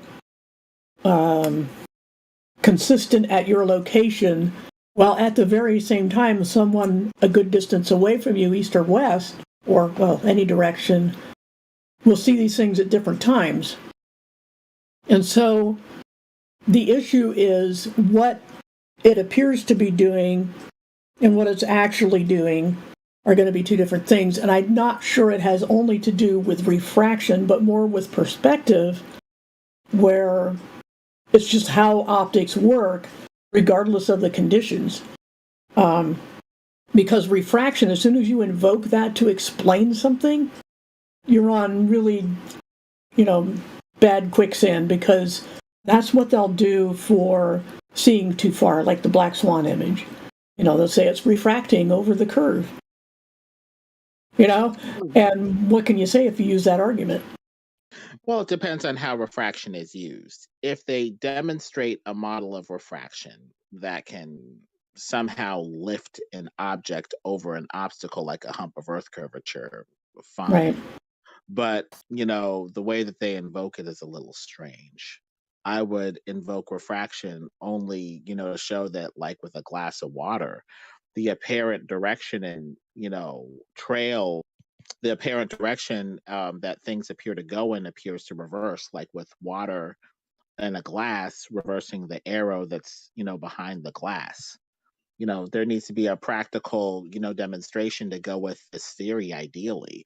Otherwise, the theory can possibly, go off into weird territory. Right. Yeah, and the thing is about that effect with the water and the arrow, there has to be a change in density for light to refract. And it only refracts at that change. If we want it to refract continuously as the sun moving across the sky, we have a problem, because then it has to have a number of different refractive boundaries as it goes along, or between you and where the sun rises. For example, we'd have to say, just as the ball earthers have to say vertically, it's the same problem horizontally on an AE map, that you would have to invoke a series of density changes, which I think is impossible to prove in real life. Whereas with the glass and the water, you have a boundary at the glass and another one at the other edge of the glass. You're looking through two edges, two density changes. And it's just basically acting like a double convex lens. So the problem is changes in density, and that's where we have to be extremely careful, because if we propose a bunch of changes of density between us and where the sun is, then they can do the same thing with objects over the horizon. Well, the way to apply refraction, I think that would be a much better model over a flat plane, would be a very narrow viewing angle off of the surface, making stuff that's actually above the surface, unresolvable. You just can't make a 2D image out on the mountain or the part of the building that is, at such a narrow viewing angle off the surface, it appears to merge and or quote unquote go below said surface. Right, Refraction really. that makes the image pop out like a balloon and become visible, whereas before it just was unresolvable. I wouldn't say that it necessarily per se lifts an image up over an obstacle. I think it expands a narrow viewing angle over a flat surface where it's actually above it, but you just can't notice how high above the surface it is anymore, because it's gone too far away and the viewing angle is too narrow. So I would reapply refraction to say that it's making the image balloon out and become visible where it was unresolvable before, but not necessarily lifting it over a globe hump obstacle. I would reapply it in a different way and reinterpret it, basically. Yeah, I think I understand what you're saying, but I think I would just call that like Rayleigh criteria and perspective issues and the limits of optics more than I would say refraction. That's just maybe hair splitting, but that's what I would do. There is a slightly different sense of how refraction is applied, because when we look at Wikipedia, it appears to talk about the boundaries between different media, from air to water to air to glass. Mm-hmm. And it kind of seems like they're applying it like reflection, or at least deflection of the image off of the boundary of different media like a ping pong ball. So it Well, does that kind of seem like they're applying it differently. yeah, I mean that's what refraction is. It's changing the direction of a beam of light. And as I posted a video that, I mean, obviously we can't watch it right now, but at 42 minutes after the hour, the sun an update. But I have another one. That one's more about the east-west thing. I have another one somewhere about the normal line. Let me see if I can find that real quick on my channel. It's more about refraction, so let me copy and paste that one. There we go. Thank you. This is Sure. very interesting. I think at the theoretical level, we need to see how we're, interpreting how this stuff is occurring, because it has a lot of implications for, whether we think it being lifted over a ball or something else. Right. Yeah, and I'd say overall that my point is that it would be a lot easier to do horizontally than vertically if we're going to invoke whatever optical property. Why do you think it would be horizontal versus vertical? I thought light spread in all directions. Well, what I mean as far as the shape of the Earth goes, because their optical effect they're looking for has to be vertical because it's supposedly bringing things over the edge of a ball that's dropping away from us in every direction, whereas on an AE type situation, we're saying things can appear to be farther left or right, but they don't bring things into view that are obstructed. So you're saying the land's dropping left to right and things should be coming into view, but they're not, like their model would kind of predict, maybe, or something like that? I know this is kind of hard to explain without drawings, but what I'm saying is that if they're going to invoke optical property to bring things up that have fallen away from you in the distance because of Earth curve, I think they have a bigger problem explaining that than we would on an AE surface where things are just left or right of where we would expect them intuitively. I don't know if that makes any more sense. Well, I can think of and imagine a ball dropping away more to the left and the right. And, I guess you're saying if, refraction is bringing anything over the ball, it would bring it up even more over the ball to the left and the right, I guess, since it's dropping away even more in that direction. Yeah, I don't know. I mean, I must not be. There's a misunderstanding here or something, because what I'm saying is if they are telling us we're standing on a ball and we can see farther than we should because of some optical property, they're saying that this optical property has vertical changes that have nothing to do with the Rayleigh criterion or angular resolution or anything like that. They're saying it's refraction of light that is bringing things beyond, from beyond an obstruction, whereas we don't have an obstruction. We just have things not in the location we expect for east-west, for example. But again, this is hard. It'd be easier to do in a video, which is why I posted one. So.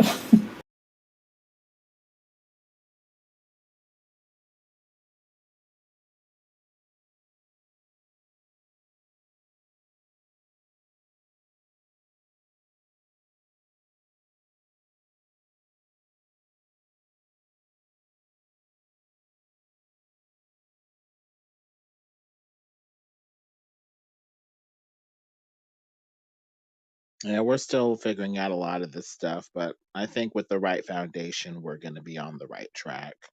I mean, even with the shape of the earth, it's like they just went with a different starting point, a different foundation. They said, we're not going to go with this flat cosmology or whatever anymore, even though it matches our senses. We're going to start with a different foundation. that's a bit more theoretical. Yeah, I mean, this is the same tactic.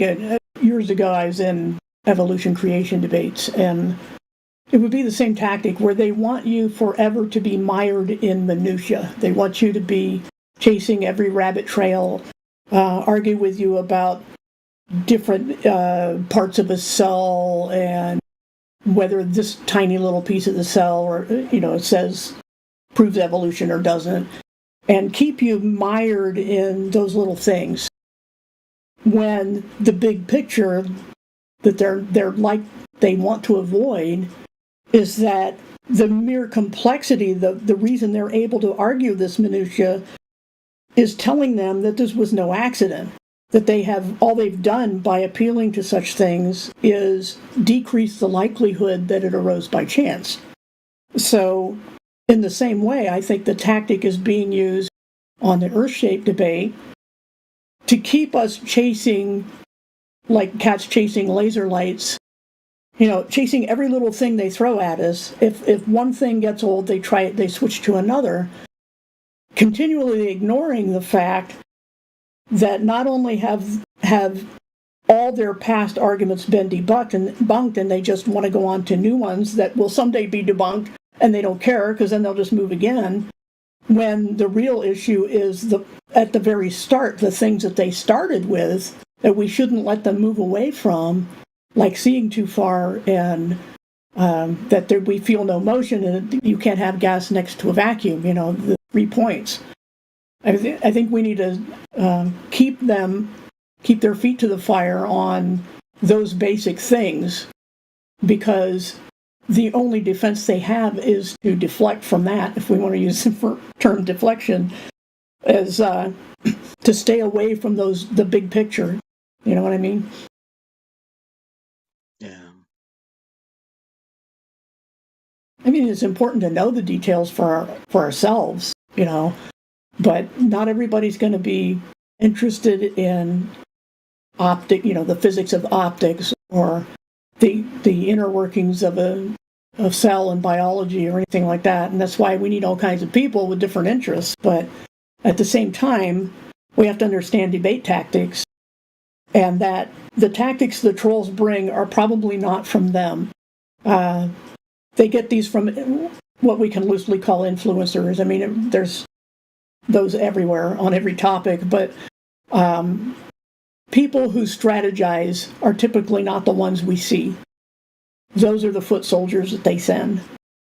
But if we know the overall tactic is to keep us distracted and keep us trying to prove or disprove every little thing they throw at us, when the problem is keeping them on defense, that's how they win, is they keep us distracted. We need to keep them answering questions, not us answering questions. Well, the strategies are, like you say, getting people mired down in minor minutia, drama, appeal to authority, saying that you're not smart enough or authoritative enough to question the narrative. So it depends on, what they want out of the conversation. Do they want an honest conversation about evidence of curvature, evidence for the globe, or do they want, power, intimidation? Do they want a shouting match? Do they just want to throw their weight around? Different Right. people want different things out of the conversation.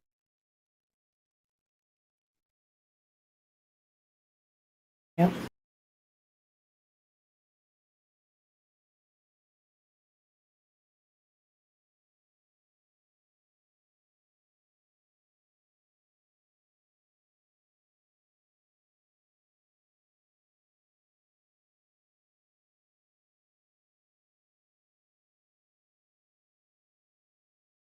I think everybody else took off.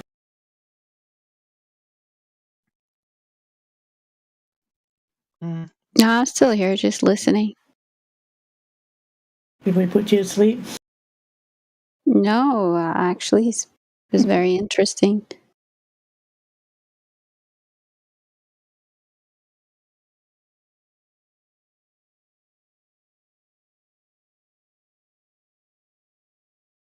You guys kind of lost me when you were talking about light bending and whatnot, or something about light. I kind of got distracted with something else. But other than that, it was good. You know, like when it hits a change in density? Yeah, I think I'm going to watch the video you posted. And there's some good images I seem to keep losing on my computer where people have, I mean, these are actual photos of people with various shapes of lenses and a series of different colored laser lights. And you can see how they bend within the lens. I mean, they're looking like they've got lenses up on end on a surface, and you're looking down on it, and the beams are coming from the left or right and going through the lenses, and you can see what light does and how, you know, when it, like for example, in a typical magnifying glass is a double convex lens, meaning it bows out on both sides, on top and bottom, right? So as you're looking through the lens, sorry about that, hold on. A double convex lens is going to magnify, you know, typical magnifying glass. And the way it does that is the center of the lens, the two lenses, or, you know, two sides of the lens, is thicker than the edges.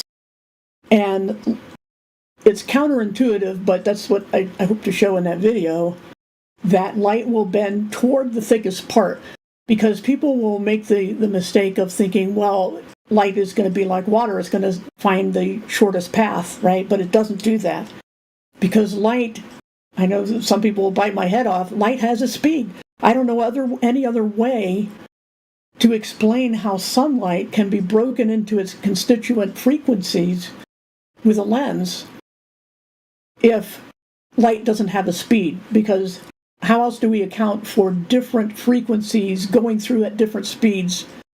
And it gets all technical and complicated, but the point is that when light encounters a change in density, it changes its direction toward the thickest part.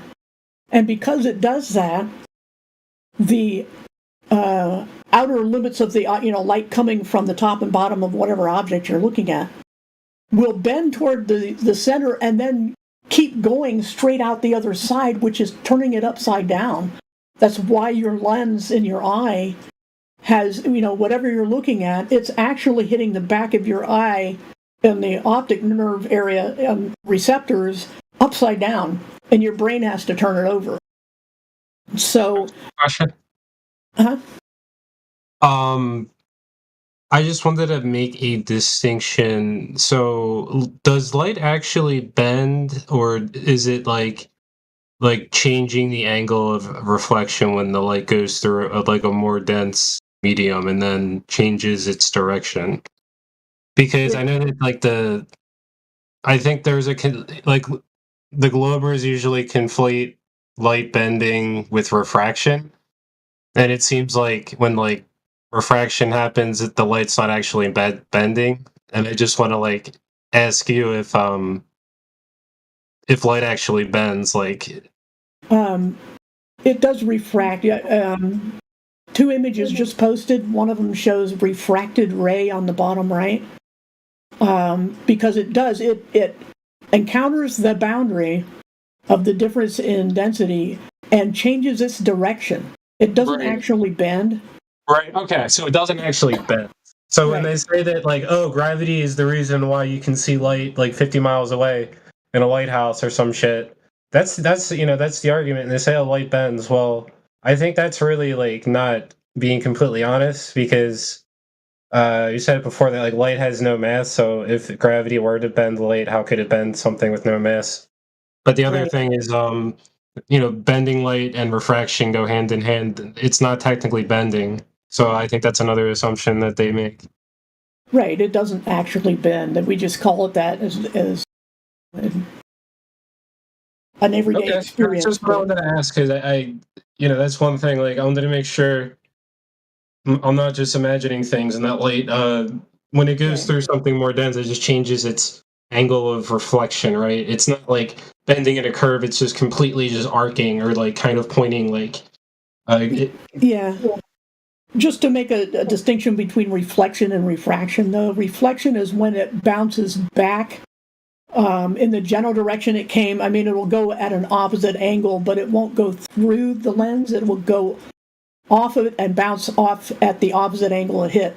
So, like you can see in that one photo there of the actual lens with the beam of light coming in, it hits the outer edge of that rectangle, and then it wants to go to a thicker part, so it's not going to go to that corner there. And I don't know what shape the lens is looking down at the top of it here, but it bends up a little bit, but when it bends up, it goes in a straight line again. It's just so a different you can have line. like divergent and convergent light depending on the shape of like the whatever it's going through, right? Yeah. Yeah, So, like a convex or a concave lens would do the opposite of what a convex lens.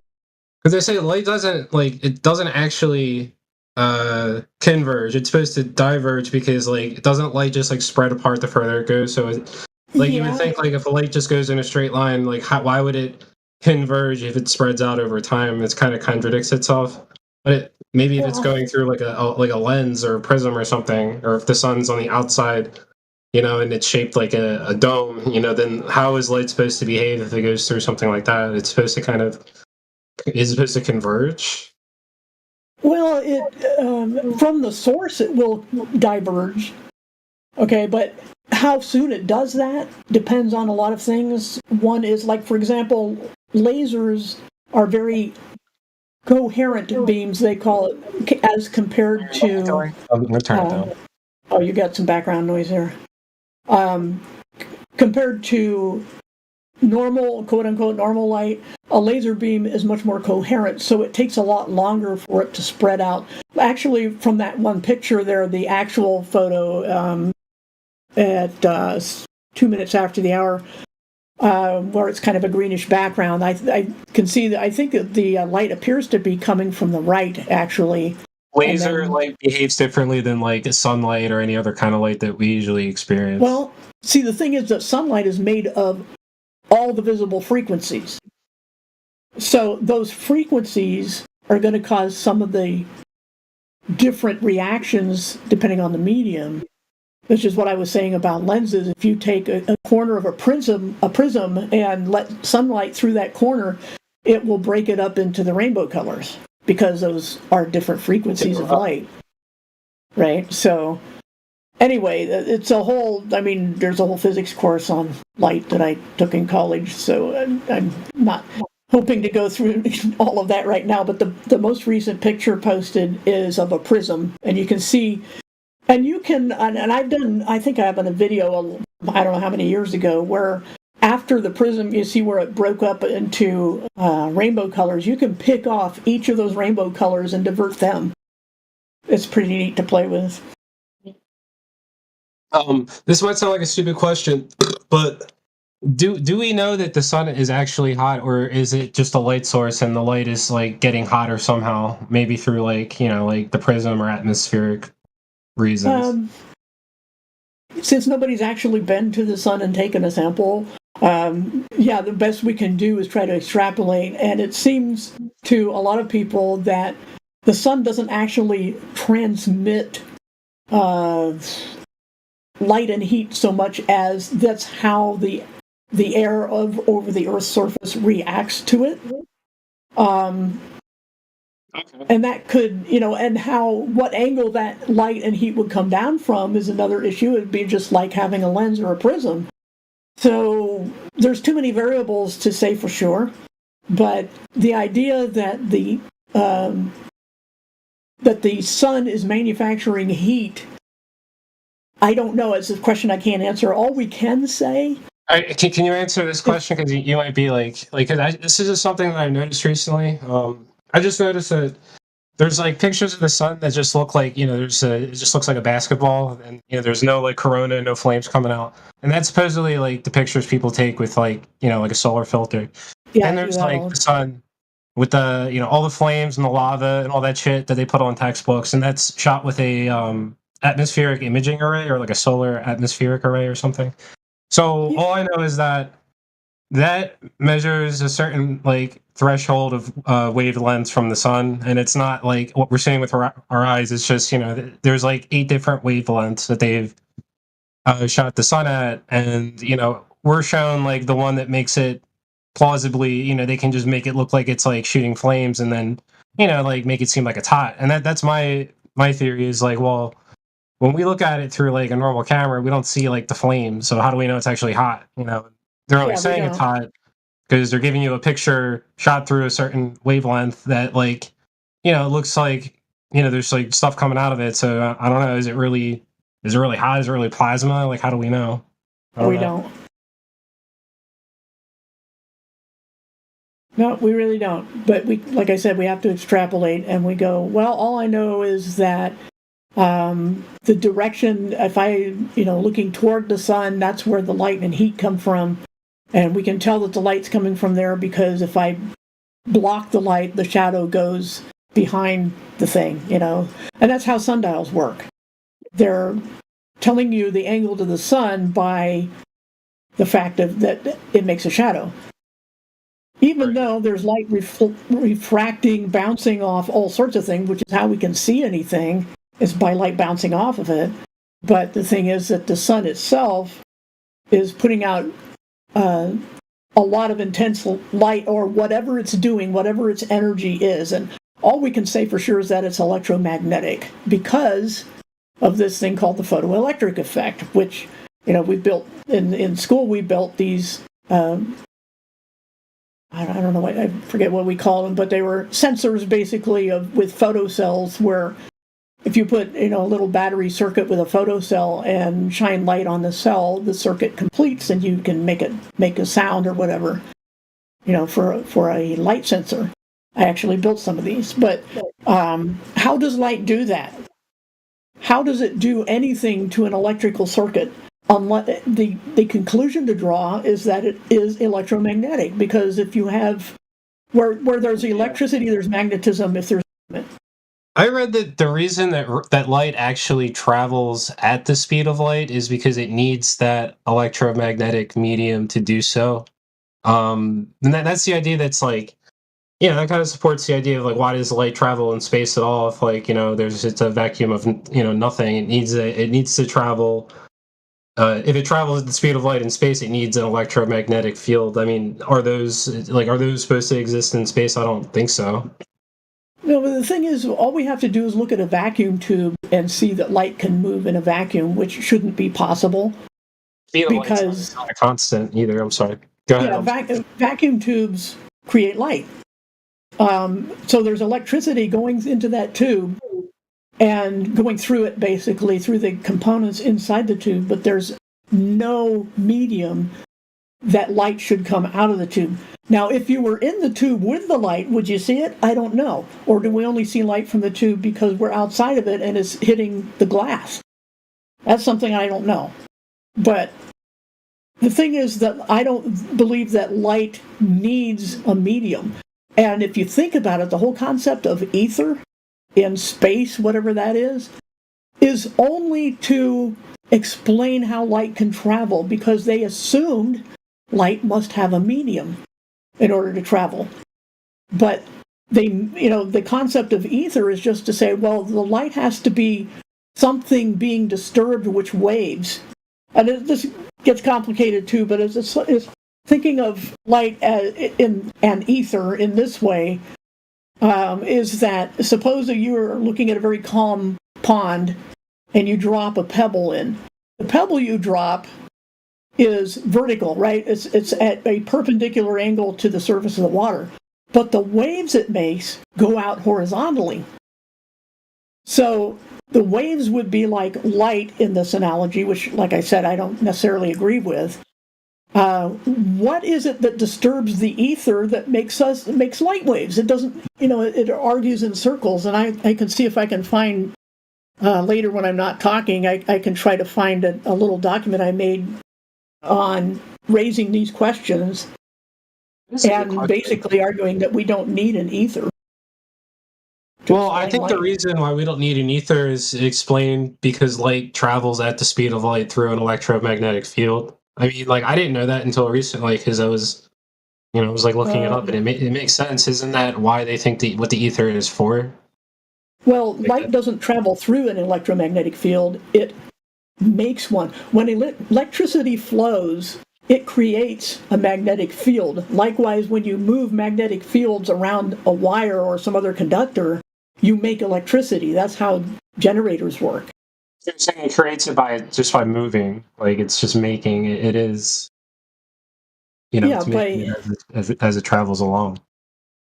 Yeah, that's the thing. If you have supposedly moving electrons, for lack of better description, you will have a magnetic field. And vice versa. They're two sides of the same coin, but you need movement. So if you run electricity through a wire, it will create a magnetic field around it, which gets into things like the right-hand rule as to which direction it's going to spiral around it. This is why you have to shield wires, especially if it's a signal wire, like the old coax cables you get from cable, TV service. There's an inner wire and an outer mesh wire. What's that outer wire for, that mesh? That's to cancel out magnetic fields so they don't interfere with the signal. So moving electricity through a wire creates those fields, and they can be either good or bad depending on what you're trying to accomplish. Did you see the video where they take like a wire and I guess they connect it to a bunch of balloons at the end, but it's enough balloons so that the balloons raise the wire like 5 inches off the ground. Then they just run a current through or whatever, and they positively charge the balloons, and the balloons just start dropping to the floor. And they're just trying to say that there's a downward force, but it's not gravity, and then it's some it's like dielectrics or whatever. They're trying to say that I guess helium is, what is it? Does it not have a charge, or does it? I don't know offhand. I think the charge would be more to do with the balloons themselves, which from right, like the materials, like the rubber. Rubbing a balloon on you will make static, so electricity. So it's theoretically, who knows what's really happening, but theoretically, when you do something like rub a balloon on your hair or your shirt, what it's doing is exchanging valence electrons. And what are valence? They're the outermost electrons that are farthest from the core and therefore have the weakest hold, and so they can be knocked loose, which is theoretically how electricity flows, by knocking loose those valence electrons, which is why some materials like copper and aluminum will conduct better than other materials, that you typically don't find because they don't conduct in wiring, because they don't conduct very well. Gold's a good conductor. But obviously steel's not as good. Wood's not going to conduct too well unless you overwhelm it like with lightning. But it gets complicated, and we have to understand how complicated this gets and not be tricked into, being trapped into corners because we only know a little bit about something. And I can promise you that most of the people who are going to try these tactics don't know what they're talking about either. But we need to know that.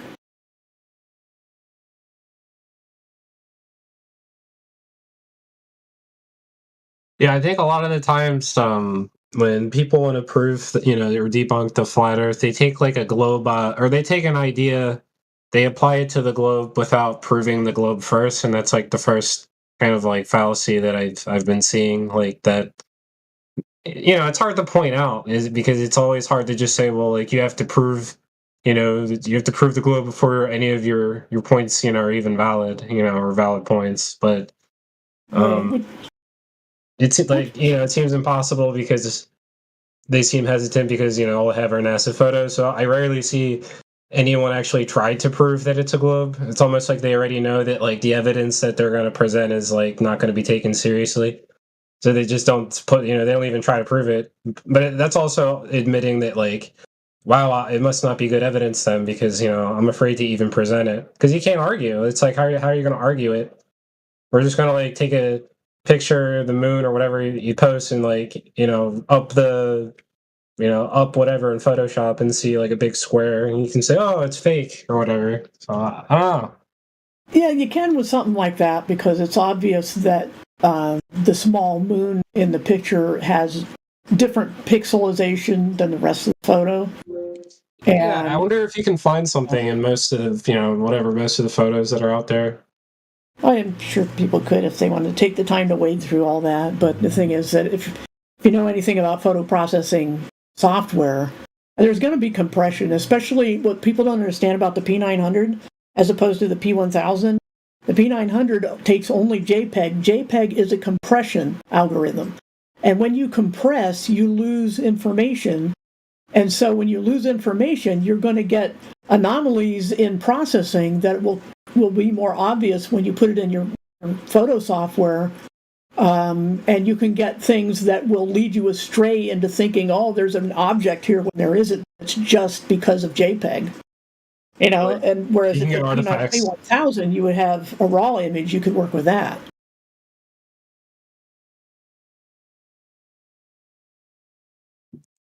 So anyway, just words of caution on, and here again, we're getting drawn into details that neither side always knows what they're talking about, and so it's pointless. It goes nowhere when we need to stick to very basic things that anybody can understand.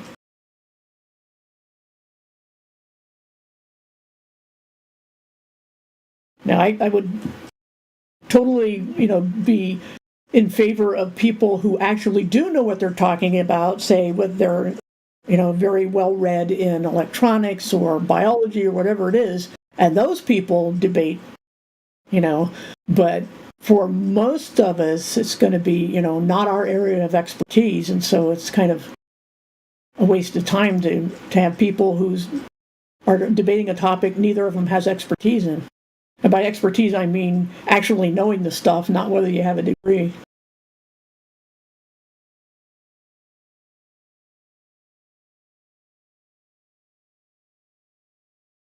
But my voice is getting tired, so... I think you did a good job. I was enjoying just listening, being able to talk. Do you have like a YouTube channel or something? You sound like somebody who makes like content. Yeah, I do. I posted, some videos from my channel earlier. Let me roll back and see when that was. Yeah, I have one at, by my time, 5:42. It's now 71 here, so about 50 minutes ago, 42 minutes after the previous hour. Yeah. Say share the link or something later, and I'll I'll check out. Sure, thanks.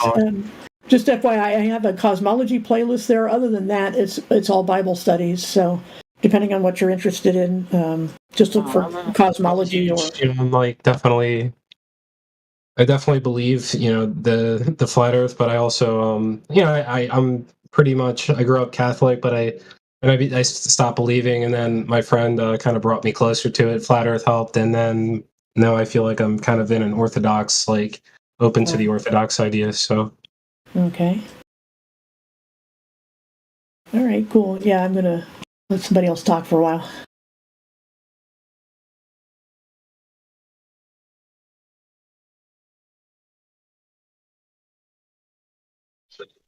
Yeah, if I were you,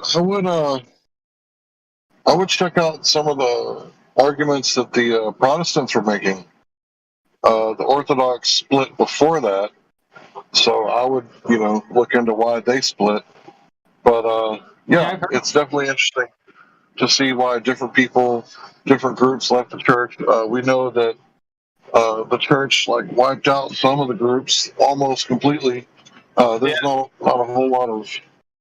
Well, I'm happy that you're open to talking about that in here. But real quick, I do know that there's a lot of subversion of the Vatican, and that kind of trickles down to the Knights of Columbus and all these Vatican Freemasonic groups, so there's Masonic subversion of the church. That's why I don't want to be a Catholic, because they injected Lucifer into you have the Pope singing about Lucifer, literally, it's online, but there's so much shit that's it's not good. The Orthodox Christians, I think, have a really interesting belief system, because it's completely different in certain ways. The Trinity is different, in a very nuanced, important way. I attended a couple masses. They're prostrating on the floor. It's they don't want to worship like any idols or icons or they don't like worshiping the actual statues. It's interesting. Nice. Maybe I should look into the Orthodox. Thanks for Yeah, sharing. I think it's I was talking to I sat down with I'm Italian. My friend brought me to a Russian Ukrainian Orthodox church for the first time, and he wanted me to talk to the priest. I sat down with him.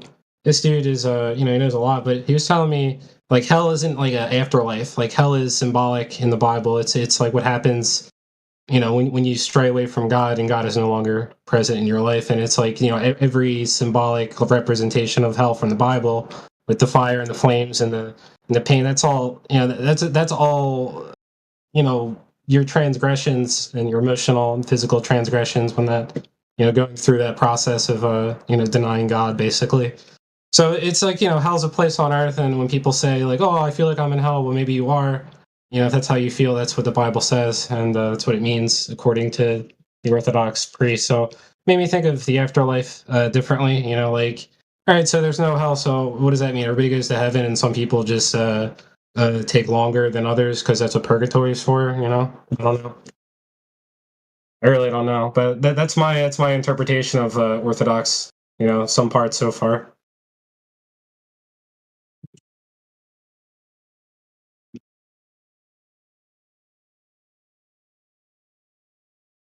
My dime store advice is have a personal relationship with the creator. Yeah, dude.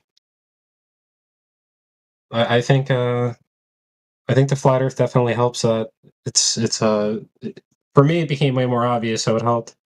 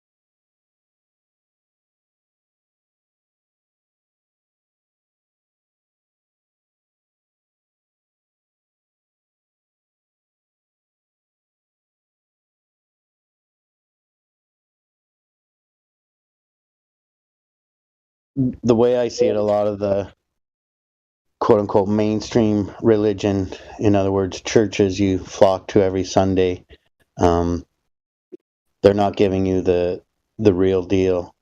They want you coming back every Sunday. They want to be passing around that collection plate. They want you feeling guilty. Right. Well, you don't necessarily have to, nobody really needs to go to church to have a relationship with God, and it's nobody really needs to talk to a priest to be free of sin or anything like that. At least from my view. I do see that the more organized it gets, usually the more corrupt it gets, and we can see that Catholicism is definitely the most popular, and that's the most corrupt in my opinion. And there might be truth somewhere in the middle. It might be it might be somewhere not even in any organized religion. I mean, you can believe the religion, but it doesn't mean that the people that are preaching it are telling you the truth. I posted that article I finally found on my thoughts on light and ether and stuff like that. Awesome. Yeah, I would like to learn more about light, the way it behaves. Just so certain things make more sense. Like I said, it gets complicated, and I don't think anybody truly understands it completely.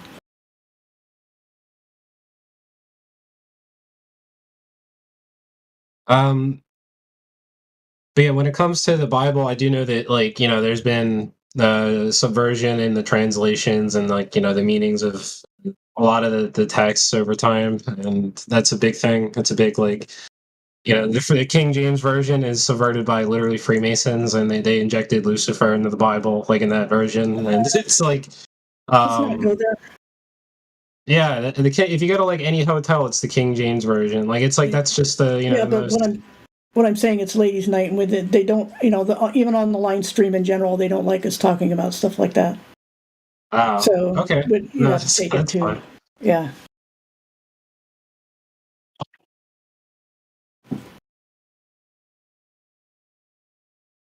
Because I could go on and on about that. I don't. My Yeah. voice doesn't need it. But Yeah, Skid 7 Night would be fun. yeah, like I say, just I have a channel full of that. So Oh, nice.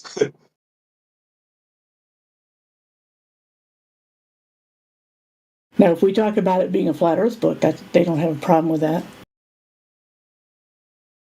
And earlier, I posted a thing saying all the passages that support it.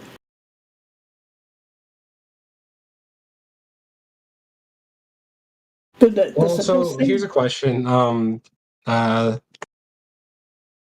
know that in the old encyclopedia from like 1958, where they put that there's like a dome on the top of Antarctica, like 13,000 feet up, right? Like that's like kind of a thing. Like that they had. Well, there's a lot of implications with that because there's the idea that there's like shit that's outside, like the flat Earth, like continents and unexplored terrain or other, maybe even breakaway civilizations or something like that. But if the dome really is 13,000 feet up in Antarctica, that kind of implies that it's like ending there, right? So it's kind of being maybe some kind of protected barrier where we can't get across. I mean, I don't know. Have you seen that? What are your thoughts on the encyclopedia's suggestion that there's a dome?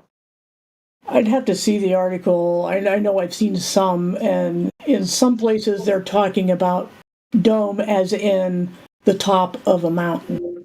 They'll use the same term dome for that. But I mean, I'm sure in any quote unquote, mainstream things, they're not going to talk about the sky being a dome unless they mean it figuratively, where it's how it appears. Whether they actually believe that or not is physically shaped like a dome. Most flat earthers won't even tell you whether they think it's a dome or not. We don't really argue the shape of what we call the firmament, because we aren't given that shape. So we have no way of telling. It's not something we can see. We just know it has to be contained in order for there to be air pressure. So there must be a container. That's all. The firmament. That's all we know. It's like how far it extends, right? I mean, I just see a lot of old maps and all this stuff that it implies in stories like the Iron Republic. It implies that there's like other places, and Admiral Byrd and all those guys. So if there is if there is like continents that we can go to that we weren't told about, then from the logical view, it's the firmament shouldn't like end at Antarctica, right? I mean, it's hard to say. It would be all speculation. I don't see the point in arguing it because none of us are allowed to go there. Are you familiar with the Antarctic Treaty? Yes. Yep. Okay. Yeah. So none of us are going to get there. Right. Yeah, that's something that we're never gonna. I mean, unless somebody shoots a rocket or something. Well, that would just get shot down. But, yeah, they wouldn't let anything in their airspace around there. Oh, sorry, I got a spam call here.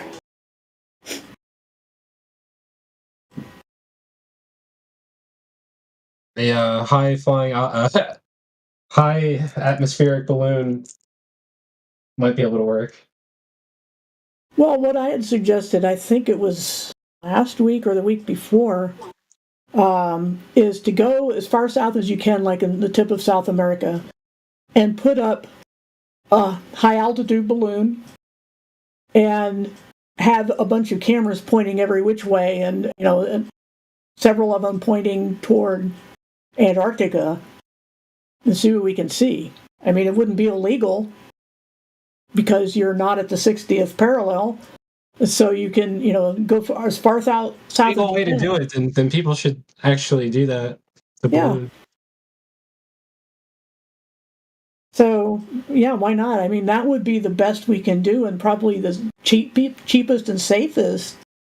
It's just a matter of getting the balloon and a bunch of non-fisheye camera lenses, and have some redundancy and maybe have 2 balloons and sets of cameras from 2 different places. I think that would give us a very good view of the Antarctica, area.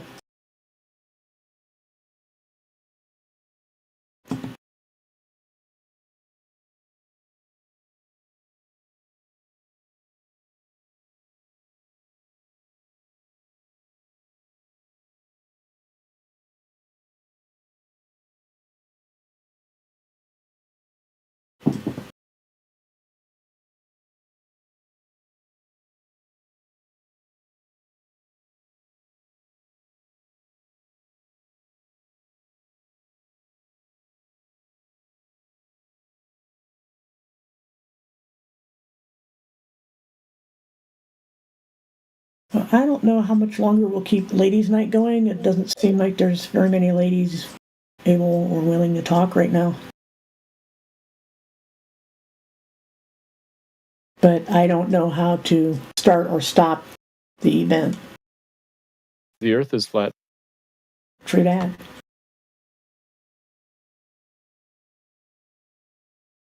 But you have to Why do the shills always say like, oh, the FE Core 2 laser experiments are like pseudoscience, and they try to say they didn't account for the spread of the laser. And then I watched the video again. I'm like, they absolutely did. They accounted for that and refraction. Like, why do they keep denying this experiment? Is there anything honestly to say about that experiment? I saw it one time when they first published the video, so I don't remember a lot of details, but it seemed like they were pretty thorough. So I don't know. First thing I thought about too. I was like, what do you mean? Like, did you watch it? I'm pretty sure they accounted for the spread. They had these like, I don't know what they were, magnifying shit that were like positioned every maybe 500 meters away from the light or something to keep it consistent. I don't know. Yeah, there would have to be something, not a magnifier, but something to refocus, a lens to refocus the beam. But yeah, I mean, I really don't know enough details about arguments pro and con on that one. It's annoying because they have this site. What is it called? Oh my god. It's a flat Earth site that's just like, it posts all this disinformation, try to debunk everything, and then they always post the memes from it. I don't know. Sorry. Something like Flat Earth WP. Yeah, it's something like that. And it's like every single time I see one of these arguments, it's like you can tell that they spent a lot of time trying to make it convincing enough for people who are like science people to be like, oh, that makes sense, and not even question it. And then there's actually arguments. Literally every one of those can have a counter argument, and then it's just framed like it's the truth. And the one I saw, and it's just so slimy that they did this, but like, somebody tried saying moonlight's cold, so they did an experiment with like a thermal like camera outside, and then the shills like put out all these debunks and all these that was like the common way to debunk the argument that the moonlight was cold is the way that, all right, the whole idea was that this shadowed area outside that the moonlight wasn't hitting, what was it, warmer or something? It was like it was warmer than the area where the moonlight was actually hitting. So they're saying that the way that heat dissipates because in that area totally makes this experiment invalid. It's not something you should use. So somebody just took 2 glasses of water and a magnifying glass inside a house, turn out the lights and put them on a table or something.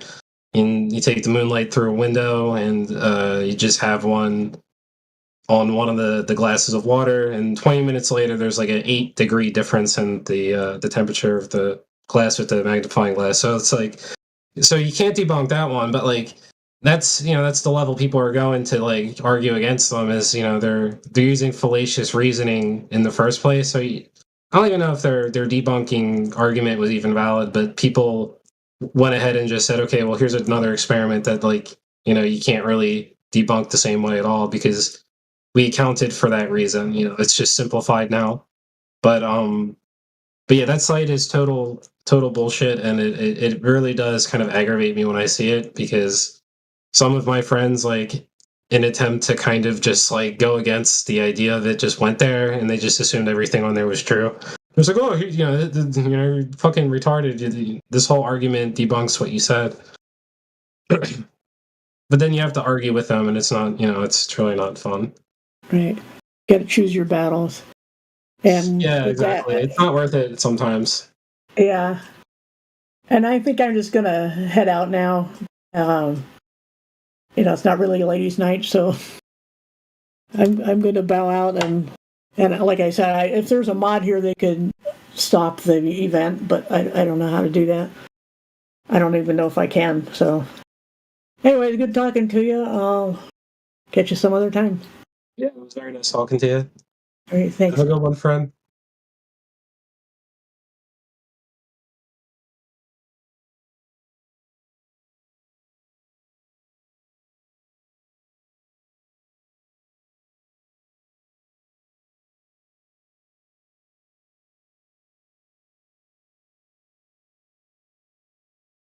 Yeah, I don't know how to turn it off either, but I find that when you're talking to your friends or people like that, if you steelman the argument before they actually personalize the argument, so if you only give them like half the argument or like, oh, we can see too far, and you don't explain the alternative excuse and show them how that doesn't work, it's really easy to latch on to it when you start looking into yourself.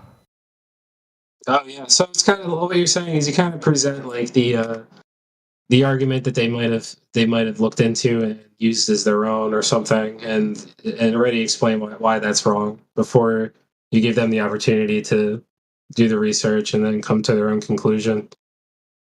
Yeah, you could just show them that you understand that the argument exists and stuff like that, and like what the errors are with it. So when they come across it themselves, they're like, "Oh, yeah, the thing he talked about." They look into it and they're like, "Oh, yeah, it's not mentioning the errors. I see what he's Right. talking Yeah, about that is now." a really good. That is a really good idea. So it instead of it being like this. That's kind of why Twitter sucks, like for the shit like this, because they give you such a little bit of like way to explain yourself on there. It's hard to really. That's like the idea of simplifying the media and the news cycle, where they start shortening things in the West, like to like 20-second bits, so you're only getting like an inch of information. And then it's much easier to fall into like different kinds of thought patterns and influence and such. It's the same kind of idea with that. Yeah, it's all in psychology. They understand how our minds work, and they want us running on snap judgments, stressed, and preferably in a little bit of fear. So we're not looking at things slowly and carefully enough to discover that there are problems with it. Absolutely. 100% true, dude.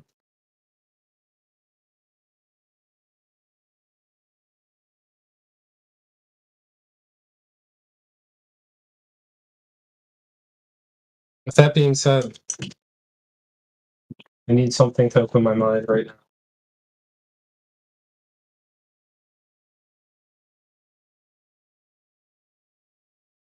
And I think it really depends on where people are at. People are at different levels of the programming. Some are really deep into it and just like believe everything that's on the news and everything the government says, and so getting them to the place where they can actually look at this objectively and not through this biased lens is a little bit hard. So you gotta kind of like figure out where they're at and and give them small truths that they can swallow. Right. I was just talking to some of my coworkers. I just couldn't believe that, they're probably 10, 15 years older than me, some of them, but they're just completely like unplugged from everything. Like, oh, I get the news from my phone. Like, whatever notification they get, it's like, oh, that's my news. And it just, if that's the lens that you see the world through, then that's like really, it's that's the complete wrong way to look at things. And some people don't understand that, and it would help for them to kind of see that, like, there is like a matrix that we're in. It's like everything's designed to make us, put us in that state where we're, like you said, we're in fear, and we can't really think logically or see the issue from outside outside the box. And then for I think the issue with a lot of people is just the social pressure to not think certain ways. Yeah, not be the guy that stands out of the group and gets hammered.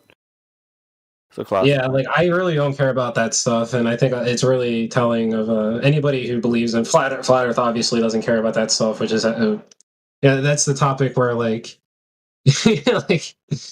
like other people will judge you instantly, and it's you just don't care because you just know it's true. You believe it. Yeah, essentially the outspoken flat earthers are the people who got over that bias and faced the dissonance and aren't not letting that fear stop them. Yeah, there's no reason to. There really isn't. It's it makes you more powerful, and that one day it might influence somebody else. Maybe not right away, but it's obvious that this is becoming more normal. Like, in a way, there's more people talking about it, but also, I think we were talking about it the other night, where like the models are becoming more similar now. Yeah. They keep changing it because things don't work out, and as they change it, it keeps getting closer and closer to what we have essentially. All I see are now like the helium balloon flights and all this stuff. Like nothing about going to space in a rocket. They're just gonna. I think they're gonna just kind of like fizzle that idea out. Now it's all balloon flights, guys. You can't go to space in a rocket.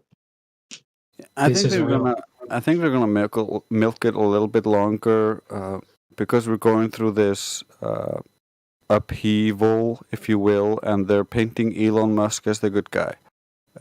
They got all these bad guys set up, ready to fall. They got Epstein and all that stuff. Just like they have the linchpin, and they're just waiting to pull it when it has the most effect and benefits them the most.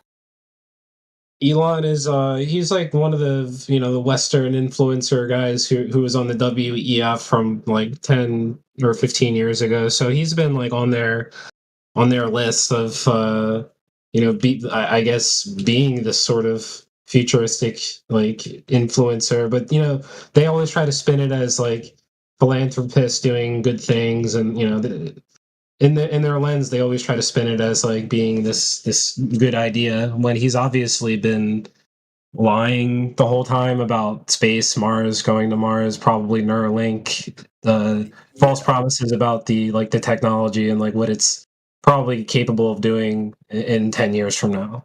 In my opinion, it's ridiculous to think it's going to be curing all these diseases. It's also, if you just look at what he proposes to do with Twitter, he wants to turn it into Vimo or whatever, the Chinese equivalent, where they have videos and chatting and paying for stuff all on one app. And that's what he wants to make for the world, which is just one step closer into the technocratic dystopia. Yeah, it's like, no, totally. And I also saw, his whole idea, which isn't actually his idea. It's just like I don't know, piggybacked idea from the crypto scene of, discouraging, I guess, bots or whatever by using some kind of using crypto to pay for, I guess, pay to post. I don't know. I don't know exactly how he had it set up, but he wants to take bots off of Twitter.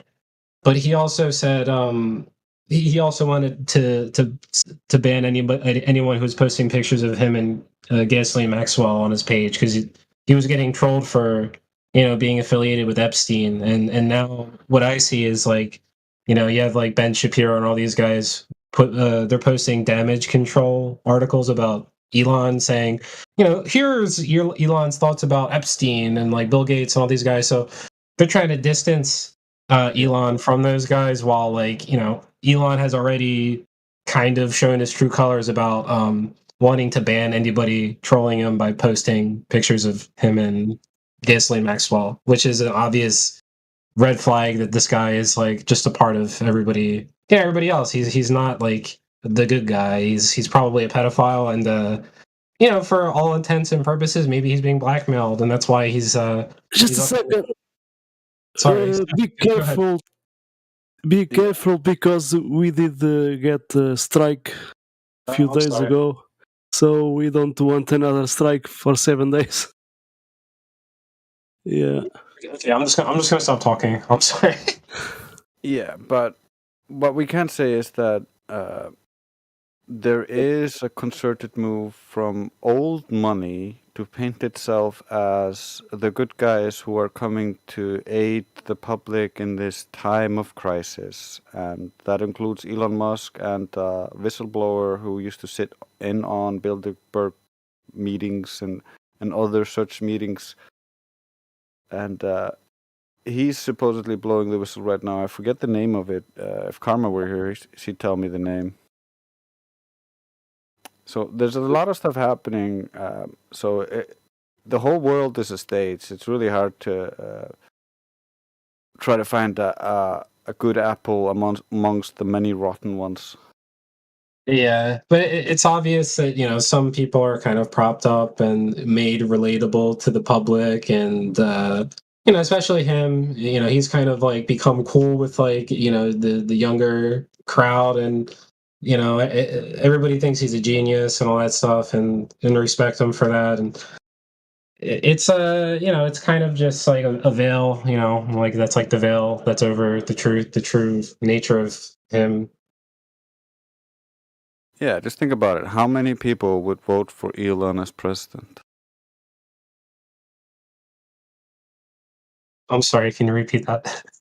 How many people do you think would vote for Elon as president? Yeah, a lot of people. A lot of people. They've his Twitter, the Twitter thing made people who I guess are more on the right like him more because it made them feel like he cared about free speech, and that's not really the case because the common argument for people on the I'm not trying to get political. People on the left say, "Oh, it's not like private companies do what they want. It's the algorithm doing its thing. That's not censorship. It's the algorithm." Well, now apparently, now people on the right are associating the algorithm with censorship because, in a sense it is. It's just, they're only arguing it's not because, apparently, why don't you just make a different Twitter? Oh, well, you can't because they don't let you. That's just the way it is.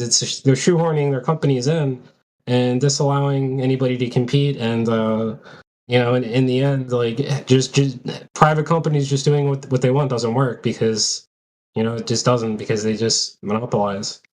Yeah, and he says that he's for free speech, but when you listen to him talk to the Twitter employees, he's basically saying, I want